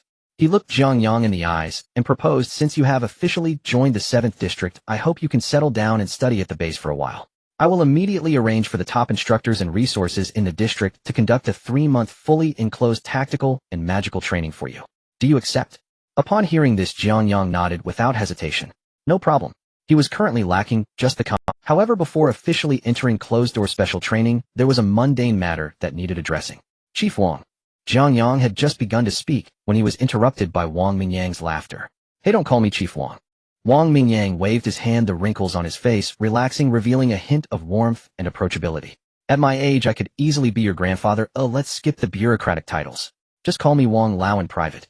Wang Mingyang's natural shift in attitude was a strategy, establishing a closer personal relationship with a strategic genius capable of shouldering the future of humanity was far more useful than maintaining a facade of authority. What were you trying to say earlier? Wang Mingyang asked. Jiang Yang did not dwell on the form of address and continued with the previous topic. Wang Lao, it's like this, I am still a college student. If I am to undergo 3 months of fully enclosed training, I need to return to school for a bit to handle the paperwork for my leave of absence and some personal belongings in the dorm. After all, I don't want to go missing without a word and make my roommates Lao Zhang and Monkey worry or even report me. Wang Mingyang, upon hearing this, burst into laughter. I thought it was a big deal. Wang Mingyang waved his hand again, laughter ringing out once more. You don't need to worry about these trivial matters. The 7th district will handle the school side. They will facilitate your early graduation, and the school will give it a green light without asking any questions. The morning sunlight streamed through the glass door of the balcony, dazzling Hoteoping's eyes. Groggily he turned over and instinctively reached down to feel under the bed, grabbing his phone to check the time. It was 9:30. Yang. The monkey yawned widely, poking his head out to glance at the bed diagonally across from him. The bed was neatly made with the blanket folded squarely, but no one was there. Waking up so early, the monkey muttered, skillfully swiping his fingers across the phone screen before opening the chat window on weak letter and sending a voice message. Dad, could you bring me a sauce-flavored pancake with an egg and extra sauce? Your starving son is dying here. After sending the message, the monkey shoved his phone under his pillow and turned over to continue his sleep. He and Lao Zhang had long since gotten used to Jiang Yang's early departures. After all, Jiang Yang had been juggling various part-time jobs outside, and it was common for him to not be in the dorm early in the morning when there were no classes. As noon approached, the monkey was awakened by hunger. He pulled out his phone and found the weak letter chat empty, with no reply from Jiang Yang. What is this kid up to? Doesn't he care about his son's well-being? What a pain. The monkey complained, resignedly climbing out of bed and calling for Lao Zhang, who was still reading across the room. The two of them headed to the cafeteria together for a meal. In the afternoon, the monkey had played 5 chaotic matches on the computer, cursing loudly at his teammates' bizarre maneuvers. Lao Zhang looked at him with disdain, clearly not wanting to play another game. As night fell, the streetlights on campus lit up one by one. Lao Zhang took off his headphones, stretched his sore neck, and glanced at Jiang Yang's still empty bed and clean desk. Jiang Yang still hasn't come back. Lao Zhang frowned. The monkey, fixated on the computer screen waiting for his character to respawn, was momentarily taken aback by the question. No, I sent him a message this morning, and he hasn't replied. The monkey exited the game screen, picked up his phone, and said, he'll call him and check. I hope he hasn't gotten into trouble with some shady side gig. The call connected, but instead of the familiar dial tone, a female voice came through. Sorry, the user you are trying to reach is not in the service area. Please try again later. The monkey looked at the signal bars on his phone, full strength. Not in the service area? How can he be not in the service area in the city? He skeptically dialed again, but the same automated message greeted him. Lao Zhang's frown deepened. Though Jiang Yang was usually busy, he never went missing without reason. Even when working part-time, he would always reply to messages. Call our advisor. Lao Zhang stood up decisively. 10 minutes later, their advisor, Lao Li, hurried into the dormitory panting. After confirming that Jiang Yang had indeed not been in contact all day, and that his phone was continuously busy, Lao Li realized that something was amiss. A living person suddenly going missing in modern society was no trivial matter. Let's go to the police station. Lao Li waved his hand. The brightly lit hall of the police station was bustling at night. A duty officer sat at a computer listening to Lao Li's account, while quickly entering information into the system. Name Jiang Yang. Third-year student at Teetering University. When was the last time he was definitely seen in the dorm? The officer asked, looking up. Lao Zhang responded, he was here before lights out last night, but when we woke up at 9 this morning he was gone. The officer nodded, typing on the keyboard. We can't locate his phone. It might be turned off or in a dead zone. I'll file a case for you and pull surveillance footage from around your school. Just then the internal line on the desk rang, suddenly interrupting the officer. The officer frowned. This phone rarely rang, and when it did, it often meant urgent orders from above. He signaled for Lao Li and the others to be quiet before picking up the receiver. Hello, Xiangyang Road Police Station. The person on the other end spoke, and the officer's casual posture stiffened within 2 seconds. He abruptly stood up from his chair, legs together, back straight, with a serious expression on his face. Yes. Understood. Got it. I assure you we will strictly enforce the rules, and will not leak any information. With a snap, the officer hung up the phone. He turned around to face the anxious monkey and the others at the desk, first completely deleting the partially recorded file from the computer system. All right, you can go now. The officer's tone became formal. I just confirmed that Jiang Yang is fine. Fine. Where is he then? The monkey was panicking. Don't ask what you shouldn't ask. The officer glanced at him. He's already back at the dorm. You'll see when you go back. With that, the officer turned and walked into the inner office, shutting the door behind him, leaving the three of them, and the three exchanged glances. However, since the police had given a definite answer, they could only leave the station filled with doubts, and took a cab back to school. The taxi stopped at the entrance of Teetering University. As soon as Lao Zhang and the monkey got out, they sensed that something was amiss. Even at night, there were usually a few couples lingering at the entrance, but it was unusually quiet now.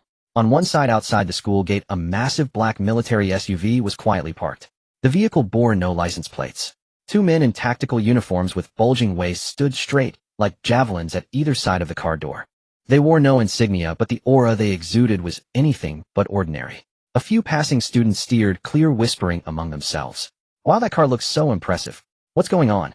No license plates. It's probably from some special forces. What are they doing at our school? Lao Zhang and the monkey exchanged glances, remaining silent as they quickly entered the school gate. It wasn't until they climbed to the third floor and reached their dormitory corridor that they were completely stunned by the scene before them. The narrow dormitory corridor was packed with people. The usually seldom seen president and vice president were currently crowded in the hallway. In addition to the school leaders, there were several men in black suits, and the principal, who usually commanded respect at student meetings, was now bowing low and smiling broadly, repeatedly nodding at a cold-faced man. Rest assured, sir, we have completed Jiang's procedures as quickly as possible, and the documents have been transferred. The principal wiped the sweat from his forehead, smiling apologetically. We will absolutely not cause any trouble for your unit. The officer nodded in acknowledgement, responding, "Thank you for your cooperation." Lao Zhang and the monkey swallowed hard, steeling themselves to push through the crowd of big shots and open the slightly ajar dorm door. Inside the dorm, the Jiang Yang, who had been missing for a whole day, was standing in front of his wardrobe, holding several changes of clothes and methodically packing them into a black backpack. Hearing the door creak open, Jiang Yang paused, turned his head to look at his stunned brothers at the door, and said, "Oh, you're back. I was just wondering where you guys went." The monkey's eyes widened as he glanced outside at the bowing school leaders, and then back at Jiang Yang, who was busy packing. Yanga, what's going on?" The monkey's voice trembled slightly. "Did you get into trouble? Are those people outside here to arrest you?" Lao Zhang adjusted his glasses, more rational than the monkey. Looking at the situation outside, he already had a bold guess in his mind. "Jiang Yang, are you leaving?" Jiang Yang zipped up his backpack and held it in his hand. "Yes, I'm leaving." Jiang Yang looked at them without hiding anything. "I've been recruited by the military district to work in a special department of national security. I need to report today." The dorm fell silent for 2 seconds. National security, special recruitment. Such terms, which only existed in novels and dramas, suddenly hitting a roommate they spent every day with, created a strong sense of unreality for the two. But the cold-faced officers standing outside and the principal's subservient demeanor undeniably substantiated the truth of this statement. Lao Zhang took a deep breath. He stepped forward and firmly patted Jiang Yang on the shoulder.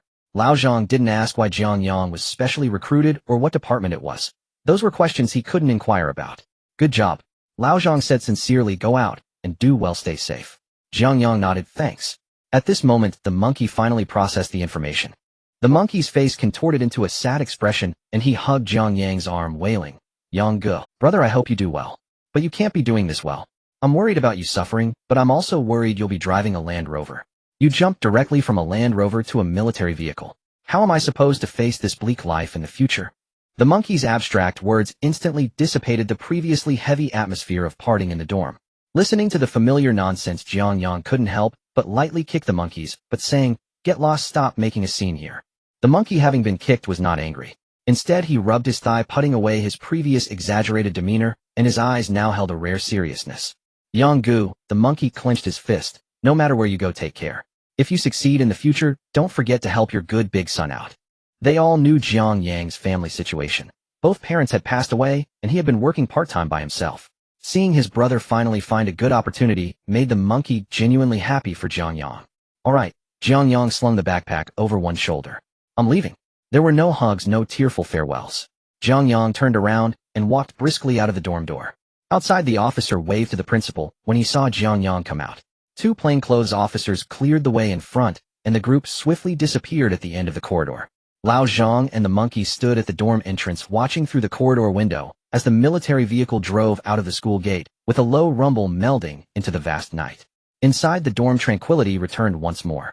Jiang Yang's empty bed bore witness to the fact that someone had once lived here. The off-road vehicle drove deep into the 7th district base of Shiping City, coming to a stop in a secluded residential area shaded by towering trees. The security level here was exceedingly strict, having passed through 3 armed checkpoints and an infrared scanning network along the way. As the car door swung open, Jiang Yang stepped out with a backpack in hand. Before him stood a cluster of small villas, each not too large, but designed in a highly modern minimalist style. A sign at the entrance of one bore Jiang Yang's name. The exterior walls were coated in a subtle gray-black, wave-absorbing paint, blending perfectly with the surrounding night. Jiang Yang pushed the door open and stepped inside. The first floor was a spacious and bright living room equipped with a complete set of smart home devices, plush leather sofas, and a ceiling featuring adjustable warm and cool lighting. The dining room connected to an open kitchen where a large double-door refrigerator was already stuffed with various high-end ingredients and military-grade energy drinks. This was a standard independent residence provided for awakened individuals in the 7th district, configured entirely to the highest standards of a 5-star hotel's executive suite. "Hello, Mr. Jiang." A gentle and professional voice came from beside him.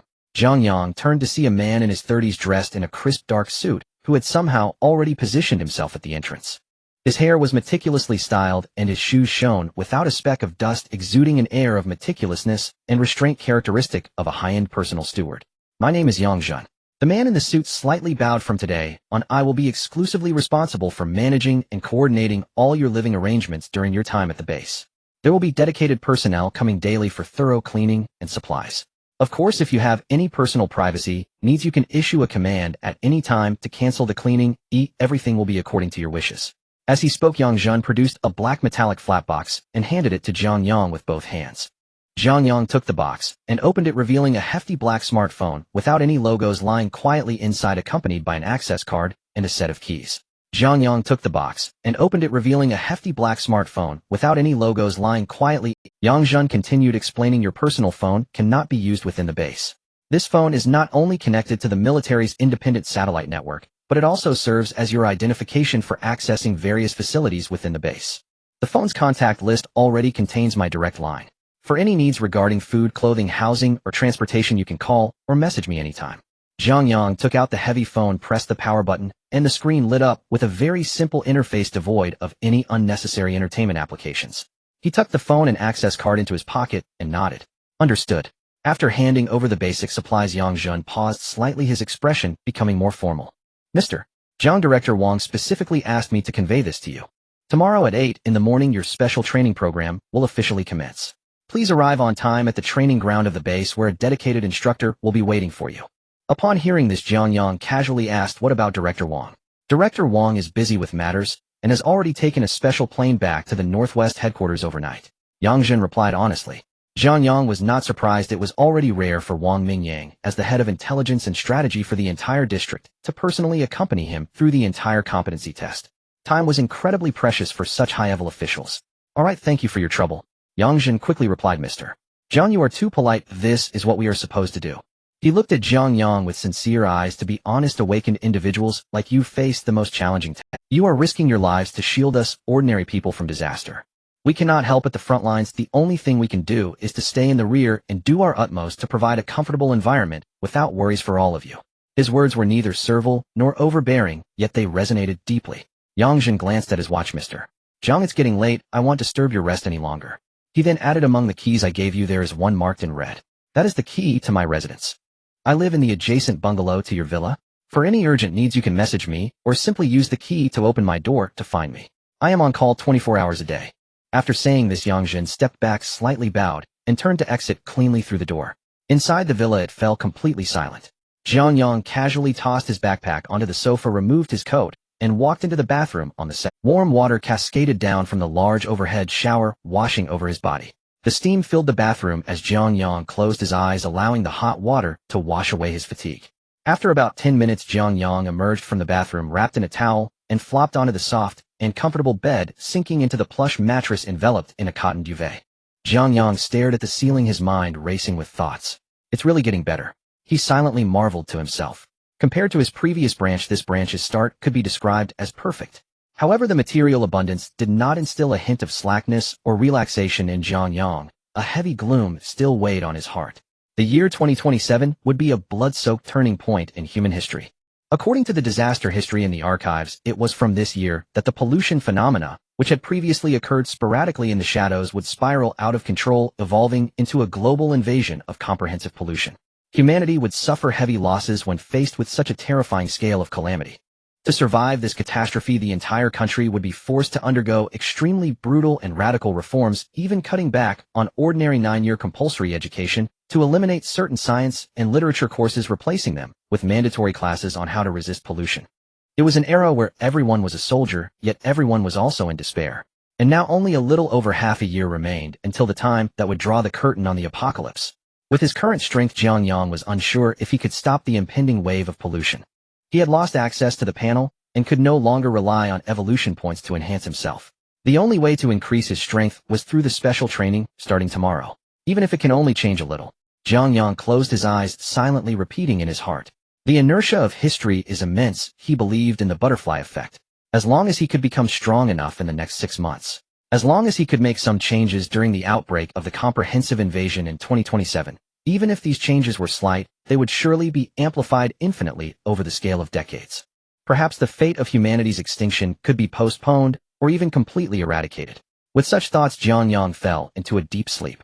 Early the next morning, Jiang Yang arrived punctually at the training ground. At this moment, there were already a few people. However, compared to the number of people during yesterday's ability test, the number of awakened in the training ground was pitifully small. The other awakened had either been dispatched to execute tasks, or were those specializing in mental or magical arts choosing to meditate in specific spiritual energy rooms. After all, this physical training ground is more suitable for those who pursue physical enhancement. Seeing Jiang Yang enter, the few individuals who were warming up stopped their actions and came over to greet him. Since they would be colleagues working together in the future, it was basic courtesy to meet in advance. Walking at the front was none other than the giant from yesterday, Manji. Despite being slapped in the face repeatedly during the testing ground yesterday, this man's character was surprisingly straightforward, showing no signs of anger. Instead, upon seeing Jiang Yang, he walked over in a boisterous manner. Hello. Manji stood in front of Jiang Yang and naturally extended his large hand. My name is Manji, you would just call me Manzi like everyone else. He paused for a moment and added with a grin, of course, if you can call me Man Wang, that would be even better. Jiang Yang looked at the robust hand before him and extended his own to shake it. The handshake was brief, with no cliched trope of an old soldier intimidating a newcomer by secretly crushing their hand bones. Although Manji looked like a bear, he was not a real bear. He had witnessed Jiang Yang's testing process yesterday. He would have to be out of his mind to challenge Jiang Yang in a test of grip strength. All right, Manzi, my name is Jiang Yang. Jiang Yang withdrew his hand and said, when you can be invincible for 5 seconds, I'll call you Man Wang. Manji was taken aback, scratching the back of his head, his eyes filled with a naive clarity. Having spent his days executing tasks and lifting weights in the training ground, he had never played League of Legends and completely failed to comprehend the reference in Jiang Yang's title. However, just because Manji didn't understand it didn't mean that the young man beside him was oblivious. The short-haired awakened standing nearby was evidently an experienced player. Seeing Manji's bewildered expression, he couldn't contain himself, tightly pursing his lips, his shoulders shaking uncontrollably as he stifled his laughter. After suppressing his smile, he approached. This person was also dressed in cool short attire, wearing a tight black tank top on his upper body. Although his physique wasn't as exaggerated as Manji's, the exposed muscles were equally well-defined with smooth lines, and he had a 3-section staff made of tempered steel tucked at his waist. Hello, my name is Li Ruolong. The tank top guy looked at Jiang Yang, his eyes shining with a fervent eagerness. I've heard them say you are quite impressive, we should spar some time. With that, Li Ruolong suddenly spread his legs, shook his wrists in front of him, and adopted a Jeet Kune Do stance, while emitting a sharp, high-pitched cry, "Ada." Jiang Yang's expression turned slightly odd. Who is Li Xiaolong to you? You also know Li Xiaolong. Li Ruolong's eyes lit up as if he had found a kindred spirit. He quickly dropped his stance, patted his chest, and proudly declared, he's my idol. Ada. This area truly was, full of talent. Jiang Yang then glanced towards a familiar face at the back of the crowd, the flamboyant swordsman in white CG. Actually, CG originally had a task today, but he sacrificed some internal points to transfer the task to another awakened. The reason was simple. Last night he had tossed and turned in bed, unable to sleep, a wink, his mind filled with the scene of Jiang Yang calling his name.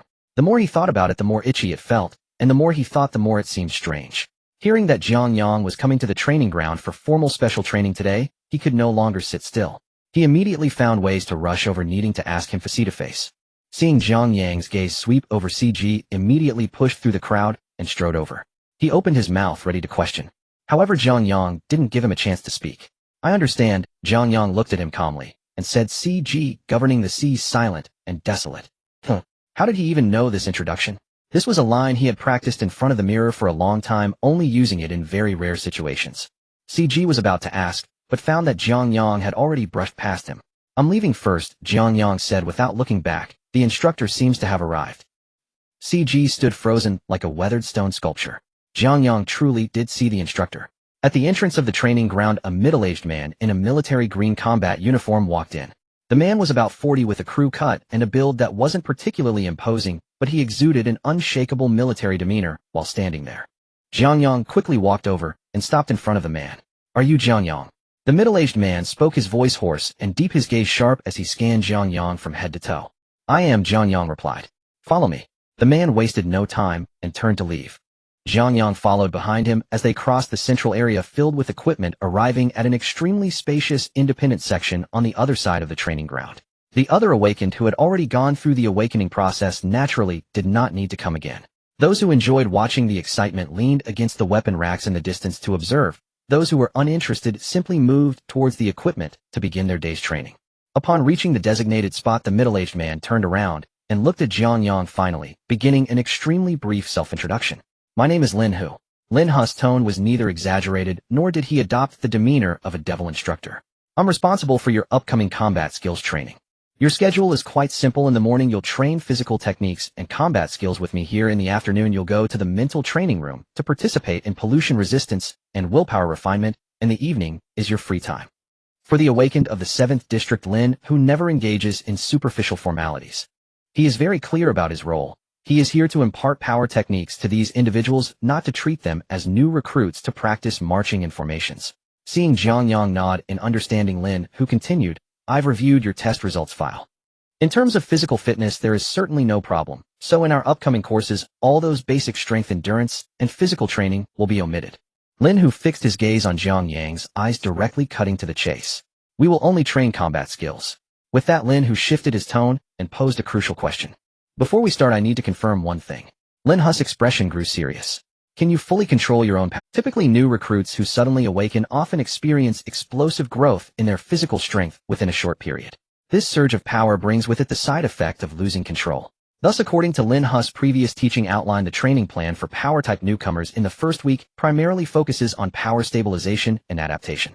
After hearing Lin Hu's question, Jiang Yang nodded without hesitation. I can. This answer caused a flicker of surprise in Lin Hu's eyes. Complete control. A newcomer who had just awakened for 2 weeks could perfectly harness 100 times the normal person's violent strength. Although somewhat unexpected, this was undoubtedly good news. If Jiang Yang could truly control his body perfectly, then those lengthy adaptive training sessions could be skipped, and the teaching process for combat skills could be significantly expedited. Of course, Lin, who wouldn't fully trust Jiang Yang's word, he kept a cautious eye, and only upon confirmation would he begin practical training. Very well. Then let's begin now. Time flew by swiftly, and the 3 months of intensive training passed in the blink of an eye. In the base of District 7, Jiang Yang stood quietly in front of Lin Hu. It was the same slightly barren training ground, and the same 2 people. But at this moment, Jiang Yang was completely different from the state he had when he first stepped onto the training ground. His posture was relaxed, with drooping shoulders, arms hanging, and legs weak, appearing defenseless. To an untrained eye, he seemed full of flaws, yet an expert could immediately discern the underlying principles. His flesh was loose and lacked tension, while his muscles and bones concealed immense power. His knees were slightly bent, ready to spring. His waist and abdomen held the capacity for twisting movements, and though his limbs seemed casually placed, every joint was poised at the critical point of exertion. On the surface, he appeared languid and unfocused, but in reality there was no stiffness in his body. He was as still as soft cotton, yet as explosive as thunder, capable of launching a sudden attack in an instant. Lin, who stood with his hands behind his back, his sharp gaze sweeping over Jiang Yang from head to toe. Your intensive training is officially over as of today. Lin Hu's voice remained hoarse and deep as he looked at Jiang Yang, his tone exuding a soldier's fortitude. Your theoretical combat skills and force application mechanisms now have no faults to be found. At this point, Lin Hu's words suddenly paused. However, his tone rose sharply, carrying an undeniable theory is after all just theory. The sandbags and simulators on the training ground can never replace the unpredictable situations of a battlefield. True combat skills are not the standard moves I taught you in the training hall, but rather they must be honed continuously in real-life life-and-death situations, ultimately merging into a style that belongs solely to you. This is what you must focus on after leaving this training ground. Although Lin Hu's expression was serious, a hint of appreciation and satisfaction could be detected in his eyes upon closer inspection. Over the course of these 3 months, he found it nearly impossible to fault the young man before him. He had seen too many self-important awakeners. Those individuals, once endowed with extraordinary abilities, often fell into the illusion of superiority, deriding basic combat techniques and tedious force training, believing they could simply skate by with minimal effort. But Jiang Yang was different. This young man, with such terrifying physical attributes, displayed an extraordinarily fearsome execution when faced with the most mundane skills training. Without a single complaint and never cutting corners, Jiang Yang could complete every single action task assigned by Lin, who with perfect accuracy. I understand. Jiang Yang saluted. Thank you, instructor, for taking care of me during this time. Lin, who looked at Jiang Yang, and a hint of a smile finally appeared on his stern face. He did not say anything more, only returned a salute. Go on, your journey has just begun. Lin, who turned and strode towards the exit of the training ground, leaving behind a piece of advice: just one thing, be careful in all matters. With that, Lin, who waved his hand, and his tall figure decisively disappeared outside. After watching Lin, who leave Jiang Yang turned and walked towards his villa. Just yesterday the courses on anti-pollution and willpower training in the mental training room had concluded. Over the past 3 months Jiang Yang had absorbed knowledge on both physical combat techniques and theoretical methods for dealing with mental invasions. But as Lin, who said what was learned was ultimately theoretical, especially the mental techniques. The forms of pollution are varied and unpredictable. There is no standard formula that can be applied to all scenarios. Only specific responses to specific situations can be effective in real combat. Returning to the villa, the interior was still spotless. Jiang Yang leaned back on the sofa and took out his internal dedicated phone. On the homepage of the communication app, a large internal group chat titled Northwest War Zone Pollution Disaster Management Group was pinned at the top by the authorities, and the red number indicating unread messages in the upper right corner was flashing at a dazzling speed. Jiang Yang opened the group chat, and dense messages of operational directives and rescue requests instantly filled the screen. Location: Linjiang City Old Textile Factory on Riverside Road. Incident: discovery of a flesh mutation pollution source. Request: 2 fire-type or lightning-type awakeners needed for deep cleansing. Location: Songnan Mountain Abandoned Taoist Temple. Incident: large-scale unidentified illusionary chi fluctuations detected with surrounding villagers exhibiting mass hysteria. Request: 1 mental-type and 1 combat-type awakener to immediately investigate. Urgent. Location: Subway Line 3 at Huaihai Road. Incident: Field Team 3 encountered unidentified mental pollution, 2 people missing, 1 severely injured and unconscious, and the area has been sealed off. Request: awakeners team urgently needed for support. Repeat: urgent request for support. Jiang Yang's long fingers continually scrolled up the screen as he watched these alarming battle reports. He couldn't help but feel that over the past month and a half the frequency of such sudden pollution incidents popping up in the group had visibly increased. In the past it would take half a day for a single alert. Now almost every half-hour urgent red messages would flash across the screen. This sense of impending doom, as if a storm was brewing, gradually turned Jiang Yang's gaze cold and sharp. Could this frequency indicate that the comprehensive pollution invasion of 2027 is starting to show early signs? During these 3 months of intensive training, the higher-ups of District 7 had not assigned him any cleansing tasks. Although Jiang Yang did not personally participate, he took time each day to review the messages in this management group. It was precisely for this reason that he could intuitively feel the brutal war of attrition currently being waged by the vast machinery of District 7. Behind every short request for assistance often lay the sobering reality of human loss. Those awakeners who had gained extraordinary abilities seen as godlike by common people faced a staggering attrition rate in this group. An account that had been lively and humorous just a day earlier would have its avatar turn a lifeless gray the next day and would never again send any messages. Subsequently, these gray names would be moved into a top-secret document titled Memorial to the Heroes by the system's backend. So far, the names in that document have accumulated to dozens of pages. Death is not even the worst outcome. In this battle against pollution, the most devastating aspect is those awakeners who, after being eroded by pollution during missions, have their powerful bodies and spiritual abilities twisted and mutated, directly becoming even more terrifying new sources of pollution on site. When the subsequent support awakeners receive orders and arrive on site, they are faced with what were once their companions. Those who can take action must kill with tears in their eyes, while those who cannot bring themselves to do it can only hold back their tears, call headquarters, and request a change, asking awakeners from other regions to take over this bloody cleansing work. This is the true depiction of the awakeners in District 7. The favorable environment and treatment come at the cost of their endless struggles on the brink of life and death. Yet no awakener has ever withdrawn, for they are acutely aware of the responsibilities they shoulder, knowing that if they leave, countless families behind them would face devastation. Jiang Yang returned to the contact list homepage of his phone, his gaze stopping on the first name pinned at the top, Wang Mingyang. This name represents not only the highest authority in the Northwest War Zone of District 7, but also the central hub for the operation of this massive defense machine. Over these 3 months, the uncontrollable sudden events in the group, the coordination for urgent support, and the directives for casualty management have almost all been issued personally by this old man. Whether it was the dead of night or dawn at 5 in the morning, or even during the brief lunch breaks. Whenever a severe alert appeared in the group, Wang Mingyang's avatar in a Zhongshan suit would always show up promptly, as if he were a computer that never needed sleep, providing the most reasonable tactical arrangements and personnel deployments in the shortest time. For a whole 3 months, day and night, Jiang Yang had not seen a single day of respite on this old man's account. After this period of observation, Jiang Yang was convinced that Wang Mingyang was truly burning his life away, striving desperately for the survival of this nation and the continuation of humanity. He was not a politician playing power games from a lofty position, but a great man who poured everything he had into the line of civilization's defense. He had to see Wang Mingyang one more time. Inside a sealed top-secret conference room, the cold white ceiling light illuminated the space without a hint of shadow as Jiang Yang sat at one end of the metallic long table.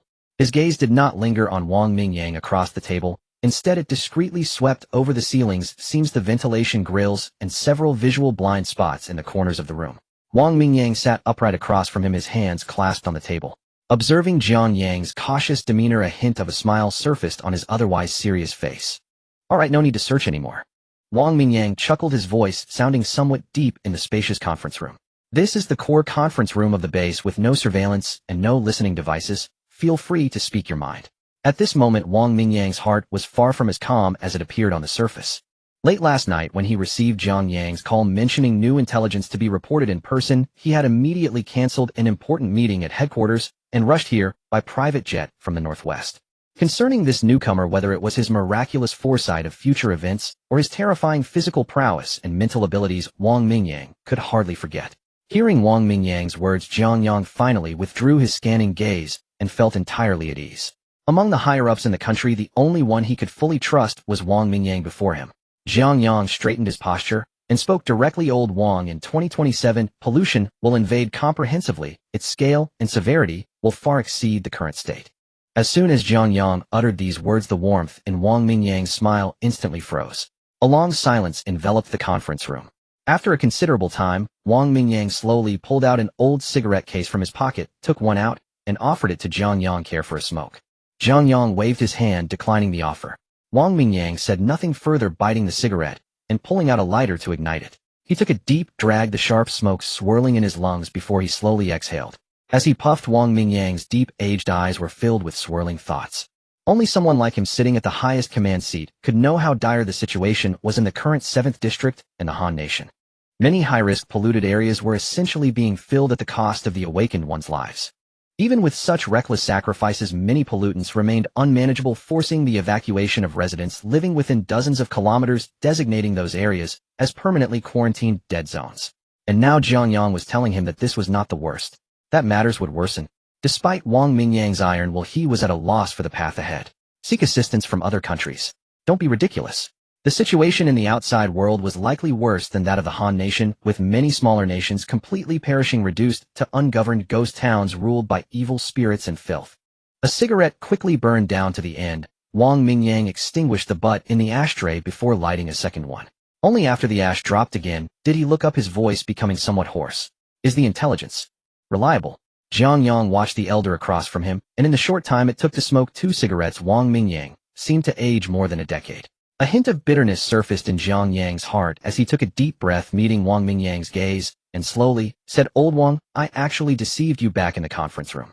The ability I possess is not foresight of the future." The anticipated questions and anger did not materialize. Wang Mingyang exhaled a cloud of smoke, looking at Jiang Yang through the haze, his tone calm. "I know. You young whippersnapper, having not even stepped into society, how could you possibly deceive me?" Wang Mingyang flicked the ash off his cigarette. "But I don't mind it. Everyone has their secrets. As long as it doesn't endanger this country, it is acceptable." At this point, Wang Mingyang lifted his head, a bright light flickering in his eyes. "So, do you believe?" This question struck Jiang Yang's heart like a heavy hammer. He met Wang Mingyang's gaze, a tinge of avoidance and shame appearing in his eyes. "I'm sorry." Jiang Yang lowered his head and softly said, "Thank you for waiting." He no longer concealed anything, raising his head to narrate the matter of his branching timelines to this elder worthy of trust. He explained the timeline reset mechanism and enumerated the major events happening at various future time nodes. Though specific details were unclear, these macro nodes were sufficient to provide Wang Mingyang with a clear direction. Time passed second by second in the conference room. Unbeknownst to him, the metal ashtray in front of Wang Mingyang had filled with 7 or 8 burnt cigarettes. Once Jiang Yang finished saying everything he needed to, he fell silent and leaned back in his chair, quietly waiting for Wang Mingyang to digest the information. After a full half hour, Wang Mingyang let out a long breath and extinguished the last cigarette. "But, truly, incredible." The elder expressed a heartfelt exclamation, then looked up at Jiang Yang with a tone of gratitude. "Thank you so much. The intelligence you've provided is incredibly important. Many strategic agendas and decisions can be advanced immediately." Wang Mingyang's gaze was exceptionally sincere. With these clear nodes, the country can prepare its layout and combat readiness in advance. Throughout, Wang Mingyang did not blame Jiang Yang for not reporting this intelligence to the authorities sooner. Because if it were him in Jiang Yang's position, he would only hide deeper and be more cautious, never revealing the branching timeline without testing the waters 10 times or more. For this reason, Wang Mingyang was even more grateful that Jiang Yang had chosen to trust him at this moment. Jiang Yang, remember, Wang Mingyang solemnly instructed never disclose this ability to anyone else. I will use my authority to do everything I can to help you conceal it. Even though Wang Mingyang held a high position in the 7th district, he could not fully decide all matters of the district. In this vast national machinery, he also did not trust some politicians. Upon hearing this, Jiang Yang nodded slightly. He knew he had truly found the right person this time. Yet simultaneously, he looked at Wang Mingyang, hesitated for a moment, and couldn't help but speak up. Old Wang. Jiang Yang carefully chose his words. When you learn that the world we are currently in is not the only main timeline, but merely a branch, do you feel anything? Or rather, Jiang Yang did not continue, but the intent behind his words was already evident. How could one not feel a sense of nihilistic despair when one learns that their existence, their struggles, and even the trajectory of the entire world might just be a trial and/or illusion? Upon hearing this question, Wang Mingyang paused for a moment, then forced a smile of understanding. What's wrong? Wang Mingyang retorted, should I give up on myself? Thinking that this world is just a branch, that there's no hope, and we should all wait for death together. Jiang Yang, seeing this, was about to explain that this was not his intention. But Wang Mingyang interrupted him, first raising a hand. Jiang Yang, you have experienced what you call the main timeline. You have lived through the dream of the future. From your perspective, you know this is a branch. Wang Mingyang looked directly into Jiang Yang's eyes, his voice calm, yet filled with power. However, for me, every choice I have made has been real and tangible. The elder's gaze became incredibly resolute. This is my main timeline. There are no branches here. I believe in the brutal future you speak of. But at the same time, I firmly believe that as long as that so-called future has not truly descended upon us, we still have the chance to change it. Wang Mingyang looked at Jiang Yang, the smile at the corner of his mouth gradually widening. Before you, in those branching memories, did you not also cooperate with the country? But now you sit here sharing these matters with me. Doesn't that mean the future is already changing, isn't it? Listening to these words, Jiang Yang sighed in his heart. No wonder he was the highest authority of the 7th district. The resilience of his mindset and the speed of his ideological transformation were truly formidable. Not entangled in the nihilistic fate, but firmly grasping every bit of hope in the present. Then, Jiang Yang's lips curled upward, his tone resolute. Let's work hard together. After the meeting concluded, Wang Mingyang hurriedly left. Having obtained a piece of future strategic intelligence precise to specific years, this elder from the 7th district was unwilling to delay even for a moment. He needed to rush back to the Northwest headquarters as soon as possible, taking advantage of the last few months of buffer before 2027 to forcibly alter the operational direction of the national machinery and establish a comprehensive defense framework in advance. Jiang Yang returned to the villa alone. Having just completed 3 months of intense training, his physical capabilities and muscle memory had reached their peak state of readiness. A buzzing sound came from the black phone in his pocket, which was exclusively used within the 7th district. Jiang Yang pulled out the phone, and a red pop-up automatically appeared on the screen. This was an encrypted mission file assigned automatically by the headquarters distribution system. Jiang Yang tapped on the pop-up, and cold black characters manifested on the screen. Mission code: Blind Faith. Coordinates: ancient and village 40 kilometers along the winding road in the northern suburbs of Shiping City. Mission brief: 2 days ago, abnormal spiritual energy fluctuations were detected in the ancient and village area. A preliminary inspection team that entered the village to conduct routine checks encountered violent obstruction and resistance from the entire village. To avoid alerting the enemy, the preliminary team has temporarily withdrawn to the outskirts of the village. Subsequent reconnaissance was conducted at night using high-altitude microdrones, which revealed suspected cult gatherings occurring within the village's ancestral hall. The footage showed hundreds of villagers fervently kneeling before a living person sitting cross-legged in the center of the ancestral hall. It is initially assessed that there is a high likelihood that a wild awakened individual has emerged in this village, accompanied by mild mental pollution radiation, which has led to the villagers being misled. At the bottom of the file there were only 2 options: accept and transfer. Jiang Yang looked at the report on the screen, and without any hesitation directly tapped the accept button. The screen instantly switched, displaying that the mission had been locked.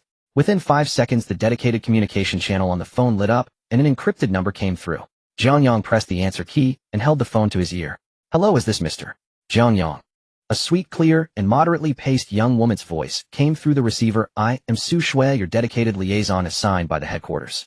I will now provide you with the detailed action specifics for this mission.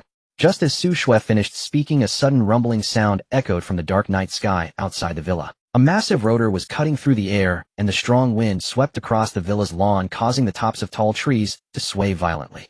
An armed helicopter hovered over the small helipad outside the villa, its powerful spotlight creating a large bright spot on the ground. Jiang Yang held the phone, opened the villa's main door, and walked directly toward the helipad. The wind whipped at his clothes, yet his footsteps remained steady and firm. "Speak."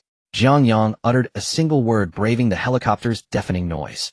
On the other end, Su Shue's voice was unaffected by the noise, clearly indicating that the communication device had undergone high-standard noise reduction. "Mr.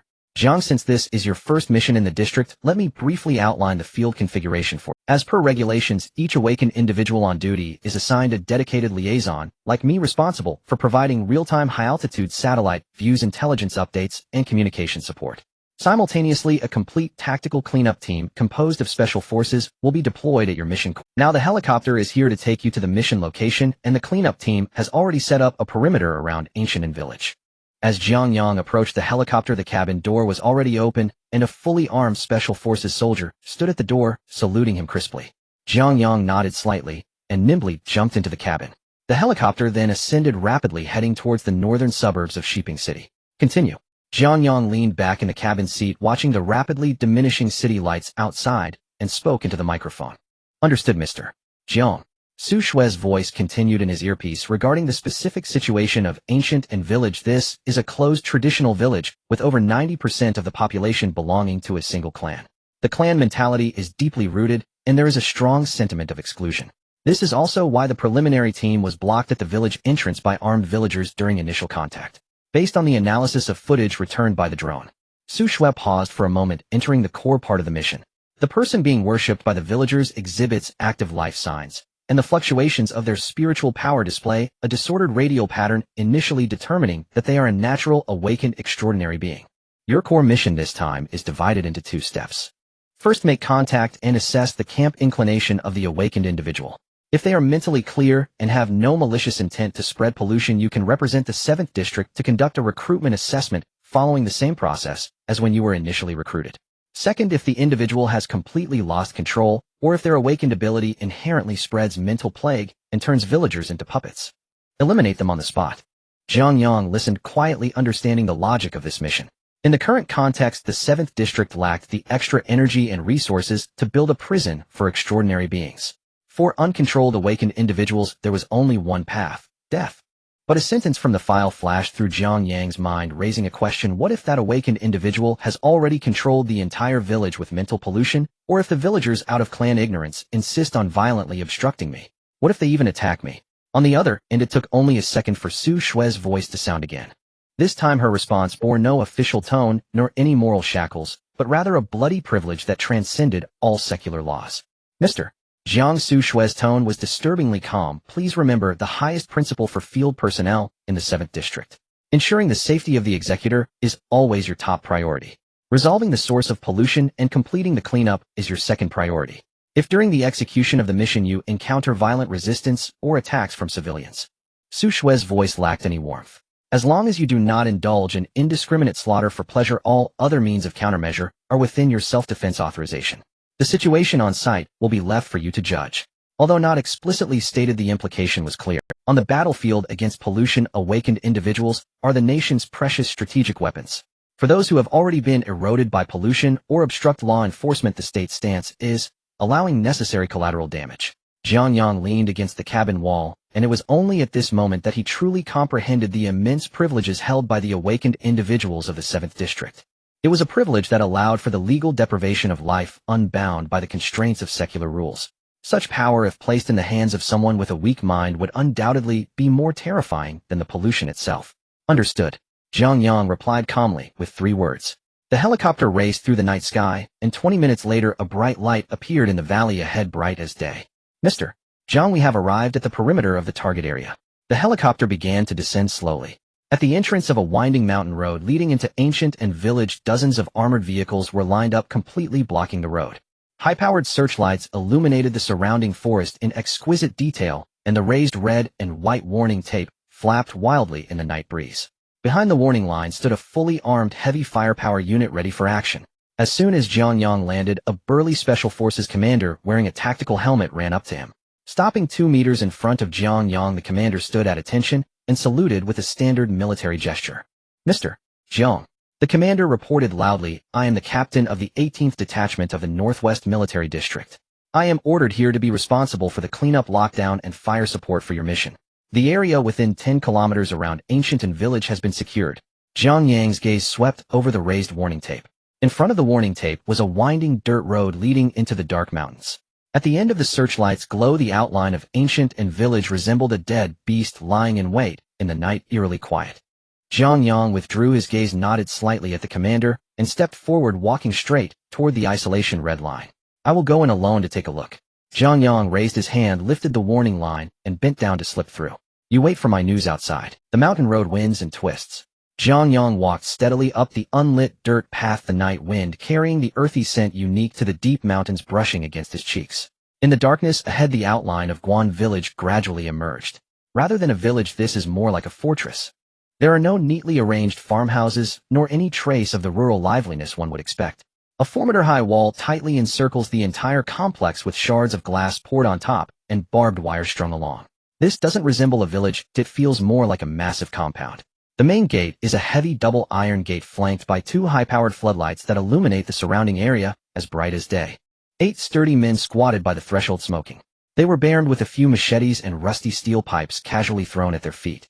Jiang Yang stopped in the shadows 100 meters away, his gaze sweeping over the guards. This is definitely not a normal village. A definitive conclusion would require investigation inside. He did not want to waste time startling the snake. Jiang Yang circled the wall for a while and came to a visual blind spot of the floodlights. Looking up at the 4-meter-high brick wall, he slightly bent his knees, his calf muscles suddenly exerting force, and he nimbly leaped over, landing quietly without making a sound. The village was eerily quiet. The streets were narrow, with self-built houses tightly pressed against each other, blocking out the already dim moonlight. Besides the guards at the village entrance, not a single person was visible, not even a lighted window. The entire village was as silent as a graveyard. Jiang Yang raised his hand and pressed a button on the law enforcement recorder on his tactical vest. A green indicator light lit up. The camera silently started recording everything in this isolated village.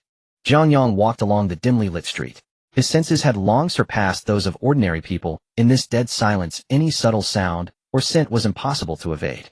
After passing through 2 dark alleys, Jiang Yang halted his steps. His brow furrowed slightly. A trace of a metallic scent hung in the air. It was the smell of blood. Following the smell, Jiang Yang arrived at a plain house in a remote corner of the village. This house had no windows, its exterior walls coated in rough cement, with only a massive double iron door at its center.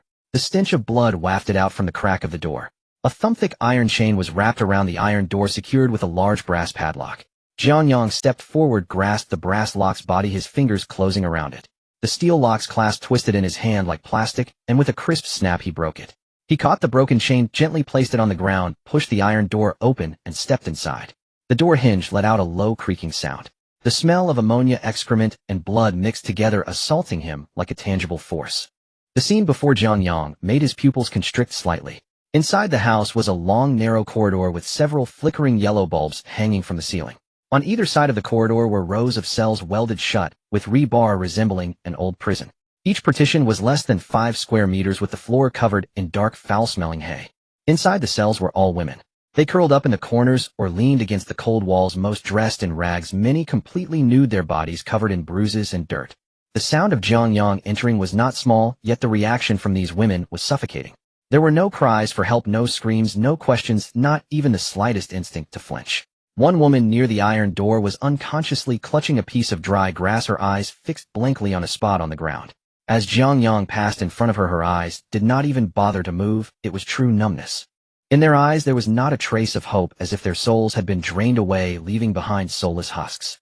Jiang Yang continued deeper, the law enforcement recorder on his chest flickering with a faint green light, capturing the scenes of this hell on earth. The deeper he went, the more unsettling the conditions in the cells became. The women here had protruding bellies some 5 or 6 months along, others nearing the brink of labor. Their limbs were bony and emaciated like dried branches devoid of blood color, yet they bore abnormally large pregnant bellies. They resembled breeding machines, merely providing the container for a womb. At the end of the corridor was a relatively cheap white tiles covered the walls, but the gaps between the tiles were clogged with black filth. In the center of the floor was a large drainage funnel. Above the funnel stood a rusty gynecological delivery bed. At the four corners were leather restraints stained with black filth, and on the bed's surface lay remnants of undried amniotic fluid and thick blood dripping in drops into the funnel below. Next to the delivery bed was a half-person-high blue plastic barrel. The strongest stench of blood. Jiang Yang approached the barrel and looked inside. The barrel contained half a tank of bright red liquid. Large pieces of placental tissue and unrecognizable chunks of flesh floated on the surface. Standing before the plastic barrel, Jiang Yang's expression had vanished, his breathing slowed to an extreme. Each inhale felt icy, and piercing his muscles hidden beneath his clothing tightened slightly in suppressed rage. He never expected that just a few dozen kilometers outside of Shiping City, such a place devoid of humanity would be hidden, a living breeding ground. Jiang Yang turned around and retraced his steps. He walked once more through that dimly lit corridor past row after row of iron cages. The women in the cells remained in the same positions as when he first entered, like broken dolls placed on a shelf. Not a single pair of eyes looked at him from beginning to end. As Jiang Yang reached the door, he paused, his voice soft, yet clear. "Wait for me to come back." This sentence fell into the cells like a stone sinking into the ocean, raising not a single ripple. No one looked up, no one responded. For these women imprisoned in this lightless hell, these words held no meaning. In the long and desperate years, there were once young people who accidentally wandered into the village, or righteous passers-by, shedding tears of sympathy through the iron door, vowing to report it and promising to come back to save them. But what was the outcome? Those people's corpses would appear in the stinking ditches outside, rotting away. They watched hope ignite time and again, only to be cruelly snuffed out, accompanied by harsher beatings and torment. Hope is the most extravagant and deadly poison here. They have long learned to extinguish it completely, leaving only numbness waiting for the next delivery, or liberation. Jiang Yang stepped out of the slightly ajar iron gate, the night wind blowing past, carrying the dampness of the mountain vegetation, yet failing to dissipate the foul stench lingering in the village. Less than 10 meters away stood another almost identical bungalow. Standing before the door, Jiang Yang heard a faint crying sound through the heavy iron door. Jiang Yang opened the door and walked in. This bungalow was slightly smaller than the previous one, with relatively better hygiene conditions. However, the hellish scene had not diminished in the slightest. The entire room was divided into 4 areas by rough wooden boards neatly arranged, with several rows of makeshift infant beds, made from plastic boxes, each box lined with thin old cotton. Inside the boxes were living infants. From newborns with freshly cut umbilical cords to several-month-old full-term babies, they were coldly sorted into different areas according to size and age. They were wrapped only in poor-quality rough cloth. Several newborn infants seemed to be hungry, flailing their tiny arms in the boxes, emitting weak cries, but in this environment devoid of any warmth measures, their cries grew weaker. Jiang Yang looked at the scene before him, his fingers tightening, making a series of crisp sounds. The enforcement camera on his chest captured everything in its lens. Meanwhile, 30 meters away from these 2 bungalows, in another more secluded brick house, there were no lights, only a high weld-sealed ventilation window. The cold moonlight streamed through the window, casting a pale light on the damp earthen floor. In the dark corner where the light could not reach, 7 or 8 children aged between 3 and 6 were huddled together, borrowing each other's thin body heat to stay warm. At this age, they should be spoiled in their parents' arms, enjoying childhood in the sunshine. But at this moment, all these children were clad in ill-fitting tattered clothes, their thin arms and shins exposed, covered in old and new whip marks and bruises. In the innermost corner, a slightly older boy, appearing to be around 5 or 6 years old, leaned against a wall covered in moss, with a dried blood scab on his forehead, his right cheek swollen, and a trace of blood not fully wiped from the corner of his mouth.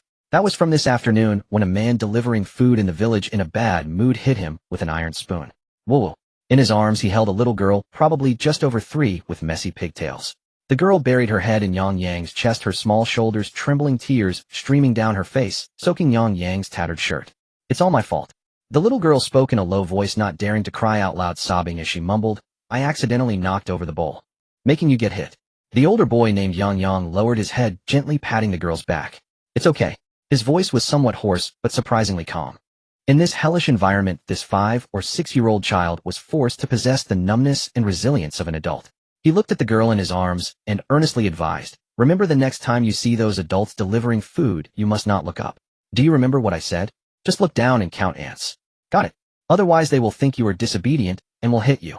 Nearby, 2 other boys around 4 years old also leaned closer to Jiang Yang. "We remember, brother Jiang Yang." One of the boys sniffled cautiously, looking at Jiang Yang's swollen cheek. "Jiang Yang, does it hurt?"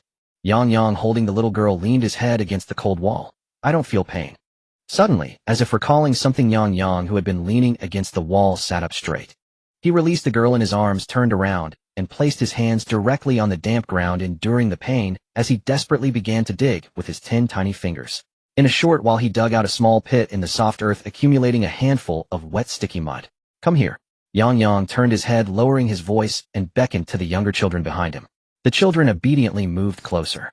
Without hesitation, Yang Yang extended his mud-covered hands and smeared the mud directly on the little girl's face, the muddy water flowing down her cheeks, covering her features and hair, completely obscuring her originally somewhat fair skin. The little girl shrank her neck in fear, but she remained silent, allowing Yang Yang to turn her into a mud. Next came the other children. Yang Yang swiftly smeared mud on each child until they all looked like muddy monkeys. Having completed all this except for Yang Yang himself, all the other children had become unrecognizable, their bodies covered in filth. Yang Yang wiped his hands on his tattered clothes, looking at the dirty children. "Wait a moment if an adult comes in." Yang Yang lowered his voice, sternly instructing, "You all huddle in the very back, keep your heads down, and close your mouths. No matter what happens, absolutely do not speak, and definitely do not cry." The children looked at him with a mixture of understanding and confusion, but still nodded, obediently shrinking deeper into the corner. Just then, a heavy dragging sound of chains suddenly echoed from outside the door. The once relatively quiet room instantly fell into silence. Accompanied by the sound of a lock being turned, two men's rough voices could be heard outside the door, their tones not deliberately lowered, clearly reaching the children's ears.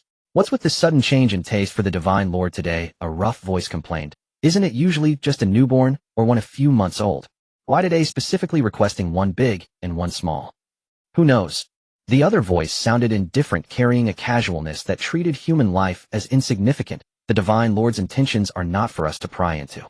The village chief instructed that the smaller one should be one whose bones haven't fully developed, the softer the better. The larger one should be over 3 years old." "All right then." The rough voice smacked his lips. "Then we'll take a larger one first, and later we can swing by that shed to pick up a newborn." In the midst of their conversation, the heavy door was pushed open. 2 blinding flashlights shot in from outside, sweeping across the walls and finally landing on the huddled group of children in the corner. The beam of light was so piercing that it was hard to open one's eyes. Yang Yang raised his hand to shield his eyes, and through his fingers he saw the silhouettes of the 2 tall figures entering. One of the men carried a wooden stick while the other had half a cigarette dangling from his mouth, the flashlight beam scanning back and forth over them, as if selecting pigs for slaughter in an abattoir. Yang Yang's body trembled uncontrollably, his eyes hiding an undeniable fear. Every time these adults came at night, they would take away 1 or 2 companions, and those taken away never returned. Yang Yang faced the pressure from the 2 men without retreating. Instead, he stubbornly stood up from the corner, trembling legs held back, and stepped forward to block the children behind him, who were covered in mud. The man with the cigarette held a flashlight, the beam flickering across Yang Yang's stubborn and scarred little face. Then the beam shifted behind him, and the man frowned upon seeing the children behind Yang Yang. He spat on the ground in disgust. "Damn, how did these little brats get so dirty?" He shifted the flashlight beam back to Yang Yang's face, the light piercing and stinging Yang Yang's eyes, yet he stood defiantly, staring intently at the 2 adults before him. The man holding the wooden stick let out a cold laugh. "Oh, you little bastard, your gaze is quite fierce. You didn't take it well when I hit you this morning, did you?" The man stepped forward, waving the wooden stick in front of Yang Yang, then turned to his companion. "I can't be bothered to give those kids behind a bath." The man pointed at Yang Yang with the stick, making a decision. "Today it's you." The 2 men said, walking side by side towards the corner, their rubber shoes squelching in the wet mud. Catching a child is no different from catching a piglet. At first you might fumble, but after doing it more you become It's just a matter of walking over, grabbing the collar, and if they don't listen, breaking a leg with the stick to drag them away. It's even simpler than catching piglets. The man with the cigarette walked in front, exhaling a puff of white smoke, when he suddenly felt a slight weight on, as if a hand had rested there. The man stopped impatiently, shrugged his shoulder, trying to shake it off. "What's going on?" "Focus on the task, don't get too close." The man with the wooden stick paused, clearly taken aback. He glanced at his hands hanging by his side, then at his companion, a bewildered look flashing in his eyes. "What are you talking about? No one is getting close to you." The wooden stick man's voice trailed off as he felt a hand resting on his right shoulder too. The entire room fell into silence. In the corner, Yang Yang, who was ready to face a beating, widened his eyes. With the faint reflection of the flashlight, he saw a tall black figure had appeared behind the 2 towering men. That person stood quietly between the 2 adults, arms naturally extended, one hand resting on each shoulder. "Turn around, don't look." A gentle voice came from behind the 2 men, soft, yet carrying a soothing power. The 2 men stiffly turned their heads. However, before they could even turn halfway, they felt the hands on their shoulders suddenly vanish. In the next instant, bang! A dull sound exploded in the brick room as 2 heads collided like watermelons, red and white, splattering everywhere. The 2 disfigured bodies slumped to the ground, and Jiang Yang skillfully caught the collars of their necks, gently laying them at his feet. The flashlight dropped in the mud, the beam shining on the wall, casting eerie and dim light across the room. Jiang Yang straightened up, slightly surprised. The little boy in front of him still stood firmly in the corner, hands stretched back, covering the eyes of the girl with the horned braids, while his frail body spread out, trying to block the view of the other children. Yet the boy himself did not close his eyes. Instead, he stared intently at Jiang Yang, fixated on the bodies on the ground. Jiang Yang looked at the boy, a rare ripple surfacing in his eyes. "Aren't you afraid?" Jiang Yang looked into the boy's eyes, his tone still gentle.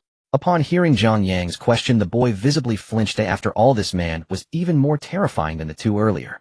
But he forced himself to stop trembling, puffed out his thin chest, raised his head, and met Jiang Yang's gaze. "I'm not afraid." The boy's voice carried a stubborn firmness. Seeing him like this, Jiang Yang suddenly smiled. Jiang Yang casually wiped his tactical pants, then reached into his pocket, feeling around, before pulling out a few military-grade high-calorie energy bars. He tore open one of the wrappers and handed it to the boy. "It's not bad," Jiang Yang said softly. "You all eat this first to fill your stomachs. Stay here obediently, don't go anywhere, wait for me to come back and take you all. Okay." The boy looked at the energy bar emitting the scent of chocolate and nuts, swallowed hard, stepped forward cautiously, and carefully took the energy bar from Jiang Yang's hand. But he did not eat it himself. Instead, he turned around and handed it to the little girl who was trying to peek from under his arm. He pressed the girl's head down firmly, then turned back and stepped forward again, standing in front of Jiang Yang. He looked up at the tall man, his tone unprecedentedly firm. "I can help." Jiang Yang looked at him, crouching down to keep his gaze level with the boy's. Jiang Yang looked into the boy's clear yet resilient eyes, his expression serious. "All right then," Jiang Yang pointed at the group of children behind him. "You help me take care of them. This is important, otherwise I will be distracted. Is that okay?" As Jiang Yang spoke, he extended his fist, placing it before the boy. This was a promise without pretense. The boy understood, nodding heavily. "Good." The large and small fists gently touched together under the cold moonlight. "Good." Jiang Yang, carrying the bodies, he turned and walked towards the door. As he reached the entrance, Jiang Yang paused, turning to look at the boy in the corner, who held his arms wide, protecting all the children like a hen shielding her chicks. "I haven't asked yet, little man," Jiang Yang said. "What's your name?" Yang Yang kept a vigilant posture, responding, "My name is Yang Yang." "Yang Yang." Jiang Yang raised an eyebrow. "That's a nickname. Do you have a proper name?" The light in the boy's eyes dimmed a little. He hesitated, shook his head. "Just Yang Yang." Then, glancing at the companions in his arms, his voice softened a bit. "They all call me that." Jiang Yang looked at him, and after a brief silence his voice rang out again. "Then let me give you a name, okay?" Jiang Yang looked into the boy's eyes. "Let's call you Jiang Yang. How does that sound?" "The Jiang Yang of rivers and seas." In the corner, the boy was stunned. He didn't know what the Jiang Yang of rivers and seas was like, but he firmly remembered these two characters. "Okay." At the deepest part of Guan village, this was originally an open dirt square used for drying grains and holding clan meetings. At this moment, dozens of large torches were lit around the square, the burning oil crackling as the orange-eared flames flickered in the night breeze, casting a dim and bright light in the center of the area. Hundreds of villagers knelt densely on the square, regardless of gender or age, all pressing their bodies to the ground, extending their hands forward, palms up, striking a fervent pose. No one dared to raise their heads, and the only sound in the square aside from the crackling of the torches was a profound silence. In the very center of the crowd stood a cement platform, half a meter high, on which sat a man draped in a large black robe, legs crossed. He closed his eyes, a satisfied expression on his face, seemingly reveling in the awe and blind obedience emitted by the hundreds around him. His name was Huang Wei. Years ago, he was a businessman who had become a billionaire by seizing the opportunities of the era. When a person's wealth accumulates to the point where it could never be spent in several lifetimes, the conventional pleasures of material wealth become tasteless, and Huang Wei was no exception. He was a man who craved indulgence. At first, he spent lavishly collecting rare wild animals banned by the state, from bear paws in the deep mountains to pangolins in the rainforest, eating whatever was exotic. But gradually, the blood and flesh of these animals no longer stimulated his palate. Until one day, he watched a film about the cannibal Hannibal, which acted like a key, unlocking the most twisted locks deep within his heart. His gaze began to shift from animals to his own kind. At first, Huang Wei still retained some rationality and fear. He dared not act recklessly domestically, and could only pay handsomely to procure nameless homeless individuals or illegal immigrants from chaotic overseas small countries through the black market to satisfy his grotesque appetite. However, the costs abroad were too high and the risks uncontrollable. It wasn't until 3 years ago that he stumbled upon Guan Village in the deep mountains of Shiping City. This was a closed village with deeply rooted clan concepts, xenophobic and extremely poor. Huang Wei knocked on the door of the village chief's home with several heavy boxes of cash. He found that although the villagers were full of hostility towards outsiders in the face of stacks of 100 yuan bills, their clan-based principles crumbled easily. Here Huang Wei established his ingredient supply base. Initially, he simply offered some money for villagers to sell him, those they could not afford to raise, or those who were sick. He paid several times more than the traffickers outside. Guan village was not devoid of good people who some older villagers, seeing the village becoming increasingly toxic, attempted to sneak away to report. But Huang Wei established a rule: anyone who reported or leaked information would be rewarded with 10,000 yuan if someone brought them to Huang Wei first. In that impoverished village where the average annual income was less than 500 yuan, 10,000 yuan was enough to extinguish humanity completely. Those who wanted to report were beaten to death by their own clan neighbors, even their own brothers, and thrown into the stinking ditch outside the village. Since then there were no more good people in Guan village. What remained were all accomplices involved in the buying and sharing of spoils. Everyone was bound to the same chariot of interests, naturally willing to protect each other, which allowed this living hell to remain hidden for years under the watchful eyes of the state. As the industry developed, the fertility of the village women deteriorated, so Huang Wei spent heavily to build high walls with barbed wire outside the village, and recruited several fugitives with blood on their hands to serve as a private militia, directing the villagers to steal and deceive outside. Those women brought and became mere containers on his ingredient production line. Unlike the indiscriminate idol from the movies, Huang Wei was picky and only liked to consume the tender. If nothing unexpected happened, Huang Wei would continue to be the local tyrant in this lawless land corrupted by money. Until a few days ago, when he was consuming blood food. A voice whispered in the depths of his mind, telling him by devouring flesh and blood, he could break the shackles of the human body and achieve evolution. At first Huang Wei thought he was hallucinating. But the next day, when he shattered granite with his bare hands, he completely lost his mind. In that moment his ambition swelled. Before the hundreds of villagers, he demonstrated a power that transcended common sense. Those ignorant villagers, already stained with blood, without hesitation began to worship him as a god upon witnessing such unearthly power. Huang Wei naturally began to refer to himself as God. Since then, every few weeks, he would hold a so-called blood food ritual in this square. He would sit on the platform, eating the freshest blood food to gain strength, while the kneeling villagers could drink a bowl of boiled blood soup after he finished eating, praying for the protection and strength of the deity. The night breeze blew across the square. Beside the cement platform, a large iron pot with a diameter of 1 meter was set up, the fire underneath blazing fiercely, and the water inside had completely boiled, bubbling with white splashes, waiting for the ingredients to be added. Huang Wei, sitting on the platform, opened his eyes as a gust of wind blew away his large black hood, revealing his current face in the flickering firelight. That could no longer be fully referred to as a human face. His skin displayed a waxy yellow akin to that of a corpse, tightly clinging to his bones without a hint of color. A pair of murky dark red pupils emitted a chilling ferocity in the night. He opened his mouth, revealing rows of teeth that had undergone mutation, with canines elongated and sharp like the fangs of a beast. This was the price of devouring polluted flesh and blood. He gained power, but became a distorted monster clad in human skin. Yet Huang Wei did not care. Despite gaining power, Huang Wei, as a once successful businessman, was not foolish. He keenly sensed that the recent winds were not right. At first there were drones occasionally hovering in the night sky outside the village, followed by armed personnel attempting to force their way into the village a few days ago. Though the villagers had blocked them with farm tools, Huang Wei knew that Guan village was already under the state's watch. Once the machinery of the state was set in motion, he, the freshly awakened deity, would be unable to withstand it.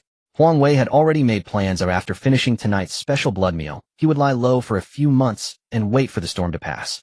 Gurgle. The water in the nearby iron pot was boiling more vigorously. Huang Wei frowned slightly, a flicker of impatience flashing in his dark red pupils as he fixed his gaze on an elderly villager kneeling at the very front. "Where is the blood food I requested?" Huang Wei's voice echoed across the quiet square, laced with unmasked brutality. "Why is it taking so long?" Kneeling at the front was the current village chief of Guan. Upon hearing Huang Wei's question, the chief shivered, not daring to raise his head, trembling as he replied, while prostrating on the ground. Responding to the esteemed deity, "I have already sent those 2 men from the Jiang family to fetch it from the bungalow. They should be arriving soon." While bowing his head, the village chief was actually feeling anxious. Those 2 brothers from the Jiang family were notorious tough characters in the village, capable of fetching goods from the bungalow in just 5 minutes. Why was it taking so long today? Could it be that those little brats had fought back and caused trouble for the Jiang brothers? Huang Wei snorted coldly, preparing to explode. At that moment 2 dark figures unexpectedly shot out from the darkness surrounding the square, tracing a parabolic arc through the air. Thud! Thud! 2 muffled sounds echoed as the figures crashed heavily in front of the cement platform. The sudden change caused all the kneeling villagers to instinctively raise their heads, and Huang Wei narrowed his dark red eyes looking down. By the light of the torches, everyone recognized what had fallen to the ground. It was the corpses of two men, specifically two headless corpses. Their necks were a bloody mess, shattered vertebrae protruding starkly through the skin, and where their heads should have been there remained only a puddle of mushy red and white mix. From the clothes on those two corpses, all the villagers instantly recognized their identities. They were the Jiang brothers who had gone to fetch the blood food. The square fell into a deathly silence. Hundreds of eyes filled with terror and shock turned in unison towards the darkness at the entrance of the square, following the direction the corpses had come from. There stood a dim village streetlight flickering due to poor contact. In the halo of the streetlight, a steady, unhurried sound of footsteps approached from afar. Everyone held their breath as a slender figure gradually emerged from the darkness, coming to a halt under the square of Guan village is eerily quiet at this moment. All eyes are fixed on the young man in black, who has just entered. The sudden turn of events has left Huang Wei on stage in a state of confusion as he stares intently at Jiang Yang. Who are you? Huang Wei suddenly stood up and demanded sharply. Jiang Yang, too lazy to glance at Huang Wei on stage, reached for the shoulder strap, where a walkie-talkie was hanging, and pressed the communication button. You can send people in. Jiang Yang issued orders to the logistical troops. Control all the guards at the entrance, and if there is any resistance, shoot on the spot. As he spoke, Jiang Yang finally lifted his gaze, sweeping over the villagers kneeling before him, his tone exuding an undeniable authority. No one is to leave Guan village today. A trained male voice responded crisply from the walkie-talkie received. The brief dialogue was clearly audible in the square, and Huang Wei at this moment understood the identity of the young man before him, realizing what an irresistible national apparatus he represented. Huang Wei's facial muscles twitched violently a few times, then he forcibly managed a smile that was more grotesque than a cry. Comrade, what do you mean by this? Huang Wei spread his hands, adopting the demeanor of an innocent victim, shouting loudly at Jiang Yang. We in Guan village have always been honest and law-abiding farmers. We have never broken the law. There must be some misunderstanding. While protesting, Huang Wei discreetly signaled the village chief, who was kneeling in front. The village chief understood immediately. This was their usual tactic for dealing with external inspections over the past few years. Laws do not punish the multitude as long as the villagers create a ruckus, posing as the oppressed weak group. Even officials would hesitate to use force without solid evidence. The village chief suddenly jumped up from the ground, vigorously slapping his thighs, crying out in anguish. Oh my goodness! Is there no law anymore? The village chief pointed at Jiang Yang, his face filled with indignation. Everyone come and see. Officials are killing people. Those in power have come to our village to kill innocent citizens. With the village chief leading the charge, the hundreds of villagers kneeling on the ground seemed to receive a signal instantly, creating chaos as wails and curses echoed, trying to use the uproar and their numbers to drive Jiang Yang away. Jiang Yang stood still, coldly observing the absurd and poorly executed performance before him. In the past, this kind of ignorant solidarity might have allowed them to escape a calamity, but tonight they were facing him. Just as the chaos unfolded, from the crowd, a burly young villager suddenly dashed out from the side. Taking advantage of the crowd, he charged towards Jiang Yang, intending to push him. He had no intention of killing anyone, simply wanting to use his physical advantage to exert some pressure on this official, shoving him a bit and escalating the situation further. However, as the villager approached Jiang Yang did not even turn his head. His right leg transformed into a blurred shadow, accurately striking the villager's shin with a precise blow. Crack!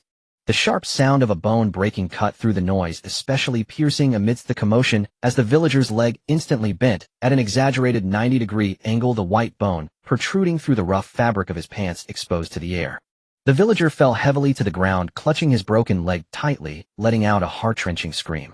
Jiang Yang expressionlessly raised his right foot, gently placing the sole of his military boot on the villager's twisted face, suppressing his screams into muffled whimpers. In the next moment, Jiang Yang's right leg suddenly exerted force downwards. The explosive sound erupted on the ground, shattering not only the villager's head, but also the sturdy concrete surface beneath, spiderweb-like cracks radiating from the center of Jiang Yang's boot. All cries and curses in the square ceased at this moment. The villagers gaped in terror at Jiang Yang, unable to utter a sound. Huang Wei on stage was equally stunned, and then felt his vision blur slightly, as that expressionless face appeared right in front of him. Just as Huang Wei's pupils constricted, a terrifying force struck his abdomen. Huang Wei flew through the air like a cannonball, soaring over 10 meters, embedding himself into the stone wall of a self-built house at the back of the square. The hard stone wall shattered instantly. Large chunks of bricks and concrete debris rained down on Huang Wei, raising a thick cloud of dust. Jiang Yang withdrew his leg and calmly walked towards the shattered wall. Arriving before the ruins, Jiang Yang looked down at Huang Wei embedded in the wall, a hint of surprise flashing in his eyes. Although he had not used his full strength in that kick, it was certainly not something an ordinary person could withstand. It seemed that this Huang Wei was not simple at all, as he still clung to life. Jiang Yang's tall figure blocked the flames behind him, completely enveloping Huang Wei in the shadow of death. Huang Wei lay among the rubble, covered in dust and blood. When truly faced with death, this deity, who had just minutes ago relished in the worship of his followers, had completely deflated. For someone so accustomed to indulgence, the most terrifying thing in the world was the end of their own life. Please, I beg you. Blood foamed from Huang Wei's mouth as he struggled to lift a hand, trying to grasp Jiang Yang's pant leg. I didn't do anything. It was all them. The villagers did it willingly. I'll expose. I'll give you the buyer's list. I'll turn myself in. What awaited Huang Wei was a soul slowly enlarging Shu's soul in his line of sight. With a muffled thud, Huang Wei's convulsing body ceased to breathe. Jiang Yang withdrew his foot, preparing to deal with the remaining villagers, but just as he turned halfway, he paused slightly and looked back at the headless corpse in the ruins. In the space unseen by ordinary people, a translucent shadow was slowly rising, its face strikingly resembling the deceased Huang Wei. Huang Wei now did not understand why he could float after dying. He looked at his translucent hands, feeling an irresistible, invisible force pulling him upward. This force seemed to come from the heavens, drawing his soul into the sky. Before Huang Wei had time to feel excited about being revived, he looked down and met Jiang Yang's cold gaze. Unexpected gains. Jiang Yang looked at the slowly ascending soul, muttering to himself. He truly did not anticipate that Huang Wei's soul could leave his body after his physical death. Huang Wei, floating in midair, saw Jiang Yang below, seemingly at a loss for what to do.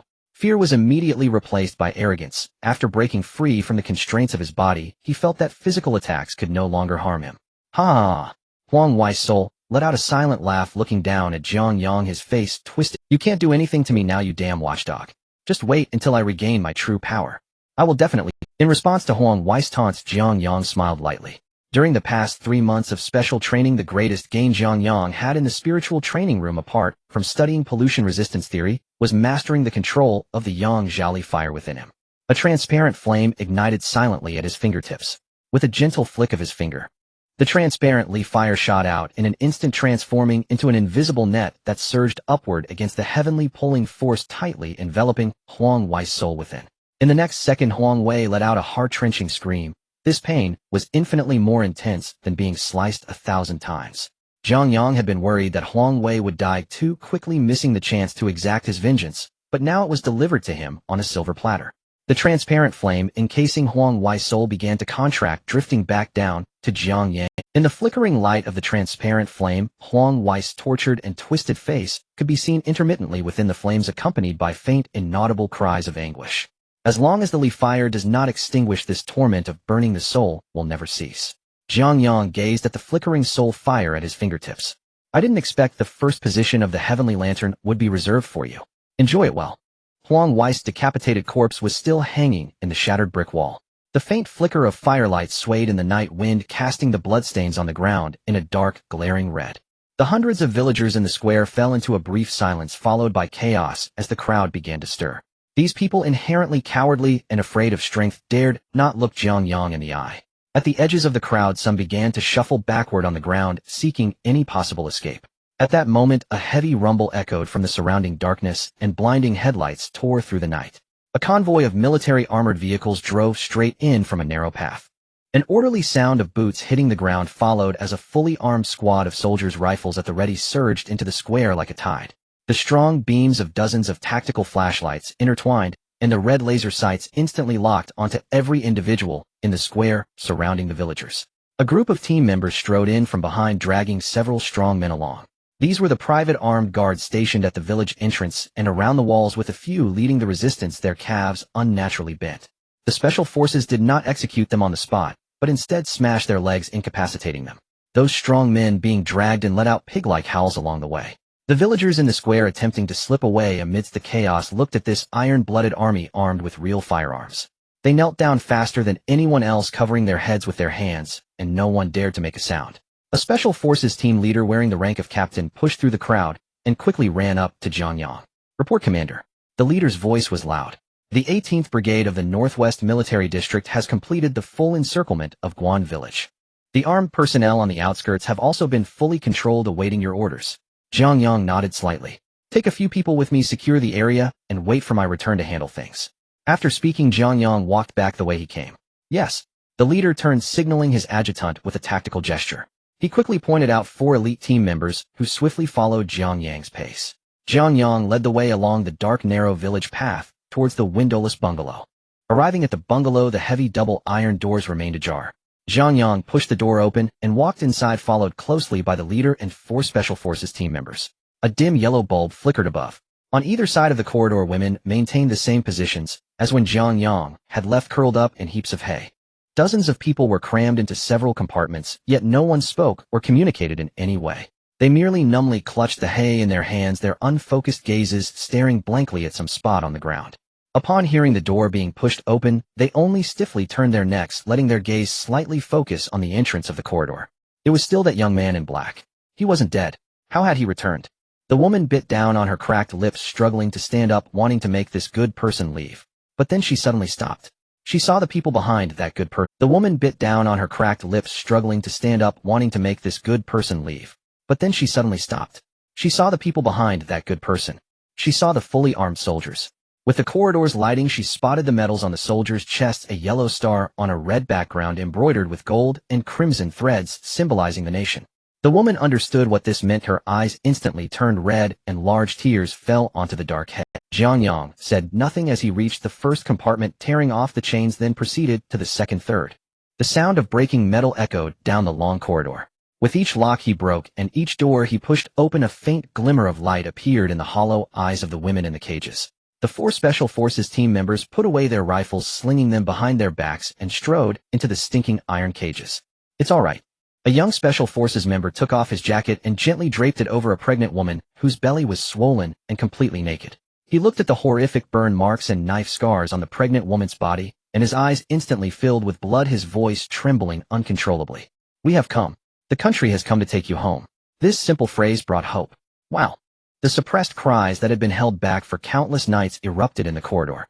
These tormented women finally shed their numb facade, clutching the legs of the Special Forces members, grabbing at their clothes, and crying out loud. The cries were piercing and desperate, as if they were trying to release all the torment suffered over the years in hell. The Special Forces leader stood in the center of the corridor. He looked at the hell before him, at these compatriots who were kept like livestock. His expression turned grim, veins bulging on his temples. The leader tapped his earpiece. Team 2, bring over 15 more people. Bring medical kits and stretchers.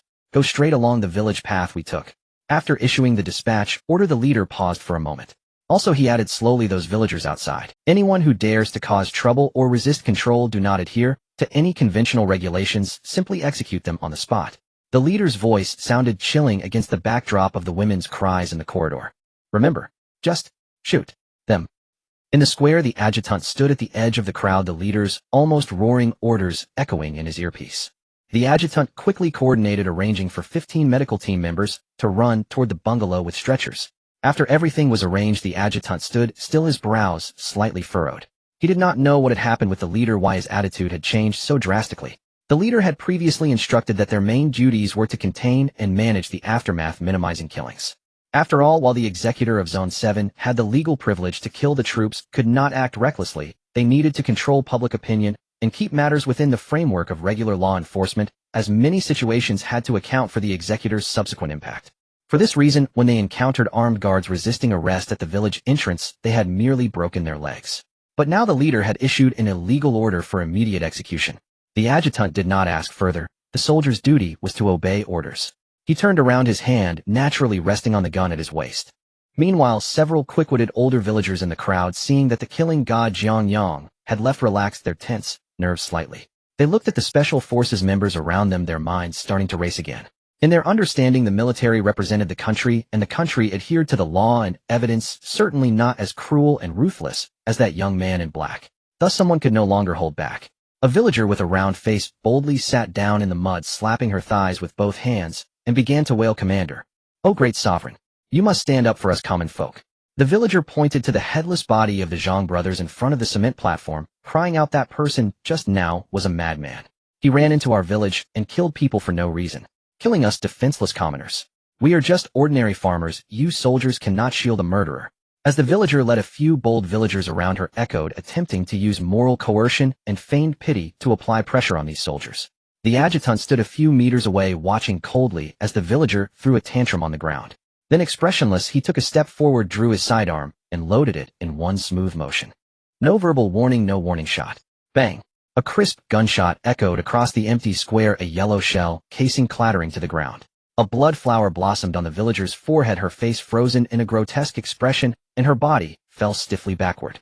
The smell of gunpowder wafted through the air, and the dark muzzle of the gun emitted a wisp of smoke. The adjutant raised his gun, his gaze sweeping across the entire scene. On the winding mountain road outside the village, the alternating red and blue warning lights tore through the darkness of the deep mountains. Several military ambulances had already parked by the roadside, with accompanying military doctors and nurses swiftly carrying stretchers as they weaved between the barricades and the bungalows. Jiang Yang, accompanied by Special Forces soldiers, escorted the group of children out, while the newborns from the brick houses were carefully transferred by military doctors into temperature-controlled portable incubators and loaded onto the ambulances. By the convoy, a boy named Jiang Yang stood in front of an ambulance door. The accompanying female military doctor wanted to carry him into the vehicle, but he shook his head and avoided her hand. Unlike the other rescued children, he did not immediately climb into the warm compartment, but turned around and tightly gripped the door handle. The boy stood still, his gaze piercing through the busy crowd, staring intently ahead. At the end of his line of sight was a slender figure walking towards the village square. A strange emotion was building up in his eyes, and the stark contrast of his black and white irises shone brilliantly under the moonlight. It was not until that figure disappeared from view that Jiang Yang climbed into the ambulance with great effort. After settling all the victims, Jiang Yang returned to the square. For the remaining villagers, killing them all would definitely be inappropriate. Since the logistics unit of District 7 had fully taken over the scene, it would be left to them to report and handle the situation. The Special Forces soldiers had already begun to set up a perimeter, preparing to count the numbers in batches and escort these people onto the vehicles. Jiang Yang stopped, ready to turn around and leave to submit the task report.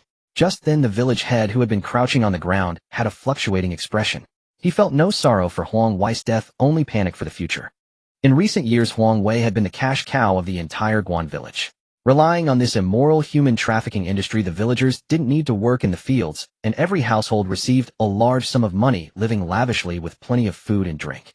Now that Huang Wei was dead, the industry chain was severed. Was the village going to return to the frugal days of a few years ago? At this thought, the village head felt as if countless ants were crawling in his heart. He was not afraid of the current situation. Although the officer had just shot a woman, he knew that the state had its limits with the common people. That woman had walked into the gun's path herself. As long as they talked properly, the law wouldn't punish the masses. Moreover, at nearly 80 years old, he was well past the age at which the law could impose a sentence. Even if everything came to light, at most he would just receive a lecture. To secure his future quality of life, the village head gritted his teeth, relying on his age, and shakily stood up from the ground. "Sir, please hold on." The village head hurriedly shouted towards Jiang Yang's back, his tone friendly, even with a hint of a deferential elder's attitude. Jiang Yang turned his head, looking at the village head of this villainous village. Seeing Jiang Yang stop, the village head thought that the other party was willing to listen to public opinion, immediately donning a heartbreaking expression. "Sir, today we are also victims in this matter." The village head wiped away the tears that had squeezed from his eyes, accusingly stating, "Our village has been in this mountain for generations without much education. It was because of Huang Wei's deception that we did foolish things. Now that we have the education of the National Army, we will definitely turn over a new leaf and become good citizens." After expressing his loyalty, the village head quickly shifted to his true purpose. But there is a reason for this. The village head pointed to the surrounding dilapidated earthen houses. "Look at our village. We have always been poor. The mountain roads are impassable, and we can't grow food in the fields. Everyone has no source of income, afraid of poverty, which is why we went down this wrong path." Jiang Yang listened quietly and coldly said, "So what? With a play?" Hearing Jiang Yang did not directly order him to be taken down, but instead followed his words, the village head's eyes instantly brightened. He thought that this young official was taking in his sufferings. The village head immediately continued, "So, if the state could implement policies to support our village, providing us with some living subsidies and income support, we guarantee that everyone in the village will abide by the law and never engage in illegal activities again." Hearing this, Jiang Yang suddenly smiled. So these people were asking him for money, using the cessation of crime as a bargaining chip to extort funds from the state. The villagers who had been trembling on the ground saw the village head standing up and talking to Jiang Yang, and instead of getting shot, the other party was even smiling. The courage of this group of people immediately swelled. They felt that the gunfire just now was merely a scare tactic, and as long as they all cried out in unison, the protective charm of not punishing the masses would still hold. A woman with a face full of pockmarks boldly stood up and sharply echoed, "Yes, sir. The village head is right. We were also deceived. If Huang Wei is dead and we lose our source of income and the state doesn't give us money for support, what will we eat and drink in the future? We might as well just die now. Hearing this, Jiang Yang's smile grew wider, and his gaze fell upon the woman's face, quietly watching her for a long time. Jiang Yang's silence was automatically interpreted by these villagers as the leader is weighing pros and cons and fearing a mass death incident. Suddenly the chorus of agreement in the square rose and fell. Exactly. If we don't get money, we won't live. If you force us to death, you officials will also have to take responsibility. Give us a way to survive. Dozens, or even hundreds of villagers gradually stood up, all clamoring, essentially using death as a threat, boldly demanding that the state pay for their future. The team leader of the special forces looked at these hopeless rioters and was about to step forward to suppress them. Jiang Yang shot a glance at the leader, stopping his actions, and then turned off the law enforcement recording device. The leader froze, realizing something, looking at Jiang Yang, wanting to say something, but hesitating. Jiang Yang stepped to the center of the square, where Huang Wei had previously stood. Except for you all. Jiang Yang's voice suddenly softened, like a leader coming to the grassroots to inspect and harmoniously communicate with the villagers. He looked around. Does anyone else have similar thoughts? Everyone can speak freely. Now those villagers who were initially a bit timid were no longer afraid. Since the higher-ups were willing to listen to public opinion, who wouldn't want to gain a little more benefit? The remaining villagers stood up one after another, a sea of people. Almost the entire village stood tall, looking at Jiang Yang on stage with hopeful and even somewhat expectant eyes, loudly demanding subsidies from the state. Jiang Yang stood on the stage, taking in every person who stood up. He nodded slightly. All right, everyone. Jiang Yang's tone remained calm. I roughly understand your demands. This matter indeed needs to be reported to the higher-ups. Jiang Yang stepped down from the concrete platform. You all wait here for a moment. The villagers immediately showed joyful expressions, quieting down, waiting for this young official who was easy to talk to apply for special funds for them.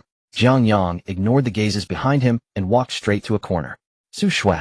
In less than a second, a voice came from the communicator. Mr. Jiang, I'm here. Since Jiang Yang officially began his mission, Su Shui, as the liaison officer, had not intervened, guided, or suggested anything. The task is the task. All decision-making power at the scene must completely belong to the executing officer. The liaison officer's duty is not to teach the executing officer how to do things, but to provide tactical support such as intelligence analysis, personnel allocation, or requests for fire support. I remember the executor can request area bombardment, right? Yes, Mr. Jiang. Su Shui's voice remained steady in the earpiece. The executor in Zone 7 has the authority to request regional fire bombardment from headquarters. Do you need to activate this permission? Naturally, Jiang Yang needed it. How long would it take to kill them himself? Not only would it waste time, but it would also dirty his hands. Go ahead and apply. Jiang Yang's tone was flat. The coordinates cover the entirety of Guan Village. Commence in 15 minutes. On the other end of the communication channel in the headquarters control room, Su Shui's fingers flew across the keyboard, and the holographic screen immediately displayed a real-time satellite map of Guan Village and its surroundings. The green grid lines on the map rapidly scanned. Guan Village was situated in a low valley in the remote mountains with no other natural villages, towns, or major transport routes within a radius of several dozen kilometers. It was a perfect enclosed terrain. Conducting large-scale fire bombardment here would not cause any collateral casualties. All right, Mr. Jiang, the bombing request has been formally submitted. Su Shui looked at the red coverage zone gradually lighting up on the screen and replied routinely, to avoid collateral damage, please evacuate all logistical personnel on site, as well as the villagers of Guan Village, as soon as possible. There are no unpolluted villagers. Jiang Yang articulated clearly without any emotional fluctuation. All villagers have been severely contaminated. There is no need for evacuation. In 15 minutes, eliminate all of them directly. A brief silence filled the earpiece. Received. Su Shui's voice returned crisp and decisive. In 15 minutes, the regional fire bombardment will cover the coordinates. Please, Mr. Jiang and the logistical team evacuate immediately to a safe line 5 kilometers outside the target area. Su Shui did not ask about the reason for the villagers' contamination, nor did she request Jiang Yang to provide on-site testing data. These were not questions for her to ask. Whether contamination occurred was not something to be analyzed from the rear, but rather judged by the executors on the front lines. Subsequent reviews would come after the executors submitted their case reports. If every decision on-site required repeated confirmation from the liaison, going through cumbersome approval processes, it would greatly endanger the life safety of the executors. Jiang Yang cut off the communication and approached the captain of the Special Forces team. Have all the victims? Jiang Yang got straight to the point. The captain immediately stood at attention, reporting loudly, report, sir. All victims in the single-story houses and all newborns in the nursery have been properly relocated and are being transported at full speed to the nearest military hospital in Shiping City. Additionally, my team has conducted a thorough search of all buildings, cellars, and possible hiding spots in Guan Village, confirming that no other victims have been found. Jiang Yang nodded. The tactical quality and execution efficiency of the regular army were indeed impeccable. Very well. Jiang Yang issued the order. Then you can withdraw.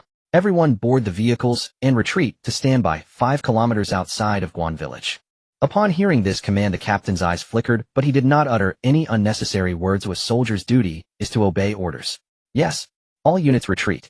The captain turned and issued the order for the entire army to withdraw via the intercom. In an instant, the special forces soldiers who had been on high alert around the square swiftly stowed their weapons, turned in unison, and jogged onto the transport vehicles parked at the village entrance. A heavy rumble resounded as the armored convoy began to turn around in the narrow village entrance, kicking up large clouds of dust. Seeing the army which had originally surrounded them suddenly begin to withdraw, the villagers in the square, who had been dreaming of wealth, erupted into a commotion. They exchanged glances, and some even stretched their necks, trying to see if those menacing military vehicles were really leaving. Jiang Yang turned around and returned to the platform, raising his hand to signal for silence. Ladies and gentlemen, Jiang Yang's voice carried in the night wind, please do not panic. I have just reported your situation truthfully to the higher authorities via phone. In a moment, specialized social security personnel will urgently arrive here to register your identities and arrange follow-up subsidies. Your requests have been received by the state, and I assure you that a satisfactory plan will be provided. Upon hearing the word satisfactory plan, a wave of suppressed joy erupted among the crowd, and the old village chief let out a long sigh of relief, his face breaking into a smile like a chrysanthemum. As for these special forces, Jiang Yang continued to soothe, they have received other urgent tasks from higher-ups. Since the local Social Security Bureau will soon be coming here to arrange for subsidy distribution, they will not remain here any longer. Upon hearing this, the last stone in the villagers' hearts finally fell to the ground. They were still somewhat afraid of these soldiers, especially that deputy officer who had shot someone on a whim. Now that the army was leaving, what awaited them was the civilian personnel from the Social Security Bureau who would be distributing money. Everyone in the square relaxed completely, naturally having no objections. Jiang Yang stood on the platform, his gaze sweeping over the grotesque faces. Since this place will soon be fully taken over by the Social Security Bureau, it is not appropriate for me, as a frontline officer, to remain here any longer. I will take my leave first. Within half an hour the commissioner will arrive. Please wait here in the square for a moment. After saying this, Jiang Yang paused for a moment, looking at this group of fellow humans, deciding to give one last opportunity. By the way, although the national subsidy funds have been approved, the total amount is also limited. We advocate for distribution based on need. If any of you present feel that you do not need this money or do not want this subsidy, you can leave with me right now. Let the quota be given to those who need it more. However, after a brief silence in the square, deafening expressions of gratitude erupted. Yet not a single person moved their feet. What a joke! Who would spit out the juicy meat that was about to enter their mouths? Those good-hearted villagers had long since perished. The remaining group of people would sell even their own flesh and blood for money, let alone share the national subsidies generously with others. Several villagers even nervously glared at each other, afraid that others would snatch their place. Thank you, sir. Please take care. You truly are a benefactor. We will definitely turn over a new leaf. We will wait right here. We won't. Various hypocritical flattery and expressions of gratitude flooded over Jiang Yang like a tidal wave, with the village chief leading the applause, his old eyes filled with longing and smugness for the impending money. Jiang Yang listened to this nauseating hypocritical gratitude, remaining silent, his eyes reflecting this crowd of ants reveling on the edge of the abyss. He turned and left with the special forces. The convoy completely vanished at the end of the road, and the village of Guan fell once again into the silence of the deep mountains. The few hundred villagers who had been huddled on the ground, trembling in fear, finally relaxed their tense nerves after confirming that both the army and the Reaper of Souls had left. They looked at each other, the previously oppressive atmosphere shattered, and the square began to resonate with chattering discussions that grew louder. They really left. Just like that. A thin man got up from the ground, glancing nervously in the direction of the village entrance, followed by an unmistakable greed. Did that officer just say the people from the Social Security Bureau would come to distribute subsidies soon? Is that true? It must be true. Can officials lie in front of so many people? A nearby woman immediately chimed in, her face also unable to hide her joy. But among the crowd some expressions revealed worry. A young villager who had recently participated in human trafficking approached the village chief and whispered, "Chief, they've discovered the situation in the Singlestory houses. What if the people from the Social Security Bureau come and use this against us, refuse to give us money, or even arrest us and send us to prison?" Upon hearing this, those nearby fell silent, their eyes collectively fixed on the village chief.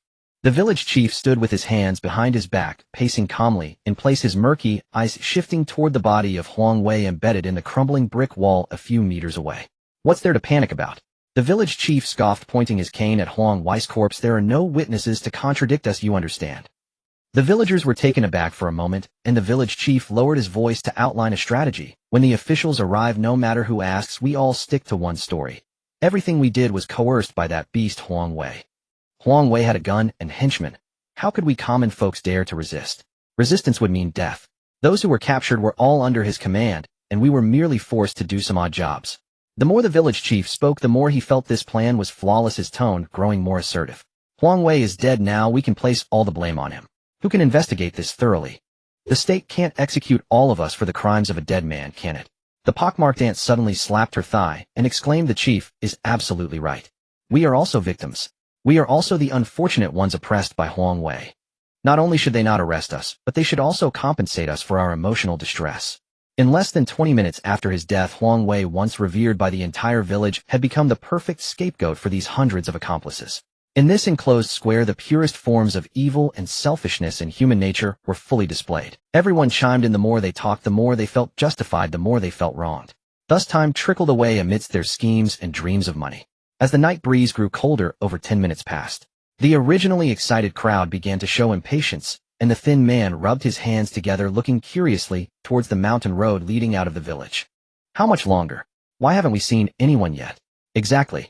Didn't they say they'd arrive within half an hour? The village chief leaned on his cane, frowning. Let's wait a bit longer. Government officials are slow by nature. They might have been delayed on the road. But what if no one comes after half an hour? The pockmarked aunt asked sharply. Are we just going to stand here? They dare. The village chief slammed his cane against the ground and shouted, we have hundreds of people from the village waiting here. If no one comes with money in half an hour, well, charter a bus at dawn, and all ages will go to the government office in the city to make a scene. We'll hold up banners. Shout for justice. Just say that soldiers killed someone in our village and took no responsibility. I refuse to believe they won't pay up if we make a big fuss. This statement instantly sparked a wave of agreement. Yes, let's make a scene at the government office. We must get an explanation. The crowd was filled with righteous indignation, as if they were truly a group of wronged citizens waiting for justice and compensation. Just as these villagers were fired up, fantasizing about how to pressure the government, a low rumble suddenly echoed from the sky. The villagers' voices fell silent, and they all looked up at the dark night sky. Several large black, triangular shadows flashed above the clouds, obstructing the cold moonlight. In this isolated mountain village where the average education level was extremely low, the villagers had no idea what a bomber was. All they heard was an airplane flying overhead, immediately linking the sound to the impending subsidy. It's an airplane. The thin man pointed at the sky, shouting excitedly, it must be the people from the Social Security Bureau, realizing the mountain road is difficult to traverse, coming directly by plane to bring us money. Really? They arrived so quickly. The pockmarked aunt trembled with excitement. I told you the state wouldn't abandon. In an instant, the hundreds of villagers in the square erupted into a frenzy. To ensure the plane above could see them accurately, and to be the first to receive the subsidy, hundreds of people stood on tiptoes, raising their hands high, wildly waving towards the night sky. Here. We are here. Officer. Land here. They jumped and shouted, their faces radiant with dreams of wealth, fearing the heavenly god of fortune would miss their location. High above Guan village, 3 dark, gray JH-7 fighter bombers flew in a triangular formation, gliding smoothly above the clouds. Inside the cockpit, the pilot stared intently at the fire control radar screen and the real-time thermal imaging displayed by the optical targeting pod below. The display clearly showed the scene of the open square at the center of Guan village. Hundreds of densely packed humanoid figures were frantically waving their arms at the aircraft in the sky, their bodies jumping up and down in unison, their movements filled with a kind of incomprehensible fervor. The pilot took a deep breath, pressed the communication button on his helmet, and connected to the main control room at headquarters. Calling main control. The pilot reported rapidly, we have reached the target coordinates and locked onto the target area. On-site visual confirmation completed, completely consistent with the situation reported by the executor. In the target area, a large cluster of humanoid figures is exhibiting extremely bizarre and fanatical abnormal behavior. They appear to have lost basic rationality, showing obvious symptoms of contamination and assimilation. The response from the main control room came through the headset. Main control received, executing bombing procedure. Receive. The pilot released the communication button after hearing the command from the control center, and his finger directly flipped open the red weapon safety cover on the control stick. Fire control radar locked. Laser guidance activated. The shadow in the sky completed a large radius tactical turn in the clouds resembling 3 reapers, with black wings once again soaring over Guan Village. This time the internal bomb bay beneath the aircraft opened silently. On the square below, the villagers waved their arms until they ached looking up at the shadows circling overhead, yet they never descended. The thin man rubbed his aching shoulders and puzzledly remarked, "Why is that plane just circling and not coming down? Could it be that there are too many of us and the square is full, leaving no room for the plane to land?"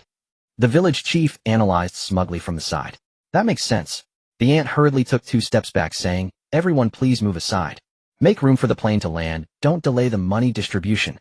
The villagers immediately started crowding towards the edges of the square, forcibly clearing a large area in the center. Suddenly a young man with good eyesight in the crowd widened his eyes and pointed at the night sky above. "Look, what is that thing falling down?" Upon hearing the shout, all the villagers stopped their movements simultaneously.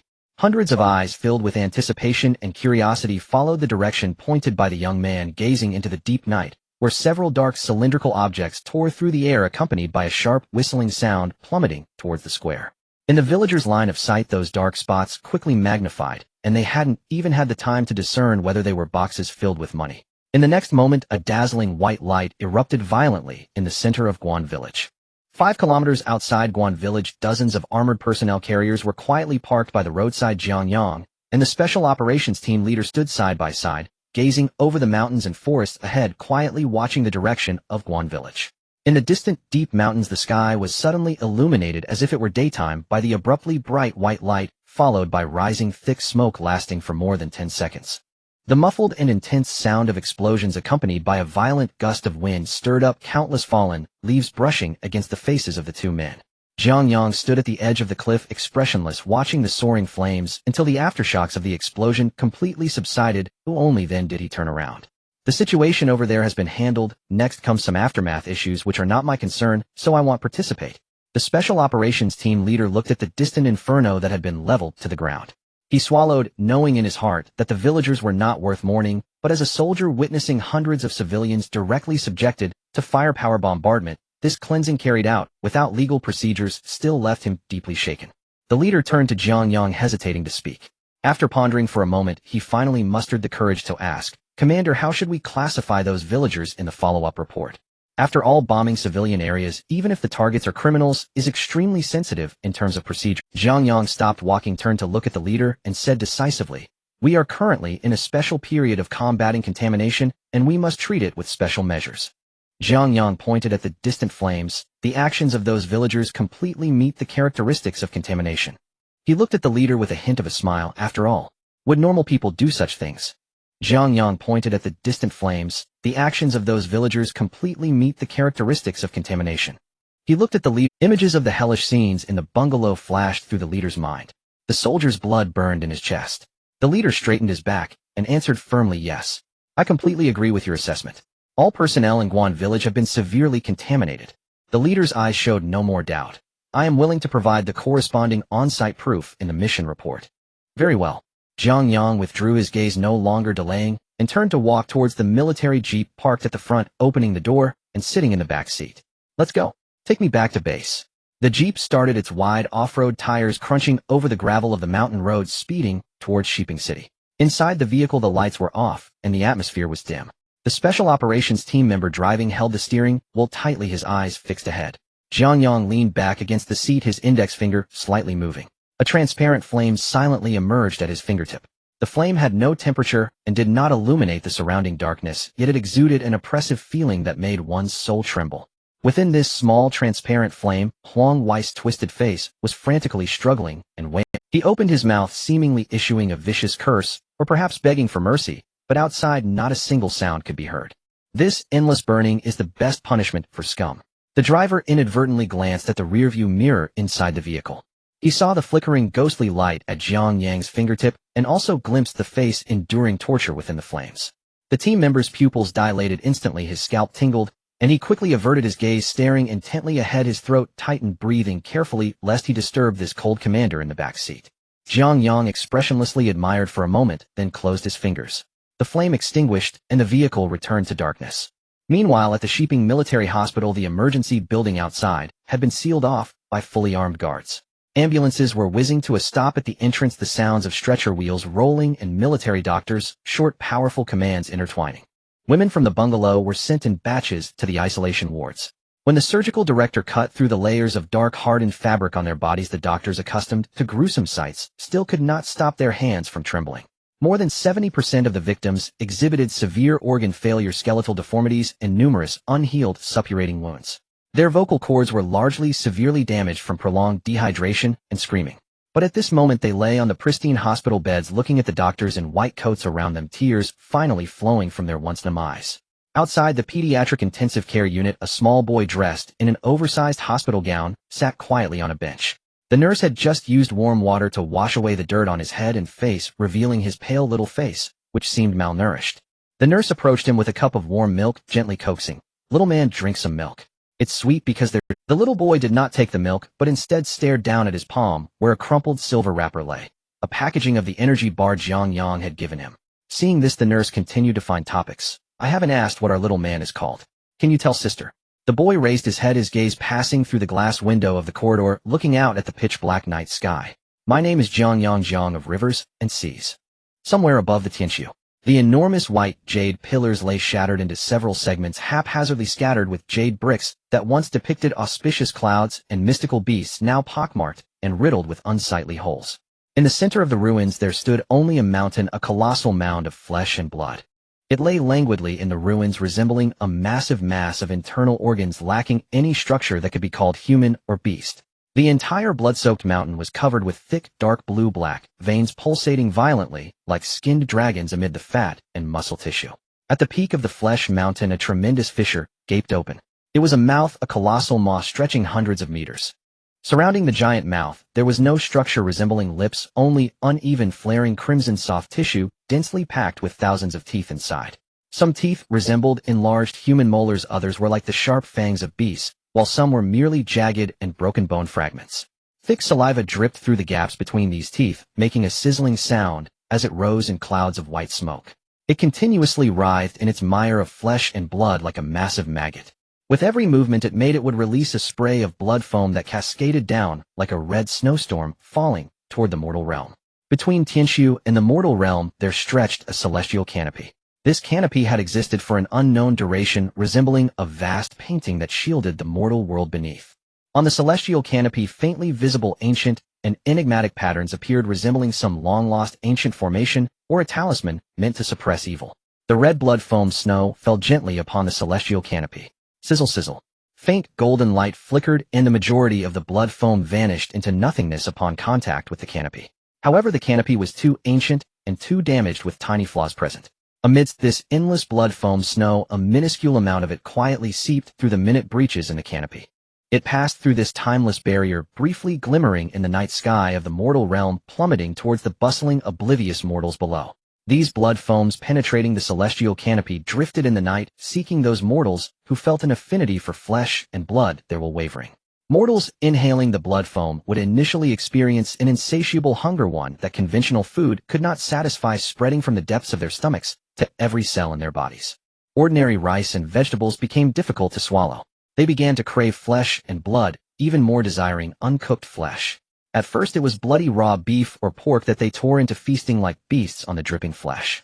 But soon even this ordinary livestock blood meat lost its flavor, as a voice in their minds told them what the most delicious taste of flesh was. It was their own kind. When the first bite of fellow flesh was swallowed, the blood foam within them was thoroughly activated, and their bodies began to evolve. To obtain more flesh of their kind, they would use this newfound power to brutally seize their brethren. As they devoured more and more flesh, they accumulated to a certain degree. The aberration entered its final stage. They would lose all mobility, their once proud strength gradually fading, while the blood foam in their bodies formed crimson threads that pierced through their organs, causing their bodies to shrink and wither violently. Their bones softened and decayed, while muscle and fat compressed inward around the soul. Thus an adult over a meter tall was condensed into a fist-sized humanoid fruit within minutes. The fruit was entirely blood red, its surface covered with veins gently pulsating beneath the skin, and if one looked closely, they could even see the distorted face of the host from before their demise. The fruit exuded an intense, pure aroma of flesh and blood, and the entire process would only create a faint ripple of spiritual energy at the moment of inhaling the blood foam, From then on there would be no trace of supernatural powers, nor any emergence of spiritual energy. It felt so natural, resembling a compression of evolution spanning billions of years merely with an uncontrollable shift in the direction of that evolution.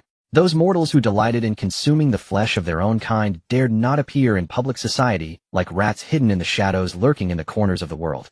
They would conceal themselves, becoming even less noticeable to the authorities, and even if a few exposed cases surfaced, they would merely be deemed simple instances of contamination dispatched to be resolved by awakened ones. Thus one humanoid blood fruit after another condensed in darkness, unknown to all, ignored by all, uninvestigated. When the humanoid fruit was finally fully formed, an invisible pull from the heavens descended, locking onto this fruit.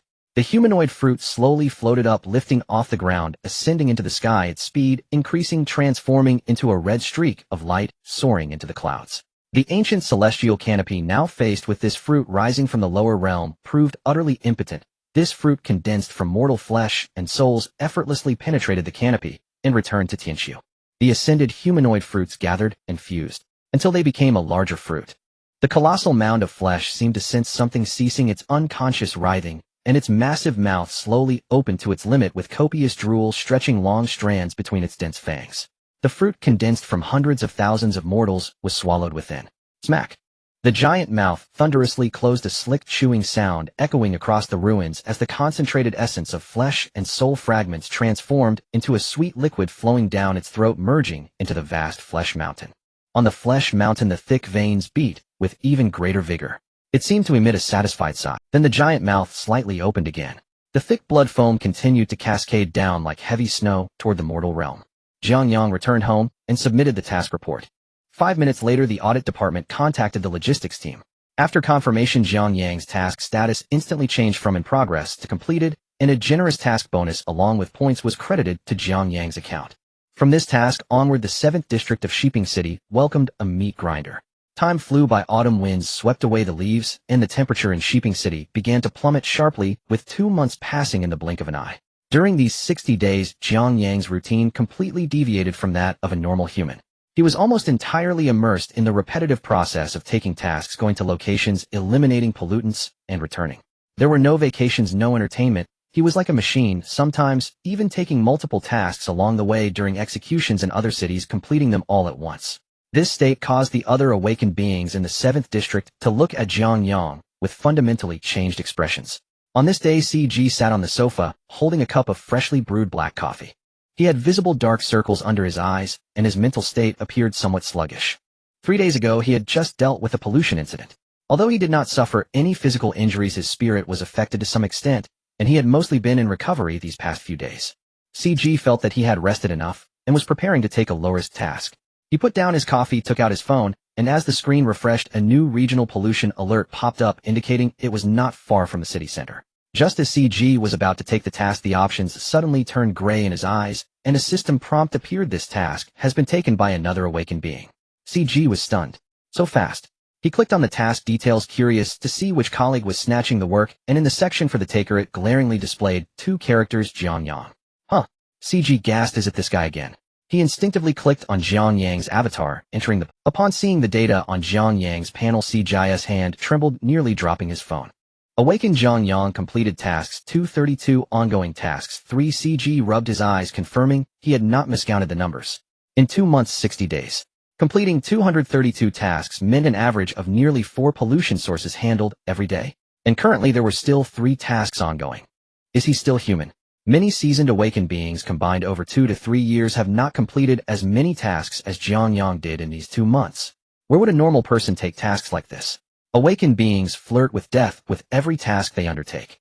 But now it's like competing for orders in a delivery service. Now in Sheeping City, awakened beings wanting to take tasks to earn points had to rely on their speed. At that same time, Jiang Yang held his phone, watching the 4 large characters task taken successfully pop up on the screen, revealing a smile. You still want to compete with me? He then pressed the communication channel for the liaison. Beep. It rang once before being picked up on the other end. A weary voice, even tinged with a hint of despair, soon followed. Cough cough. Mr. Jiang. In the main control room of the 7th district, the liaison Su Shui held a cup of strong tea made from fat. See, her voice somewhat hoarse. You have just taken a task regarding a cult ritual in the deep mountains located at... Su Shui's voice seemed to drift. She truly felt at her wit's end. Reflecting on 2 months ago when her superiors assigned her to be Jiang Yang's exclusive liaison, Su Shui had secretly rejoiced for a long time, thinking her job would be much easier. After all, the more top-tier awakened beings there are, the easier the liaison's work becomes, as such awakened beings handle tasks very professionally and generally do not require support. They can complete tasks beautifully on their own. It turned out Su Shui was half right. This Mr. Jiang indeed rarely requested support, and most of the time, she only needed to wait for the task to end. However, he worked too hard. So hard that it was outrageous. Others executed a task once a week, while Jiang Yang took several tasks a day. As the exclusive liaison, every time Jiang Yang took a task, Su Shui had to provide him with an oral briefing on the task, background, synchronize intelligence, and plan the route. She reported 4 or 5 briefings a day, sometimes even at midnight, forcing Su Shui to wrap herself in a blanket in the main control room to continue supporting intelligence. Just introducing the nauseating background of the pollution almost made her sick. Now Su Shui's desk drawer was devoid of any cosmetics, crammed full of throat lozenges. In fact, she had reported this situation to her superiors, and they had temporarily suspended Mr. Jiang's task-taking privileges. But for some unknown reason, Director Wang suddenly appeared, berating her leader and demanding an immediate restoration of privileges along with 2 additional logistics teams for Mr. Jiang. The reason was simple: Jiang Yang's speed in handling pollution was too fast. The previously assigned logistics team could not keep up with the pace at which Jiang Yang resolved tasks. Now 3 logistics teams operated in shifts 24 hours a day, barely keeping up with Mr. Jiang's eradication rhythm. The basic situation is as follows. In the communicators, Su Shui finished the briefing hoarsely. The helicopter from Logistics Team A is already on the landing pad downstairs, wishing you success in your task. Received, thank you for your hard work. Jiang Yang hung up the communication. Hearing Jiang Yang's reply, Su Shui's mind was clouded with confusion. Not hard, just unfortunate. Jiang Yang donned a pure black tactical jacket and skillfully boarded the helicopter as the cabin door closed. The helicopter took off, speeding towards the coordinates. In the cabin, Jiang Yang gazed out at the rapidly retreating urban buildings, slightly lost in thought. The people of the 7th district did not understand why he worked so hard. The experts in the assessment department thought he was insane. Su Shui considered him a workaholic, and other awakened beings regarded him as inhuman. But only Jiang Yang himself knew that his frequent task-taking was based on 2 considerations. First, on this timeline of rebirth, the martial power he currently possessed was indeed sufficient to deal with these primary aberrations and pollution sources. But that was far from enough. He needed to accumulate a vast amount of practical combat experience against various bizarre pollution mechanisms through these practical encounters. As long as he killed one more monster now and solved one more type of pollution, he would be able to approach the subsequent timelines with greater composure. Secondly, it was for next year. The global pollution that would sweep across the world was about to arrive, and the new pollution would surely be stronger and more abundant. Somewhere in a manor. A spacious room with dark-hued sandalwood walls and a thick layer of black velvet carpet covering the floor. The air is filled with a soothing, woody fragrance. In the corner of the room, an antique phonograph is slowly turning the needle, gliding over the vinyl record, while a deep and melodious cello piece flows through the room, like a gentle stream, the sound soft, neither overwhelming nor silent. At the center of the room stands a massive oval mahogany conference table, surrounded evenly by 8 wide high-backed leather chairs. At this moment, all the chairs are occupied. 7 individuals cloaked in heavy black robes, wearing pitch-black faceless masks, sit quietly in their respective places, not uttering a word. The one seated in the main position is distinctly different. This person is adorned in a dark purple silk robe, the fabric glistening coldly and smoothly under the dim light, also wearing a mask, but it is a silver half-mask covering only the upper half of their face. Through the eye holes of the mask, one can faintly see a pair of narrow, slightly squinted eyes, revealing a hint of... The figure in the purple robe casually leans back against the chair, a slender, pale hand gently holding a goblet, the crimson liquid inside swaying slowly with the rhythm of the music. The purple-robed figure lifts the goblet to their lips, taking a delicate sip, their thin lips beneath the mask as red as blood. After swallowing the liquid, they slowly break the silence in the room. Let's talk. The voice echoed in the room, ambiguous in gender, carrying a hint of languid drowsiness. In a few months our plans will commence. The purple-robed figure swirls the goblet, their narrow purple eyes sweeping over the 7 black-robed individuals at the table. How is the development status of your respective areas? The cello's melody continues to flow. The 7 black-robed individuals around the round table exhibit various reactions. Some have their fingers intertwined on the table, others bow their heads, while a few appear tense. However, after a prolonged pause, none of them chooses to report. Seeing this, the purple-robed figure does not get angry, but slightly turns their head, fixing their gaze on the first black-robed figure to their left. Arrogance. You speak. You have just taken over this position not long ago, and I still have high hopes for you. Upon hearing the leaders call the black-robed figure known as arrogance, slowly raises his head, the eyes hidden behind the mask flashing a hint of displeasure. In his view, the figure seated at the head, acting all high and mighty regardless of gender, was not worthy of addressing him in such an authoritative manner. Arrogance constantly fantasizes about how to usurp the leader's position, believing that only he is deserving to sit at the end of this oval table and lead the forthcoming grand plan. The leader's motion of swirling the goblet suddenly halts the crystal cup, lightly tapping against the mahogany table, producing a faint sound. The purple-robed figure supports their chin, leaning forward, gazing at their subordinate across the table. Oh, the purple-robed figure's voice drips with gentleness, even carrying a hint of playfulness. Our arrogance seems to be angry with me, feeling upset. They slightly squint their eyes, their red lips parting. How about I let you take my position as the leader? Upon this remark, the atmosphere in the entire room appears to chill a few degrees. Arrogance's body stiffens, a flicker of desire flashing uncontrollably in his eyes, but it is immediately suppressed by a feeling of apprehension. Arrogance deeply bows his head, forcing a tone of respect into his voice. I dare not. I was just organizing the reported data and got a bit distracted for a moment. To mask his earlier lapse, Arrogance does not pause, immediately beginning his work report. In the northern district that I am in charge of, we currently cover 23 prefecture-level cities and over 70 peripheral counties. After this period of expansion, the northern district has successfully developed 320 priests, and the total number of believers has reached over 80,000. Everything is steadily progressing according to the original plan, without attracting the attention of official institutions. After finishing the data report, Arrogance still keeps his head lowered, awaiting the leader's feedback. The purple-robed figure listens quietly to the report, a flicker of disdain flashing in their eyes, as if the number of thousands of believers mentioned by Arrogance means nothing to them. You seem not arrogant enough. The purple-robed figure leans back against the chair, their tone filled with profound mockery and disappointment. Your predecessor dared to pound on the table for leadership rights in such meetings. That was true arrogance. How did it come to you that you lack the courage to even acknowledge your ambitions? Ha ha ha. A light laugh echoes in the room, sending chills down one's spine. Being publicly humiliated like this is far worse for Arrogance's character than being killed, yet he lowers his head, even further, daring not to refute a word. He is Arrogance, but he is not a fool. The predecessor was indeed formidable, but the next successor is equally terrifying. Seeing Arrogance in such a cowardly state, the purple-robed figure appears somewhat bored. They pick up the goblet again, their gaze crossing over Arrogance to settle on a position on the right side of the round table. In a still gentle tone, next, gluttony. As the leader's words fall, a figure clearly more robust than the others slowly lifts his head. The large, heavy black robe draping over him makes him appear particularly unwieldy, his mouth bulging as he continuously chews on something. Gluttony swallows what is in his mouth, burps, and then slowly begins to speak. I am in charge of the Western District. Gluttony scratches his hefty belly. Currently, there are 110 customers. As for the ingredients, there are approximately 40 to 50,000. In Gluttony's mouth, the priests mentioned by Arrogance from the Northern District are referred to as customers, while those developed peripheral believers are directly objectified as ingredients. The purple-robed figure's hand swirling the goblet comes to a stop once more. Gluttony. The purple-robed figure's voice remains gentle, yet every word carries an unmistakable chill. Do you know the consequences of deceiving me? This is your last chance, otherwise you will find yourself with nothing to eat. Upon hearing this, Gluttony's body trembles violently. I speak the truth.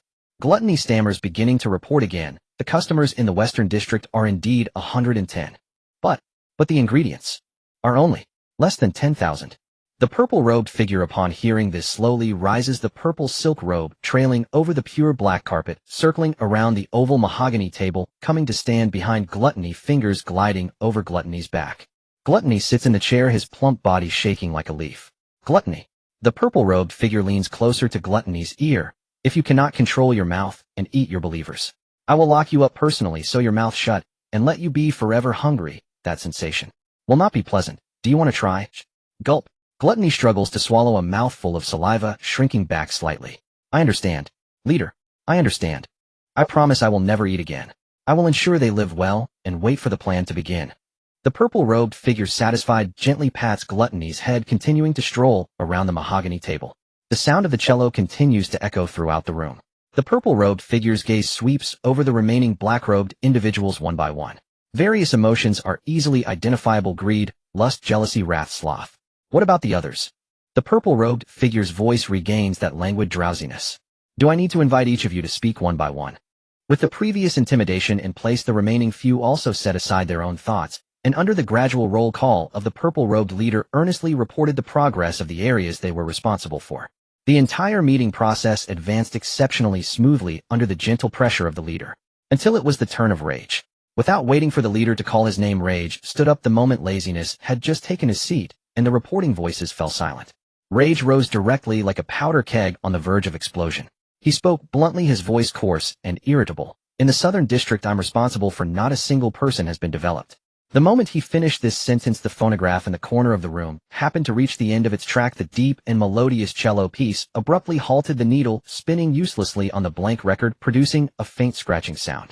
Other than that, the entire spacious room was so quiet that one could hear a pin drop.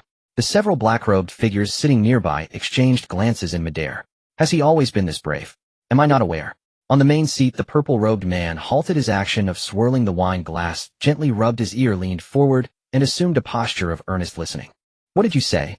The purple-robed man's voice was as gentle as if coaxing a baby throwing a tantrum, even carrying a hint of innocence. I'm sorry, could you say that again? I seem to have not heard clearly just now. Faced with such a death threat that even a fool could understand, Rage seemed completely oblivious to its meaning. He straightened his neck, looking like a reckless youth who feared nothing. I said. Rage's voice not only did not diminish, but grew louder. Those followers I recruited are nothing but a bunch of useless trash. They can't even handle trivial little tasks, and their dawdling is infuriating. The more I looked at them, the angrier I got, so I killed them all, leaving not a single one. Hearing Rage's outrageous response, the purple-robed leader slowly straightened his body, his lips, as red as blood, curling into a captivating arc. Within his half-exposed purple pupils swirled an unapproachable, eerie light. Rage? The leader's voice remained devoid of anger, only a kind of unsettling gentleness that made one's scalp tingle.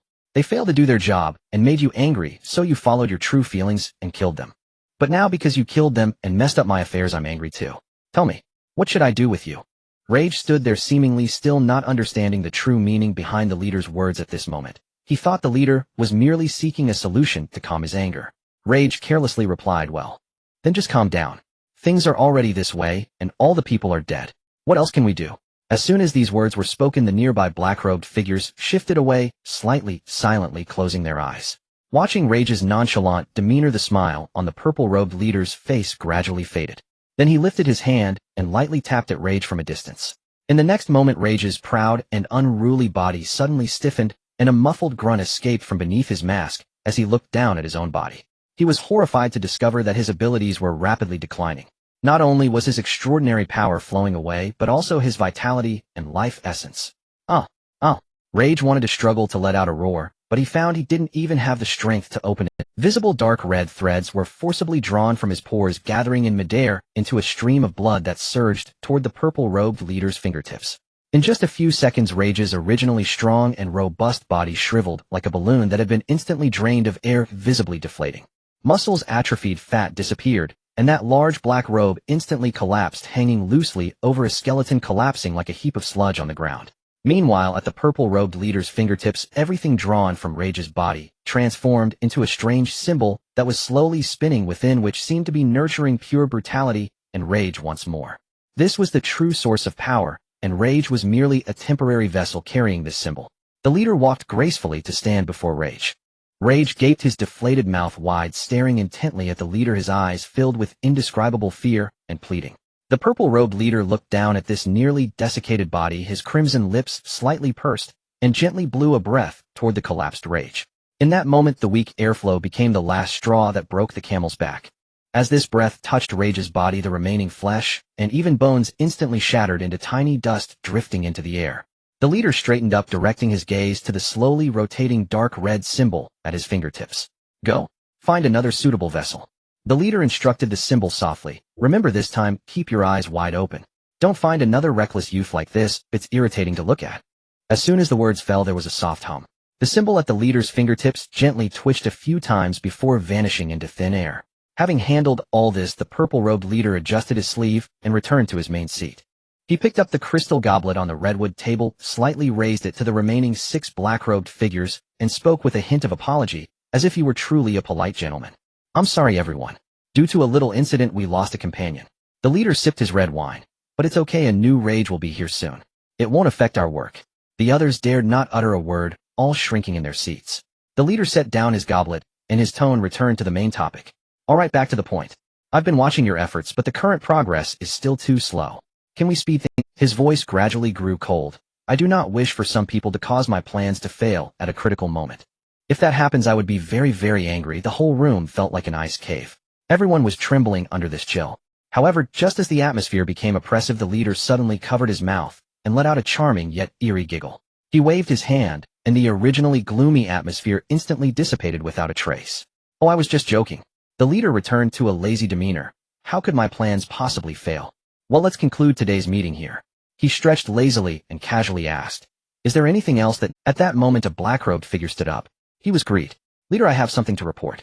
Greed lowered his head, speaking as respectfully as possible. "There is a city called Sheeping in the area I am responsible for, and the 7th District has recently recruited a very powerful Awakened One. This Awakened One's actions are extremely extreme. Over the past 2 months, he has been very active, handling a significant number of pollution sources. Even some of our outer bases have been casually eliminated by him." Greed paused for a moment, tentatively asking, "I'm worried that this might affect your upcoming plans. I let you be responsible, and you ask me." Seeing Greed bowing his head and not daring to speak, the leader continued, "How about I put your area under my responsibility as well?" Greed suddenly realized and immediately spoke up. No, it's my honor to serve you. I've already arranged for it, and I'll deal with this Awakened One soon." Upon hearing Greed's assurance, the purple-robed leader finally resumed his previous demeanor, as if the brief moment of murderous intent had never existed, yawning widely, seemingly truly exhausted to the limit. "I'm tired. Since you've already arranged it, then just leave it to you. Don't let me down." The leader waved his hand, no longer paying attention to the others, and gracefully walked out of the room. Jiang Yang's helicopter landed on a flat area 2 kilometers away from the entrance to the mountains.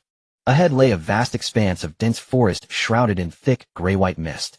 The fog rolled ominously, with visibility reduced to less than half a meter, making even the trees halfway up the mountain appear indistinct, exuding a chilling and eerie aura. 3 armored personnel carriers from the logistics team had already arrived at the entrance of the mountain road. Fully armed Special Forces soldiers were setting up a perimeter and establishing a temporary communication base. Jiang Yang stepped forward. "Sir," the logistics team leader stood at attention in salute.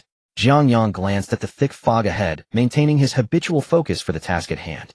"You will remain on standby at the perimeter and seal off all routes down the mountain," Jiang Yang instructed. "Once I finish my task and send you the signal, you can proceed in to handle the situation." "Yes." The team leader had no objections and immediately began arranging his team to construct a defensive position. Jiang Yang walked alone into the dense fog ahead. As soon as he stepped into the mist, the temperature around him plummeted by several degrees. Strangely, the fog seemed to have a soundproofing effect, as the sounds from the armored vehicle behind him vanished without a trace, leaving an eerie silence. After walking about 100 meters, a sharp static noise erupted from the communicator in his ear, and within 3 seconds the noise completely disappeared, leaving no sound. Not only was the signal with Su Shui cut off, but even the local network communication with the logistics team nearby was severely disrupted, completely severed. Jiang Yang stopped, peering through the heavy gray-white mist toward the deepest part of the mountains. In the cover of the thick fog, the forest ahead appeared deep and terrifying. The twisted, dead branches flickered in the mist, and the entire valley resembled a massive open mouth of an abyss, quietly waiting for Jiang Yang to walk into its jaws. Jiang Yang stood quietly for 2 seconds before resolutely turning around and walking directly back in the direction he came from. What a joke. Looking at the environment here and the eerie signal blockage, he knew this was not a good place, and he did not want to take risks at this moment. Jiang Yang hurriedly retraced his steps, recalling that he had only walked a few hundred meters into the fog. However, 3 to 5 minutes passed, and the swirling gray-white mist remained unchanged. He still did not see the armored vehicles of the logistics team. Jiang Yang stopped, looking down at the ground, spotting a series of familiar footprints in the mud, his own. Great, I've encountered a ghost wall again. Jiang Yang raised his right hand, and transparent flames erupted from his palm, enveloping his entire body. The moment the flames surrounded him, Jiang Yang felt a refreshing sensation in his mind, and the distorted perception caused by the fog was instantly restored to clarity. Under the illumination of the Yang Zhao Lihua flames, the mental pollution attempting to invade his brain and distort his sense of direction was completely incinerated. The scene before him slightly distorted, revealing the concealed true escape route, which became clear in Jiang Yang's line of sight. 1 minute later, he effortlessly stepped out of the edge of the mist. Almost at the same moment he stepped out of the mist, a crackling sound erupted. The communication signal in his earpiece instantly restored, and Su Shui's anxious voice immediately came through. "Mr. Jiang. Mr. Jiang, please respond. Your signal completely disappeared from the satellite radar just now, and even the life signs monitoring was cut off." Did you encounter any emergencies? I am fine. Jiang Yang stood at the edge of the mist, his tone calm. Can we request artillery bombardment for this area? There are significant issues inside. Hearing that Jiang Yang was fine, Su Shui sighed in relief, but upon hearing his request for bombardment, she immediately pulled up the satellite map. Su Shui looked at the data on the screen, her tone somewhat hesitant. Mr. Jiang, the magnetic field in this area is extremely chaotic, and there is no signal coverage inside at all. If we request a regional bombardment, the bomber's electronic navigation equipment and fire control radar are highly likely to fail completely when passing over this area. Losing navigation in the deep mountains while conducting low-altitude blind drops, there is a high chance the bombers will crash into the mountains. Su Shui paused, fully aware of the executor's authority as a liaison of the 7th District. If you believe that the source of contamination inside has reached a level that must be eliminated immediately, we can proceed with the bombardment. We will promptly submit a mandatory bombing request to the military, and the higher-ups will prepare the mobilization of the flight squadron in advance. Su Shui's meaning was clear. As long as Jiang Yang issued the order, even knowing it was a suicide mission, the military would quickly organize a death squad, having pilots conduct manual blind drops, sacrificing lives to cleanse this contaminated area. Then forget it. Jiang Yang decisively rejected the idea. There is no need to send the pilots to their deaths. This is not the only way. Since electronic devices and radars would fail, there was no need to use them. This way, Jiang Yang looked at the mountain ahead and issued new instructions: request support from the nearest army district. Send over a battery of artillery. Jiang Yang emphasized, not those radar-guided artillery, they must be manually aimed and fired. Su Shui did not hesitate at this request. Understood, Mr. Jiang. The nearest military district will dispatch the troops you need and will arrive shortly. Please wait a moment in a safe area. All right. Jiang Yang ended the communication. He turned around and walked toward the logistics team's armored vehicle, opening the door and sitting in the passenger seat. To be honest, if he had forced his way in with his current strength coupled with the Yang, Zhao Lihua, he would likely be able to break through and gain new experience in handling contamination. But he now had new considerations. With the time until full contamination invasion drawing closer, he wanted to survive and witness that moment in peak condition. He did not want to stumble in this unclear and dangerous wilderness. Since he had the support of the national machine, many seemingly perilous tasks could be handled in a straightforward and aggressive manner. When in dire straits, tactical interspersing; when in abundance, overwhelming firepower. Dense fog, ghost walls. Then simply call in the artillery to plow through the entire mountaintop. Blow the entire mountaintop to smithereens and see how it can still spread. At that same time, in the deepest part of the mist, there was a large clearing artificially created, filled with bizarre and twisted symbols drawn all over the ground. These symbols interconnected, forming a massive formation covering several hundred meters. The gray-white mist enveloping the entire wild mountain was continuously seeping out from the gaps in the. At various nodes of the formation, more than 10 individuals dressed in gray-black robes were constantly circling around those symbols. Their hoods were pulled low, murmuring incantations. As they chanted, the symbols in the formation occasionally flickered with a strange red light. Suddenly, one of the gray-robed figures standing at the center of the formation halted. He spread his palm, and a line of clear blood-red characters appeared beneath his skin. The target has accepted the mission. Proceed with the formation. Upon seeing this line of revealed content, the gaunt, gray-robed man shuddered, a glimpse of fervent excitement flashing in his eyes. He suddenly raised his head and shouted loudly to the other 10 or so companions who were still circling. Move it. Everyone get moving. The gaunt, gray-robed man frantically waved his arms, urging, the Lord of Greed has sent word the target will breach at any moment. Quickly finish drawing the remaining nodes.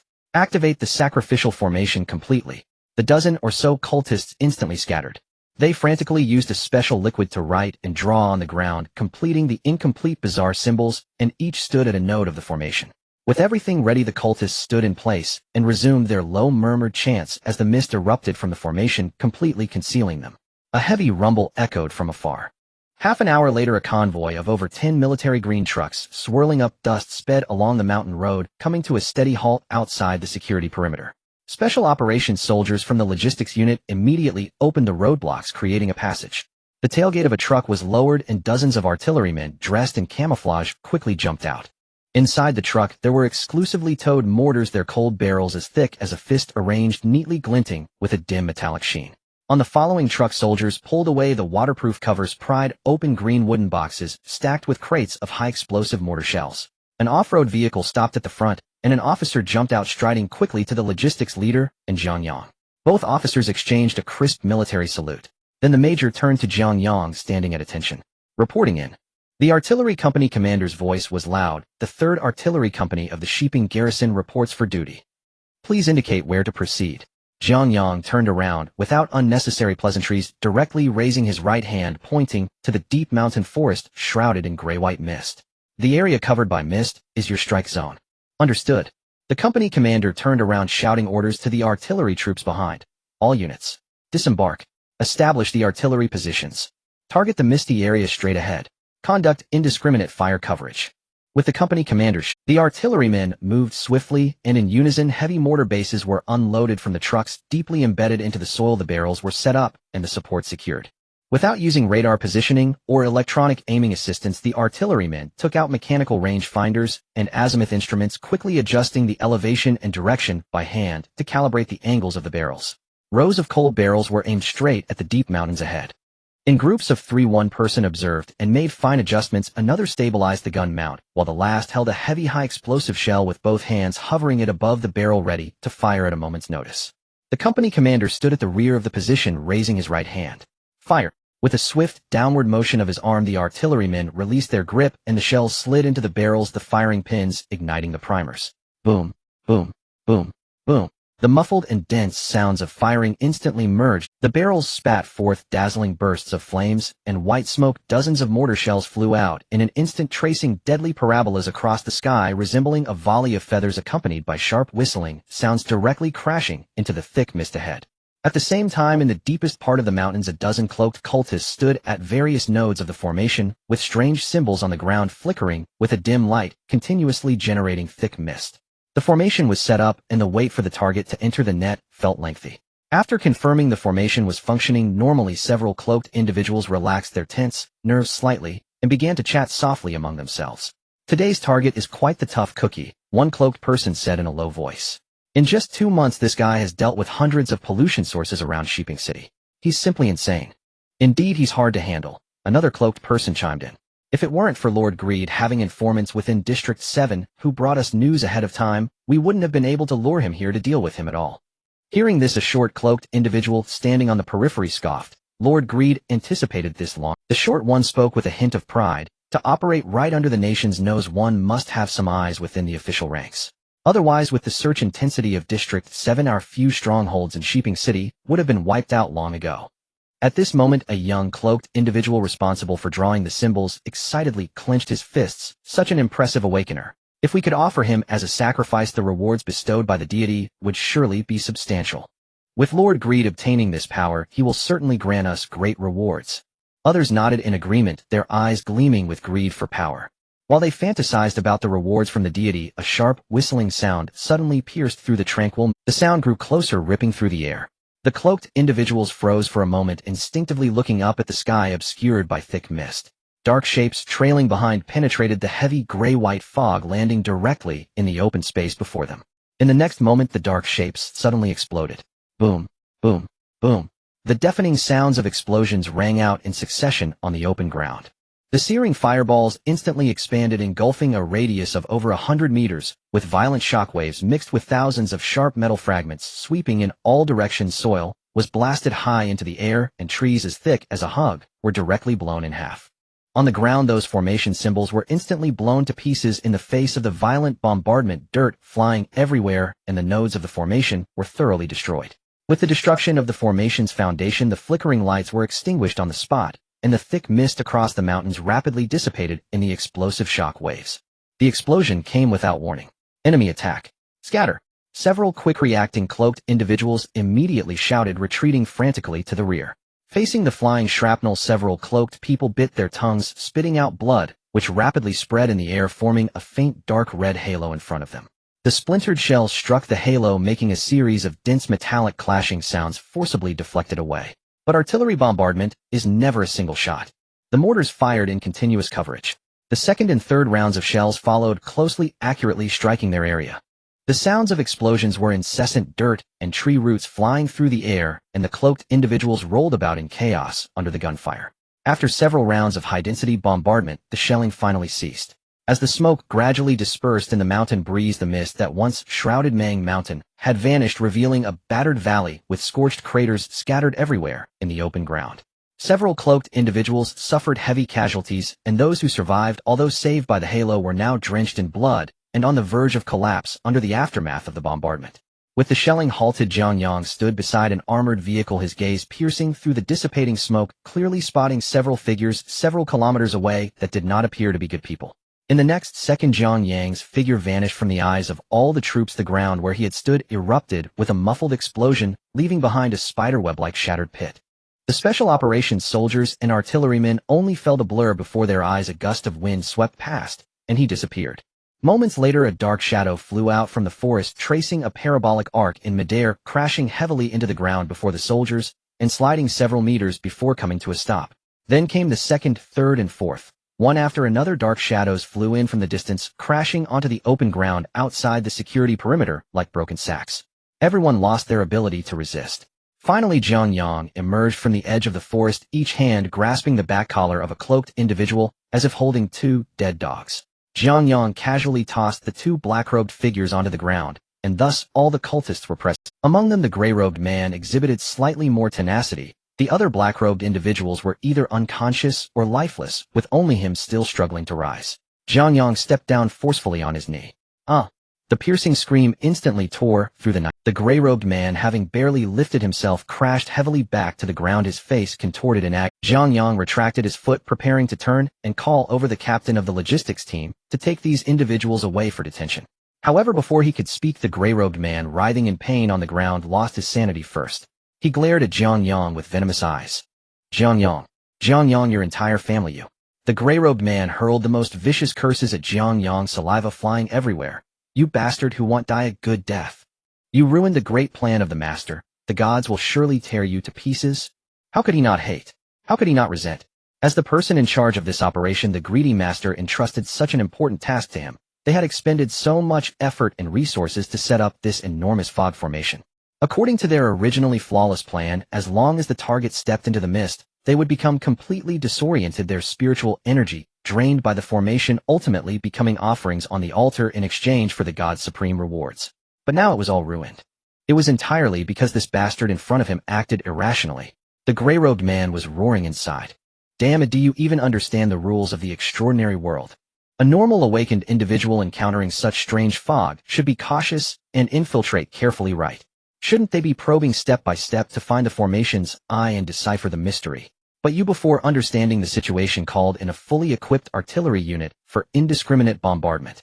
Do you still have any dignity or professional quality as an awakened individual? This is a supernatural event, not an assault operation. Watching the formation he had painstakingly established being shattered by tons of high-explosive shells, the gray-robed man's mentality had completely collapsed. Jiang Yang's eyes narrowed. Not because of the other's insults, but because the man had actually uttered his name. This was worth pondering. A cult leader hiding deep in the mountains without any channels could not possibly know his name. Jiang Yang no longer paid attention to the cursing gray-robed man and looked towards the captain of the logistics team. Take these two away. Jiang Yang pointed at the gray-robed leader on the ground, especially this one at the head. Use all necessary means to thoroughly interrogate him. Where did he learn my name from, and who has been passing him information? Professional matters should be left to professionals. The logistics team, of course, was equipped with specialized interrogators, letting him handle the interrogation himself. If he wasn't careful, he might end up killing him. The logistics captain's expression tightened. He had naturally picked up on the serious leak hidden within the gray-robed man's earlier curse. Understood. Rest assured, Commander. The captain waved his hand, and several special forces soldiers rushed forward, dragging these cultists towards the armored vehicle. Jiang Yang did not linger, directly boarding the helicopter for the return trip. In the following days, the undercurrents in Sheeping City continued to surge, with various pollution incidents occurring endlessly. Jiang Yang's daily routine had not changed at all because of the encounter in the mountains. He still operated like an unyielding machine, maintaining a high frequency of task acceptance every day. Meanwhile, the logistics team responsible for the aftermath was consistently handled by Team B and C in rotation. Initially, Jiang Yang thought this was quite normal, as he had assigned the interrogation task to Team A. But as several days passed without any news from Team A, Jiang Yang felt an increasing sense of unease. The 7th District had not provided him with any feedback regarding the interrogation results of that gray-robed man. Rationally speaking, matters concerning the identity leak of awakened individuals, once there was any breakthrough in interrogation, the intelligence department would immediately synchronize information with the awakened to ensure their subsequent safety. But now everything felt as if it had sunk into the ocean. He picked up his phone and dialed the number of Team A's captain, but after a long wait, he received only a notification of missed calls. Jiang Yang hung up and tried contacting the other two vice captains of Team A, but the result was always the same: all were unreachable. A trace of gloom gradually surfaced in Jiang Yang's heart. In the 7th district, with its requirement for 24-hour standby in a militarized management structure, how could a fully staffed logistics team collectively go missing? Without any hesitation, Jiang Yang opened the communication channel for his exclusive liaison Su Shui. This time it rang only once before being answered. Mr. Jiang, hello. Su Shui's voice came through the receiver. May I ask if you need any assistance? Currently there are no new high-risk tasks issued around Shipping City. Jiang Yang skipped the pleasantries and spoke directly. Su Shui, check what my logistics team A is currently doing. Why have I not seen them in all the tasks over the past few days, and why are all members of Team A I tried to contact in a state of disconnection? On the other end, Su Shui was clearly taken aback. This was impossible. Personnel dispatch would notify her. Mr. Jiang, please hold on a moment, I'll check it out for you right away. The sound of typing on a keyboard echoed through the communication channel. Mr. Jiang, please hold on a moment, I'll check it out for you right away. The sound of typing on a keyboard echoed through the communication channel. Suspicion. About 30 seconds later, the sound of typing ceased. Su Shui's voice returned to the earphones, but this time her tone carried a distinct hint of confusion. Mr. Jiang, the system has found the information. Su Shui paused and read aloud the information displayed on the screen. Records show that your logistics team A received an urgent personnel transfer order from headquarters and has been completely reassigned from Shipping City to other posts for a long-term closed task. Because it is a closed task, their original communication devices have been uniformly confiscated and blocked. Su Shui continued her report. Additionally, a new logistics support team has been reassigned to you. They are currently en route across districts and are expected to arrive in your area the day after tomorrow to rotate with teams B and C, who mobilized the logistics group A originally. Why was I not informed? Jiang Yang directly asked after hearing Su Shui's words. After a moment of silence, Su Shui's apologetic voice came through. I'm sorry, Mr. Jiang. This personnel transfer was conducted by the higher-ups, and I do not have the authority to inquire about who made the decision. Did something go wrong? Do you need me to report it to the higher-ups? Su Shui continued to inquire, sensing something was off in Jiang Yang's tone. No need. Jiang Yang sneered. Report to the higher-ups. Who would dare to accuse me? Then you must have the aftermath report submitted by Logistics Group A. With so many cult members captured, how were they dealt with? Was there any result? Jiang Yang continued to inquire indirectly. Su Shui brought up the report, and after reading it she replied, the report indeed mentions 4 surviving cultists, but they all died from severe injuries while being brought back to Area 7. Jiang Yang acknowledged this and hung up the communicator, his expression somewhat grim. He had anticipated there would be pests in Area 7, but he hadn't expected their influence to be so strong as to interfere with the logistics of the Awakened. At the same time, he secretly felt relieved that he was still in the branch timeline. If it were the main timeline, he would have fallen into a passive position by now. Who could it be? Wang Mingyang. Jiang Yang felt it was unlikely. If Wang Mingyang had betrayed them, Area 7 would never have lasted until 2082. Regardless of whether it was Wang Mingyang or not, investigating would inevitably involve him. He might as well lay it all out. Jiang Yang picked up his phone and dialed Wang Mingyang's number. The next day, it was still the same conference room. Jiang Yang arrived early, waiting. Wang Mingyang's behavior would determine Jiang Yang's attitude toward Area 7. Before long, disordered footsteps sounded outside the door, which was pushed open, accompanied by Wang Mingyang's cheerful laughter. Haha, Jiang Yang, what can I do for you? He pulled out a chair and sat down in front of Jiang Yang. I heard you're quite the star here, handling over 200 pollutants in 2 months. You've truly brought me endless surprises. Jiang Yang did not mention the matter of the traitor over the phone, as the other party was a high-ranking official. It was certainly possible for them to monitor the phone and even learn about this matter through conversations with Su Shui, which was why Jiang Yang was so eager to meet Wang Mingyang. Jiang Yang examined Wang Mingyang, hoping to discern any signs of unease on his face. 2 months had passed, and Wang Mingyang appeared more haggard, the blood vessels beneath his eyes clearly visible, yet his spirit seemed unaffected, still radiating vitality. What's wrong? Why are you staring at me? Do you need something? Wang Mingyang felt uneasy under Jiang Yang's gaze, thinking he might have some hidden troubles. He waved his hand. Feel free to speak. As long as it doesn't violate any rules, I'll apply for it directly for you. Wang Laosher, a few days ago I took on a task. Jiang Yang, not having discerned anything from Wang Mingyang's face, decided to speak directly, recounting the events that had occurred recently. Over 10 minutes passed as Jiang Yang narrated the entire incident. Afterward, he took a sip from his cup and continued to stare at Wang Mingyang. Upon finishing Jiang Yang's account, Wang Mingyang fell silent. Then, seeing Jiang Yang's gaze, he chuckled. What's wrong? Do you suspect me? Jiang Yang remained silent. Wang Mingyang laughed softly. You don't need to look at me like that. With my experience in the officialdom, if I wanted to disguise myself in front of a rookie like you wouldn't be able to see through it at all. I've understood this matter. I will give you a satisfactory resolution. Wang Mingyang's tone remained gentle, but it had grown somewhat cold. He hadn't expected such a situation to arise at this time. Jiang Yang finally spoke. Wang Laosher, I trust you. Just like before when my permissions were suspended, you helped me resolve it. I'm taking on these tasks desperately to change the future. If Area 7 doesn't care, then I am also willing to relax. Hearing this, Wang Mingyang thought what a yet Jiang Yang's words reminded him. He knew about the last time when the higher-ups suspended Jiang Yang's permissions. The reason given was concern for Jiang Yang's mental state. Looking back, it was somewhat suspicious. They were aware of Jiang Yang's mental and capability assessment reports. How could there be such a quick deterioration? Wang Mingyang's brows furrowed slightly. It seemed someone didn't want the cleanup of pollutants to proceed too quickly. Sensing Jiang Yang's distant tone, Wang Mingyang felt a headache coming on. If this incident wasn't handled well, it could lead to a negative perception of Area 7. Wang Mingyang never considered that Jiang Yang would have any sense of belonging to Area 7.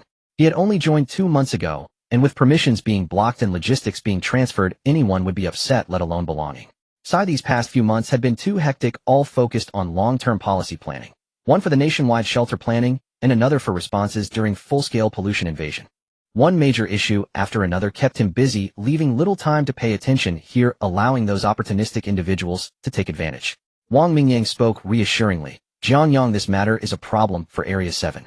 We failed to safeguard the rights and information of you awakened. I will thoroughly investigate this matter, and you will receive an explanation. Jiang Yang nodded, indicating he understood. The conference room fell into an awkward silence. Wang Mingyang spoke again, trying to ease the atmosphere. Jiang Yang, have you been getting used to living here these days? Living and eating well, and the steward is very responsible, Jiang Yang replied briefly. It seemed he was still sulking, but looked like he'd have to wait until this matter was resolved before attempting to mend the relationship. Wang Mingyang sighed slightly. It was not easy to find such a good talent, and now it had come to this.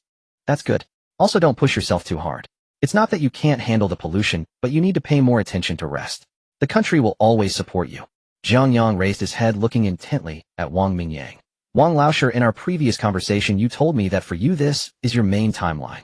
In the same way for me this is also my main timeline.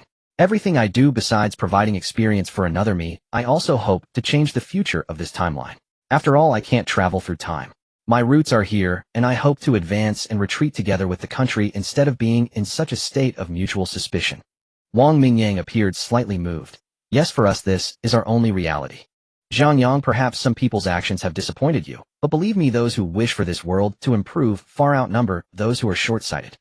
After all, our goals and visions have always been aligned. Wang Mingyang quickly left the conference room after a brief chat. His time was already scarce, and it was quite difficult for him to find the opportunity to meet Jiang Yang amidst his busy schedule. Moreover, now that this incident has occurred, he must rush back to headquarters to handle it. He knew that once a rift formed between Jiang Yang and the 7th District, it couldn't be bridged with mere words. Action was necessary to demonstrate the 7th District's resolve to Jiang Yang. Jiang Yang sat alone in the conference room. From Wang Mingyang's performance during their earlier conversation, it was clear he was unaware of the matter at hand. Of course, it was also possible that, as he said, his experience was too limited to see through Wang Mingyang's facade. However, Jiang Yang still leaned towards believing that Wang Mingyang was trustworthy.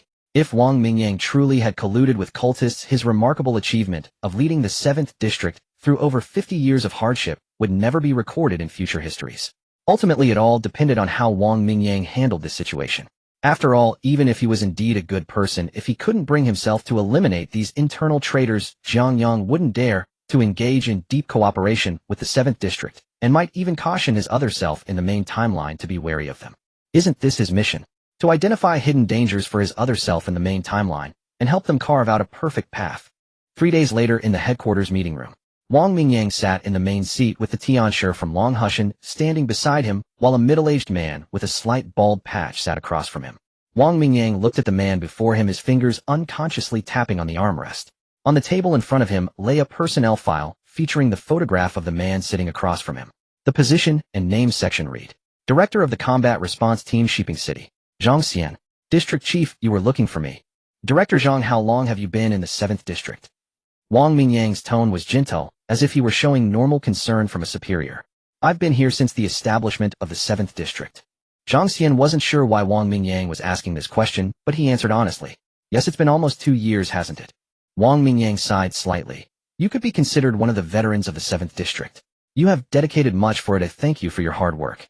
Wang Mingyang was also aware of Jiang Xian's circumstances. The initial wave of pollution had taken away Jiang Xian's family, and after the 7th District was established, he resolutely gave up his position as deputy director at the municipal government to embark on this dangerous work.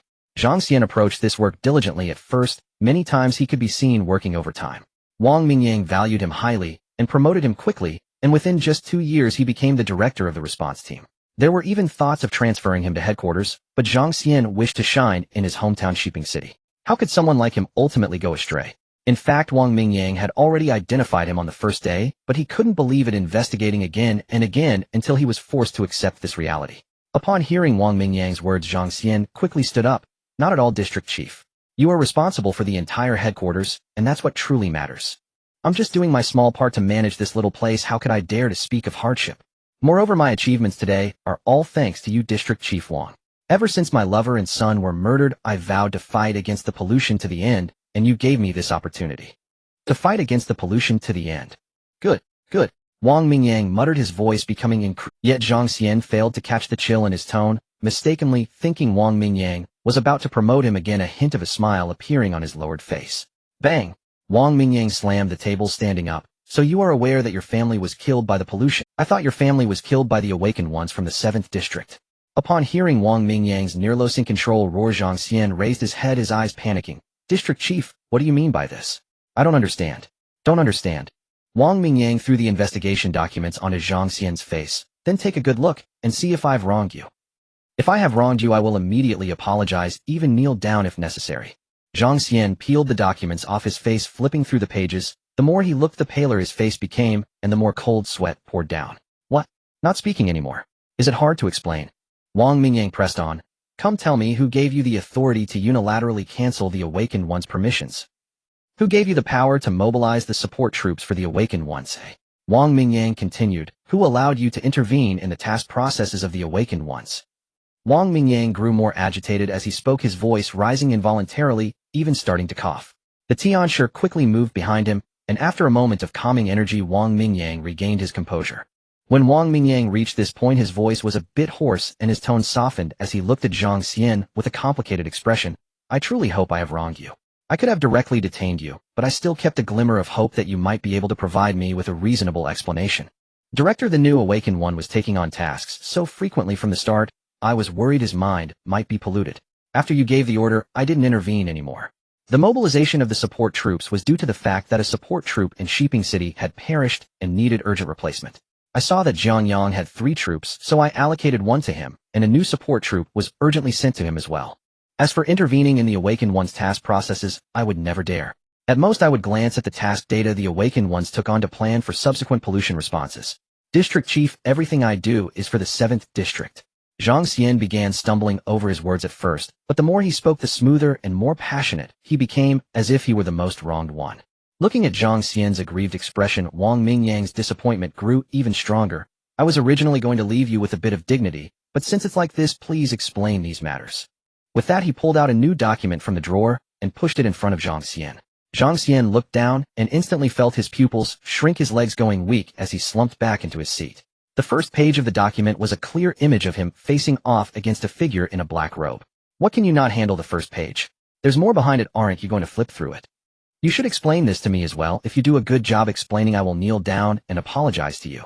It was just that during this busy period after his conversation with Jiang Yang, Wang Mingyang had shifted all his focus to future planning and had no energy to concern himself with other trivial matters within the district. This had given these individuals an opportunity to exploit. District Chief. You know what? Jiang Xian began stammering, trying to start playing the victim. Wang Mingyang waved his hand, cutting him off. You've been in the 7th District for so long, you know the regulations, right? Motives do not absolve guilt. Leaking information is a serious crime, and there is no mercy for traitors. Upon hearing that, Jiang Xian had no strength left to argue. Wang Mingyang wasted no more words and pressed the summons button at the side of the table. 2 seconds later, the interrogation room door opened, and 4 guards entered with impassive faces, taking positions at Jiang Xian's sides. Director of the Combat Response Unit Jiang Xian is implicated in a classified act of betrayal. The evidence is conclusive. Execute the isolation interrogation procedure. Immediately confiscate all privileges, credentials, keys, and classified devices. Freeze all personally linked assets. Seal all work files. Transfer the case to the Dickey District National Security Joint Special Task Force and proceed with the highest level disposition process. The four responded in unison, yes. They then stepped toward Jiang Yang. For a person of his rank, they would not employ handcuffs. This too was a form of propriety. Besides, Jiang Yang had always been an ordinary man. Before four professional soldiers, cuffs or no cuffs made no difference. Yet as the guards approached, the situation suddenly changed. The moment one guard clapped a hand on Jiang Yang's shoulder, his arm bent backward at an unnatural angle. He emitted a muffled groan and was flung backward. The guard clutched his arm but made no sound. Instead, he swiftly drew a pistol with his other hand and aimed at Jiang Yang. The other three guards stepped back in turn, drawing their weapons and taking aim. Wang Mingyang watched Jiang Yang, his expression shifting. Jiang Yang spoke. Chief Wang, I've served in the Dickey District so long. Why is it that I can never obtain such transcendent power? Jiang Yang slowly lifted his head. The respect that had once been in his eyes had long since vanished, replaced by wanton arrogance. Do you think that under this ever-worsening contamination, ordinary people like us can truly survive? Seeing Wang Mingyang offer no reply, Jiang Yang continued on his own. I do not want to die. I do not want to be like my wife and child, helpless before sudden contamination, becoming insects to be slaughtered. I thought the Dickey District would hold the ways to gain transcendent power. I worked day and night, I labored late into the night, and all I met with was your repeated refusals. Wang Mingyang finally spoke, his tone heavy with helplessness. I have told you time and again the Dickey District's analysis of cultivation techniques is incomplete. Those methods that promise rapid mastery. Our research teams have tested them many times. More often than not, they carry some contamination. And the truly harmless methods. He glanced at the Taoist master at his side. The technique contributed by the Longhushan Taoist was also given to you. You skimmed it for weeks and refused to cultivate. Am I unwilling to grant it, or are you simply too greedy, wanting to leap straight to the peak? Jiang Yang laughed aloud, a coarse sound. Ha ha, what damn method is that? Sitting in meditation all day, practicing calligraphy, reciting sutras. Tell me, is that cultivation? 100 days for foundation establishment, 10 years for nurturing the embryo, 3 years for nursing, 9 years facing the wall. Look at what your so-called cultivation method prescribes. Oh, what is that? Starving yourself into senility. The Taoist master's face had already grown dark. For his orthodox lineage's methods to be so belittled, if not for Wang Mingyang's intention to detain and interrogate, he would have already struck him with a heavenly thunder. On the path of cultivation, without patience one cannot go far. The methods I want are swift, ones that show results in a day or 3.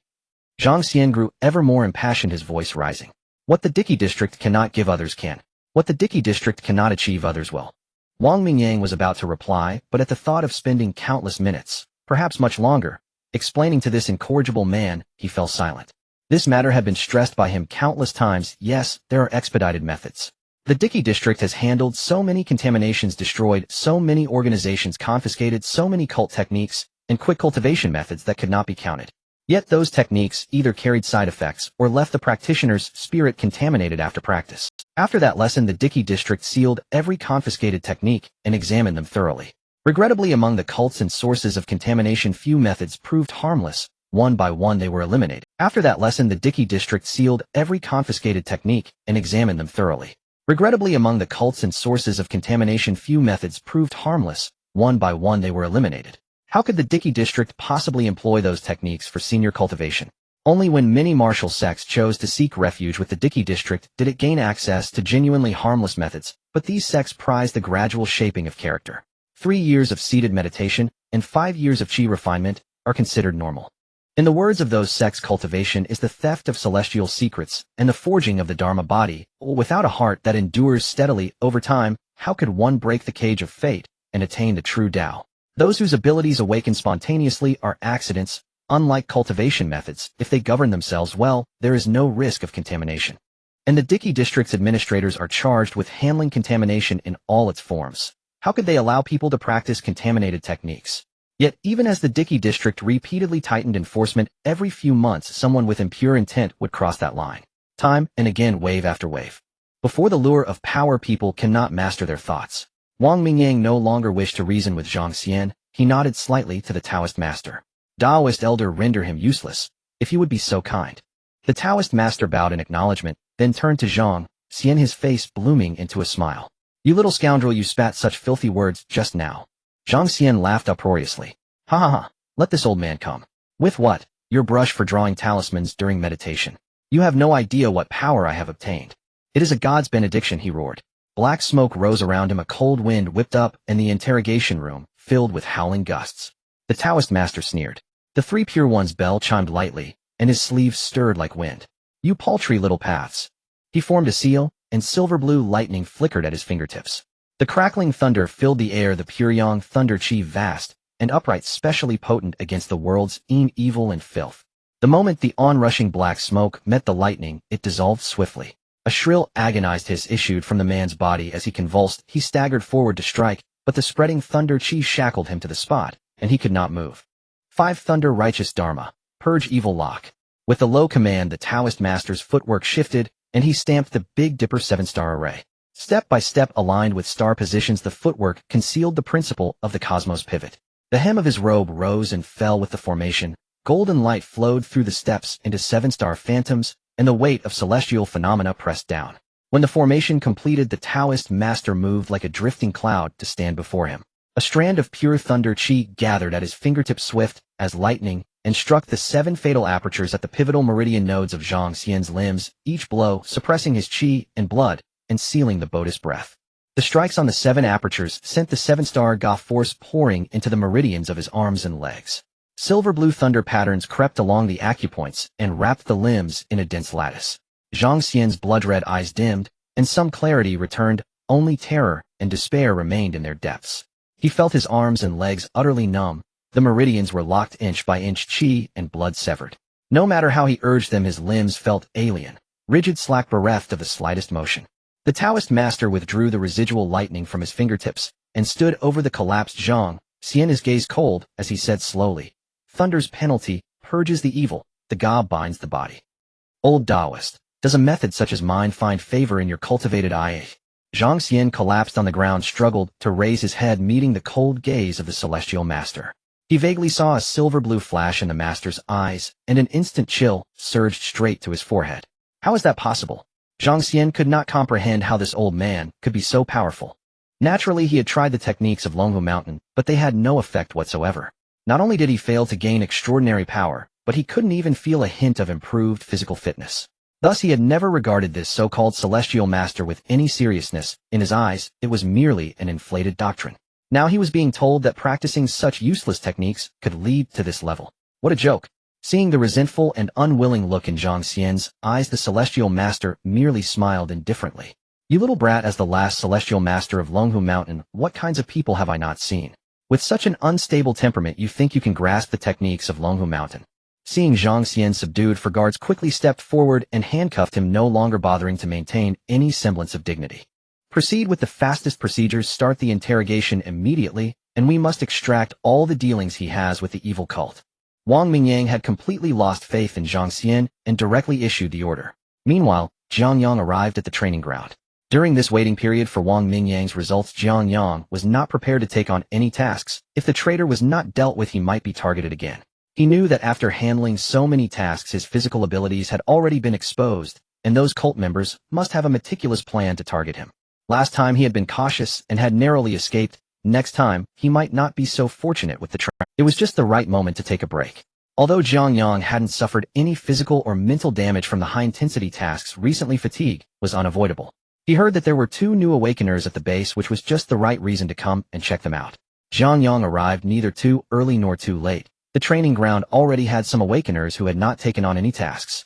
The previous ones, including the talisman youth Manji Li Ruolong and CG, had completely entered a mode of inaction since Jiang Yang started taking on tasks. They were simply the 4 lazy ones doing tasks when they could snatch them up and ignoring them when they couldn't. Today was just a chance to see how the new awakeners were doing. 3. It's a royal flush. Manji slammed his cards down on the ground, radiating grandeur. I play 3. The talisman youth exclaimed in shock. I know, can a royal flush not beat it? Manji replied confidently. The talisman youth facepalmed, somewhat speechless. But you and I are both farmers. Why are you trying to beat me? Li Ruolong slowly sorted his cards while CG, who was fiddling with his sword behind him, leaned over at the noise and asked, "What's going on?" "I don't know. I heard that Manji lost to Xiaoyong in pairs of Do Diju all night yesterday, without winning a single hand. Now aren't they having a quarrel?" Hey, what do you mean by a couple? Xiaoyong the talisman youth showed an irritated expression, but his hand quietly reached into his pants pocket, a flash of light, appearing momentarily. 1, 2, 3. 15, it's a plane. Manji counted his cards one by one, confirming there was no mistake before slamming them down, looking exceptionally pleased. He finally got a good hand. Li Ruolong, feeling helpless, saw that with a royal flush plus a plane it was his turn to lose, and he resignedly put down his cards. Take another look. Where's the plane? Xiaoyong suddenly pointed at the cards and shouted. How can there not be? 5, 5, 5, 6, 6, 6, 7, 7, 7, with 2 jacks, 2 nines, and 2 threes. Hey, where are my 2 threes? Manji stared blankly at the last 3 and a 4, bewildered. He clearly remembered there were 2 threes. Xiaoyong covered his cards, one of the spade 4s, subtly transforming into a club 3. Another twist. Li Ruolong quickly picked up his cards again and started sorting them carefully. You're up to some. Looking at the suppressed laughter of Xiaoyong, Manji suddenly realized memories of losing cards all night resurfacing in his mind, and his anger flared up as he stood up ready to lash out. However, once he stood up, Manji suddenly froze and placed speechless. Not really, Manji, just let it go, you lost so. Seeing Manji's strange behavior, Xiaoyong followed his gaze, but his words abruptly halted as he pointed at Li Ruolong, who was still sorting his cards. Don't make a fuss, he's still sorting his cards. Li Ruolong, without raising his head, continued to focus on sorting. This case should go. Xiaoyong poked him again. What's the rush? I said I'm sorting. Li Ruolong impatiently looked up, and the same scene occurred again, as if he had been choked. CJI's hand gently glided over the sword, suddenly realizing that the 3 arguing had fallen silent. He looked up in confusion and saw them all staring in the same direction, prompting him to turn and look, as well his words likewise stifled. The 4 of them focused their gazes on the same person. After a long moment, Xiaoyong finally spoke. Is the pollution in Sheeping City completely gone? What a... The other 3 nodded earnestly. It's possible. Following that, a discussion erupted. My gosh, why is this weirdo here? Look, he's walking towards us. Is he going to deal with us after handling the pollution? Can we still run away in time? Jiang Yang from a distance could hear their voices, his face darkening. No way am I really that terrifying. Does it have to be like this?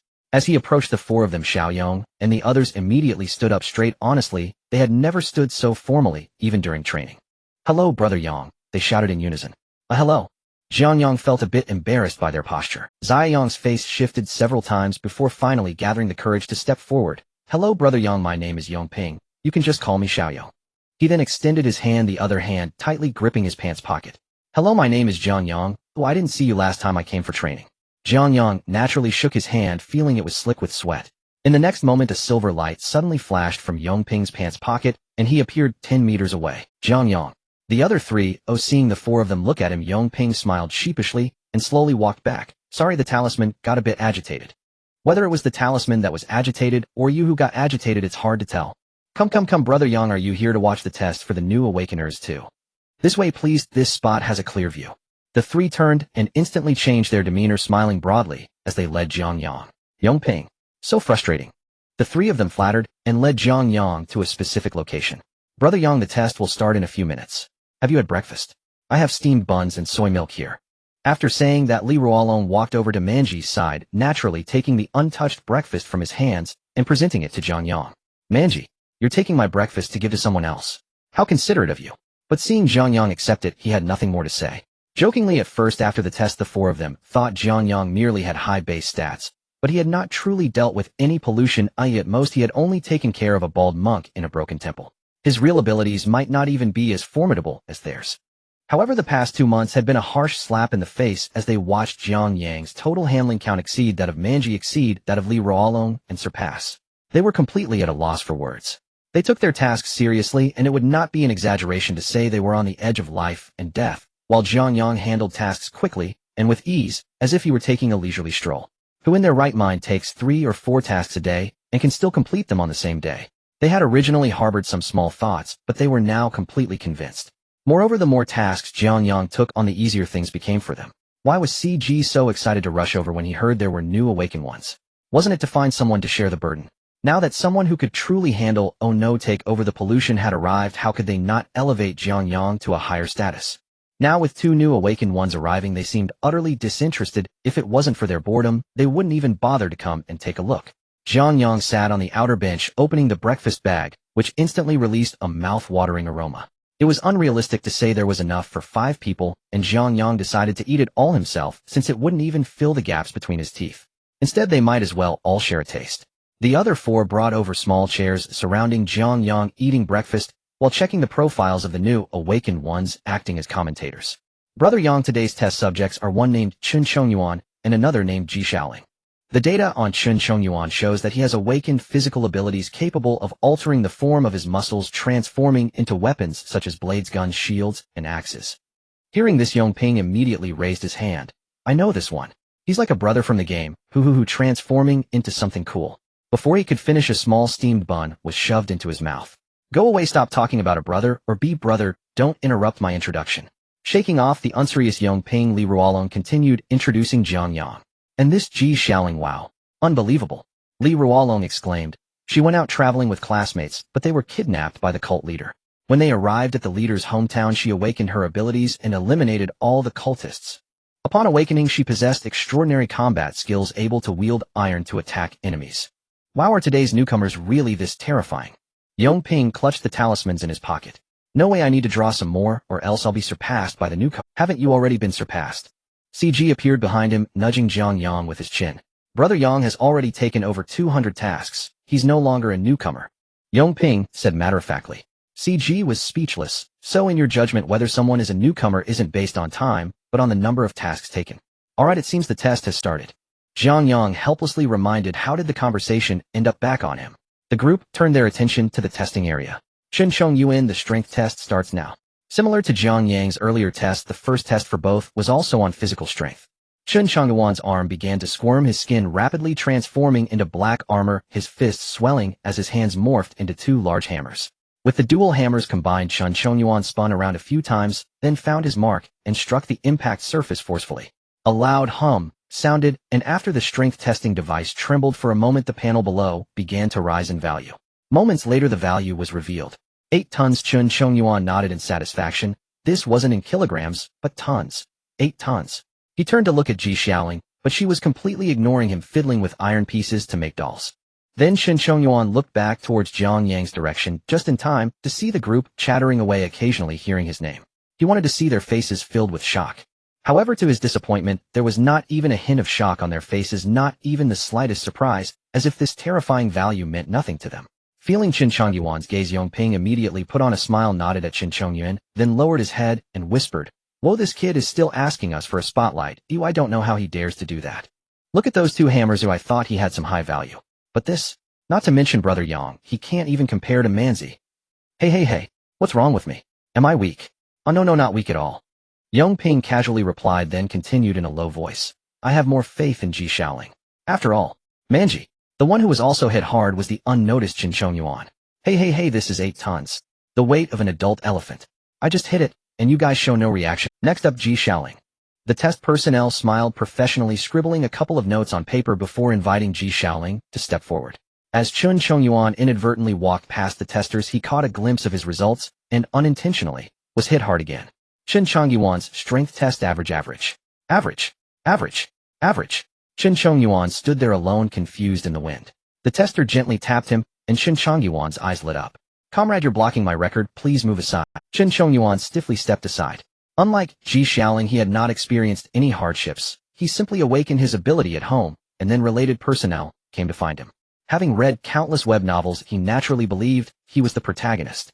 He even initially refused the country's invitation, joking that protagonists always develop alone before revealing their powers, or joining the state would mean losing his freedom.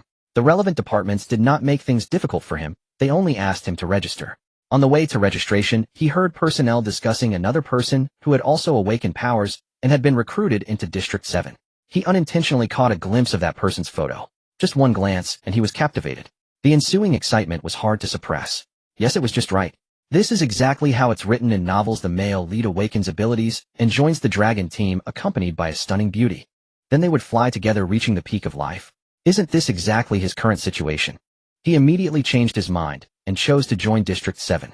Although the recruiting personnel were a bit puzzled, they still readmitted him. The current situation was somewhat different from what Chun Chongyuan had imagined. Wasn't this supposed to be pure wish? It was Ji Xiaoling's turn for the strength test, as she stood before the testing apparatus.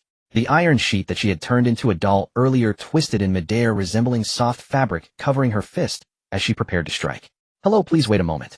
The staff member interrupted. "This is a test of physical strength. The pure destructive force test will be conducted later, and you cannot use external force for this test.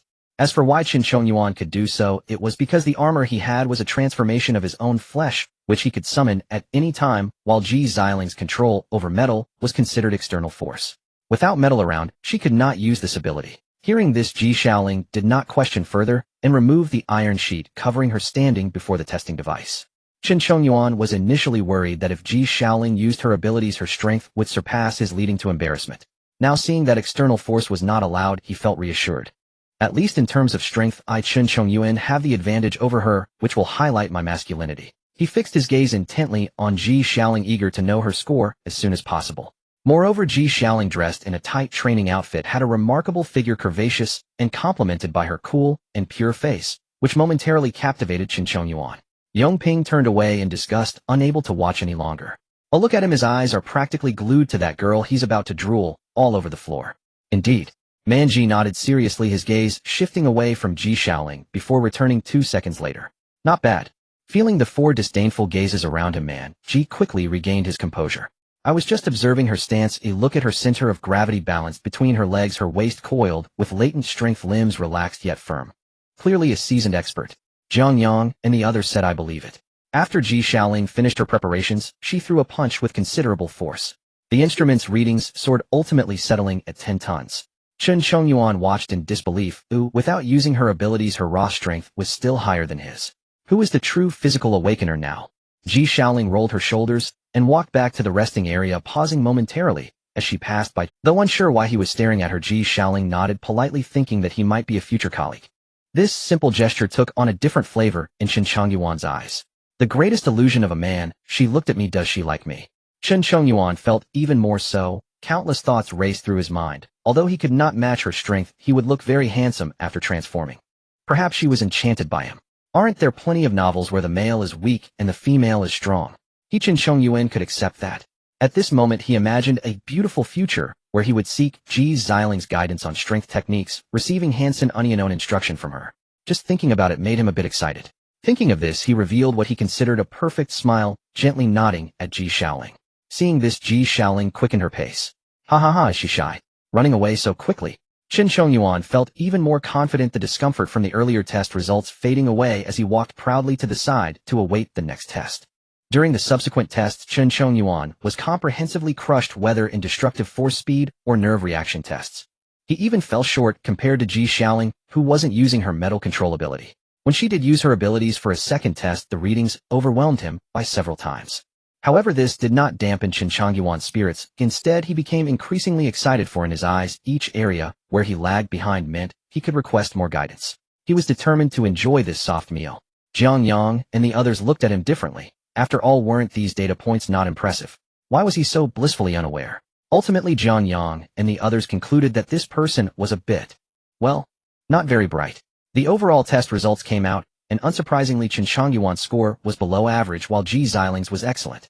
The testing staff were not surprised by these results. After all, the intensity of awakening is influenced not only by one's talent, but also by the environment during awakening. Unlocking in dire situations, emotional states affect the intensity of potential release. Individuals in extreme circumstances often exhibit extraordinary potential, resulting in a stronger awakening. Moreover, so-called extreme circumstances often carry a certain amount of spiritual energy, such as cult sites, sacrificial platforms, and lost deep forests, all of which possess some supernatural energy.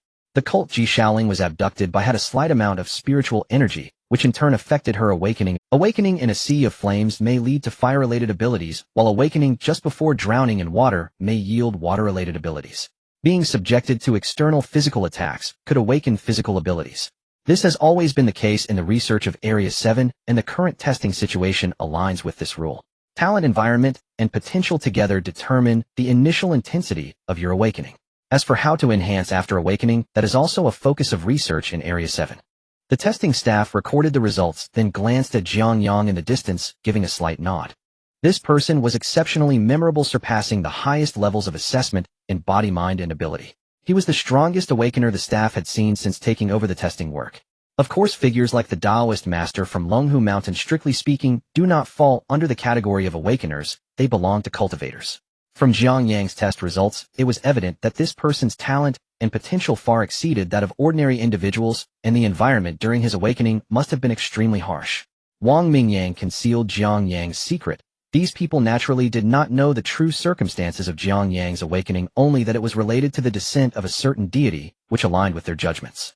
The pure spiritual energy brought by a deity's descent is incomparable to that of cult sacrificial. Ji Shaoling received her test results and walked towards Jiang Yang and the others.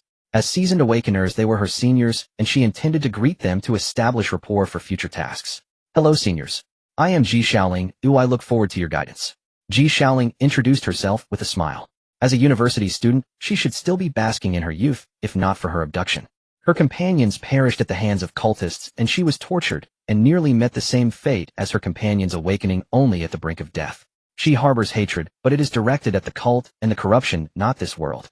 Regarding colleagues who deal with similar issues, she naturally returned to her former university student demeanor. Hearing Ji Xiling's call, Jiang Yang and the others also ceased their idle chatter and stood up. Manji introduced himself first, having researched relevant information after being mocked by Li Ruolong. During the last introduction, he decided never to mention the matter of being the barbarian king again. Hello, I am Li Ruolong. I know what you want to ask without you saying it. A Bruce Lee is my idol. Li Ruolong stepped forward, directly shutting down Ji Xiling's intended question. I am Jiang Yang, and I just joined not long ago. I am Yong Ping. If you need any talismans, come find me. I have everything: healing, buffs, escape, defense. I only charge you the cost price. Yong Ping took out a handful of talismans and waved them in front of Ji Shaoling. Hello. Ji Shaoling felt a bit overwhelmed and could only smile back repeatedly. She then glanced at the one who had been silent. She had noticed this person from afar, dressed in ancient attire with flowing white robes, a long sword slung casually behind him, his features handsome, with a straight nose and delicate lip line. A quintessential ancient-style handsome guy. CG, the one in charge, silent and lonely. CG casually crossed his arms in front of him, his expression indifferent, voice cold. Yong Ping and Manji exchanged glances, realizing that this show-off was putting on airs again. Upon hearing this self-introduction, Jiang Yang almost lost his composure, struggling to suppress his smile. He glanced at CG, who happened to be looking over as well, making it even harder to hold back as a series of sad memories flashed through his mind. His pocket phone vibrated, and Jiang Yang picked it up to look. Don't laugh. Don't laugh. Hold it in. I'm begging you. Don't laugh. You are my bro. Jiang Yang looked up just in time to meet CJ's gaze, which carried a hint of pleading, yet his lips spoke another set of words. Brother Yang, why are you looking at me? Ha. Jiang Yang finally couldn't hold it in any longer. It was just too difficult. Anyone who could hold it in must be confirmed to be depressed. Jiang Yang's laughter instantly triggered a chain reaction. Yong Ping and the others immediately burst into laughter as well. Although Ji Shaoling didn't know what had happened, she joined in, covering her mouth and giggling. For a moment, laughter echoed throughout the training room. Only CG remained with a dark expression, standing alone in the wind. Oh no, there was another one. Chen Chongyuan saw his beloved goddess laughing among a group of guys, instantly feeling jealous. My goddess has never smiled at me, yet you guys are teasing her. Although he didn't know what they were discussing, he guessed it must have been some crude jokes teasing the girl, watching her reaction while covering their mouths and laughing helplessly. How pitiful. This was simply blatant workplace bullying. If only he could step in and save her, he would surely leave a good impression on Ji Shaoling, and a wonderful life would beckon to him. He stepped forward, confidently standing beside Ji Shaoling, his tone stiff. Everyone is seniors of the 7th district. Isn't it inappropriate to tease a girl like this? Ji Shaoling frowned, taking half a step back. She had already found this person a bit strange, and his current behavior was even more puzzling. However, since it involved her, she still explained, No, we were just... Shaoling, listen to me. Don't feel obligated to please them just because they are seniors. As awakeners, we should have our own character and integrity. Chen Chongyuan thought Ji Shaoling was simply intimidated by authority and helplessly explained, With me around, they wouldn't dare bully you. Oh wow. He looked so incredibly cool at that moment. In Ji Xiling's mind, he must look very manly right now. Chen Chongyuan turned his back to Ji Shaoling, facing Jiang Yang and the others alone, feeling secretly pleased. He was sure these seasoned awakeners wouldn't dare to act against him. After all, this was an official organization. He had just scored big. Ji Shaoling must be gazing at my broad and strong back, moved to tears. The 5 who were inexplicably scolded exchanged glances with Yong Ping, almost stuffing a detonating talisman into his mouth. After observing the testing process, they found this newcomer's remarks to be utterly nonsensical. What level of stupidity was this? Where did this green-haired turtle come from? Go away. Li Ruolong was not one to hold back, and immediately spoke up. Not knowing the context, he first slapped a label on him. Who do you think you are? You? You what? If you didn't know better, you might think you were impressive. But a glance reveals you're just a little loser, right? If I had your testing results, I would have gone home crying. Would I dare to come out and embarrass myself? Li Ruolong continued his tirade, unable to stop. After a string of unoffensive remarks, he felt much better and took a sip of soy milk. Ji Shaoling frowned, even more unable to tolerate being so intimately addressed by someone she didn't know. She replied coldly, "First of all, we were just having a normal conversation. No one was teasing anyone. Secondly, please call me by my full name. We are not that familiar." This statement was like a sharp sword piercing Chen Changyuan's heart. He was somewhat unable to accept it. "Shaoling you. I will reiterate, my name is Ji Shaoling." Chen Changyuan's words were ruthlessly interrupted. "Kid, it's obvious that the girl isn't interested in you. Just give up on your fantasies." Manji, being the straightforward person, he was also spoke up directly. "What does it matter? This guy is just out of his mind." Yongping didn't want to bother with him. Everyone here was colleagues. It was common to greet each other and get to know one another in the 7th district. Other than self-introductions, they hadn't said anything to Ji Shaoling. Yet he came up and slapped a label of teasing and harassment on them. Who could tolerate that? If he were genuinely kind-hearted, thinking Ji Shaoling was being harassed, and stepped in to stop it, that would be one thing. But realizing he was wrong, and still being obstinate, was truly hopeless. Throughout all of this, Jiang Yang and CG hardly spoke. Jiang Yang simply didn't want to engage with this fool, feeling that speaking to him was a waste of his time, while CG maintained his aloof persona, purposely keeping a straight face and remaining silent. Ji Shaoling, after the test, there will be several months of special training. Remember to prepare yourself. Yongping turned away from Chen Chongyuan and reminded Ji Shaoling. "Thank you, everyone can just call me Shaoling." Ji Shaoling did not sense any malice from these people, but rather felt discomfort from Chen Chongyuan's gaze. "Ha ha ha, why be so polite? There are a few girls in the district who happen to have tasks today. When they return, you girls should have plenty to talk about." Watching their casual conversation, Chen Chongyuan, left out in the cold, looked uncertain. Earlier he had insisted she call him by his full name, yet turned around and allowed them to call her Shaoling. The more he thought about it, the angrier he became, and in a moment of heat a sentence blurted out. "I want to challenge you all to a duel." Chen Chongyuan shouted this sentence very loudly, and the echo resonated in the empty conference room. Suddenly the conversation among the few people ceased. 5 people, 5 pairs of eyes, stared intently at Chen Chongyuan. After a moment, Yongping spoke with disbelief. "What? You want to challenge me? Us? You think you can take on all 5 of us alone? Have the young people gone mad these days, thinking they can be so reckless right after awakening their abilities?" There have been many instances of newly awakened challengers taking on Season 1s, and some even succeeded, but never had there been a case of a newcomer challenging a group of veteran awakeners. 1 against 5. Where did he get the courage from? Liang Jingru. Chen Chongyuan felt a pang of regret for shouting it out. He had already regretted it, but backing down now would be akin to dying in front of his goddess. He defiantly retorted, "Onion. Do you even know what that means? It's 1 against 1.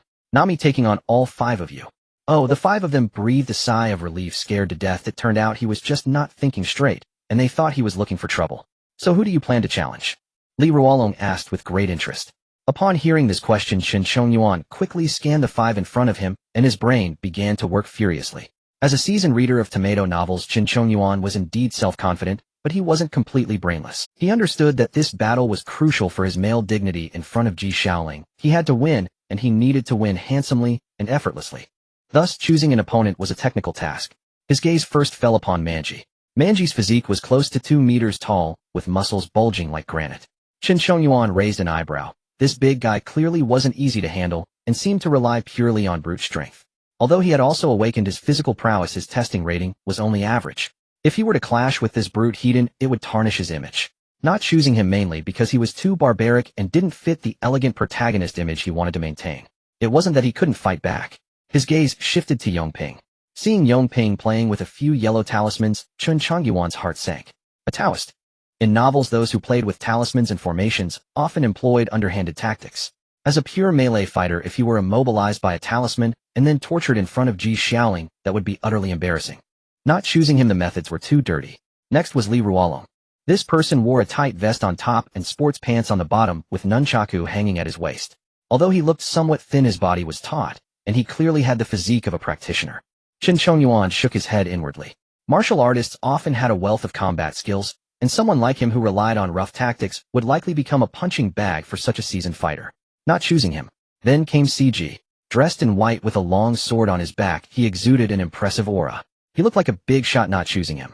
Eliminating these 4, Chen Chongyuan's gaze finally landed on the one furthest in the back, Jiang Yang. He was well protected by these people. He sized up Jiang Yang. Fair-skinned, thin, and plain. While everyone else was talking and discussing, he and that swordsman in white had said nothing. The swordsman was aloof and disinclined to speak, while he seemed small and insecure, afraid to interject. He must be the weakest among these 5. Just him. Chen Chongyuan suddenly pointed at Jiang Yang. You.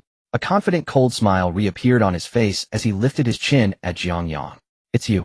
The lazy foreman group, LLLG Xiaoling Manji's half-eaten bun fell to the ground only to be picked up again, within 3 seconds dusted off, and stuffed back into his mouth, staring intently at Chen Chongyuan. CG with his arms crossed silently stroked his chin. The 4 turned their heads almost in unison, looking at Chen Chongyuan with a strange expression. Yongping whispered to Manji, has he always been this brave? Manji shook his head blankly, I don't know, maybe. This kid has never faced the harsh realities of society at home. Li Ruolong held back a laugh, saying, alright, really, among 5 people you picked the worst one. Jiang Yang looked confused, wondering how it had come to be about him. Seeing the reaction of the 5, Chen Chongyuan became even more convinced that his choice was correct. What's wrong? Are you scared? If you're scared, apologize to me and Xiaoling. Ji Xiaoling, unable to hold back any longer, furrowed her brow and spoke with disdain. Chen Chongyuan, have you had enough? This is the training ground of District 7, not a place for you little ruffians to fight. Why are you looking for trouble for no reason? Xiaoling, you don't need to worry about me. Chen Chongyuan gazed deeply at Ji Xiaoling. As a man, I have the responsibility to clear all obstacles for you here in District 7. Today I will show these so-called seniors the mettle of newcomers. Ji Xiaoling. This person is beyond saving. She didn't want to waste more breath on him, and turned to Jiang Yang, apologizing. Sorry, senior, I didn't know this person was out of his mind and caused you trouble. Then she glanced at Jiang Yang's somewhat thin frame and hesitated before asking, how about I handle this? Jiang Yang stood up and waved his hand. To be honest, even though he hadn't spoken, he had been putting up with this person for a long time. Now that the other party had come to him, he wouldn't back down. Alright, stop wasting time, come out. Chen Chongyuan strode toward the spacious open area. Not far away, his arms began to move violently, and dark red flesh covered his arms like a layer of keratin, slowly forming 2 massive hammer shapes in his hands. Standing in the center of the arena, the dual hammers clashed, producing a dull sound of bang bang. To be fair, although his testing rating wasn't high, it did look impressive. Jiang Yang slowly walked toward Chen Chongyuan. Just as Jiang Yang was about to reach the arena, Li Ruolong suddenly remembered something and shouted at the top of his lungs, there are rules in the district. You can't go all out, hold back a bit.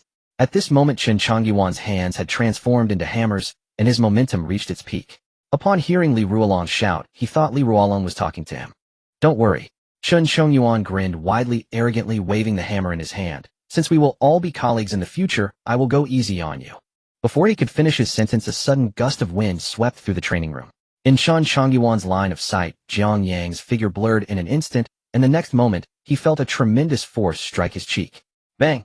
A deafening crack echoed throughout the training ground. Chen Chongyuan's entire face instantly distorted. A slow-motion reveal showed concentric circles of palm-shaped ripples spreading across his face, his mouth opening unconsciously as several small white objects fell out. Subsequently, his entire body traced an arc in the air, transforming into a fleeting shadow as he crashed into the pile of sandbags in the corner. Watching Chen Chongyuan, who lay motionless among the sandbags, the group of 4 who were slacking off fell into a brief silence. Then Yongping, munching on some sunflower seeds he had found from who knows where, shook his head and said, TSK, tisk, how tragic. Li Ruolong, standing nearby, agreed earnestly. With that sound, he probably lost a few teeth. Meanwhile, Jiang Yang returned a hint of confusion on his face. Wait, I clearly exerted force according to his performance in the test. Normally, it shouldn't have caused him to faint, right? However, Jiang Yang was never one to dwell on trivial matters. He shrugged his shoulders and decided not to care anymore. As long as he wasn't going to die, that was enough. In fact, Jiang Yang was correct. Chen Chongyuan had not fainted at all. He was still conscious, with his left cheek throbbing in pain and a metallic taste of blood in his mouth. 2 of his molars had indeed fallen out. But with his physical qualities as an awakened one, that slap shouldn't have knocked him unconscious. So why was he lying? Of course. Would he dare to move? Previously, he had boasted in front of Ji Xiaoling, wanting to showcase the demeanor of a newcomer only to be sent flying by a single strike. If he were to get up now, facing the mocking laughter of those seasoned veterans and the disdainful gaze of the goddess. Just imagining that scene was enough to make Chen Chongyuan feel overwhelmed. No, he absolutely couldn't wake up. As long as he pretended to be unconscious convincingly enough, the embarrassment wouldn't fall on him. In his mind, Chen Chongyuan fervently hypnotized himself, choosing to fully play dead among the pile of sandbags. However, his act of playing dead frightened the staff responsible for the testing. Quick, call the medical team. The testing personnel looked at the motionless Chen Chongyuan, their faces turning pale. This was the training ground of Zone 7. Sparring is one thing, but if a newly recruited awakened one dies on the first day from a slap, who would take the responsibility? In less than a minute, accompanied by hurried footsteps, several medical personnel in white coats from Zone 7 rushed into the training room, pushing a stretcher. Where's the injured? Clear the way quickly.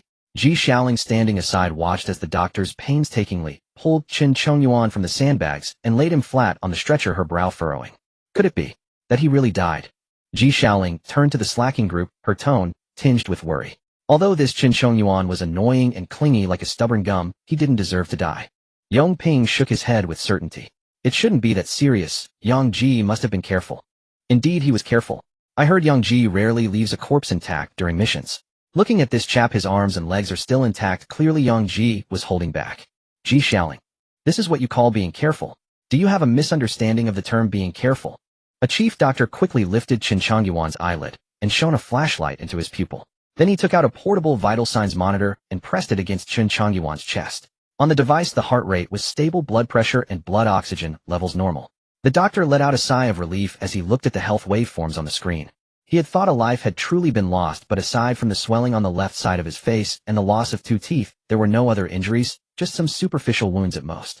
However, looking at Qin Chongyuan, who had his eyes tightly shut on the stretcher, the doctor frowned.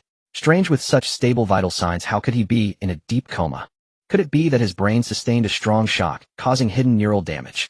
The doctor patted the uninjured side of Qin Chongyuan's face. Hey, wake up. Can you hear me talking?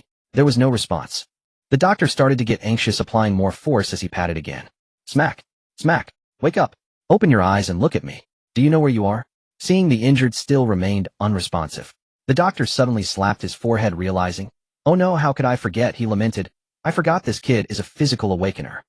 With such tough skin and flesh, my ordinary strength is simply insufficient to rouse him. He turned and shouted at the nurse behind him, quick, get the high-voltage defibrillator from the ambulance. On the stretcher, upon hearing the words high-voltage defibrillator, Qin Chongyuan's brows twitched sharply. What the hell? What is that? I just pretended to faint, and now you want to electrify me. But at that moment the medical staff were busy arranging the equipment, completely unaware of his subtle brow movements. After a while, heavy rolling sounds echoed and a huge device, nearly half a person tall, was pushed into the training room on a small cart by 2 nurses. This was not the small defibrillator found in ordinary hospitals. The medical equipment in Zone 7 was specially designed for dealing with resilient awakened ones and mutants, a high-voltage defibrillator. Set the voltage to the highest setting. Quickly, the doctor ripped open Qin Chongyuan's shirt. Then he picked up a large electrode plate in each hand.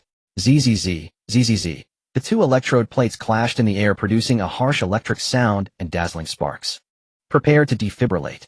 The doctor forcefully pressed the cold electrode plates against Qin Chongyuan's chest and shouted, everyone step back. Stop, stop, stop. Just at this critical moment, Qin Chongyuan could no longer sit still. He suddenly opened his eyes wide, sitting up from the stretcher and tightly gripping the doctor's arm that held the electrode plates, his face filled with terror, cold sweat instantly soaking his back. If he pressed that button, even as a physical awakener, he would be electrocuted until he was well done. No, doctor. I'm awake. I'm really awake. Qin Chongyuan looked at the blue electric arc just inches away, his voice breaking in panic as he desperately sought an excuse. I just got tired from the fight earlier and needed to rest for a moment. Is it too much to take a rest for a bit? Quickly remove that thing. Get lost. Qin Chongyuan was so anxious that he started cursing. The doctor, maintaining his pressing posture, looked at Qin Chongyuan, who was lively and louder than himself, and his anxious expression turned pale. So I rushed over with the entire medical team, just for you to play dead with me. The doctor was so enraged that he trembled all over, shaking off Qin Chongyuan's hand and forcefully throwing the electrode plates back onto the cart.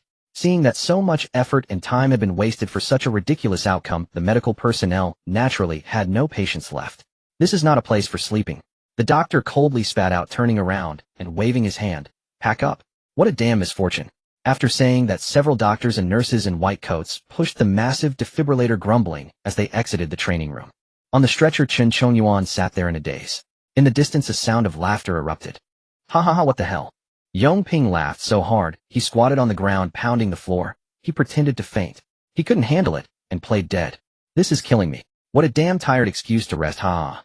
Li Ruolong unabashedly joined in the ridicule, calling out towards their direction. Oi, did you hear that? This is not a place for sleeping. Hearing the mocking words from afar, Qin Chongyuan shut his eyes and fell back down again. I'm tired. Just let it all end quickly. After Qin Chongyuan's farce, everyone lost interest in continuing their idle chatter. Li Ruolong tossed the crumpled soy milk box into a trash can 10 meters away and patted his backside, saying, "All right, let's disperse. Time to catch up on some sleep." Ji Shaoling also felt a bit awkward due to Qin Chongyuan's incident. She hurriedly said goodbye to Jiang Yang and the others before following the staff to do her onboarding registration. The few of them quickly finished the remaining breakfast and parted ways. In the following 2 days, Jiang Yang didn't take on any tasks, enjoying some rare free time. Night fell. A street near Shiping University was filled with the smoky aroma of barbecue stalls. "Yang Gu, over here." As Jiang Yang arrived at the street corner, he spotted a thin figure waving frantically under the plastic canopy of a barbecue stall. It was Hosey. Next to him sat Lao Zhang, wearing black-rimmed glasses and maintaining a calm demeanor. Jiang Yang walked over, pulled out a plastic chair, and sat down. The table was already piled high with skewers, and several bottles of ice-cold Doomsday de Wissu were sweating. "Wow, it's been 2 months since we last met, and you seem to have changed completely, huh?" Hosey picked up a bottle opener and skillfully popped open a beer, handing it to Jiang Yang. "You look more mature and handsome. So have you struck it rich out there?" Jiang Yang accepted the beer and smiled, saying, "I made a bit of money. This meal is on me today. Well, you definitely have to treat us." Lao Zhang adjusted his glasses and also grabbed a drink. "Come on, let's start with a toast." The 3 glass cups clinked heavily together, the cold beer rushing down their throats, dissipating the early autumn heat. "How's school been lately?" Jiang Yang set down his glass and casually asked. Upon hearing this question, Hosey instantly perked up and slapped his thigh. "Damn, Yang Gu, you have no idea. Ever since you dropped out, our school has undergone a huge transformation. The higher-ups suddenly issued a document promoting Shiping University to a national key institution. The Ministry of Education is pouring money into us like it's free." Hosey gestured animatedly, saying, "Our Mediterranean principal even had a special interview on national television a few days ago, receiving high praise." That old man was grinning ear to ear on TV. Jiang Yang listened quietly, knowing full well the reason behind it. It was as simple as a few words from someone like Wang Mingyang to elevate a university's rating, and this was the 7th District's subtle way of showing favor to him. "It's not just the school, Lao Zhang and I have also benefited from it."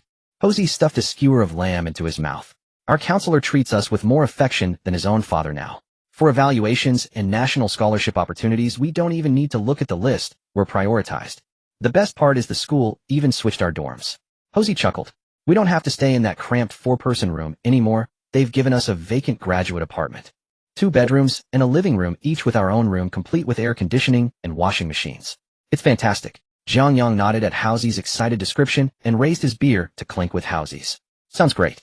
However, Lao Zhang, sitting opposite side, softly looking at the bubbling beer in his cup with a slightly wistful tone. "It's good, but it feels different from before. No more cramming into a dorm and fighting for the bathroom, and no one snoring so loudly that it keeps us awake." Lao Zhang took a swig of his drink. "It just feels like something's missing. With everyone having their own room, once the door is closed, we're not close anymore. Sometimes we might not even speak a word all day.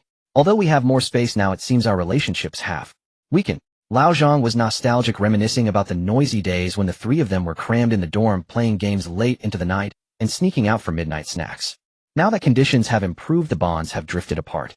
Jiang Yang has left. Only he and Hosey remain busy with their own affairs in their respective rooms, slowly growing distant. Upon hearing Lao Zhang's lament, Hosey paused momentarily before heartily patting Lao Zhang on the shoulder. "Come on, cut the sentimental stuff." Hosey shrugged, saying, "People have to move forward. There's no banquet that doesn't end. Speaking of the future, what are your—" Jiang Yang smoothly changed the topic. "I definitely plan to continue my studies for a master's degree." Lao Zhang adjusted his glasses, his expression turning determined. Now that the school has become a national key institution, there are more spots for guaranteed admission. My grades are decent, and with the school's special consideration, getting into the graduate program here shouldn't be a problem. I want to advance academically. After saying that, Lao Zhang turned to Hosey. "What about you? Stop just playing games all day. You're about to enter your senior year now." Hosey leaned back in his chair, spreading his arms. "I'm not going to bother with a master's degree. I'm just not cut out for studying. I've made up my mind after this last year. Once I get my diploma, I'm heading back to my hometown." Hosey grinned. "I'll just inherit the family business, avoiding 40 years of detours. By then I'll find a suitable girl to marry and live a stable life as my own little boss." Lao Zhang plans to pursue a master's degree, while Hosey will inherit the family business. Both have mapped out a stable and beautiful future as ordinary individuals. Jiang Yang held the cold beer bottle in his hand, quietly observing his 2 brothers without interjecting. Only he understood the turbulent waves hidden behind this seemingly tranquil world. The time until the global invasion of pollution was drawing closer. When that time comes, there will be no more national key universities, nor stable family businesses to inherit, everyone will struggle in the face of the apocalypse. Their future plans seemed as fragile as thin paper in the face of the unstoppable calamity of the end times. Should Jiang Yang tell them? He couldn't. They wouldn't believe him. Even if they did, it would only add unnecessary panic and despair, serving no purpose. All Jiang Yang could do was remain silent. He raised his beer bottle and clinked it heavily with the two of them. Here's to your bright futures. Jiang Yang tilted his head back and finished the beer in the bottle in one go. The gathering continued late into the night with the drunken Hosey and Lao Zhang supporting each other as they took a taxi back to campus. Jiang Yang didn't take a taxi, he walked slowly down the streets of Shiping City alone. In the early autumn night, the evening breeze carried a hint of chill. Jiang Yang walked through the city he had lived in for over 10 years, just like an ordinary young man. He passed through a dilapidated old alley, the place where he used to live as a child. The cobblestone path was still there, but the walls were now adorned with many faded graffiti. He vaguely remembered the times when his parents were still around, holding his hand as they bought ice pops for 50 cents each. He walked past a small park where after his parents left he often sat alone shedding tears, strolling and stopping. The memories of the past intertwined on these familiar streets, bringing an unprecedented calm to Jiang Yang's heart. Unknowingly, he found himself on Shiping City's most bustling commercial pedestrian street. Though it was late at night, the street was still brightly lit, as if it were daytime.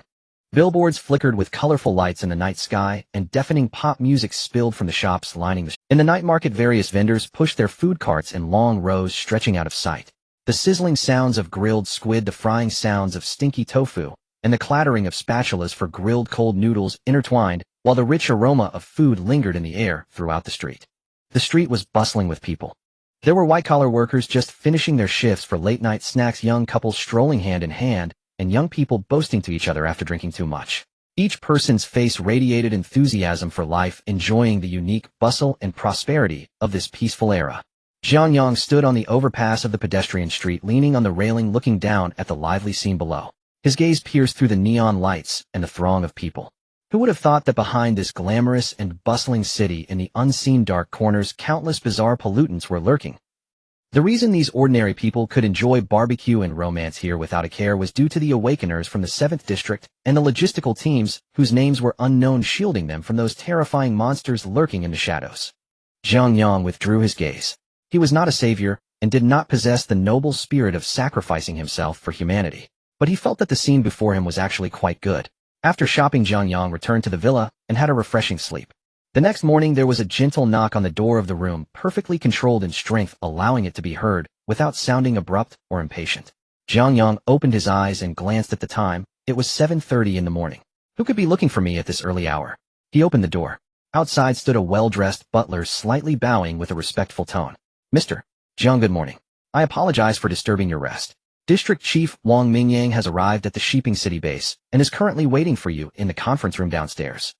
As he spoke these words, the butler's heart was actually stirred with considerable turmoil. It was a joke that awakened ones always waited for the district chief. Oh, when had a district chief ever waited for an awakened one? Yet this young man before him could make Chief Wang willingly wait. The butler became increasingly aware that Mr. Jiang's status had surpassed that of a conventional awakened one. Understood, Jiang Yang replied upon hearing that Wang Mingyang had arrived without any unnecessary chatter. I will be there shortly.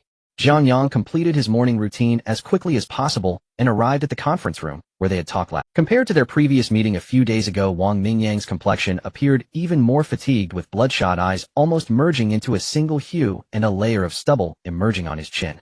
Clearly, dealing with the internal traitor at headquarters over the past few days had kept him up for several nights. I'm here, Wang Mingyang said, placing down the documents in his hand and gesturing to the chair opposite him, his voice hoarse. Please sit. Jiang Yang walked over and pulled out the chair to sit down. Wang Mingyang casually pushed a steaming breakfast towards Jiang Yang, a bowl of the most common beef spicy soup from Shiping City along with 2 pan-fried buns. You clearly haven't had breakfast yet. Wang Mingyang smiled, lifted his own cup of strong tea, and took a sip. I arrived too early. There's no choice, time is tight. I still need to catch a special flight back to headquarters shortly, and there are several planning meetings I need to host. I must have disturbed your sleep. Jiang Yang looked at the steaming spicy soup before him, then at Wang Mingyang, who appeared fatigued, yet still forced himself to come personally for this matter. He understood that for someone at Wang Mingyang's level, time was the most precious resource. It won't be a disturbance. Actually, regarding the outcome, you could have simply called me, no need to rush over like this. Indeed, Wang Mingyang could have directly informed Jiang Yang of the outcome regarding the traitor through a phone call from his office at headquarters, or he could have waited for the busy period to pass, and then come to Shiping City to inform him. However, to express the importance he placed on Jiang Yang, and to mend the rift caused by the 7th District's shortcomings, Wang Mingyang did not want to make Jiang Yang wait any longer. He also did not want to use the cold, impersonal method of a phone notification. Thus, he chose to come in person. That won't do. Wang Mingyang looked at Jiang Yang with a serious tone.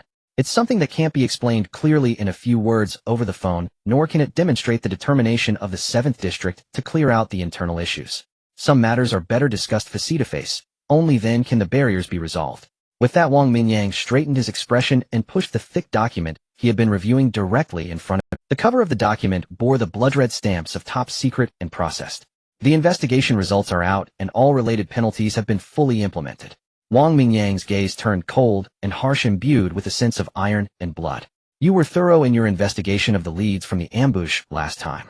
Jiang Yang paused his chopsticks, listening quietly. The traitor is Zhang Xian, the director of the combat response team in Shiping City, Wang Mingyang introduced. But he alone could not create such a large disturbance or cover up such significant traces of action. Following the clues, we found that the one who leaked your operational route and covertly relocated your logistics team was a corrupt network of interests led by Zhang Xian. In addition to Zhang Xian, we also uncovered 3 deputy directors from various departments, including the Logistics Scheduling Division, the Intelligence Archiving Section, and the head of the Material Allocation Office.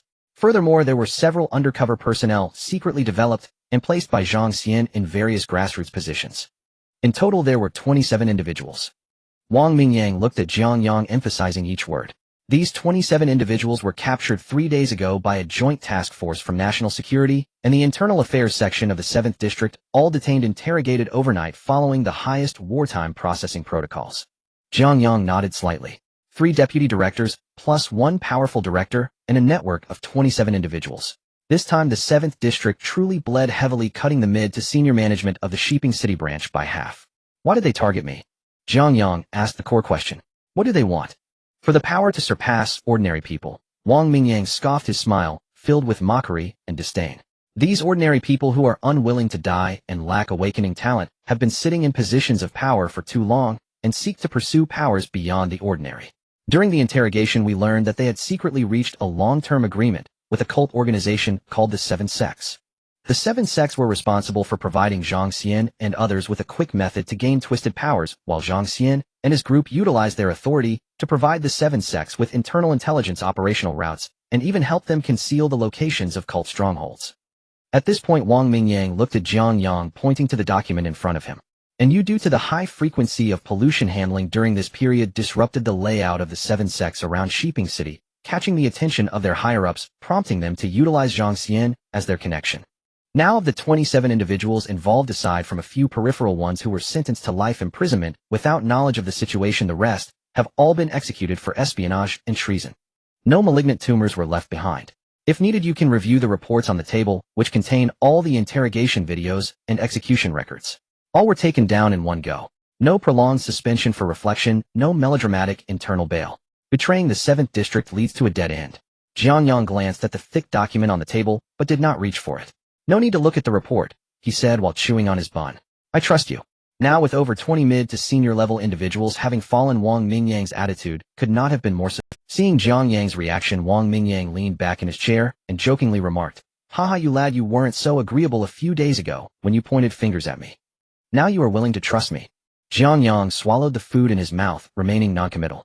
Wang Mingyang chuckled, then picked up his teacup and said earnestly, Although the malignant tumors have been removed, there's still some bad news I must share with you. Jiang Yang looked up. What do you mean? Your logistics team, after a comprehensive examination by the Internal Affairs Division, has been confirmed entirely innocent with no involvement in Zhang Xian's betrayal. They will soon be released from confinement and return to Shiping City to continue handling your external follow-up work. Wang Mingyang frowned, his tone somewhat regretful. But unfortunately, the few cultists you captured earlier who were alive have yet to be interrogated and were forcibly detained and silenced by Zhang Xian using his power. This has led us to obtain no specific intelligence about the 7 Sects from those survivors. This indeed is bad news. This organization lurking in the shadows could strike at any moment. However, neither Jiang Yang nor the 7th District could afford to worry about this right now.